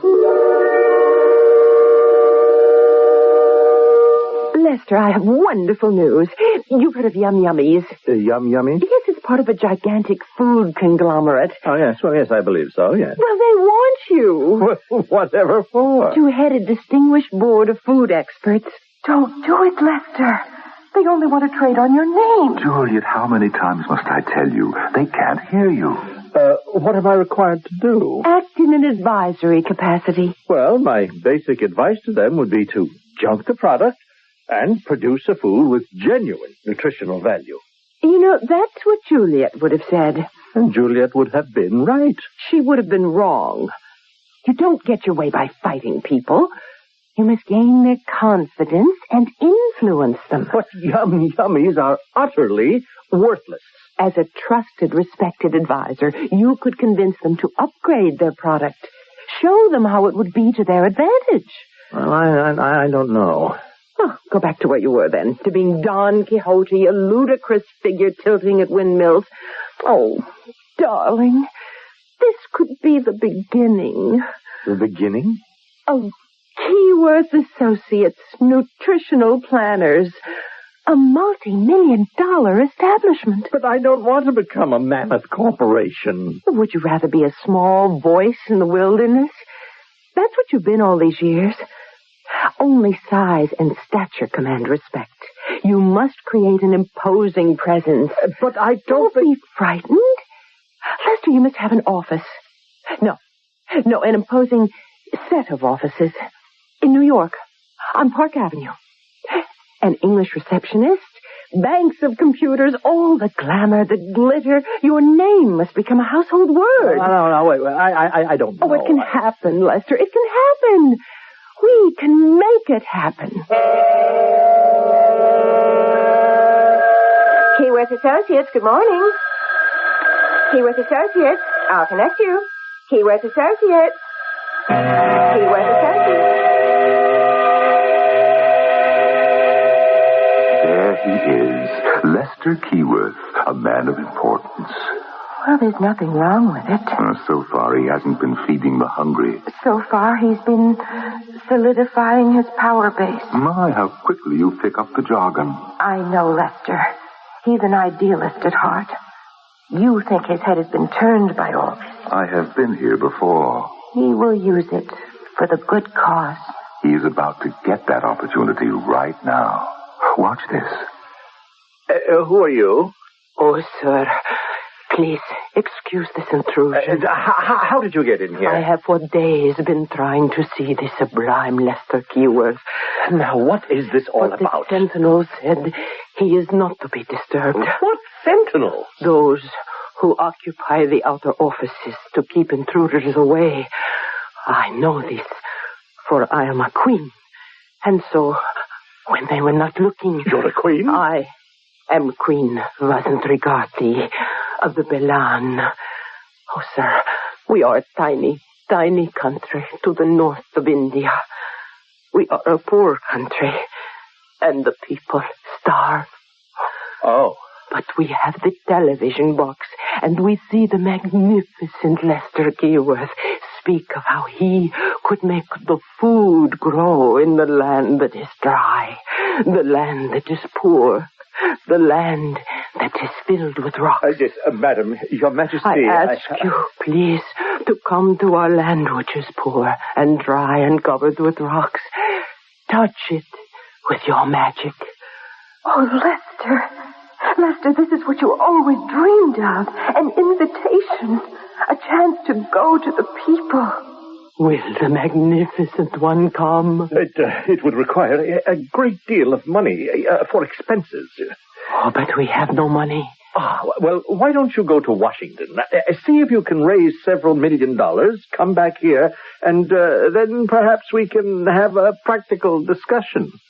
Are you telling her? What are you saying to this woman? Her people are starving. My dear, all your passion is for nothing. Look at him sitting there. I can't believe it. Your Majesty, I am quite sure you can receive funding from the Foreign Aid Committee. Certainly you have a most worthy cause. Is this why I died for him? So he could get rich and sleep with my best friend? I would say that's the unkindest cut of all. Oh, I see it all now. Lester is a phony. He fooled me. I mistook his affectations, his arrogance for genius. He's not going to get away with this. I'm afraid he already has. I learned my lesson. But like most human beings, you learned it too late. And now, my dear, you must go. Go? Where? Where you belong. To the kingdom of the dead. Oh, no. You must. Since you're no longer alive, I shall escort you to the realm of my brother, Pluto. Oh, please, you can't. We made a bargain. But I was cheated. By whom? By yourself. By your own mistaken visions. Come. It's been so long since I've seen Brother Pluto. No, I don't want to die. But you are already dead. Listen, you say it's been so long since you've seen Pluto. Yes. Unfortunately, we have so little activity these days. That's because you have so few believers out there. Isn't it? Obviously. But I believe in you. You know that. What good am I to you? Dead. Juliet, don't try to get around me. Can you afford to lose a single believer? Maybe I'm the only one you have left. No, Juliet. Remember you said, why don't the people rebuild my temples and sacrifice at my altars? Let me go back and I'll rebuild them. You? There's no one else.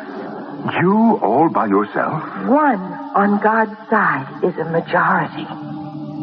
Let me build the temples of Zeus. Alone? You have to begin somewhere. Oh, picture it. The gleaming marble temples of Zeus, once again crowded with the faithful. Oh, please don't do this to me. Don't fill me with false hope. Are you afraid to come back? Do you think you can no longer run the world? Do you want to remain a has-been for all of eternity? No. Then send me back. Restage the accident. Oh, Juliet. Put me back in the car with Lester. You can do it. Do it. Oh, I hear the car. Juliet. Put me inside, please, not just for me, but for you, too. Oh, very well. Goodbye, Juliet. It's not goodbye. It's hello, Juliet. That truck. He's crazy. He'll hit us.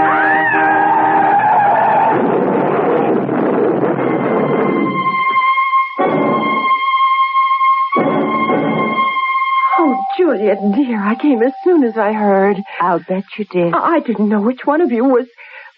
Are you disappointed, Louise? Oh, Juliet, darling, what are you saying? You know what I'm saying. But... Lester is dead. Oh, poor Lester. Yes, poor Lester. But I'm alive. Oh, yes, and for that we should all give thanks. I plan to hold a special service. Oh, I'm sure our minister will... No, not in the church. No? Where? We'll have to begin modestly. In the backyard. In the back? I'll build an altar. I'll get some of the choicest cuts from the butcher for sacrifices. Juliet! Oh, what are you talking about? And afterward, you give the meat away to the needy. It makes a great deal of sense. Oh, Juliet, are you sure you're all right? Oh, yes, dear friend. Now I'm all right. I'm just fine.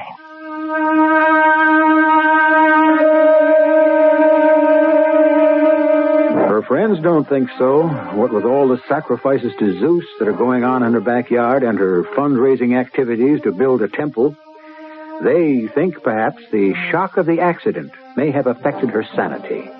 But I must say, not everyone thinks she's crazy. Not everyone laughs at her. How many people does a religion need to be born or reborn? I shall return shortly.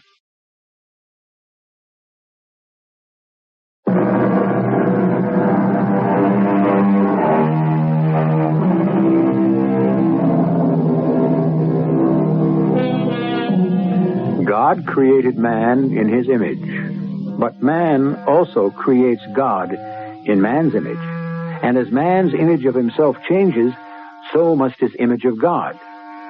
It's an old and difficult problem, and it's never solved to everybody's satisfaction. However, does it really matter how the image changes, just so long as the spirit remains constant? Our cast included Terry Keane, Norman Rose, Joyce Gordon, and Earl Hammond. The entire production was under the direction of Hyman Brown. CBS Radio Mystery Theater presents...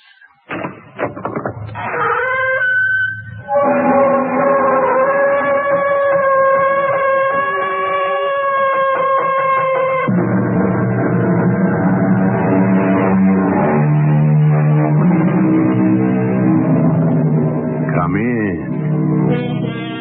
Welcome. I'm E.G. Marshall. Diamonds, they say, are forever, and are therefore the most lasting of all declarations of love. However, being human, it is unfortunately true that our sentiments, particularly our amorous ones, are frequently subject to change without notice. Therefore, what does a poor diamond do when its natural brilliance is no longer equaled by the flame of the love that inspired its purchase? It all depends on the diamond. Henri respects your opinion, Monsieur de Maupassant. Because of you, he broke his engagement to me. It's not for me to decide these things. I came up here to get your blessing, and I won't leave without it. Well, what makes you think that I would be willing? Monsieur de Maupassant, I don't think you will have the heart to refuse me.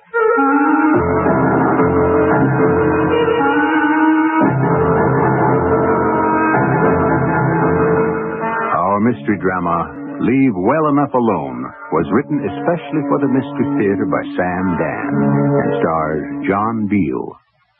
I'll be back shortly with Act One.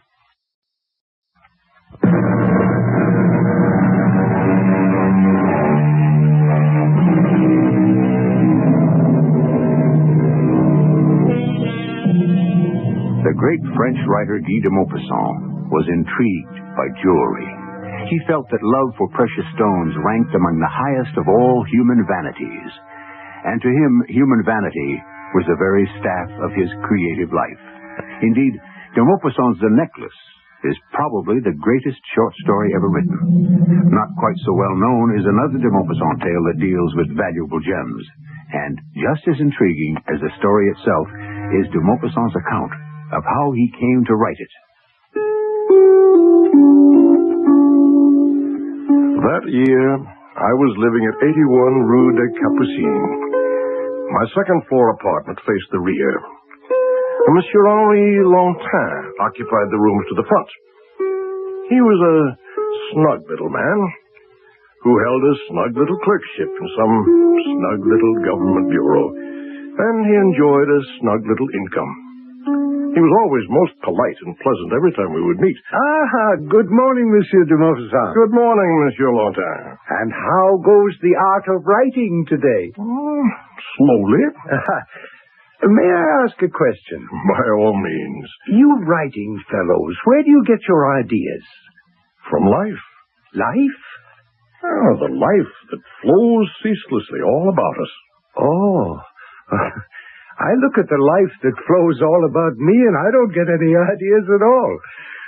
Well, perhaps it's because I'm not a writer, but also because I'm surrounded by rather quite ordinary people. All of us are surrounded by rather quite ordinary people. Indeed, rather ordinary people may provide the greatest inspiration of all. Is that a fact? You mean that a quite ordinary person, such as myself, could provide you with an inspiration for a story? That's possible. And so it would go. He would read my stories when they appeared and compliment me profusely, especially when he didn't understand them. But then, one day, I noticed that he had begun to be somewhat nervous in my presence. He no longer went out of his way to stop for a chat. I wondered if perhaps I had offended him in some way, when he suddenly insisted on treating me to a glass of wine at the establishment down the street. Monsieur de Maupassant, may I ask you a question? Certainly, Monsieur Lontin. What do you think of me?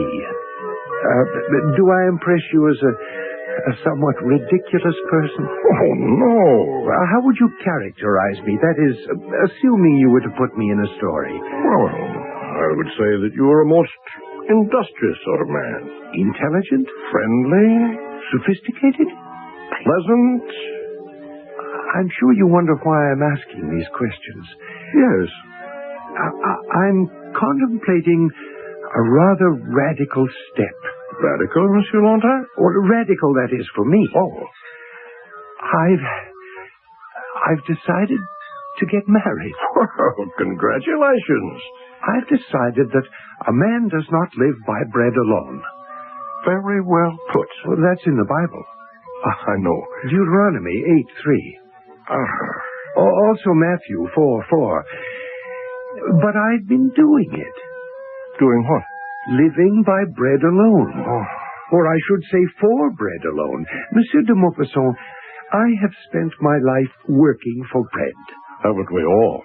But I haven't done anything else. All day I'm at the office. Do you know what I do there? I keep a record of all the ropes, chains, and anchors that are required for the naval base at Toulon. Oh, that seems to be a very responsible, important, and certainly a necessary activity. Monsieur de Maupassant, surely as a writer you should appreciate the poetic justice of what I've just said. In what manner? I deal with ropes, chains, and anchors. And these are all commodities whose function is to confine, to hold back, restrict. Ah. It seems that all my life I've been restricted to my desk at the office and my easy chair at home. To be alone is to be half alive. Just think of what it means to have a pretty wife who waits for you at home, who greets you with warm kisses and hot soup. Sounds delicious. To share one's life. I wish you the best of fortune in this enterprise, Monsieur Longtime. No doubt you've already decided on the fortunate young lady? No, as yet I don't know who she is, but I've made up my mind to look. I see. I shall now devote my energies to the problem. And I know I shall succeed in my quest.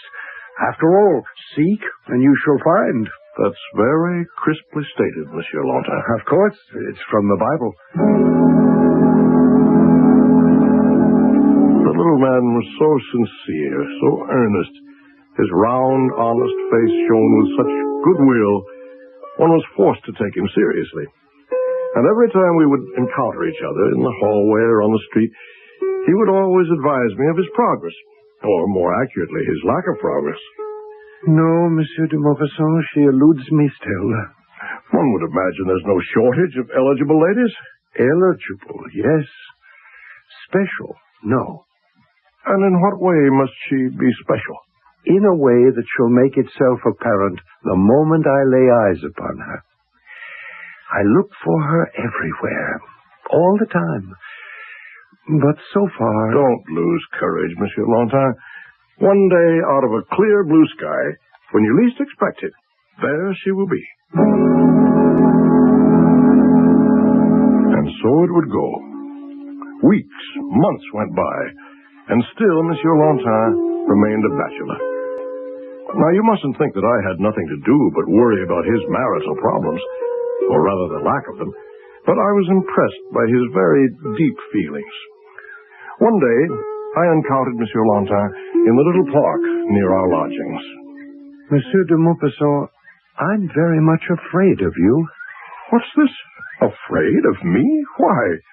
You see, I did find her. Oh, well, this calls for a celebration. I don't know how to begin this. The best place to begin any story is at the beginning. Go forward. How old do you think I am? Oh. Be honest. 40? No, I shall hold nothing back. I'm 45. But a most youthful and vigorous-looking 45. Do you really think so? Of course. Well, that really doesn't have much to do with it. Celeste. Celeste. Celeste. A lovely name. Celeste is 18. Oh. Yes, I knew you would say, oh. I meant nothing by it. It was merely... these disparities in age are not uncommon. Why did you say disparities? Because the word describes a difference. Well, then why didn't you say difference? Disparity implies inequality or even incongruity. As a writer, surely you must be aware of that. Oh, please forgive me. But you've made your point. What point is this? It's the point you make in everything you write. You always express a cynical attitude toward most human behavior. I admit to being a cynic, Monsieur Longtime. But that's only because I'm a frustrated romantic.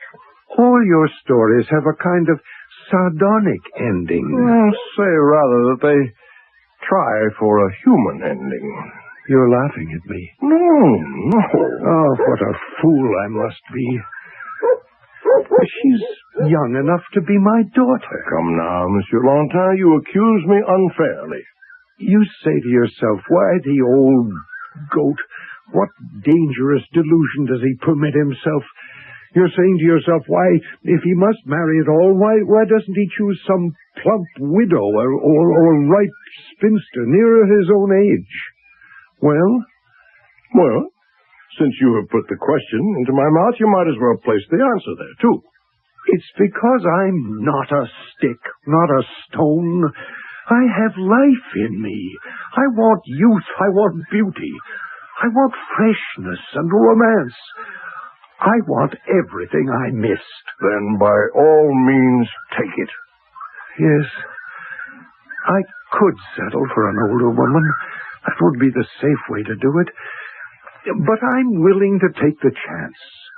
The chance that she'll tire of me and then laugh at me and finally betray me. That's what happens in all marriages like this one. Not all marriages. In all the ones you write about. Monsieur Lantin, I cannot accept the responsibility for influencing the most important decision of your life. Just talking to you has made it clear to me. I cannot marry Celeste. I am only a writer of fiction. Actually, I'm not better qualified to advise. No. To marry Celeste, I see it now, would be to go against my true nature. Are you sure you know what your true nature is? No, it will be better for both of us. I shall break the engagement. Suddenly, here I was, the villain of the piece. But perhaps it was for the best. And so, I thought this was the end of the matter. But one afternoon, there was a knock at my door. Standing at the threshold was a tall, dark, slender young lady. She had long, lustrous black hair, and a face of such radiant beauty that, at first glimpse, I almost blinked my eyes. She smiled at me, a dazzling smile. You are Monsieur de Beaufasson. Yes? May I come in? I am Celeste Laurier. Celeste Laurier? Celeste? Yes. Of course you may come in, mademoiselle. Thank you. However, aren't you afraid that you might be compromised? Oh, no, monsieur. You are, after all, a gentleman. I don't consider myself a gentleman. Well, you have nothing to say about it. You're tuned to WBBM in Chicago. Gentlemen are born. They cannot change their essential natures. I'm sure you haven't come here to talk about me. Ah, but I have. Why? Because I wish to marry Monsieur Henri Lantin. And what have I to do with it? Everything. I'm afraid you're making a mistake. No, Henri worships you. Oh, no. But to him you are the font of all wisdom. He broke our engagement because you disapproved. I assure you, mademoiselle, I did not disparage the idea. Neither did you endorse it. However, let us consider. Because of you, he ended the engagement. And because of you, he can renew it. Because of me? How? All you need do is give the idea your blessing. But, mademoiselle, it is not for me. I came up here with every intention of receiving your blessing. I shall not depart empty-handed. What makes you believe that I... Monsieur de Maupassant, I don't think you will have the heart to refuse me.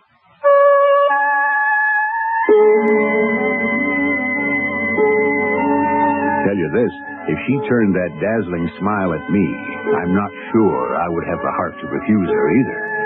She sounds like a young lady who usually gets what she wants. But this time, of course, her adversary is the great Guy de Maupassant. But what does that have to do with anything? Aren't writers just as easily seduced as anyone else? I'll be back soon with Act 2.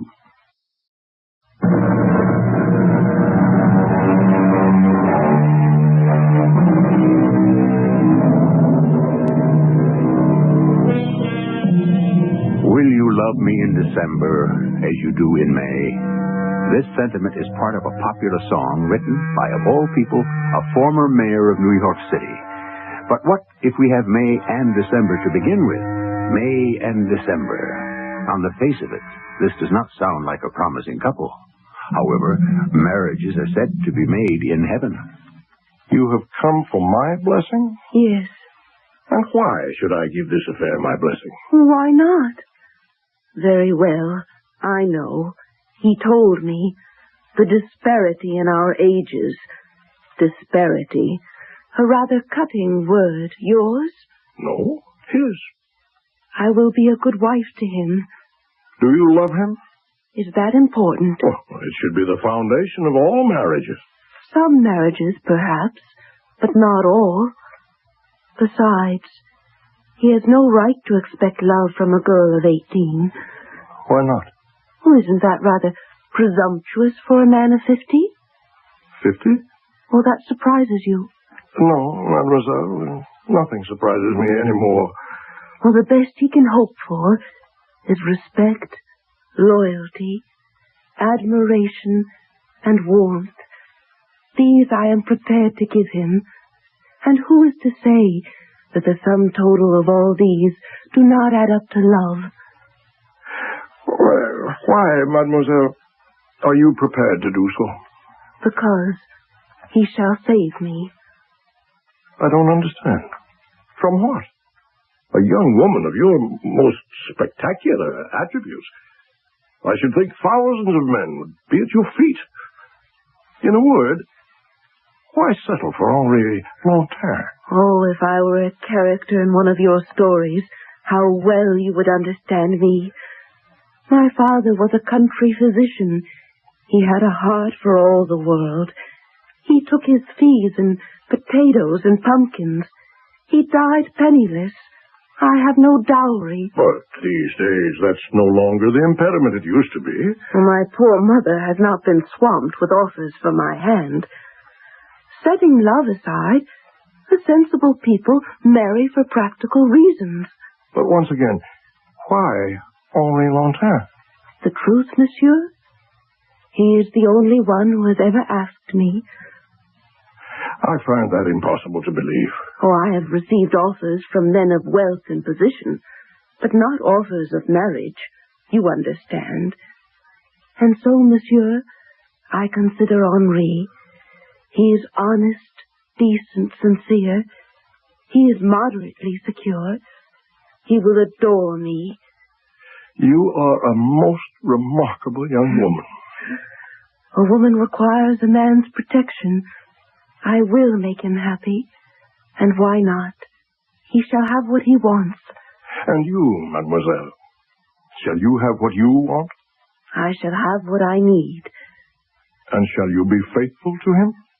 No one, monsieur, shall ever catch me being false to my marriage vow. What can I say? It seems this marriage was made in heaven. I gave the marriage my blessing.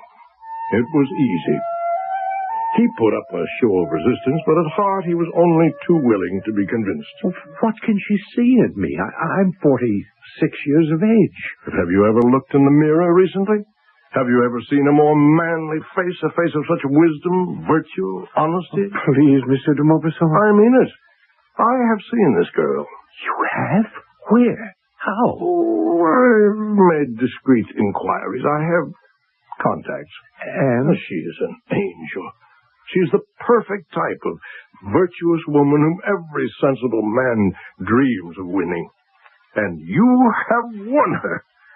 Claim your prize.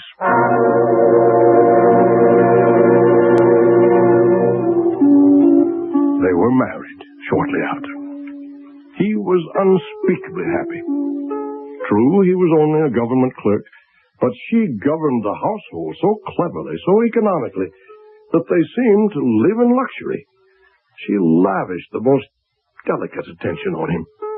She was so sweet, so loving that I began to fear for my own sanity. And thus, a few years passed. One evening, I knocked on their door. Ah, Monsieur de Maupassant, come in, please, come in. Thank you. I came by to see if perhaps I could trouble you for some sugar. Oh, but of course. My cleaning woman generally forgets to see to these things. That is why a man should have a wife. Perhaps. Oh, how beautifully the place is furnished. A woman's touch, my friend. And even more than touch, her inborn understanding of how to run a household. What a manager. And how is Madame Lantin? Oh, she'll be so sorry she missed you. She's at the opera. Oh? She has this weakness for the opera. She goes constantly. Oh. And you don't go with her? Oh, I did at first, but I get so dreadfully bored. I fall fast asleep. So So she goes alone, huh? Oh, no. She has many girlfriends. Oh. One cannot begrudge her this little amusement. Oh, I suppose not. Of course, I can understand her love for the opera, but I cannot understand the other thing. What other thing? The jewels. Jewels? Oh, they're not really jewels, actually. They're just imitations, rhinestones and fake pearls and paste diamonds, imitation gold and the like. She loves to adorn herself in those things. What harm is there in that? None, I suppose. Then why do you object? I don't know. Yes, I do. It all creates a false note. She's such a genuine, sincere person. I can't understand why she should be fascinated by these cheap imitations. Perhaps you forget something. Yes? Why, you look at her. She's so womanly, so wise. She runs your home so efficiently. She makes you so comfortable, so happy, that you don't really stop to think that she's only a girl. After all, she's hardly 20. Yes, that's true, I suppose. Poor child. Perhaps I'm too hard on her. My advice to you, as a friend, Monsieur Lontin, is to let well enough alone. Henri, my darling, and Monsieur de Maupassant. Good evening, Madame Lontin. I thought you'd gone to the opera. I left early. I think I'm catching a cold. Oh, we must get you to bed at once. I haven't caught it yet. Oh, Henri, darling, we must offer Monsieur de Maupassant some refreshment. Yes, of course. You are angry. I'm not angry. It's no use. I can tell when my darling Henri is displeased. My dear, I am not in the least bit. Then, you refuse to tell me. Well, look at you, all that cheap jewelry. Oh, but I love jewelry, and I'm so fond of these little baubles. It's my only weakness. But, my dear Celeste, Please, don't be cross with me. She gave him a look of such tenderness, and he returned it with a look of such love and longing, that I sensed immediately this was a scene that called for two people, not three. I mumbled an excuse and took my leave. A few evenings later, there was a knock on my own door. Monsieur de Maupassant, are you engaged this evening? No, come in. I wonder, my good sir, could you accompany me to the opera? The opera? I thought you found it a place for sleep. I'll confess. I need the services of a friend. Who else can I ask but you? Sit down. What's the trouble? Read this note. Monsieur Henri Lontin, I'm sure your wife tells you she goes to the opera with a lady friend. But this evening you will see her there with her lover, a handsome cavalry officer. And you believe this note? What can I say? You can say that you have every confidence in your wife's loyalty and faithfulness. I do, but... Yes? I'm so frightened. Of what? A scurrilous message from some evil-minded person who hasn't the courage to sign his or her name. What would you advise me to do? Tear it up and forget it. I love her so much, and I'm so afraid. Monsieur Lontin, I advise you to leave well enough alone. Someone is jealous of your happiness. I must know. Don't you know now? Don't you know in your own heart that she's innocent? Are you unable to answer that? I believe in Celeste as I would believe in my own soul, but... We have a but. This insistence she has for wearing false jewels, how can you explain it? It's a schoolgirl's vanity. But she isn't a schoolgirl. I must know.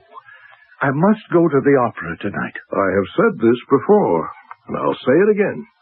Leave well enough alone. Will you come with me? I'd rather not. Please, Monsieur de Maupassant, be at my side. Because if that note is the truth, then someone must restrain me from committing an act I shall regret for the rest of my life. Is it possible that the party might become just a little bit rough? You never know with these French love stories. Well, she's either cheating on him or she isn't. Or can there be a third possibility? One thing you can be sure of, there is a third act.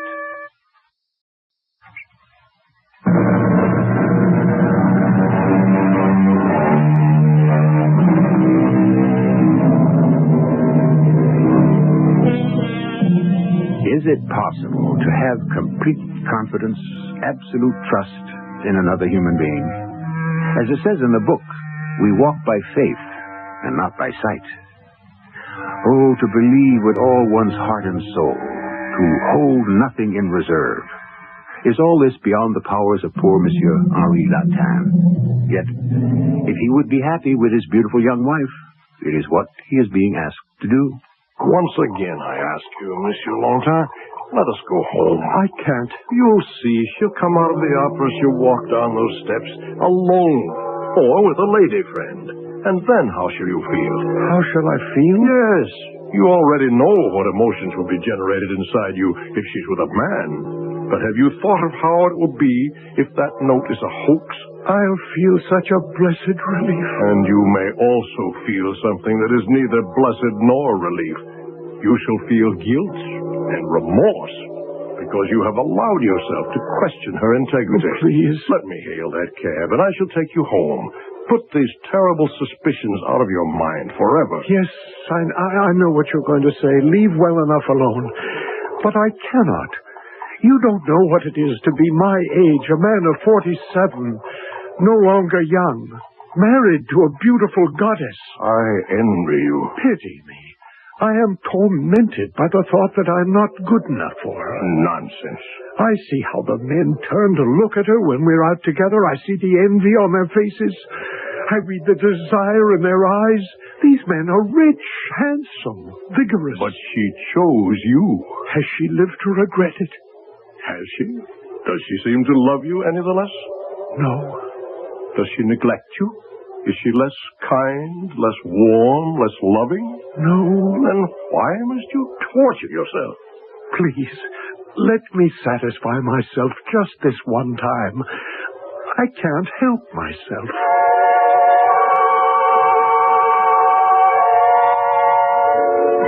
We walked up the steps and into the great lobby. We stood behind the massive marble pillar, where we could see without being seen. We could hear the wonderful Offenbach music welling up from the inside of the theater. Once again, I tried to convince him to leave, but he wouldn't listen. I don't know how long we stood there.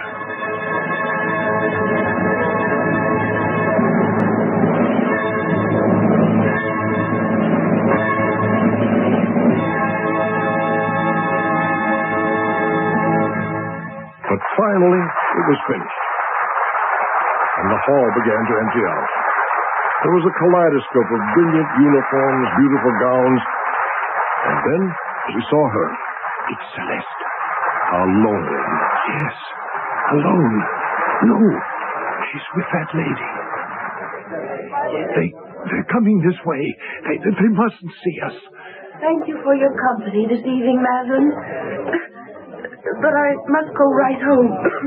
I have this little call. Quick, before she sees us. Is this what you propose to do now? Slink off with your tail between your legs? Shall we let this radiant lady go home by herself? I'm so ashamed. You well deserve to be. I shall never, as long as I live, doubt her again. Madame Lantin! What are you doing? Madame Lantin! Why, it's Monsieur de Maupassant and Henri.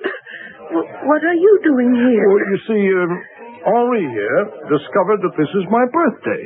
He insisted on taking me out to a small supper, and I suggested that we stop by here and have you join us. Oh, I shall be delighted. That cough, my darling. Oh, it's nothing. Nothing. It mustn't spoil our evening.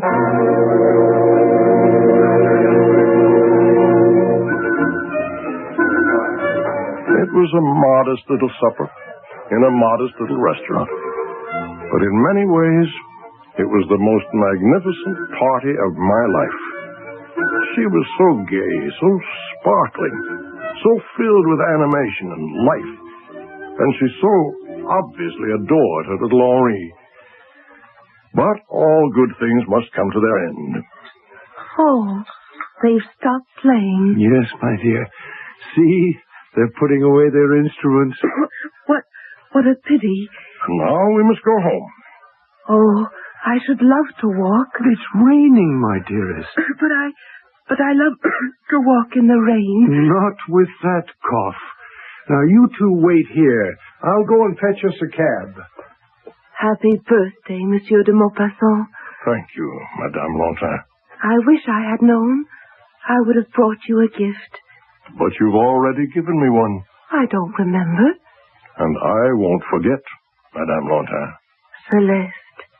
Celeste, you have done something that no one has been able to do to me before. Have I? You've made me change my mind. About what? You have given me a kind of faith in my fellow man that I have never known, nor allowed myself to know. I'm flattered. No, this is beyond flattery.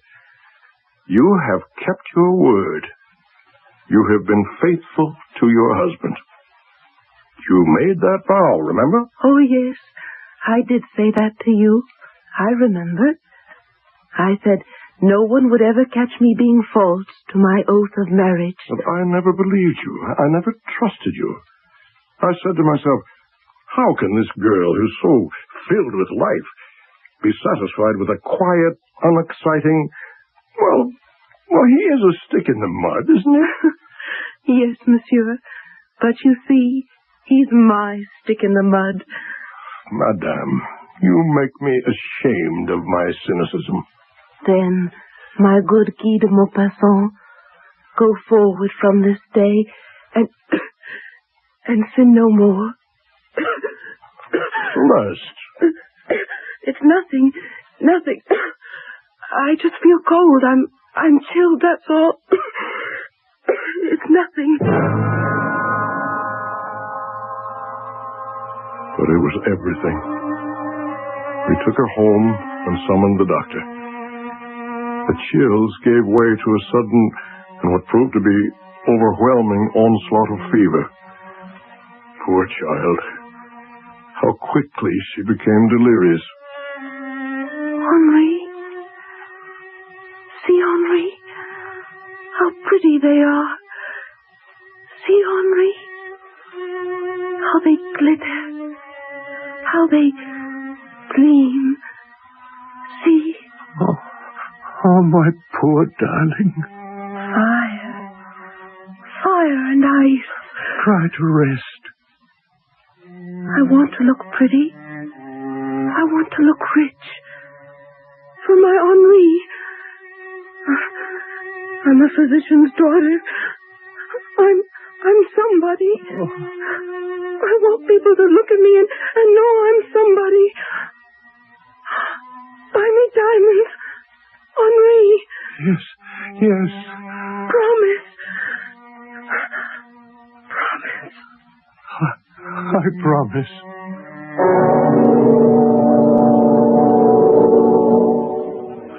But it was a promise he could never keep. She died the next day. Poor girl. All that life, all that love. Henri was inconsolable. He could think of nothing. He could talk of no one except his poor Celeste.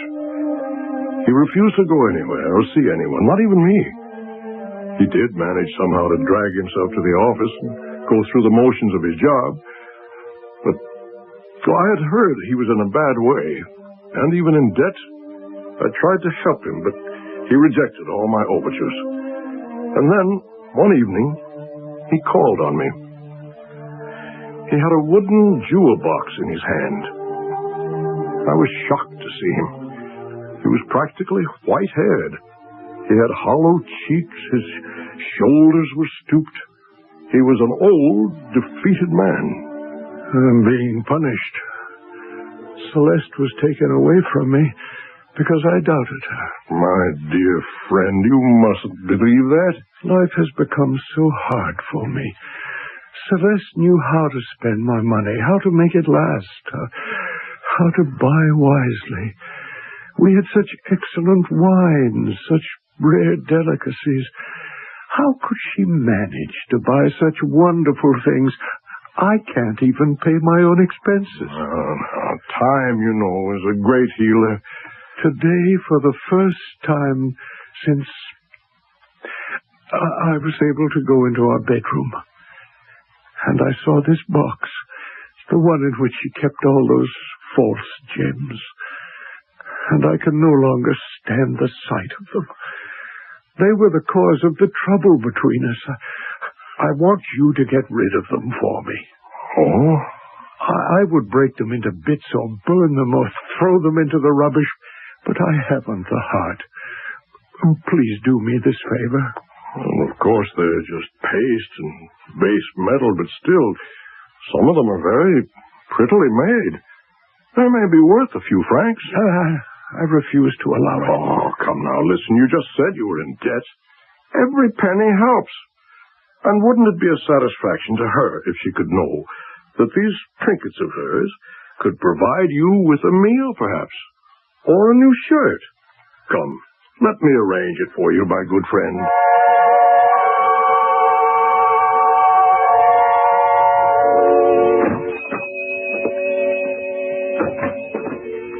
Yes, monsieur. I have here, let me see. To begin with, a necklace. What can you give me for this? May I examine it, please? I know well enough, monsieur, that it isn't really worth anything. This necklace, sir, is worth 15,000 francs. What? What are you saying? But we could not arrange for a purchase unless you can prove it belongs to you. Are you serious? Of course. I know this necklace. I sold it myself. You're crazy. Sir, have you come into my shop in order to question my sanity? No. Forgive me. It's time I question my own. I sold this necklace to a young nobleman, the Chevalier d'Ormond. He instructed me to have it delivered to Madame Celeste Lantam at 81 Rue des Capucines. Well, say no more, monsieur. Say no more. On the contrary, I believe it's time to say a great deal. She kept her promise. She didn't promise to be faithful. She said, no one will ever catch me being false to my marriage vows. I salute you, Celeste. You have now restored my true faith in humanity. Sir, I must ask you how you come to be in possession of this necklace. I am acting for Monsieur Henri Lantin, husband of the late Celeste Lantin. Late Celeste? Unfortunately. Oh, I didn't know. I wondered why business had been so slow of late. The rest of this lot, are they also... I recognize them. And were they all purchased by the amorous Chevalier d'Ormond? Oh, no, sir, no. The earrings, I remember, were the gift of Captain Navarrete. The brooch was Duc de Renaudon. The pearls, Major Renard de Bonneval. The bracelets, let me think, it was Monsieur Dufour. No, he bought the tiara. That Russian Count Orloff was the one who... Well, at any rate, I can look this all up for you. No, it won't be necessary. What will you give for all of it? Monsieur, you cannot expect me to give you what I was paid for. A fair price. Save time, trouble, and say, 280,000 francs. 280,000? Very well. Round it off at 300,000. Shop around, sir. You'll find you'll do no better. I accept. Good. Now, sir, a little formality. Have you proof that you are acting for Monsieur Latin? Has he given you a written authorization? Oh, that might present us with a difficulty. You see, this is a most delicate matter. I hope you understand. Perfectly. It might be awkward if Monsieur Lantin knew that these were actually real gems. Do you perceive the problem? Of course. Well, could you just give me the money? Could you assure me that this money will find its way into Monsieur Lantin's purse? Well, let me see how this might be done. Now, what was his brother's name? Eugene. Eugene. Monsieur de Maupassant! Monsieur de Maupassant, let me in! Let me in! Just a minute. Just a minute. Monsieur de Maupassant! Come in. What is it? I've never seen you so excited. Look! This letter, it just came in the post. Read it. It's from the firm of notaries. Read it. This is to inform you that your brother, Eugene Lantin, who died last month in Indochina, named you as his sole heir. Your late brother's estate amounts to some 300,000 francs. Please inform... 300,000 francs. Imagine. I'm rich. Yes, so you are. Oh, Monsieur de Maupassant, life is so filled with irony. Celeste. My poor Celeste. She would have been so happy. I can only say that you must make it your business to be happy enough for two. Yes. Oh, my darling Celeste. Just think. If only you had lived, I would have been able to buy you real gems.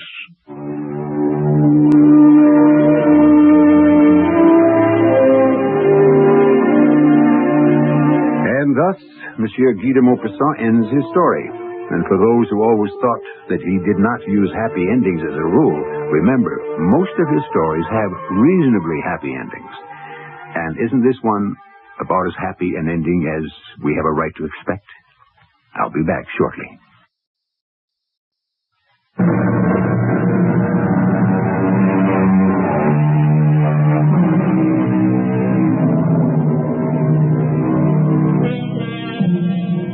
The philosophy expounded in our little tale is stated in the title, Leave Well Enough Alone. It is perhaps the most consistently disregarded maxim in our language. There are those who cannot live with success, who are made uncomfortable by the smooth progress of everyday affairs. They must always roil still waters, tap on the glass of the reptile cage in the zoo, insist on fixing things that aren't broken. But we shouldn't complain. Without such folk, whatever would we do for stories? Our cast included John Beale, Court Benson, and Tracy Ellis. The entire production was under the direction of Hyman Brown. This is E.G. The CBS Radio Mystery Theater presents...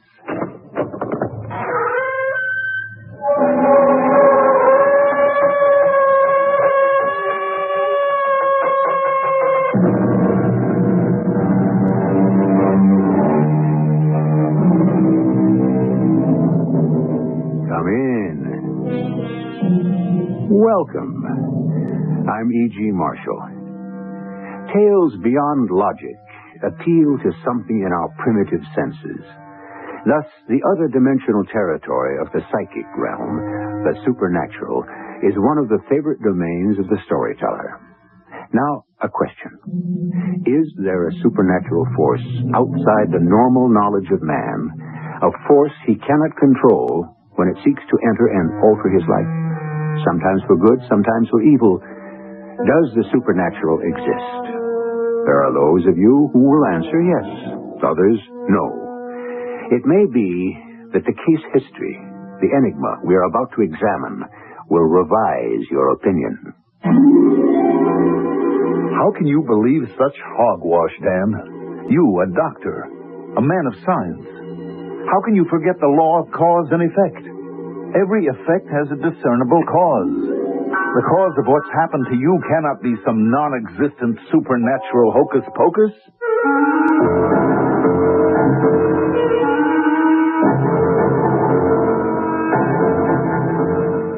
Our suspense drama, Hand in Glove, was written especially for the Mystery Theater by Nancy Moore and stars Russell Horton.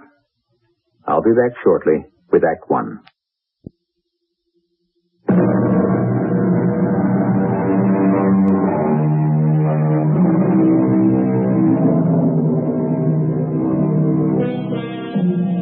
In University Hospital in a certain city, a strangler was loose.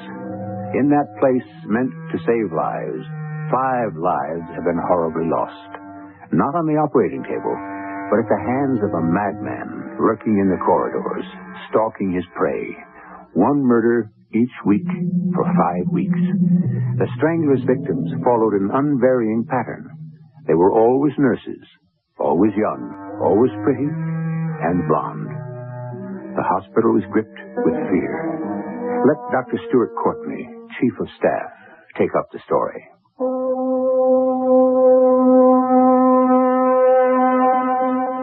As the end of another week approached, we doubled security to prevent Murder 6. Police, disguised as doctors and orderlies, were stationed on every floor. Now another precaution was about to be taken. Dr. Daniel Crane, one of my young talented surgeons, had come up with the idea, and we were in the process of carrying it out. One by one, hospital personnel were being called into my office. Who's next on the list, Stuart? Laurel. Your girl is late. Do you realize Laurie exactly fits the description of the 5 victims? Young, blonde, pretty. And a nurse. Yeah. I have nightmares about it. I see that killer with his hands around Laurie's throat. Does Laurel have nightmares, Dan? She does. She won't admit it. Come in. Oh, it's you, Jed. We were expecting Nurse Blair. She said to tell you she'd come as soon as she could. Jed, you know why you're here. Oh, something about protection's all I know. Been short-handed, got to do twice my own work. We're trying to hire more help, but no one wants to come here. Thanks for not being one of the orderlies who quit. Oh, not me. I don't run, Doc. And we're grateful. Now, take a look at this. It's a siren. Small, but efficient. Everyone in the hospital will have one, Jed. The idea is this. If you see anyone or anything suspicious, one blast from that siren will bring help on the double. Well, it's a swell idea. Let's hear it. Doctor, don't blow it till I close the door. Every cop on the floor will swarm in here. Right. Oh, and you better not blow it full blast either. It's built to be heard through doors. I won't. All right. Test run, Jed. Oh, say now, real police siren, huh? And that's only a fraction of how loud it can sound. So here you are, Jed. It's on a chain. I'll wear it around your neck so you can get to it fast. Come in. Nurse Blair reporting. Hello, doctors. Hi, sweetheart. Come in, Laurel.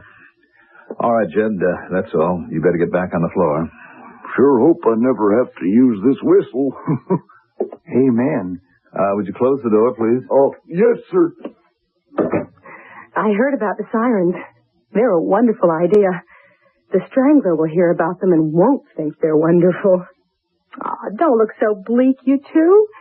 It's been terrible and awful, but I have a feeling it's over. There won't be a number 6. Oh, hi, Miss Blair. I see you got your siren. Yes, I keep fingering it. Will it be someone's lifeline? Sounds like you don't much like it. I love it. What I don't love is I have to go to the supply room. It's so far away from everything, and I'm... Oh, don't tell Dr. Dan I said this, Jed. But I'm scared. Oh, sure you are. Blonde hair and all that.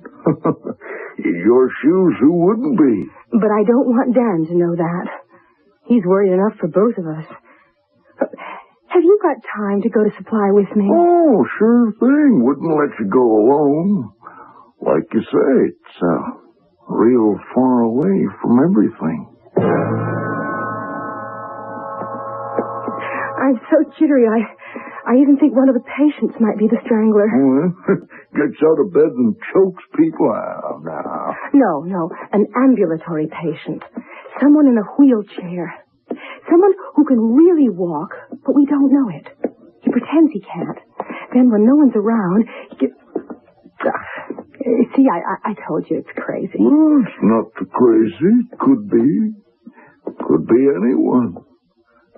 Maybe even a doctor, huh? Yeah, I guess that's possible. Does he hate women? Is that it? Hates nurses.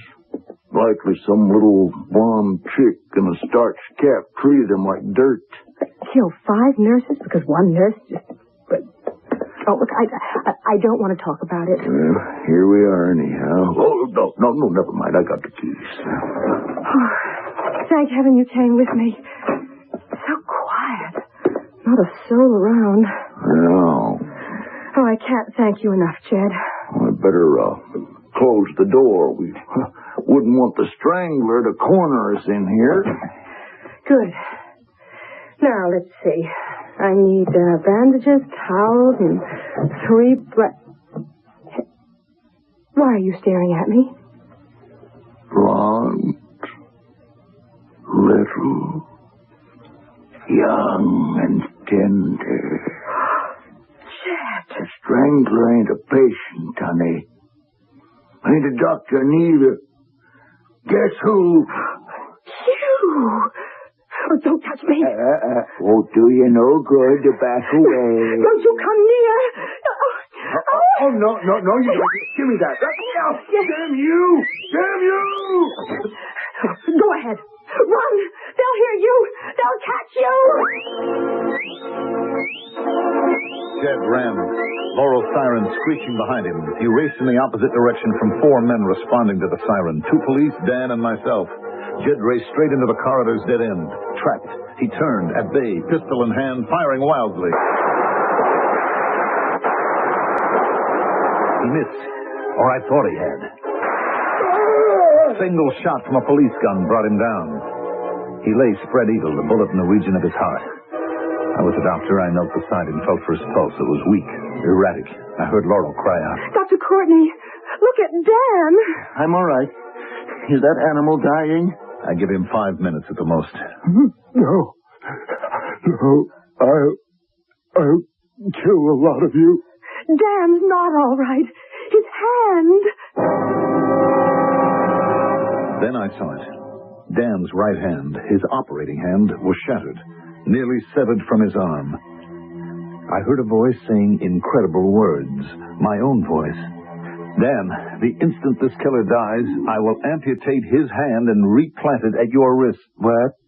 That can't be done, Courtney. You mean it's never been done? We've got to try. My hand on him. My curse on him. Attendant, stretcher, get this man to OR3. Dan, go there yourself. Get moving. Get Jed Gant to surgery.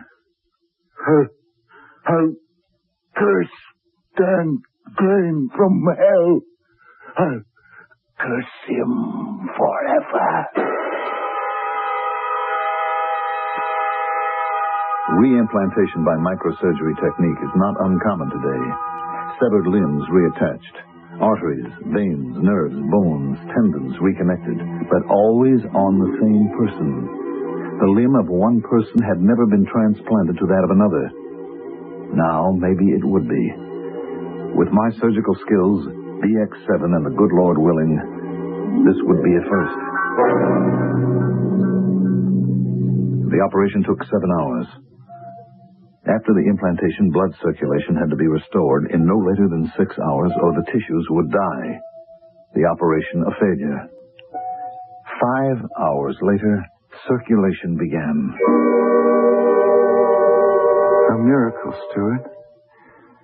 You've made medical history, Doctor. But will there be movement in your hand, Dan? That's the question now. Under that bandage, every finger has to begin slight movement within a day or two, or it's a flawed miracle. Just pray your fingers move. My fingers? Jed Gant's fingers. No. Your fingers now.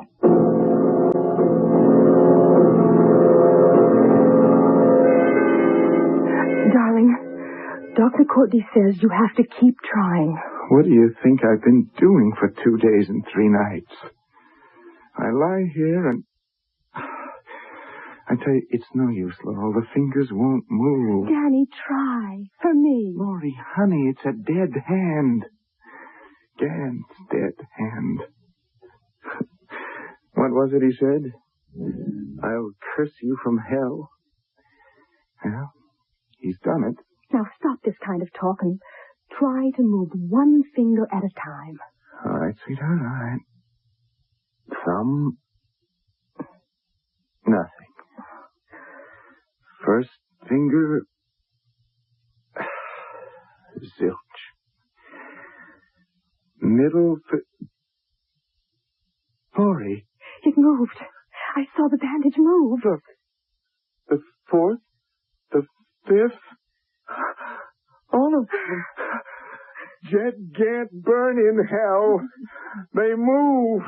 They're my fingers now. Came the great day when the bandage would be cut away. Dan sat in the chair smiling, all his cynicism forgotten. Beside him, Laurel, there to celebrate. The unveiling. All right, let's begin. Oh, Daddy, I'm so happy for you. Hold still, Dan. I can't wait. I felt like a prisoner. Excuse the pun, but the prisoner will soon be out of bandage. Oh. Almost finished now. Just one last snip. There we are. Okay, it's off. There's your new hand, Doctor. Good Lord.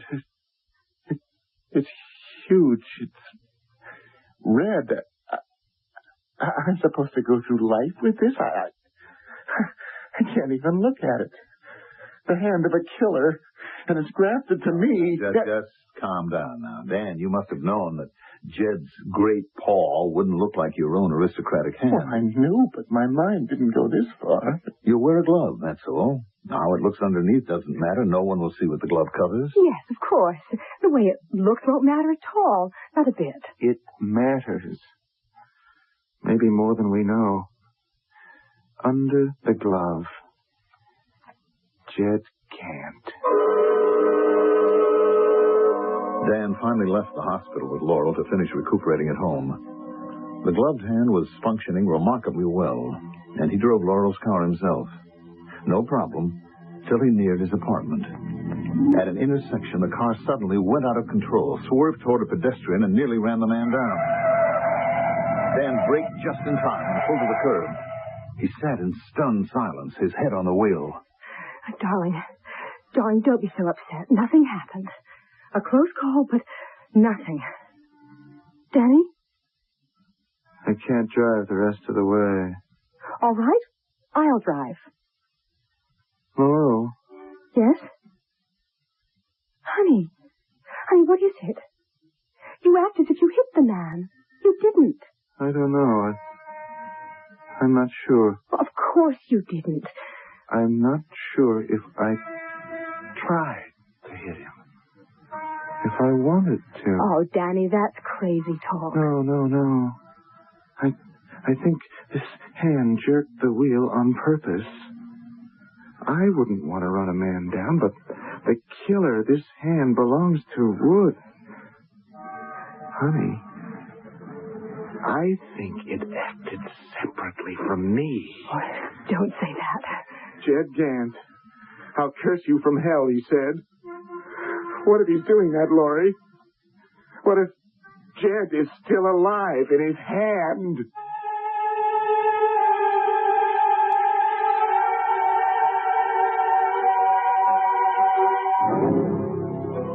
I repeat my original question. Is there a supernatural force man cannot control when that force seeks to enter and alter his life? Dr. Daniel Crane is confronted by the same question when he asks one of his own, What if Jed Gant still lives in the transplanted hand? I, for one, would answer no. At least at this juncture I would. After what is about to happen. But that is for Act 2, shortly.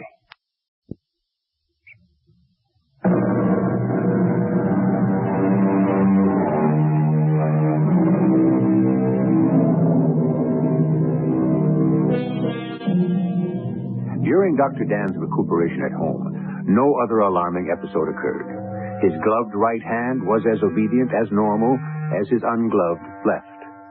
Laurel happily assumed that the car incident was forgotten, and Dan's foolish fears put to rest. She was wrong. In her absence, he would remove the glove, staring at the rough, crude hand attached to his own wrist. He felt, or imagined he felt, its hate crawling up his arm, spreading through his body. The hate of Jed Gant. Over and over he asked the question. What do you want of me? What do you plan? Dan finally returned to the hospital. Not as a patient, as a doctor, but not yet a surgeon. As his superior, I felt it better to wait for that. He seemed subdued, detached, not himself. After some 10 days, I sent for him. Yes, Dr. Courtney? Dan, I think it's time for you to resume your surgical duties. No. No? I was sure that you'd be eager to. No. I presume this reluctance has something to do with your substitute hand? You presume? You know. How could this freak thing have the skill of my own hand? It's a monstrosity. How could it handle delicate operating instruments? Dan, your training hasn't changed. Your brain and talent haven't changed. Your own blood courses through that hand. Now, you've got to test yourself. Test your hand. I'll assign you to a minor operation, an appendectomy, say, and I'll be there assisting. If all doesn't go well, I will take over and there'll be no harm done. Now, what do you say?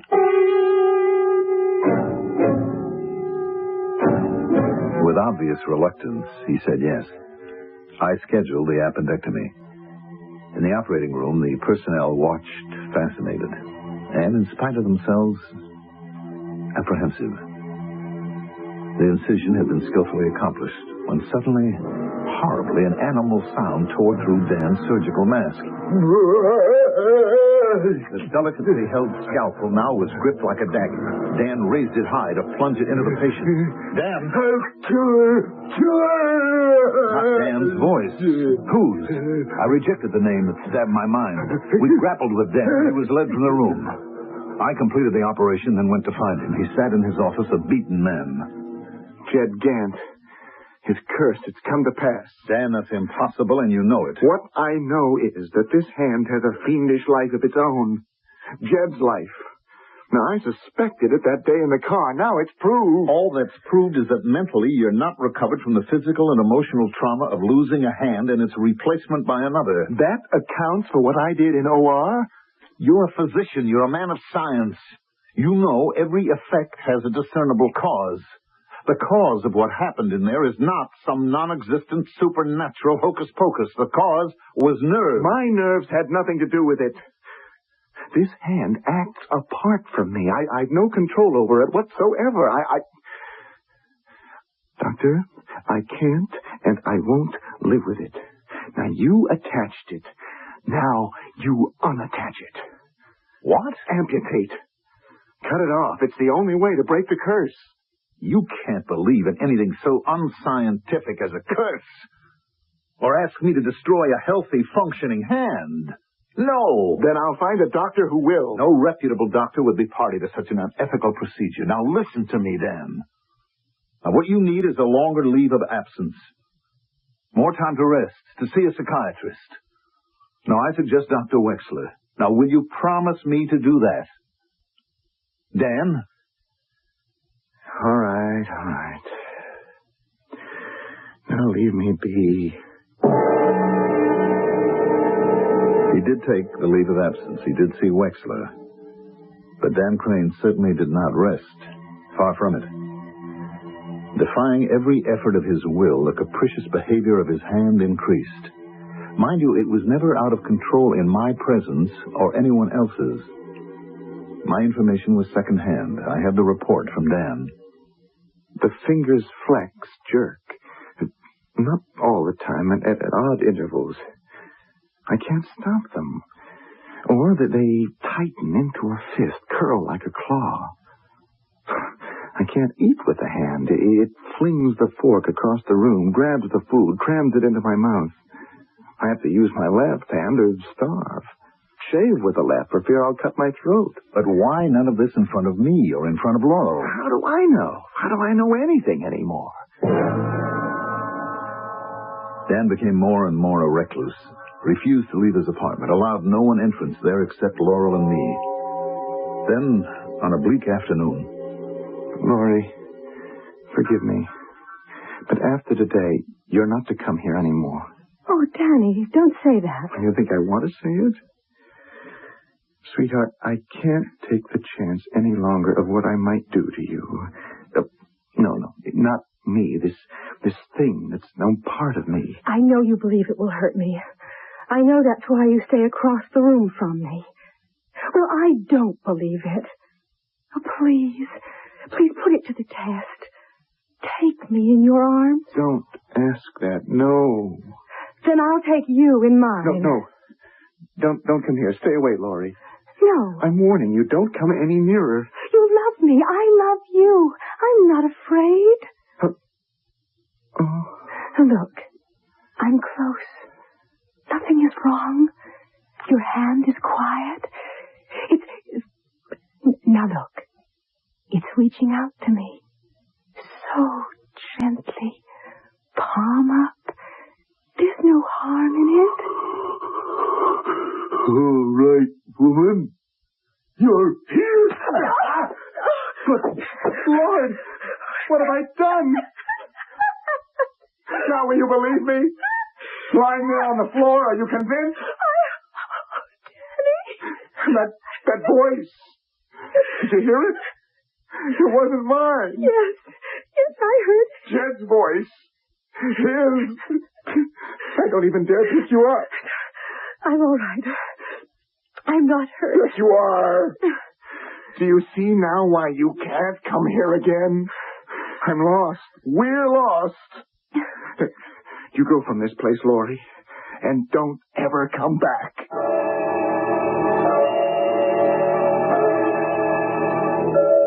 Laurel was now half convinced of what she had never believed before, that Dan was possessed. She left the apartment. But 2 days later, she came back. I heard of a psychic, a seer, a woman they say can break spells. Oh, please go to see her. A sorcerer. Have I come to this? Oh, you've got to fight fire with fire. You believe you're in the grip of something supernatural. Or maybe you are. This woman deals in the supernatural. Please go to her now, please. Shall I tell you why I'll go? Because last night, I tried to cut off this hand. Oh! And I couldn't. Was I afraid of pain? No. Jed's hand struck the knife from my own hand. Where is this woman?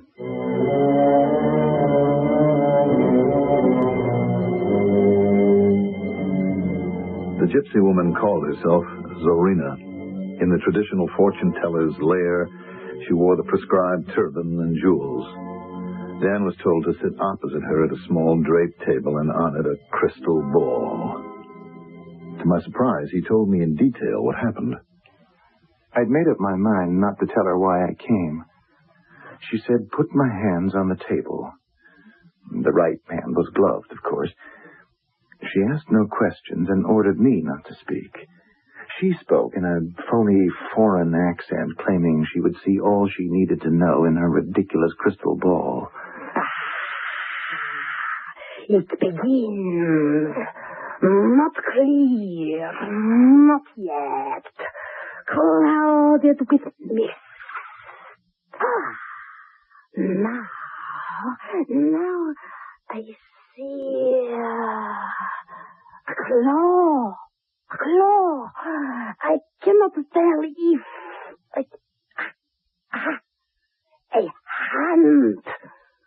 hands of...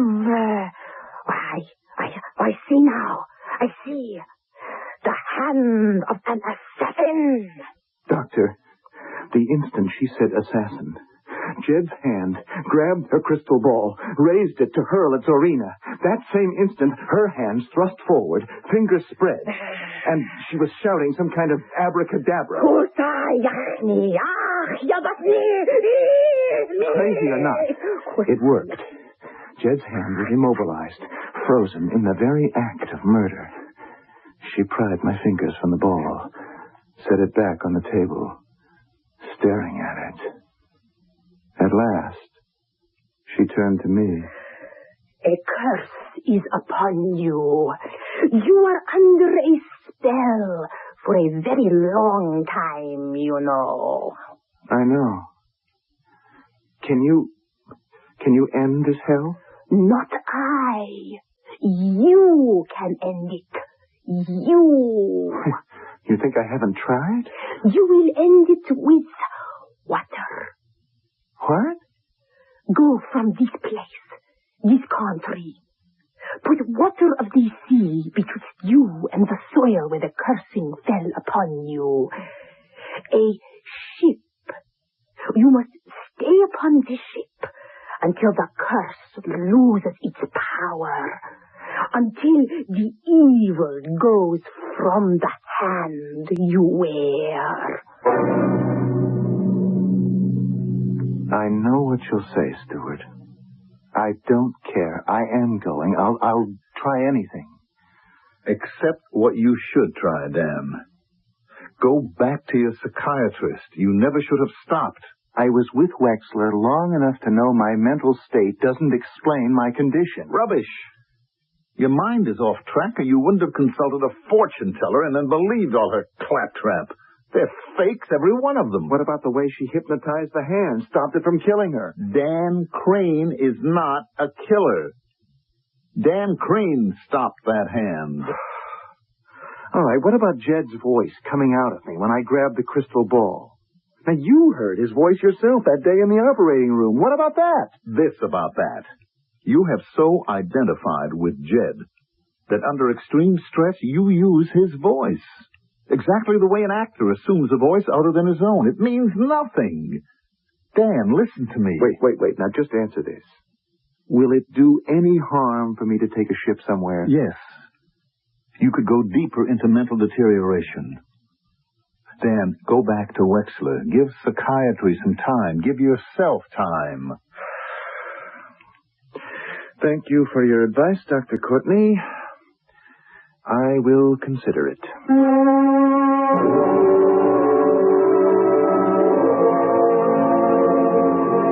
Dr. Crane did not consider Dr. Courtney's advice. He had given way completely to primeval fear, if that explains his condition.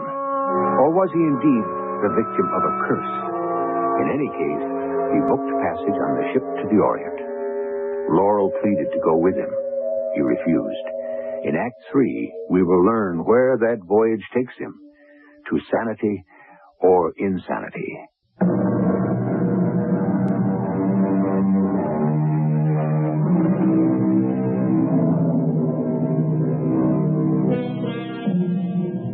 I remarked earlier that the supernatural is a favored subject of storytellers. No less provocative to them is the exploration of the labyrinths of the mind. We do not yet know which we have encountered here. Is Dan Crane demon-possessed, or has his overwrought imagination ventured too far into hidden dark corridors where even angels fear to tread? The answer is forthcoming soon, I promise. After boarding the ship, Dan went directly to his cabin. The ship put to sea, but he continued to sit alone, fingering of all things the small police siren he'd worn on that catastrophic day when he lost his own hand and became heir to the hand of Jed Gant.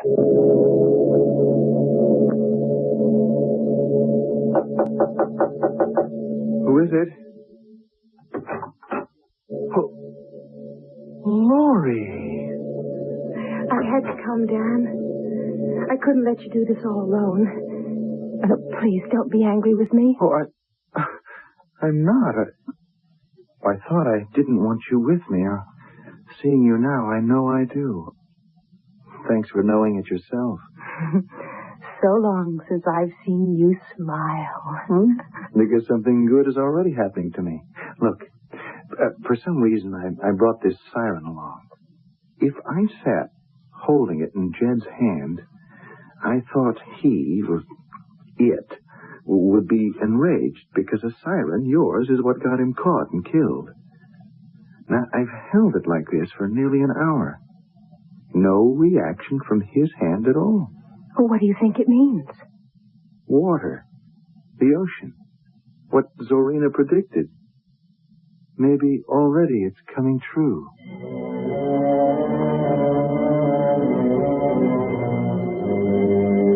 Days at sea, and the hand appeared to be tamed, bereft of its fancied powers. To avoid any embarrassing incident, Dan had taken all meals, with and without Laurel, in his cabin.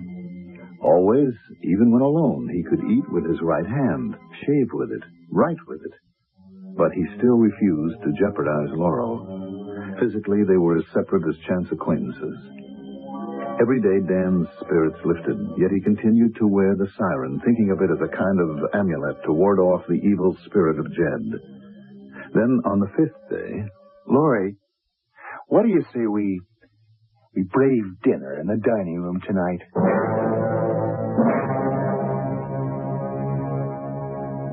They sat at a side table for two. In celebration, they ordered champagne, toasting Dan's recovery. Toasting the future. Waiter, more champagne. Yes, sir. Yes, sir. Eddie!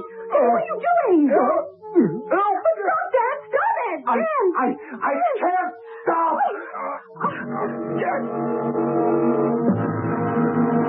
Dan had seized the waiter by the throat. He was dragged off by another waiter. Back in his cabin, despondent, Dan insisted that Laurel leave. She did. But he was not alone.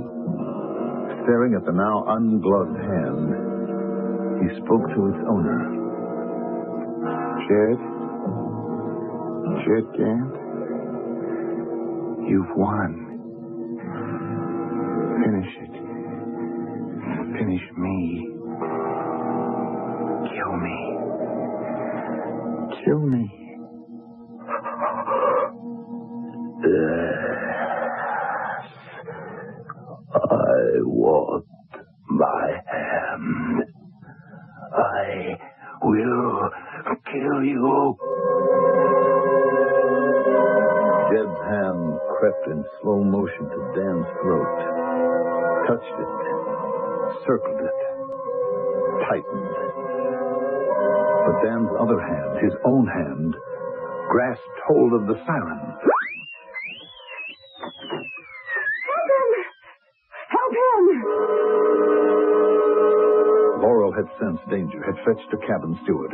They were waiting outside the door. The self-murder was stopped easily enough. Jed's hand went limp. Dan allowed Laurel to stay. Against my better judgment, Laurie. Dearest, you haven't any better judgment. Not anymore. You've let Jed's hand take your judgment, your will, your very self. Let it? Before I came aboard, I had a long talk with Dr. Wexler. I told him all the things you didn't tell him. Then he understood and made me understand that from the beginning, you yourself have made all these terrible things happen. Your own mind has been controlling a hand you thought was out of control. There's nothing supernatural about it. But... Now, this is a switch. You sent me to Zorina yourself. Well, I was wrong. Terribly wrong. Now listen. Please listen to me. Subconsciously, you believed that curse. Not until that day in your car when his hand took over. Your subconscious believed before that. That's why it could take over. No, Jed's bargain was his hand for my life. I know now what I have to do. I have to die. Well, he hasn't won unless you keep on letting him. Dr. Wexler told me what you really have to do. Accept the hand. You've never done that. Accept it. And count yourself lucky instead of cursed that you have it. You had a big talk with Courtney, too. Yes? 2 doctors brainwashing you. So why haven't you said all this before? Well, Dr. Wexler said to wait a little. He thought it was possible that what Zarina told you might have the psychological effect of freeing you from the delusions. Until tonight, that seemed to be happening. But it isn't.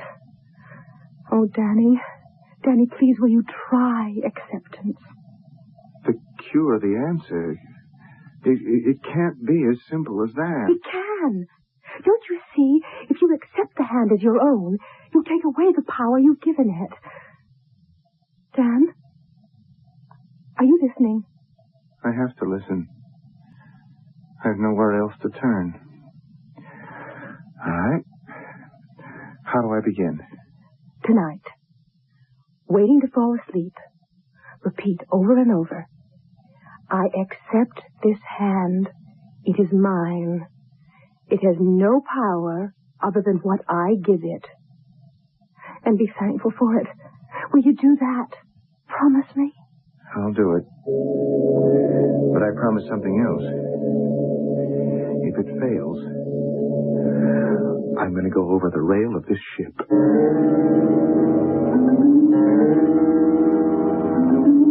Later, Dan lay in the dark, wrestling with the hobgoblins of his mind. The mesmerizing repetition of his words, as the psychiatrist well knew, would carry over into sleep, into dreaming. I accept this hand. It is mine, no one else's. I accept it now. It is mine, not Gant's. He cannot control it. The power it has is from me. My hand. I'm mine.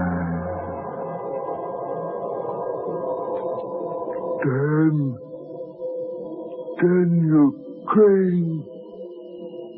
Hello, Jed. My hand. Give it back to me. It's mine now, not yours. Never yours.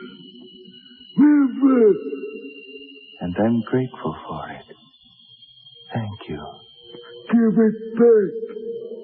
Don't you understand? I've accepted it. Accept it.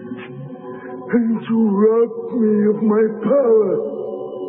You can't. I can. I have. There's nothing more you can do to me. Or to it. Go back where you belong. Go, Jed Gant. You're nothing. No one. Get out. Go back to hell.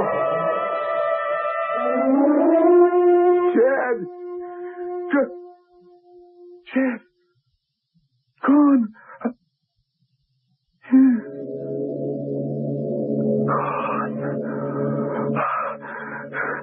Laurie. Laurie. I'm here, Danny. I came back after you fell asleep. I had this dream. Jed. He was in it. I was in it. My old self. He said what Wexler said. Accept the hand, and I rob his power. I told him to go back to hell, and he went. Does that mean that... No, only a dream. Dreams do have meanings. You know they have. What you kept repeating before you slept took hold of your subconscious. Dr. Wexler said it would. He said accepting this hand would unblock my mind. Has that happened? Has it begun? Yes. In the dream, projecting Jed, a signal I can be free of him in my conscious mind. Do you believe that? Really believe it? Yes. Yes, I believe it. Prove it, Danny. Well, I can't prove it. You can. Cross the room to me and take me in your arms. Oh, no, not that again, Lori. Are you afraid? Strange. I'm not afraid. Look, I can do this. Walk toward you without fear. Hello, Lori. Hello, Danny. So long since I've stood near you like this. Hold me now. My love.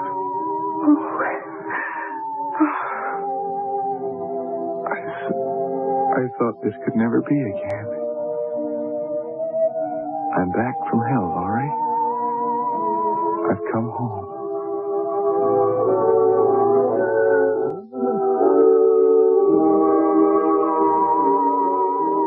Dan's submission to the hand, his sharp repudiation of Jed in the dream, had begun the healing process. Disturbing resonances were bound to occur, each to be conquered. But by the end of the long voyage, this man, beset by demons of the mind, not demons of the netherworld, was once again totally Dr. Daniel Crane.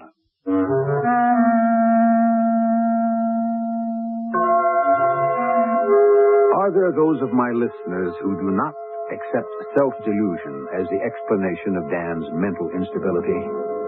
Yes, no doubt some of you still cling to the belief that he was invaded by the supernatural, and the woman Zarina solely responsible for the exorcism of his demons.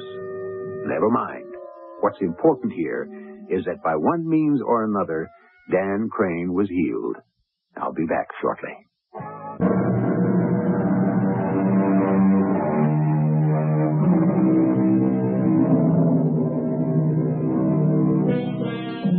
Remarkable present-day techniques of microsurgery point to even greater future miracles in that incredible field. At this time, prediction of what those miracles will be lies inevitably within the realm of the storyteller, as we have just experienced in the account of one person's hand replaced by another's. Today, fiction. Tomorrow, fact. Our cast included Russell Horton, Diana Kirkwood, and Mandel Kramer. The entire production was under the direction of Hyman Brown.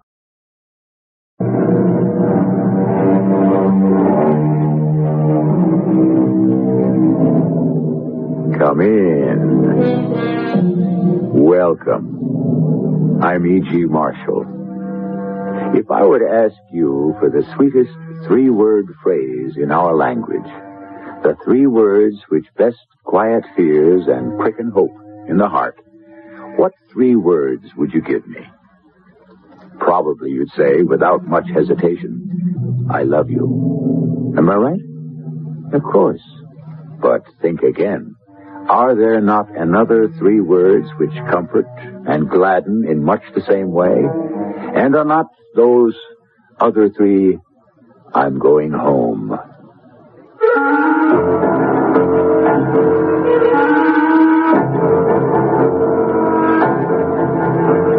Our mystery drama, The Wandering Wind, was written especially for the Mystery Theater by Elspeth Eric and stars John Beale and Terry Keane.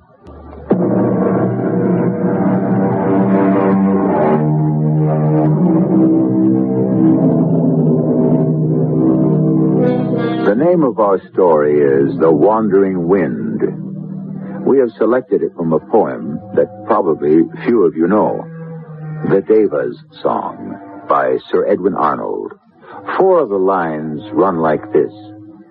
We are the voices of the wandering wind, which moan for rest, and rest can never find. Lo, as the wind is, so is mortal life. A moan, a sigh, a sob, a storm, a strife.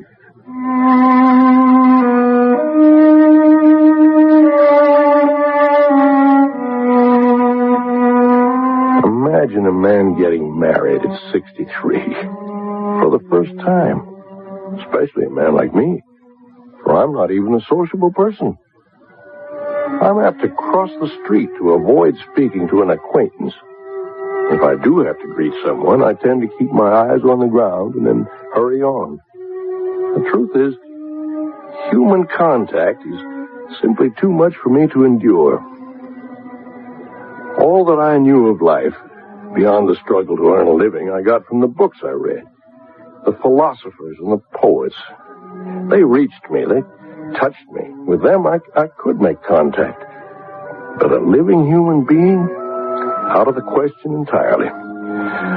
So how, you're asking, when I was entering the frosty climate of old age, did I summon the courage to marry myself to a woman that I hardly knew? And why did she choose a man like me? For it was her notion that we should marry, not mine. Are the shelves up, John? Yes, Miss Dawkins. How much do I owe you? I'll leave that up to you. Whatever it's worth to you. Those shelves are where I keep my materials, my extra materials, remnants and things. Would $4 be all right? Yeah, that's all right. And how much for the lumber? You had to pay for the lumber, didn't you? I want to pay you for that. How much? Oh, I got it cheap. $2.35. But it's good pine. So, I owe you $6.35. Is that right? Well, if it's all right with you. You know, John, if I charge for my sewing the way you charge for carpentry, well, yeah, there. That's $6. Oh, I don't have the 35 cents on me. Oh, that's all right. No, John, that's not all right. I still owe you. Oh, some other time. No, now. I got some change in the teapot. Well, if it's not too much trouble. You can see how much trouble it is. Now, there's 3 dimes and a nickel. Okay. Thank you, Miss Dawkins. Don't thank me. You earned it. Yes. Well, thank you. I'll be getting along now. John, wait a minute. Sit down for a minute, can't you? Well, I could... Then sit. Would you like a cup of tea? Oh, no. Thank you. You want coffee? No. I have to be getting on. Well, where to? Well, back to where I live. And where's that? Well, I have a place. What kind of place? A room. I better be leaving. Sit down. I said sit down, John. Please, sit down. Well? John, do you like me at all? What? You don't hate me, do you? Oh, no. Do you maybe like me? Oh, well, I'm not asking you, do you love me? You understand that, don't you? Well, Just, do you like me a little? Do you like me at all? Is that so hard to answer? Yes, it is hard. Why? Why is it so hard? Well, because I don't think about such things. Liking, loving, all that sort of thing.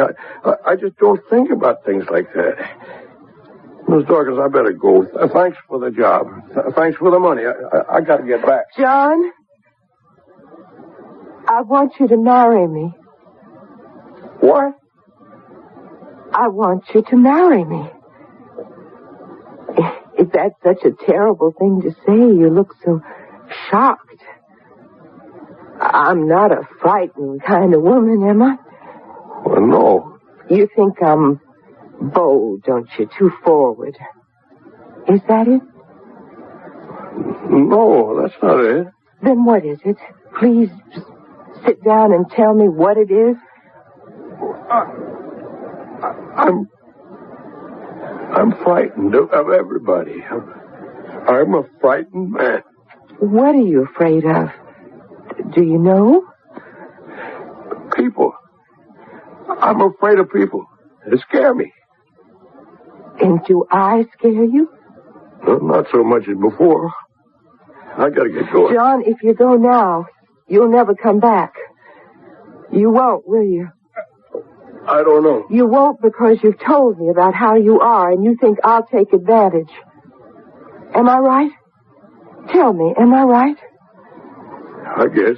But I won't take advantage, John. Because the way you are, that's the way I am, too.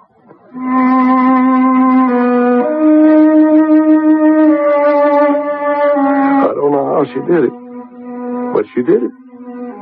I moved into her house. A nice house. A few miles out of town, medium size, with a wide porch that ran around two sides. But it was in a terrible state of disrepair, especially the porch. I wanted to get to work on it right away, but Doreen wouldn't hear of it.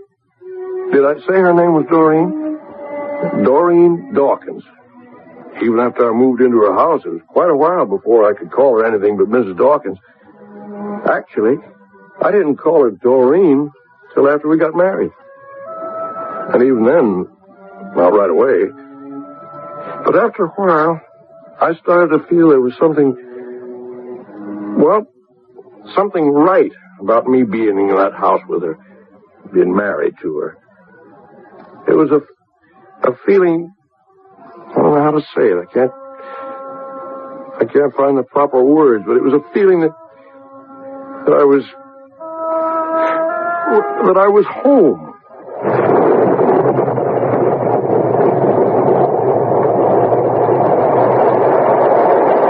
Terrible night. Don't stand by the window. I like to watch it. Hey, that was a big one. You see that lightning? Lit up the whole sky. You come away from the window? You know what, Doreen? What, John? A bolt of lightning was to hit this house. It won't. It could. But it won't. If it did, this whole house would go up like a box of matches. 2-3 minutes. Finish. Don't start up again. What? Don't start talking about fixing up the house. Well, why not? I got the time. I got the tools. I got the know-how. You leave this house alone. Well, just a few things. It'd be easy. Like the porch now. The floor is sagging. The balustrade is falling apart. The steps are broken. I like it the way it is. How can you like it, a woman like you? I like it. Why, there's so much trash collected underneath that porch. Leave it there. Spontaneous combustion. That could happen. I don't want to talk about it. I don't wish to discuss it, understand? Just leave it alone. Leave it the way it is. Good Lord. There's a man standing out there. A man? Yeah, I could see him by that last flash. He's standing by the road. Get away from the window. I could see his face just as plain. He's looking right at me. Close the shutters. He was soaking wet. It is no business of yours if he wants to stand out there. He could catch his death. That's his affair. Be a young fella. John, if you're thinking of asking him in here... You think I shouldn't? If he wanted to, he'd come to the door and he'd ask. Oh, I don't know. And if he does, don't you let him in. Don't answer the door. But if he... I don't want anybody in this house with me. Maureen! Oh, what is it now? I saw his face. So clear. He had the look. He wants to come in. He's afraid to ask. So leave him be. He's afraid of us.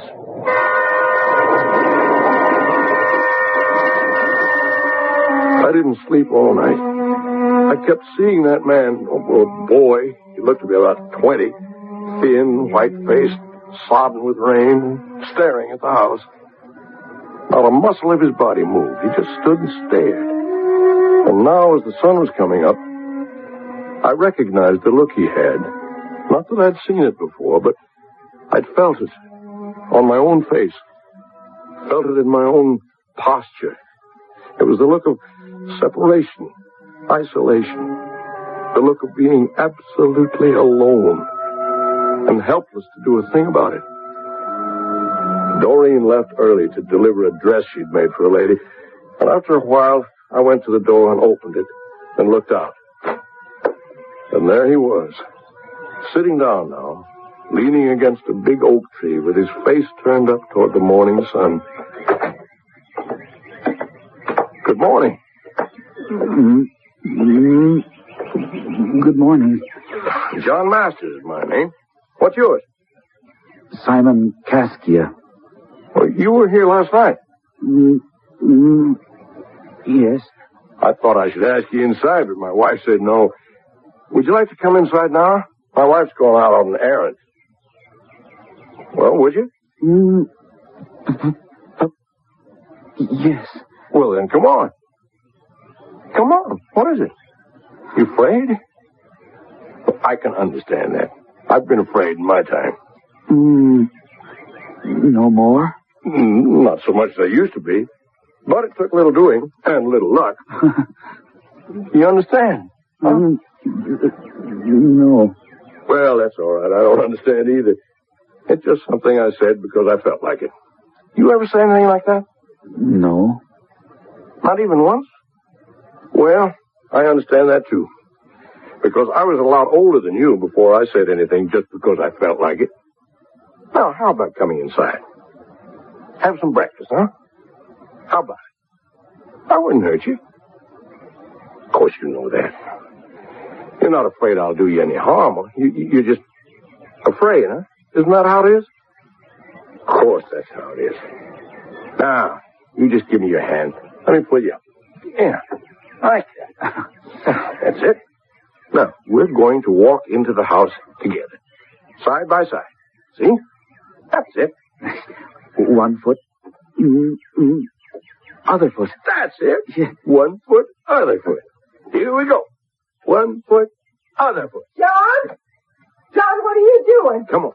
1 foot, other foot. Don't you dare take that man into my house. 1 foot, other foot. Don't do it, John. Now stop. Pay no attention, Simon. 1 foot, other foot, 1 foot.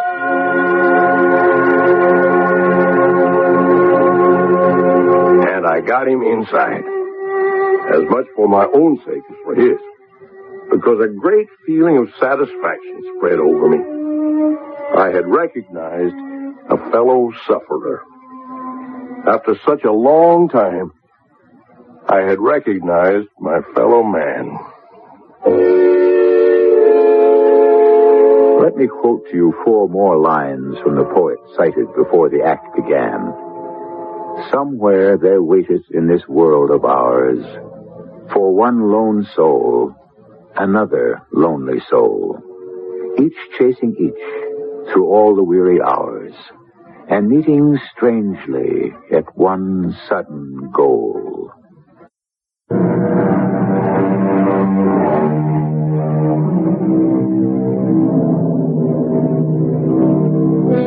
It is really a momentous thing when you take someone into your home. You're inviting him to look at something that is very personal, very much your own.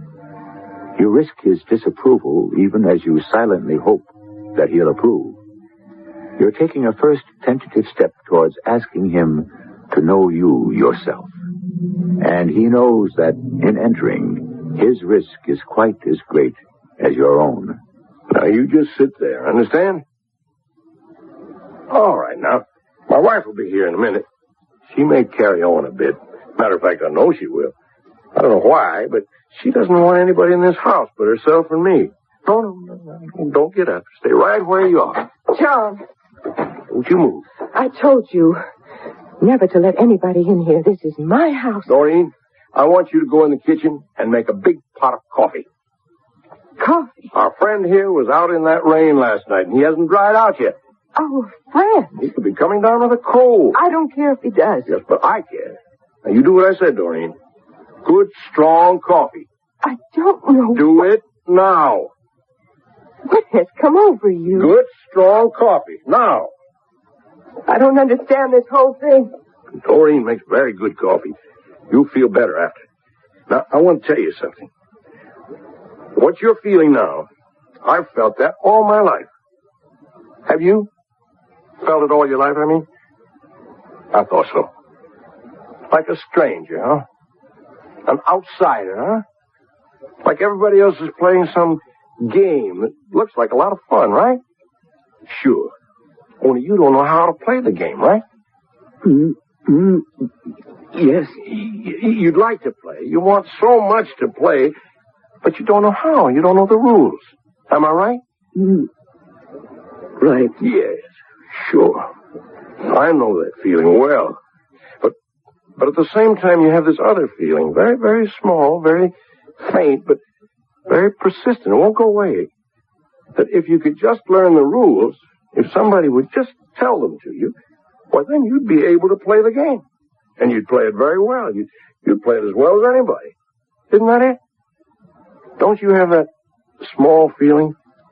That feeling that won't leave you, won't go away? Won't go. That's what I thought.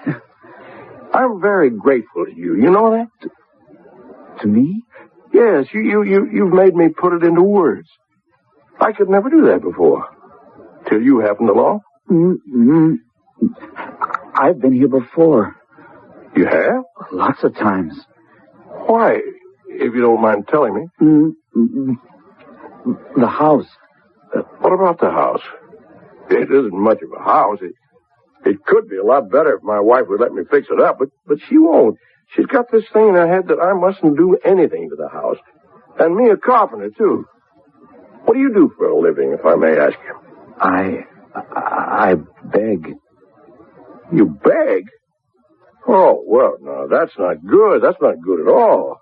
You know that, don't you? Of course you do. Who let you grow up like that? Not knowing how to do anything. What were your parents thinking of? Oh, you were an orphan, huh? Is that it? Well, who brought you up? Brothers. You had brothers? Oh, you didn't, huh? Well, then what? Oh, you mean the monks? Yes, monks. The Brothers of the Repentance, right? Yeah, sure. They have that monastery on the other side of town. Yes, I've passed it lots of times. So that's where you grew up, with the brothers, huh? Yes. Is that where you got your name? Did they give you that name? Simon Caskia? Oh, I see. Simon Caskia. I know that name. A saint. Of course, Simon of Caskia. Let's see now, he was a lay brother, wasn't he? Yes, he was. He never got to be a real monk. He was still secular, but yes, they let him work in the monastery, didn't they? Because he was such a good cook. Yeah, isn't that the one? The one. Well, now, are you a good cook? Oh, I... Did they let you spend a lot of time in the kitchen at the monastery? All. All your time? In the kitchen? All my time. And you learned how to cook, huh? Some. Here's the coffee you asked for. Doreen, our friend here's a cook. He can cook. What do you know about that? Well, he could hire himself out as a... I bought some toast, too. Oh, that's nice. I thought he might be hungry. Of course he's hungry. Why didn't I think of that? Pour the coffee, will you, Doreen? I brought 2 cups. Well, why didn't you bring 3? We could all have some coffee together. Oh, that's cream and sugar. Good. Get another cup, Doreen. We'll all... I'm going upstairs. Simon was telling me about himself. When he's finished, he's got to get up and go. Now, Doreen. Tell him that. Make it perfectly clear. Pay no attention. She doesn't really mean that, or she wouldn't have made you the toast. Go on, now. Eat up. Help yourself to cream and sugar. And look here. Doreen's brought you some strawberry jam. See? I told you she likes you. She'd never have done that. It's just this house that she's so particular about. A house? You know, something about this house. She wants it left just like it is. Yes. Now, so much could be done to it. You've noticed the porch. It's going to fall down one of these days. But she won't let me touch it. Won't let me near it. One of these days. And the trash that's collected underneath it. She won't even let me clear it out. It's dangerous, all that rubbish. Must have collected for years. How's the coffee? Good. Oh, and the toast? Good jam, isn't it? Good. Simon, you mind if I ask you something personal? No. Well, you have a peculiar way of speaking. You know that, don't you? Yes. It's kind of a hesitation. You say your words all right, but every so often you know you do that, don't you? Yeah, I know. It's not a terrible thing to do. I don't mean that. It's nothing to be ashamed of. Only the way you do it, Sometimes one, sometimes the other, sometimes both, sometimes neither one, but, well, it's different. It's, oh, well, never mind. It's not important. It's just that, well, I'm interested in you. You understand, don't you? I'm not prying. I understand. There now. That time you didn't do it at all. Oh, well, forget it. Because I want to get on to something more important. What are we going to do with you? What? I'm not going to turn you out and let you go back to begging again. I won't do that. I want you to stay on here for a while. We've got the room. You can do something to earn your keep, if you feel like it. Or you could help out Doreen in the kitchen, if you want to. I'm no good in the kitchen, that's for sure. John? Uh-oh, that's my wife. John, is that man still there? Pay no attention. John, I want you to come upstairs. You better... You come up here, John. I want to talk with you. You better go. John? I'll come right back. Everything will be all right. You see. I'll talk to her, okay? Okay. But you stay right there, you hear? I'll have a talk with her, and I'll come straight back. It was so important to me. I wasn't going to set this boy adrift to go wandering about the world, afraid to open his mouth to anyone, afraid to wake up to the morning, afraid to close his eyes at night, afraid to feel, afraid to touch, afraid to know, afraid to live. Oh, I'd had too many years of that myself. I wasn't about to let him do the same. For him, it had to be different. I opened the bedroom door. And Doreen was lying on the bed, staring at the ceiling. Is he gone? Nope. He finished eating, didn't he? Yes. Then get him out of here. No. I want him to stay here with us for a little while. No. I won't have it. Please. You brought him in. You fed him. I fed him. What more did he want? It's not what he wants. It's what I want. I want him to stay on with us till he gets to know us. I don't want him to get to know us. I don't want him in this house. I want him out. Doreen, don't you remember how I was before you asked me in? Asked me to sit down and talk? Asked me to marry you? What's that got to do with him being here? Everything. Don't you see? He's the way I was. I was that way when I was his age. I was that way all my life till you changed me. I don't know how. I don't know what you did. I don't even know if you did anything. I don't know if I did anything. Maybe it was just luck. Just pure dumb luck that you asked me and that I said, okay. All right. Maybe God just took notice that I needed something, someone to pay attention to me. And you needed someone to pay attention to you. So he moved you to speak, and he moved me to answer. This is different. Just get him out of the house. What's so almighty precious about this house? It's my house. What is it, sanctified or something? Yes. Yes, it's sanctified. It's holy. You oughtn't to say such things, Dory. It is. It is. It's not about a house. It's sacrilegious. A house is just boards and nails and plaster. Not this house. Any house. Not this one. A house is for people to come into, not to shut them out of. Not my house. Why not your house? Why is your house so different from other people's houses? What makes it so special, so spectacular, so all-fired sacred that nobody can set a foot in it? You tell me, Doreen. Oh, I swear I'll walk out of this precious house of yours. I'll leave you to it. You can live in it by yourself. You wouldn't do that. I would. You can count on it. John? Now, you tell me. What does this house mean to you? Why do you hang on to it like it was all you had? Every time I want to fix something or change something, make it better, why do you yell out like I was going to do something to hurt you? You tell me, Doreen. I want to know.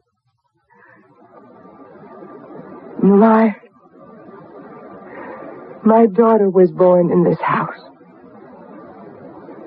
Your daughter? My daughter lived in this house. My daughter died in this house. Her daughter? I I'd never known she'd had a daughter. And now a whole field of grief spread across her face. A grief such as I had never known and would likely never know. I took her in my arms and I held her. Held and rocked her back and forth. And she cried and cried. Without tears, without sound. I forgot entirely the young man who was waiting for me in the parlor downstairs. May I quote to you another poet? An American poet named Ralph Waldo Emerson, who lived in a century before ours. Here is what he wrote in 1841. A sublime hope cheers the faithful heart, that elsewhere souls are now acting, enduring, and daring, which can love us and which we can love. I'll be back with Act 3 shortly.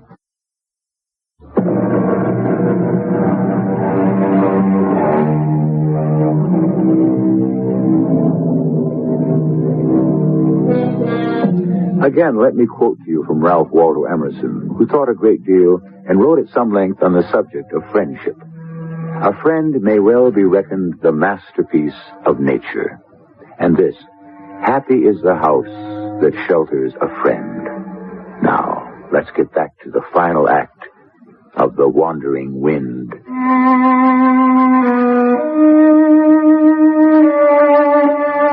I sat and held her for a long time. This woman, who had so strangely, almost accidentally, become my wife, and thereby made all her griefs, as well as her joys, my griefs and joys. Doreen, honey, don't you want to tell me about it? I don't know if I can. You could try. I suppose. Sure you could. Now, you had a daughter. What was her name? Tell me that. Mary. Mary. That's a pretty name. Oh, she was a pretty little girl. I loved her so much. Of course you did. After her father died, we just had each other, nobody else. Mm-hmm. And we protected each other, took care of each other. Do you know what I mean? I think I do. Not that either of us knew anything. I certainly didn't. Oh, you did your best? My best. My best wasn't good enough. My best was nothing at all. No. Doing my best. I killed her doing my best. Oh, Doreen, you don't expect me to believe that. But it's true. It's true. You just tell me all about it. I love you, you know. What? I love you. You never said that before. Well, I should have. Well, I'm saying it now. I love you, John. You never said that before. I should have. We never got around to it, did we? Stupid? Oh, not stupid. Just scared. Yes. I'm scared. Well, now that we understand each other, tell me about your daughter. Mary was... Well, she wasn't perfect. Maybe I was too strict with her. When she was 13, she started, seeing boys. She had lots of boyfriends. She was so pretty. I was very proud and pleased. She'd tell me all about them, and I'd listen and remember how it was when I was her age. So exciting. So exciting. Sure. But confusing, too. Oh, sure. I should have told her more. I should have told her. Told her what? About boys. About men, all that. Only I didn't really know anything. I didn't know what to say. I would have said it. You see, nobody ever told me anything. I just got married when I was 16, and I had Mary a year later, and then my husband died, so I didn't know anything about other things. One day, she was just 14. She came home and she told me she was pregnant. Oh, Doreen. Yes, pregnant. 14 years old and pregnant. Why? So what did you do? I was so scared. So scared somebody would find out. You know how people are. They wouldn't give me any work. They'd shun my daughter. They'd call her names. They'd snicker behind her back. I mean, you know they would, John. Well, some of them, maybe. Most And of them. how was I going to support her? How was I going to raise the baby? Who was going to pay for all that? So what'd you do? I shut her up in this house. I never let her go out.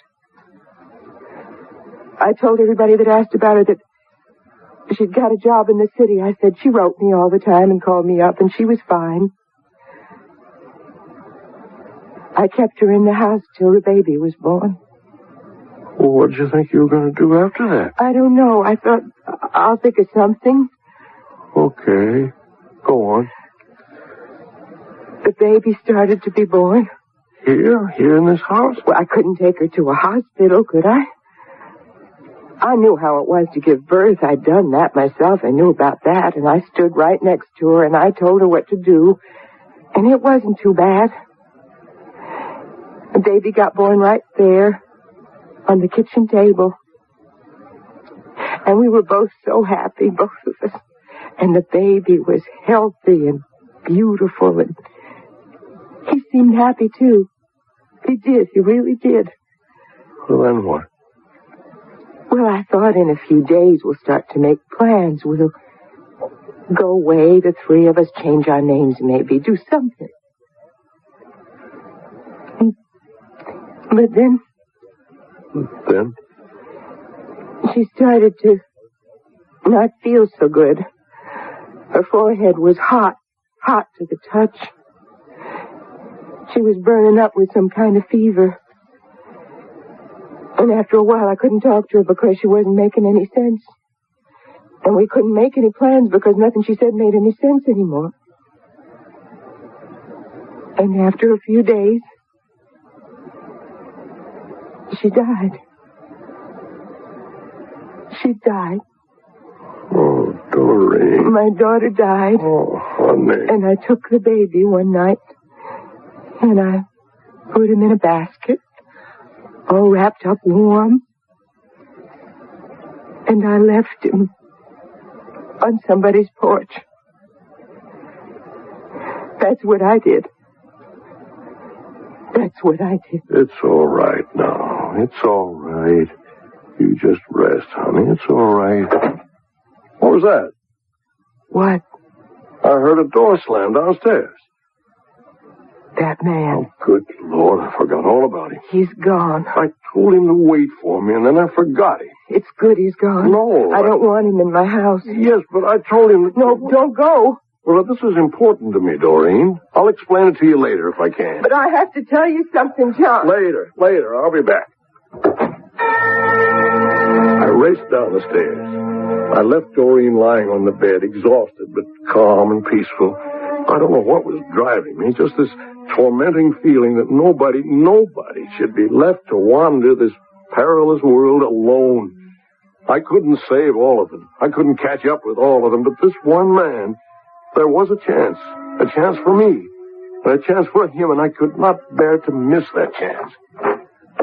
Simon, you here? Simon Koskia. Young man, you here? It's me. I'm back. I said to wait for me. Where are you? Simon? Did you leave the house? Did you think I wasn't coming back? Simon Koskia, it's me. I'm here. John? please, John. He's not in the house, Doreen. I looked in all the rooms. Well, then he's left. Well, he can't have gone far. I'm going to get my coat and go after him. You don't even know which direction he went in. Probably towards town. That'd be logical, wouldn't it? He begs for a living. Did I tell you that? That's a disgrace, a young fellow like that having to beg on the streets. All he needs is somebody to straighten him around, feed him up. Not just food. That part's easy. I mean, feed up his confidence. Let him know somebody's by his side. Like me, being here. Doreen, I'd never have moved in here if you hadn't asked me. You know that. I know, but... Then you know why I have to go find that young man. Only if you do find him, John. Don't bring him back to this house. Why not? Because my daughter is buried here.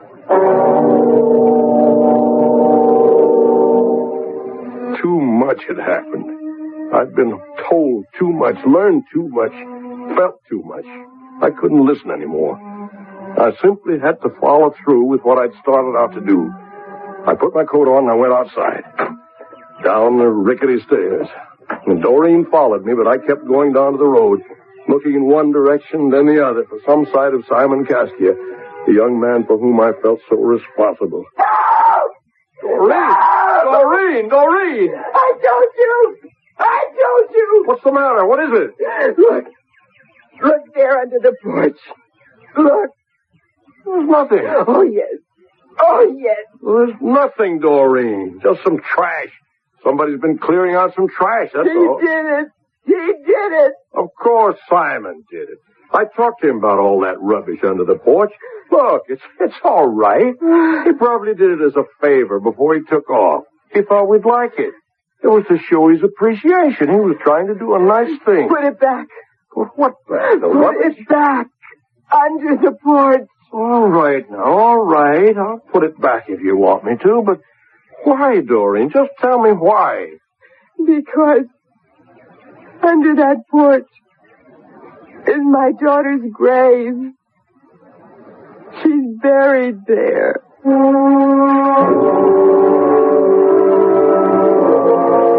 I didn't put the rubbish back. I couldn't, after what she'd said.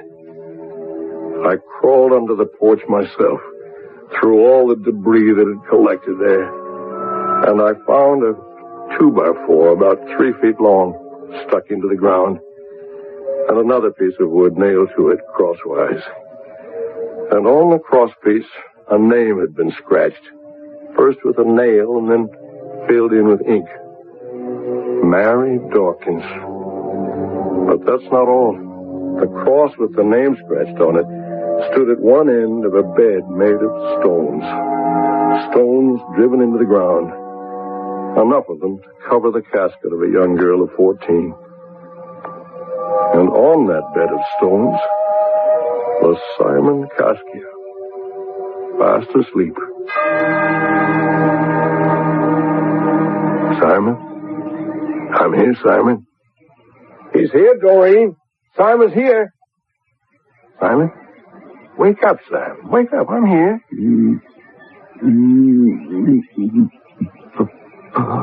Wake up now. It's all right. I'm here. Mama. Papa. We're here. Right here.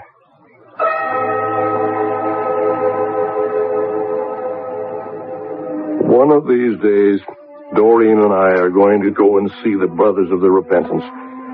They must have some record of a baby boy they took to live with them some 18 years ago. Maybe it'll turn out that Simon was that baby, that Simon is Doreen's grandchild. It'll be very nice if that turns out to be the case. But it doesn't matter too much. The thing is, he's living with us, and he doesn't stammer anymore. He doesn't try so hard to say Mama and Papa. He's come home. Do you believe such things? That a grown man can without knowing what he is doing, search the world for his parents? I do. And I believe that in some hidden corner of his heart, everyone does it. Somewhere in that corner, a tiny voice is calling, Mama, Papa. Yes, I believe that. And I believe that the little voice keeps on crying his whole life through. I'll be back shortly.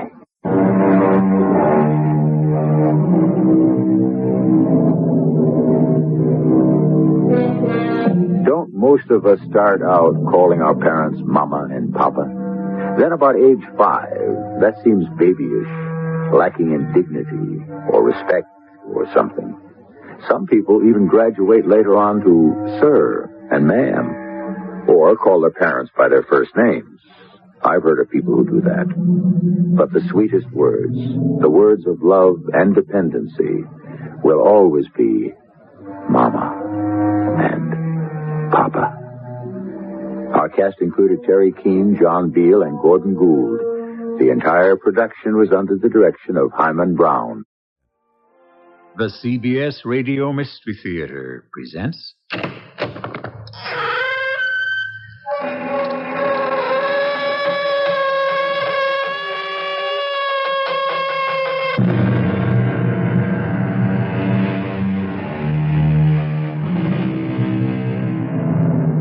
Come in. Welcome. I'm E.G. Marshall. By the beginning of the 19th century, the finest vessels afloat were the great merchantmen of the East India Company. At 1,200 tons, they were the true queens of the sea. Yet a voyage from India around the Cape of Good Hope and on up by the west coast of Africa and of Europe was a long and hazardous undertaking at best. The gauntlet of pirates, freebooters, and the sometimes insurmountable weather had to be run. Disaster sat behind the voyager's shoulders all the way.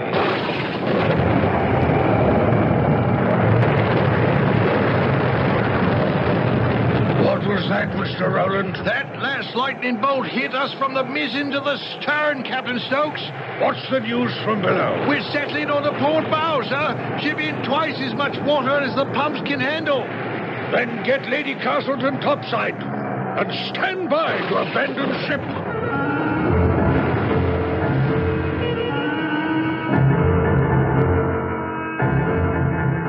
Our mystery drama, Phantom World, written especially for the Mystery Theater by Ian Martin, and stars Marion Seldes and Lloyd Battista. I'll be back shortly with Act One.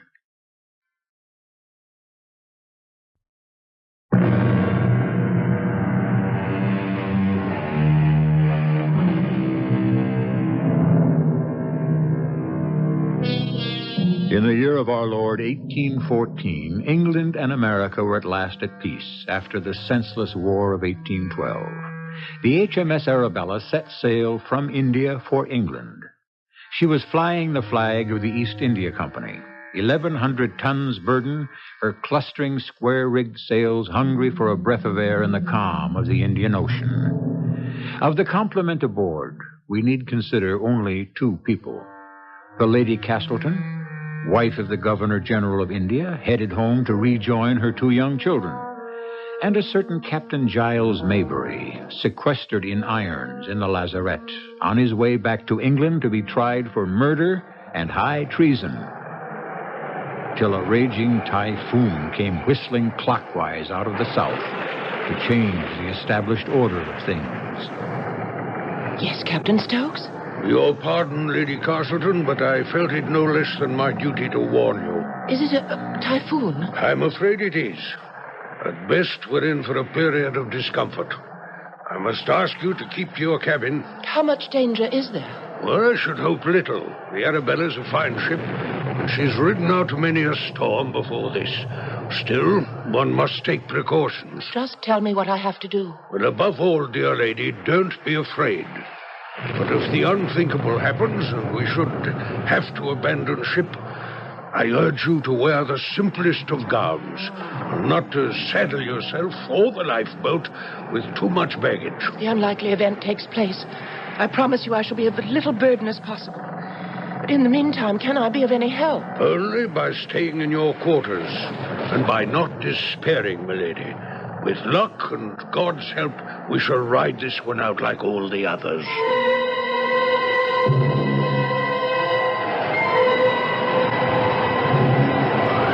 Stand aside, Lieutenant. I'm coming down.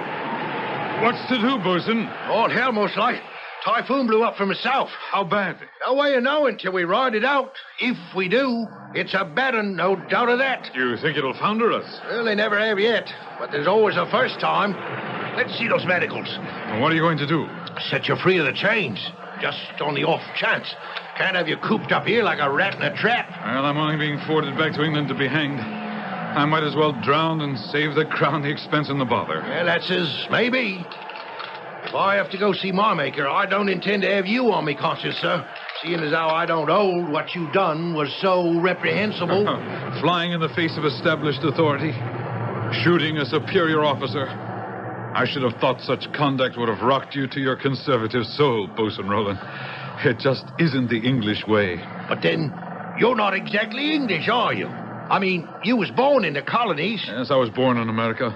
Brought up there till my father brought me home to England. I suppose that's my whole problem. I'm affected with the belief that a man ought to have the right to be free. Oh, but not the heathen, Lieutenant.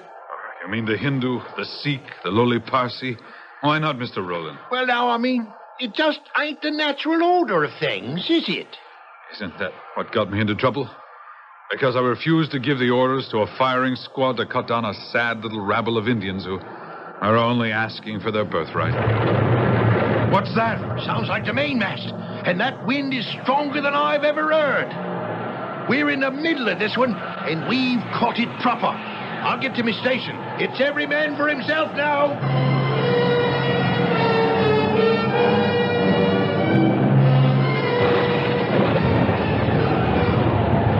What's the news from below decks, Mr. Roland? It ain't good, Captain, sir. We're starting leaks all the way up to the freeboard. The pumps can't keep up with it. Have you any fear that we shall founder? Unless the storm abates, it's going to tear us apart, Captain. Were we hit? Yes, sir. Carried away a half our mizzen mast. Well, we'll still run before the wind. And with God's will, we'll run it out. I'm afraid not, Captain. That last lightning bolt split the rudder from wheel to keelson. We have no control over the ship? No, sir, no. Get her ladyship topside and stand by to abandon ship. What's that? A bolt of lightning, sir. That's the powder magazine. We're going down by the head. Get that long boat out. Aye, aye, sir. Stand by to abandon ship. Look lively, lads, and swing out the longboat. Is there any way I can be of assistance, Mr. Roland? There is, Lieutenant. Go fetch Lady Castleton from the aft cabin. And don't stand on no ceremony. We're sinking fast. I'll bring her right up.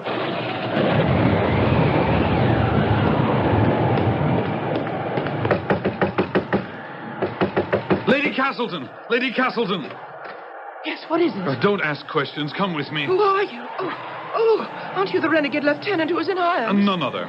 What are you doing running free? Looking to save my life, ma'am, as you should be doing. Is the ship in danger? She's about to sink, milady. I was sent to bring you above decks and into the lifeboat. Well, why didn't Captain Stokes come himself? The captain's busy enough trying to save his ship. Now, are you coming with me, or must I save your precious life in spite of you? I'm not accustomed to be spoken to in this way. Nor are you accustomed to facing death, I should imagine. But you are. Now, are you coming? I will come when the captain tells me to. Oh, you'll leave me no choice. Over my shoulder you go. Down, sir. Let me... When I get you to the sternways of the longboat, your favor, madam, lie still. You're weight enough to drag up this matter without thrashing about like a wounded cow.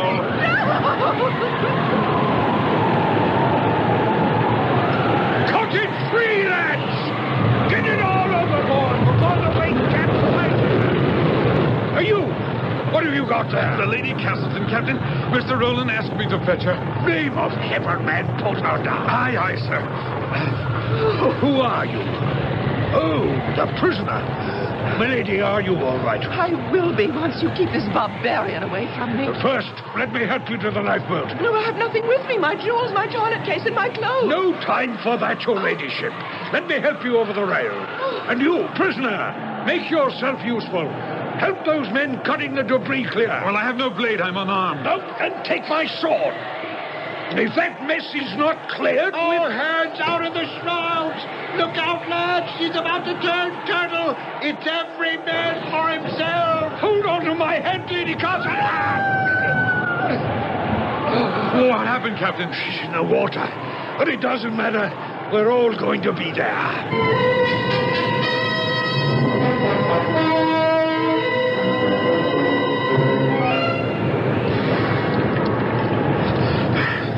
My lady. Lady Castleton, are you all right? Yes, I'm still alive, if that's what you mean. Are you hurt? No, I don't think so. The ship capsized, and then I don't remember going into the water. I only remember coming up and fighting for air and finding this, whatever it is I'm clinging to. Crossbar from the foremast. Oh. But all these rat lines are dragging it under. It won't support both of us unless I cut this tangle away. What can you use to cut it? Well, I still have the captain's sword he gave me. Do you know how to swim? Yes. Then let go just for a moment until I hack it free. That's it. There. My lady. Oh, it's all right. I have you. Hold on to me. Oh. What's the matter? I said hold on. Oh, damn. Here. Just let me get an arm around you. That's it. I'll lash you to the spar. Lady Castleton. My lady. Oh, you can't hear me. But are you dead or still alive?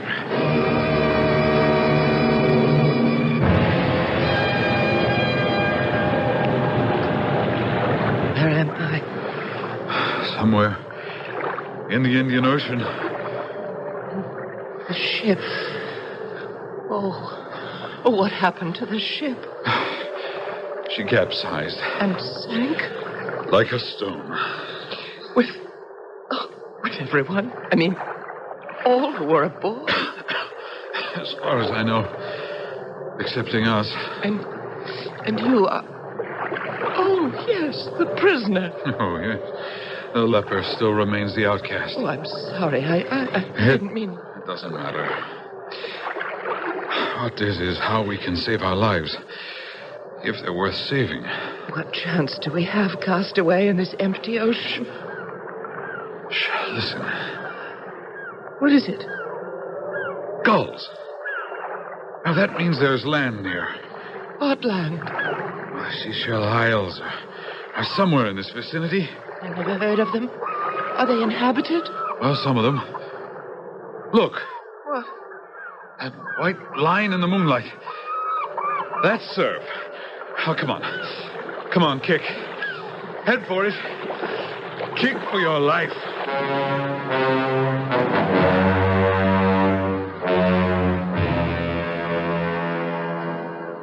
The lady. Yes? We made it. We're safe. Where? This island is deserted. Not a sign of... What is it? It seems we're not alone. After all. Help! Est-ce que vous êtes vraiment vivant? Who are you? Moi? Je suis le roi. Pauvre Pascal, the king of the island.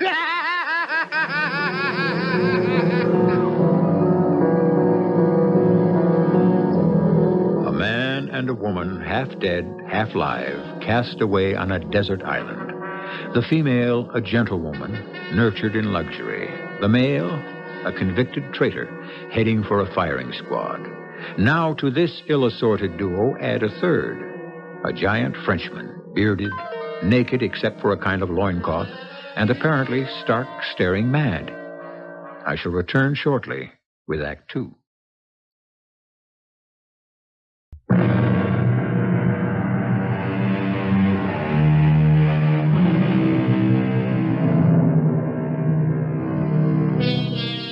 Mercifully, Lady Castleton has fainted in shock at the sight of the bizarre creature towering over her. Giles Maybury is helpless to make a move, menacing as this giant with a mahogany skin appears to be. As for Pascal himself, suddenly he breaks off the demonic laughter and, in an astonishing reversal, begins to cry. Je vous en prie, madame, monsieur.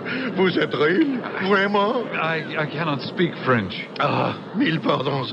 I try to speak with the English. Vous comprenez? Yes, I understand. We are English. Ah, but you are also, what do I say, human beings. Pascal is not alone anymore. I weep because I am so happy. Well, since you're so friendly, can you help us? Oh, what must Pascal do? You have only asked. Will you assist me to carry Lady Castleton to somewhere she can dry out? Oui, but of course. I will do better. I will carry her myself. And we need water and some food. She is as light as a feather. It is Raymond that she is en seigneurie? Her husband is Lord Hugh Castleton, Governor General of the East India Company. And you, monsieur? Lieutenant Maybury. At least I was. Can you rise? Yes. But can you walk? I'll manage to stagger along. Take us where I can drink and find some fresh water to revive her ladyship.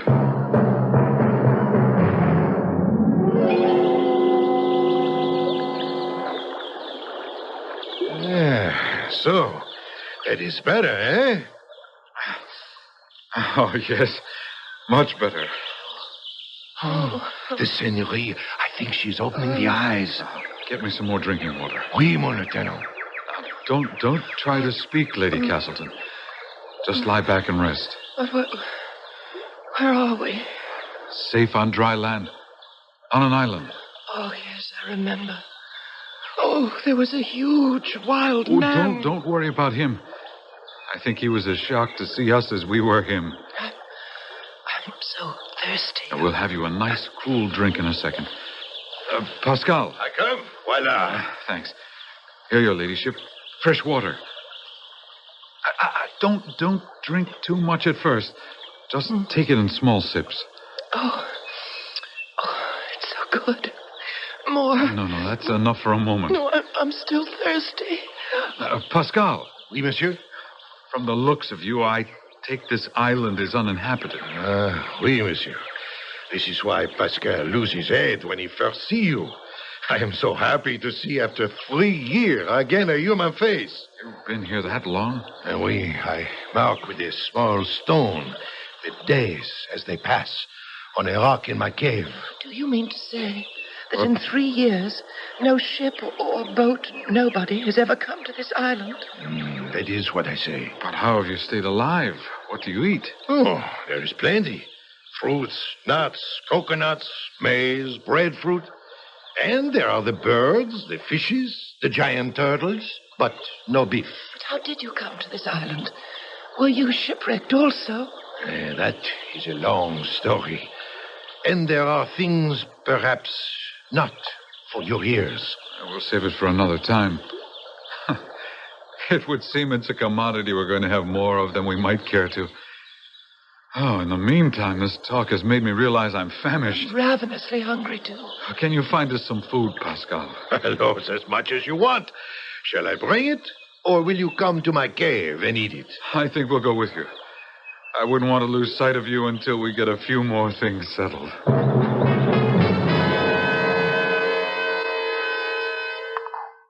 Monsieur Pascal, I must compliment you on the meat.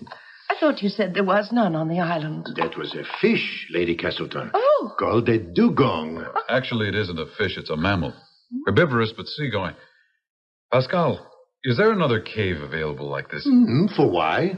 We must find suitable quarters for Lady Castleton. But there are other caves, oui, but it will take time to clean them. Let's get one in shape for her ladyship for tonight.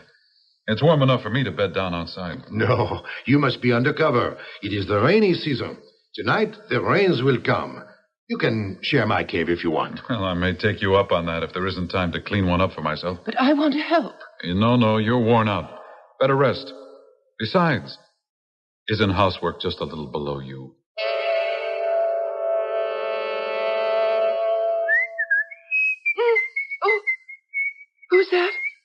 it is only Pascal. Oh, I've been asleep. Good heavens, it's nearly sunset. Where is Lieutenant Maybury? After we prepare a cave for you, he stayed to prepare one for himself. Pascal, he come back to cook the supper. I'm very grateful to you, Pascal. Oh, it is nothing. Oh, you saved our lives. I can never repay you for that, but I'd like to show my gratitude some way. Oh, it is not necessary. Look, this pendant, it doesn't mean much here, I suppose, but it's very valuable. Will you take it as a thank you for everything? Oh, belle, senor. At least wear it as a medal, as a token of my thanks. I shall be proud to. There. Now tell me, how did you end up on this island? Well, I was marooned. Why? Well, if I told the Senorita why, she might turn her back on me. Oh. Anyway, there is no time. I must start to prepare the meal.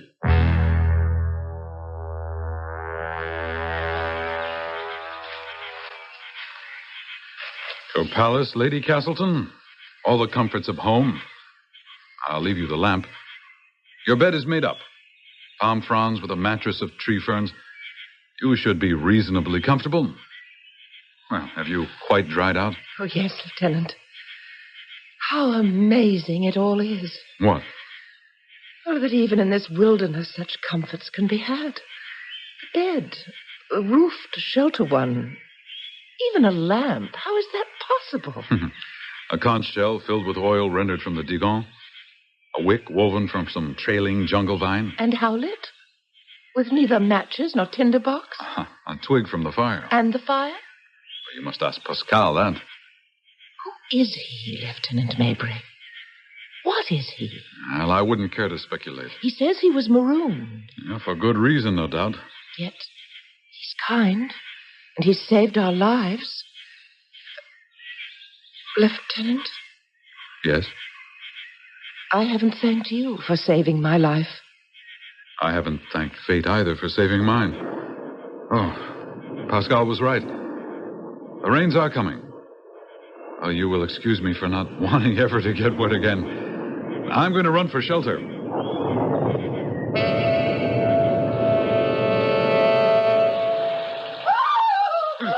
Oh, what was that? Lady Castleton, what is it? Watch your head, watch your head. The roof is low. Come in out of the rain. Here, lie on the bed now. What is it? Oh, please hold me. Hold me, just keep them away. Hush. You're in no danger now. Keep who away? Oh, it is awful. It made me sick to my stomach. Oh, those dreadful musty furry things touching me, beating my hair like ghostly hands from a grave. Bats? Is that what you're talking I don't know. about? Yes, I suppose so. Oh, I've never been so terrified. No, you can relax. There are none in this cave. The roof is too low. No, there, I'll leave you here to sleep. No, please. Please don't leave me. I'm sorry. I'm afraid that was the last straw. I'd simply go to pieces completely if I were alone. Very well. I won't be far away. I'll just move to the mouth of the cave. No, do you mind just hold me a little longer? I'm so afraid of the dark.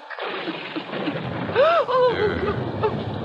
It's all right. I won't go away.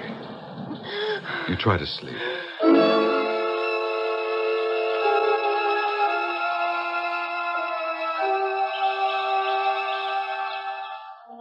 Well, good morning.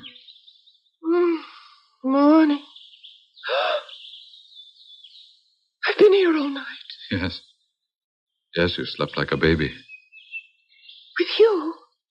I had a long sleep myself. But now we're awake. Do you mind if I take my arm from under your head? It's still fast asleep. Oh, please do. Oh, I'm so ashamed of myself. Well, scarcely any need.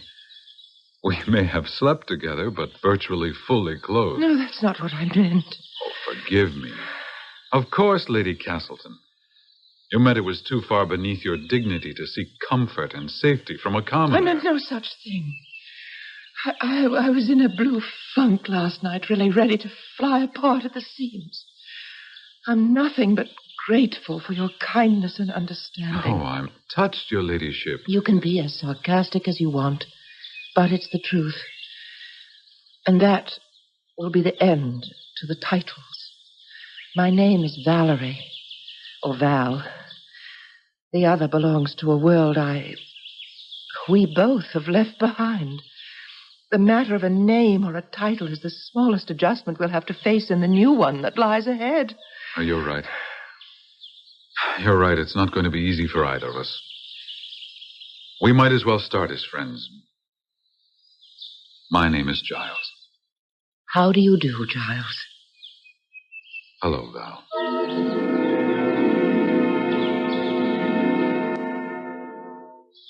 I brought you your favorite drink, Val. Some coconut juice with fruit juice. Thank you, Giles. Did you bring some to drink with me? Yes, if we can take some time off. After 2 weeks of constant labor, I'm ready to. My otherworld upbringing scarcely prepared me for this life. You've adapted to it beyond belief. Maybe it's because for the first time in my life I've been free. I don't understand. Oh, why should you? You weren't married at barely 17 to a sadistic bully who made the last 7 years a nightmare. Except for the 2 children he forced me to bear. For them, I have only love and gratitude. For the man who ripped them from me, the only feeling I can have now is how bitterly I despise him. Well, I have little cause to love Lord Castleton either. It was he who was sending you back to England. To your death. Yes. On the trumped-up charge that in trying to protect the right of some Indian natives, I committed murder. Did you? I killed a superior officer in a fair fight to stop him from massacring 100 innocent and blameless people whose only mistake was not to have been born British. I believe you, Charles. Do you believe me? Oh, yes. That's good. We live now in a very special world. Just man and woman. Well, more than that, 2 men and 1 woman. And I must choose. And I do. You. Oh, not because it is the better of 2 possibilities, but because in these long days that have begun to shape the pattern of what may be the rest of our lives, I know that no matter how many we numbered, the whole universe, I would still pick you as my man. For better or worse until... Don't try to read the future. Let's be content with the present, day by day. And I want you that way, Val. Day by day. But for the rest of our lives. With this thought, I thee wed. With this thought, I marry you. Oh, heaven help us, Val. And all the future may have to bring.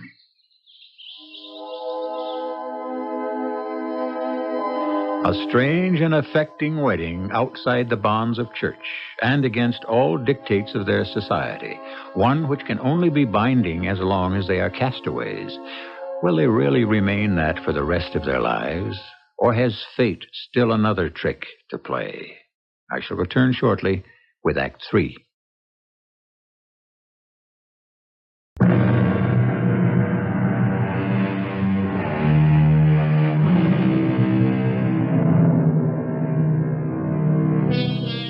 Over a year has passed since the former Lady Castleton and Lieutenant Maybury were shipwrecked and cast away on this southern atoll in the Seychelles.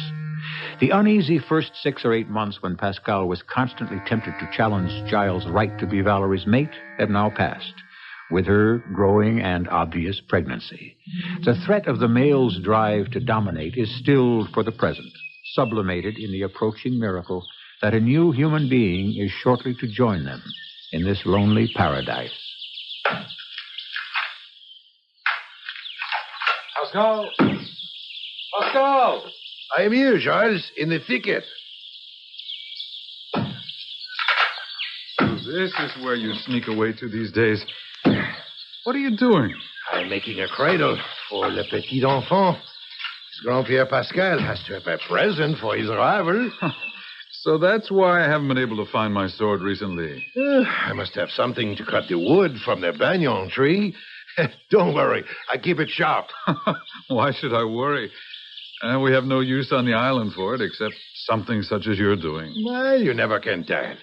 Someone may break in on us one day. Well, after 4 years, can you really believe that? There is always the hope. Or the fear. Tell me, what would you do if a ship arrived, Pascal? When they came ashore? I do not know. You see the scars on my body? They keel-hauled me, tied me to a rope, naked, and dragged me underneath the keel of the boat, from port to starboard, fighting for breath till my eyes start from my head and my lungs burst for air. All the time, the barnacles on the ship's hull ripped and tore at me like 100 knives. I was not supposed to live, but I did. And they threw what was left of me on the beach. It sailed away. Who? The captain and the officers. But really, the whole French Navy. Why? Because I laid a mutiny against them. And I made one fatal mistake. I did not succeed. So if a ship should come, I would run and hide. Well, death waits immediately for both of us beyond that reef. Here on our island, well, he'll be more patient and take us in our own good time. Yes, I too would run and hide. And the madame? Well, it's different for her. She has 2 children halfway across the world she mourns. But she's in love with you and about to bear your child. Let's think only on that, Pascal, and hope that no one has to make any decisions. We're dead to the rest of the world anyway. Since God has given us the gift of a new life, let us pray he will not take his gift away.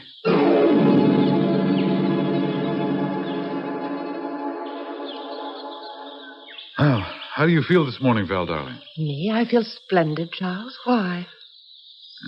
I worry about you having the baby here in this wilderness with no doctor, not even a midwife. Well, I'm not a helpless aristocrat anymore. Not after the last 16 months. Besides, remember, it's not exactly new to me. I've given birth twice before.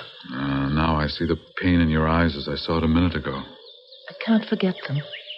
Andrew and dear little Amantha. He'll be nearly 6 by now, and she'll be just 3. I can't help thinking of them more and more as my time gets closer. Oh, my poor darling. How you must miss them. I only hope you don't regret ours. Never. Charles, must you work today? Well, there's always work to be done, but nothing important. I know this may sound like madness. There are only 3 of us on the whole island, but I want to be alone with you, as if there were nobody else in the world. Where do you want to go? To Spyglass Hill, where we can see all of our little domain, to count our blessings.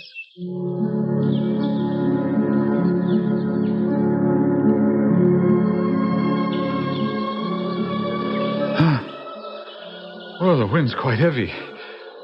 Here, we can shelter behind the rock. Help me sit down. Hold my hands.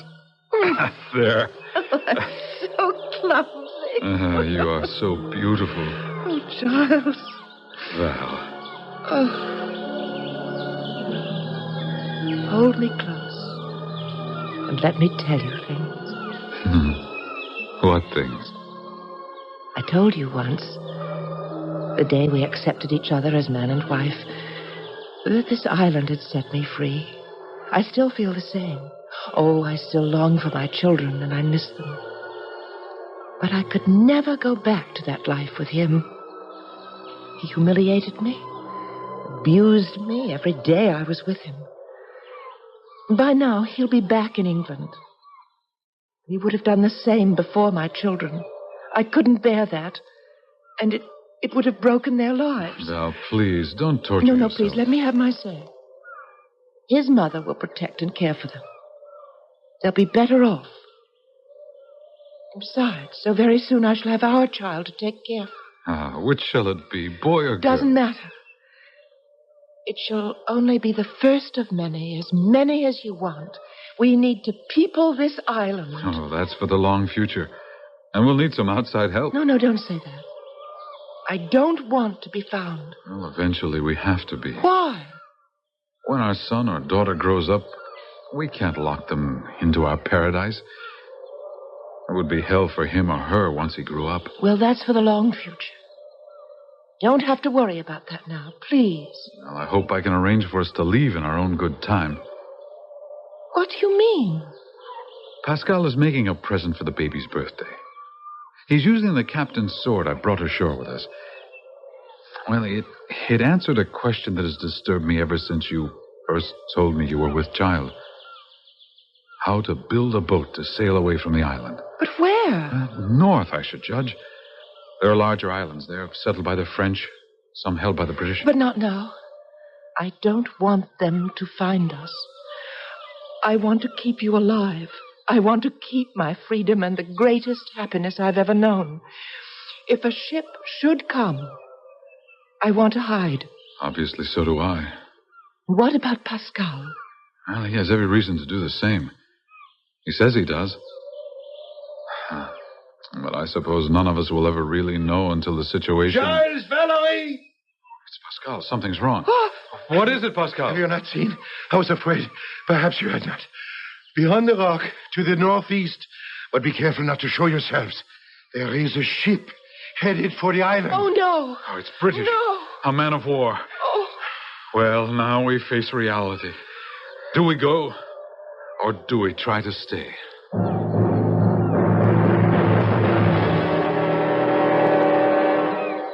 Pascal, where have you been? With a branch, I brush all our footprints from the beach. Sure that they didn't see you? No, the headland blocks their view. Have you cleaned out the caves? Yes, just finishing. I've made 2 packs of our belongings. You and I will carry them. But where are we going to hide? Well, at the edge of the bush. We can watch them from there if they land. If they should search, we know the island better than they do. We can avoid them.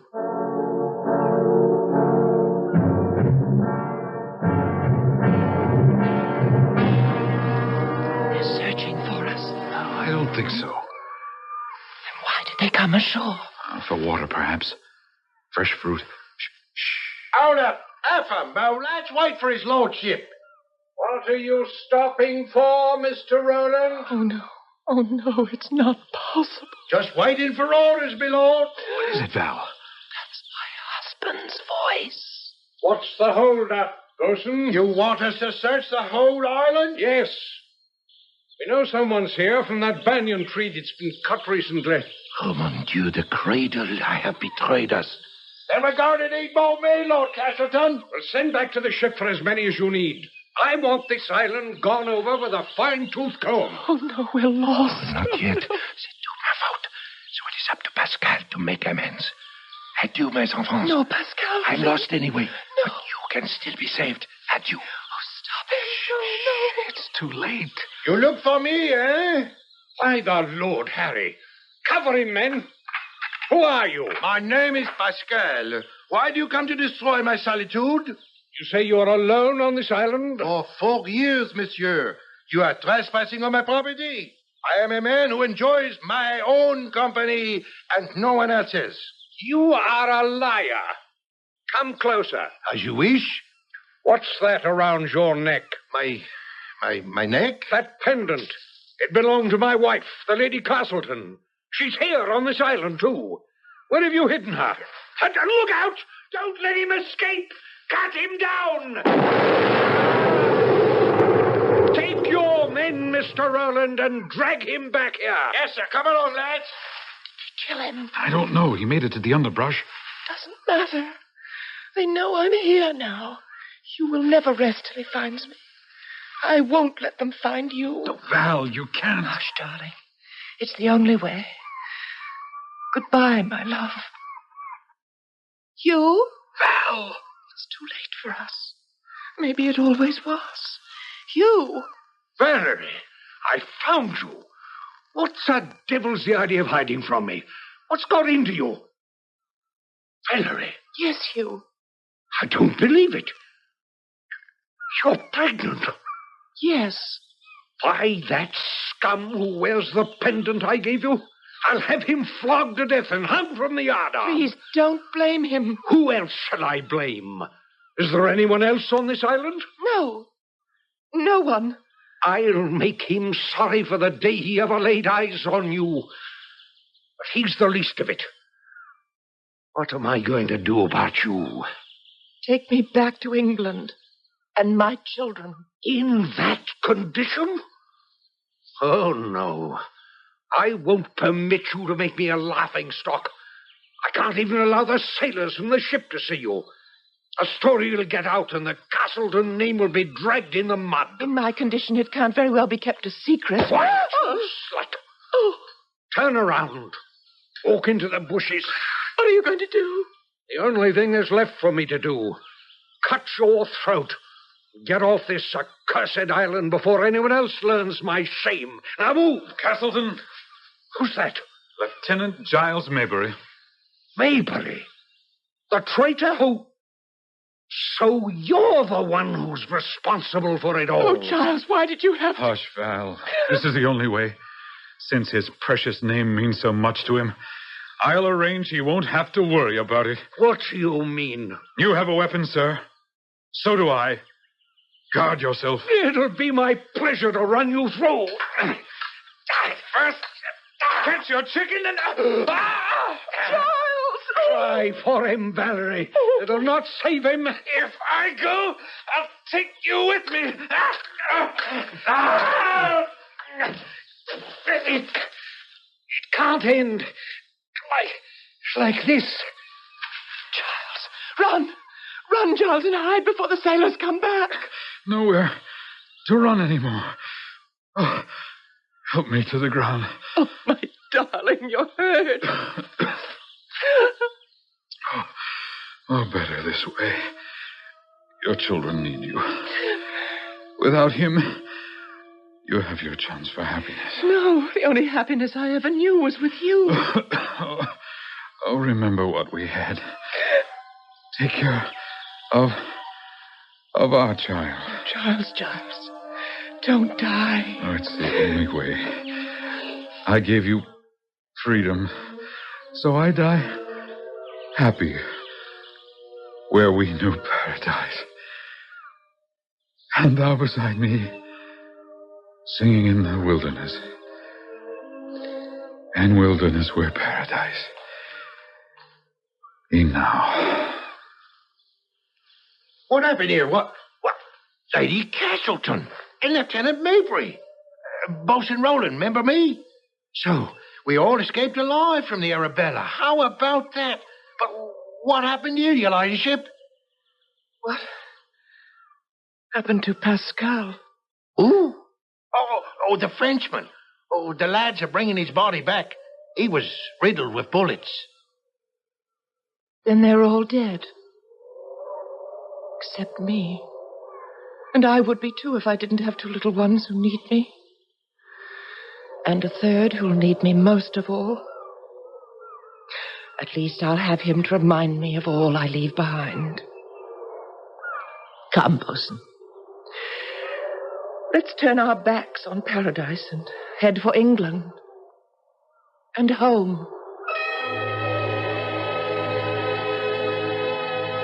The delight of two children to have their mother back with them again was enough to bring Lady Castleton out of her profound melancholia. And their unquestioning acceptance of the baby brother she brought home with her lifted her heart even further. There is this much happy ending to a very sad story. I'll be back shortly.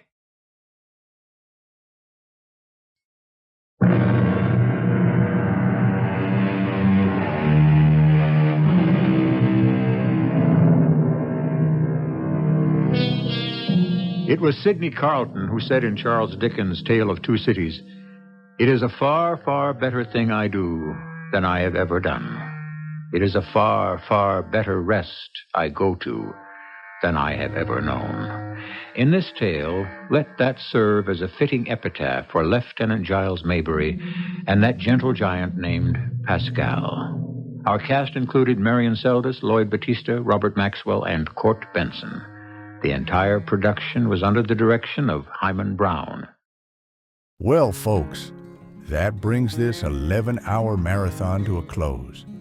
But before we fade to black, remember, Randy spends hours each day scrubbing away the static and polishing every episode to ensure these treasures sound the best they can. But it's not always easy or possible to fix the audio. Trying is time-consuming, so if you appreciate this channel and the work being done here, consider giving a gentle nudge to the tip jar via the links below or that QR code on your screen. Your support is the fuel that keeps these reels spinning. Thanks for stopping by. Keep the dial tuned to the past, and we will see you next time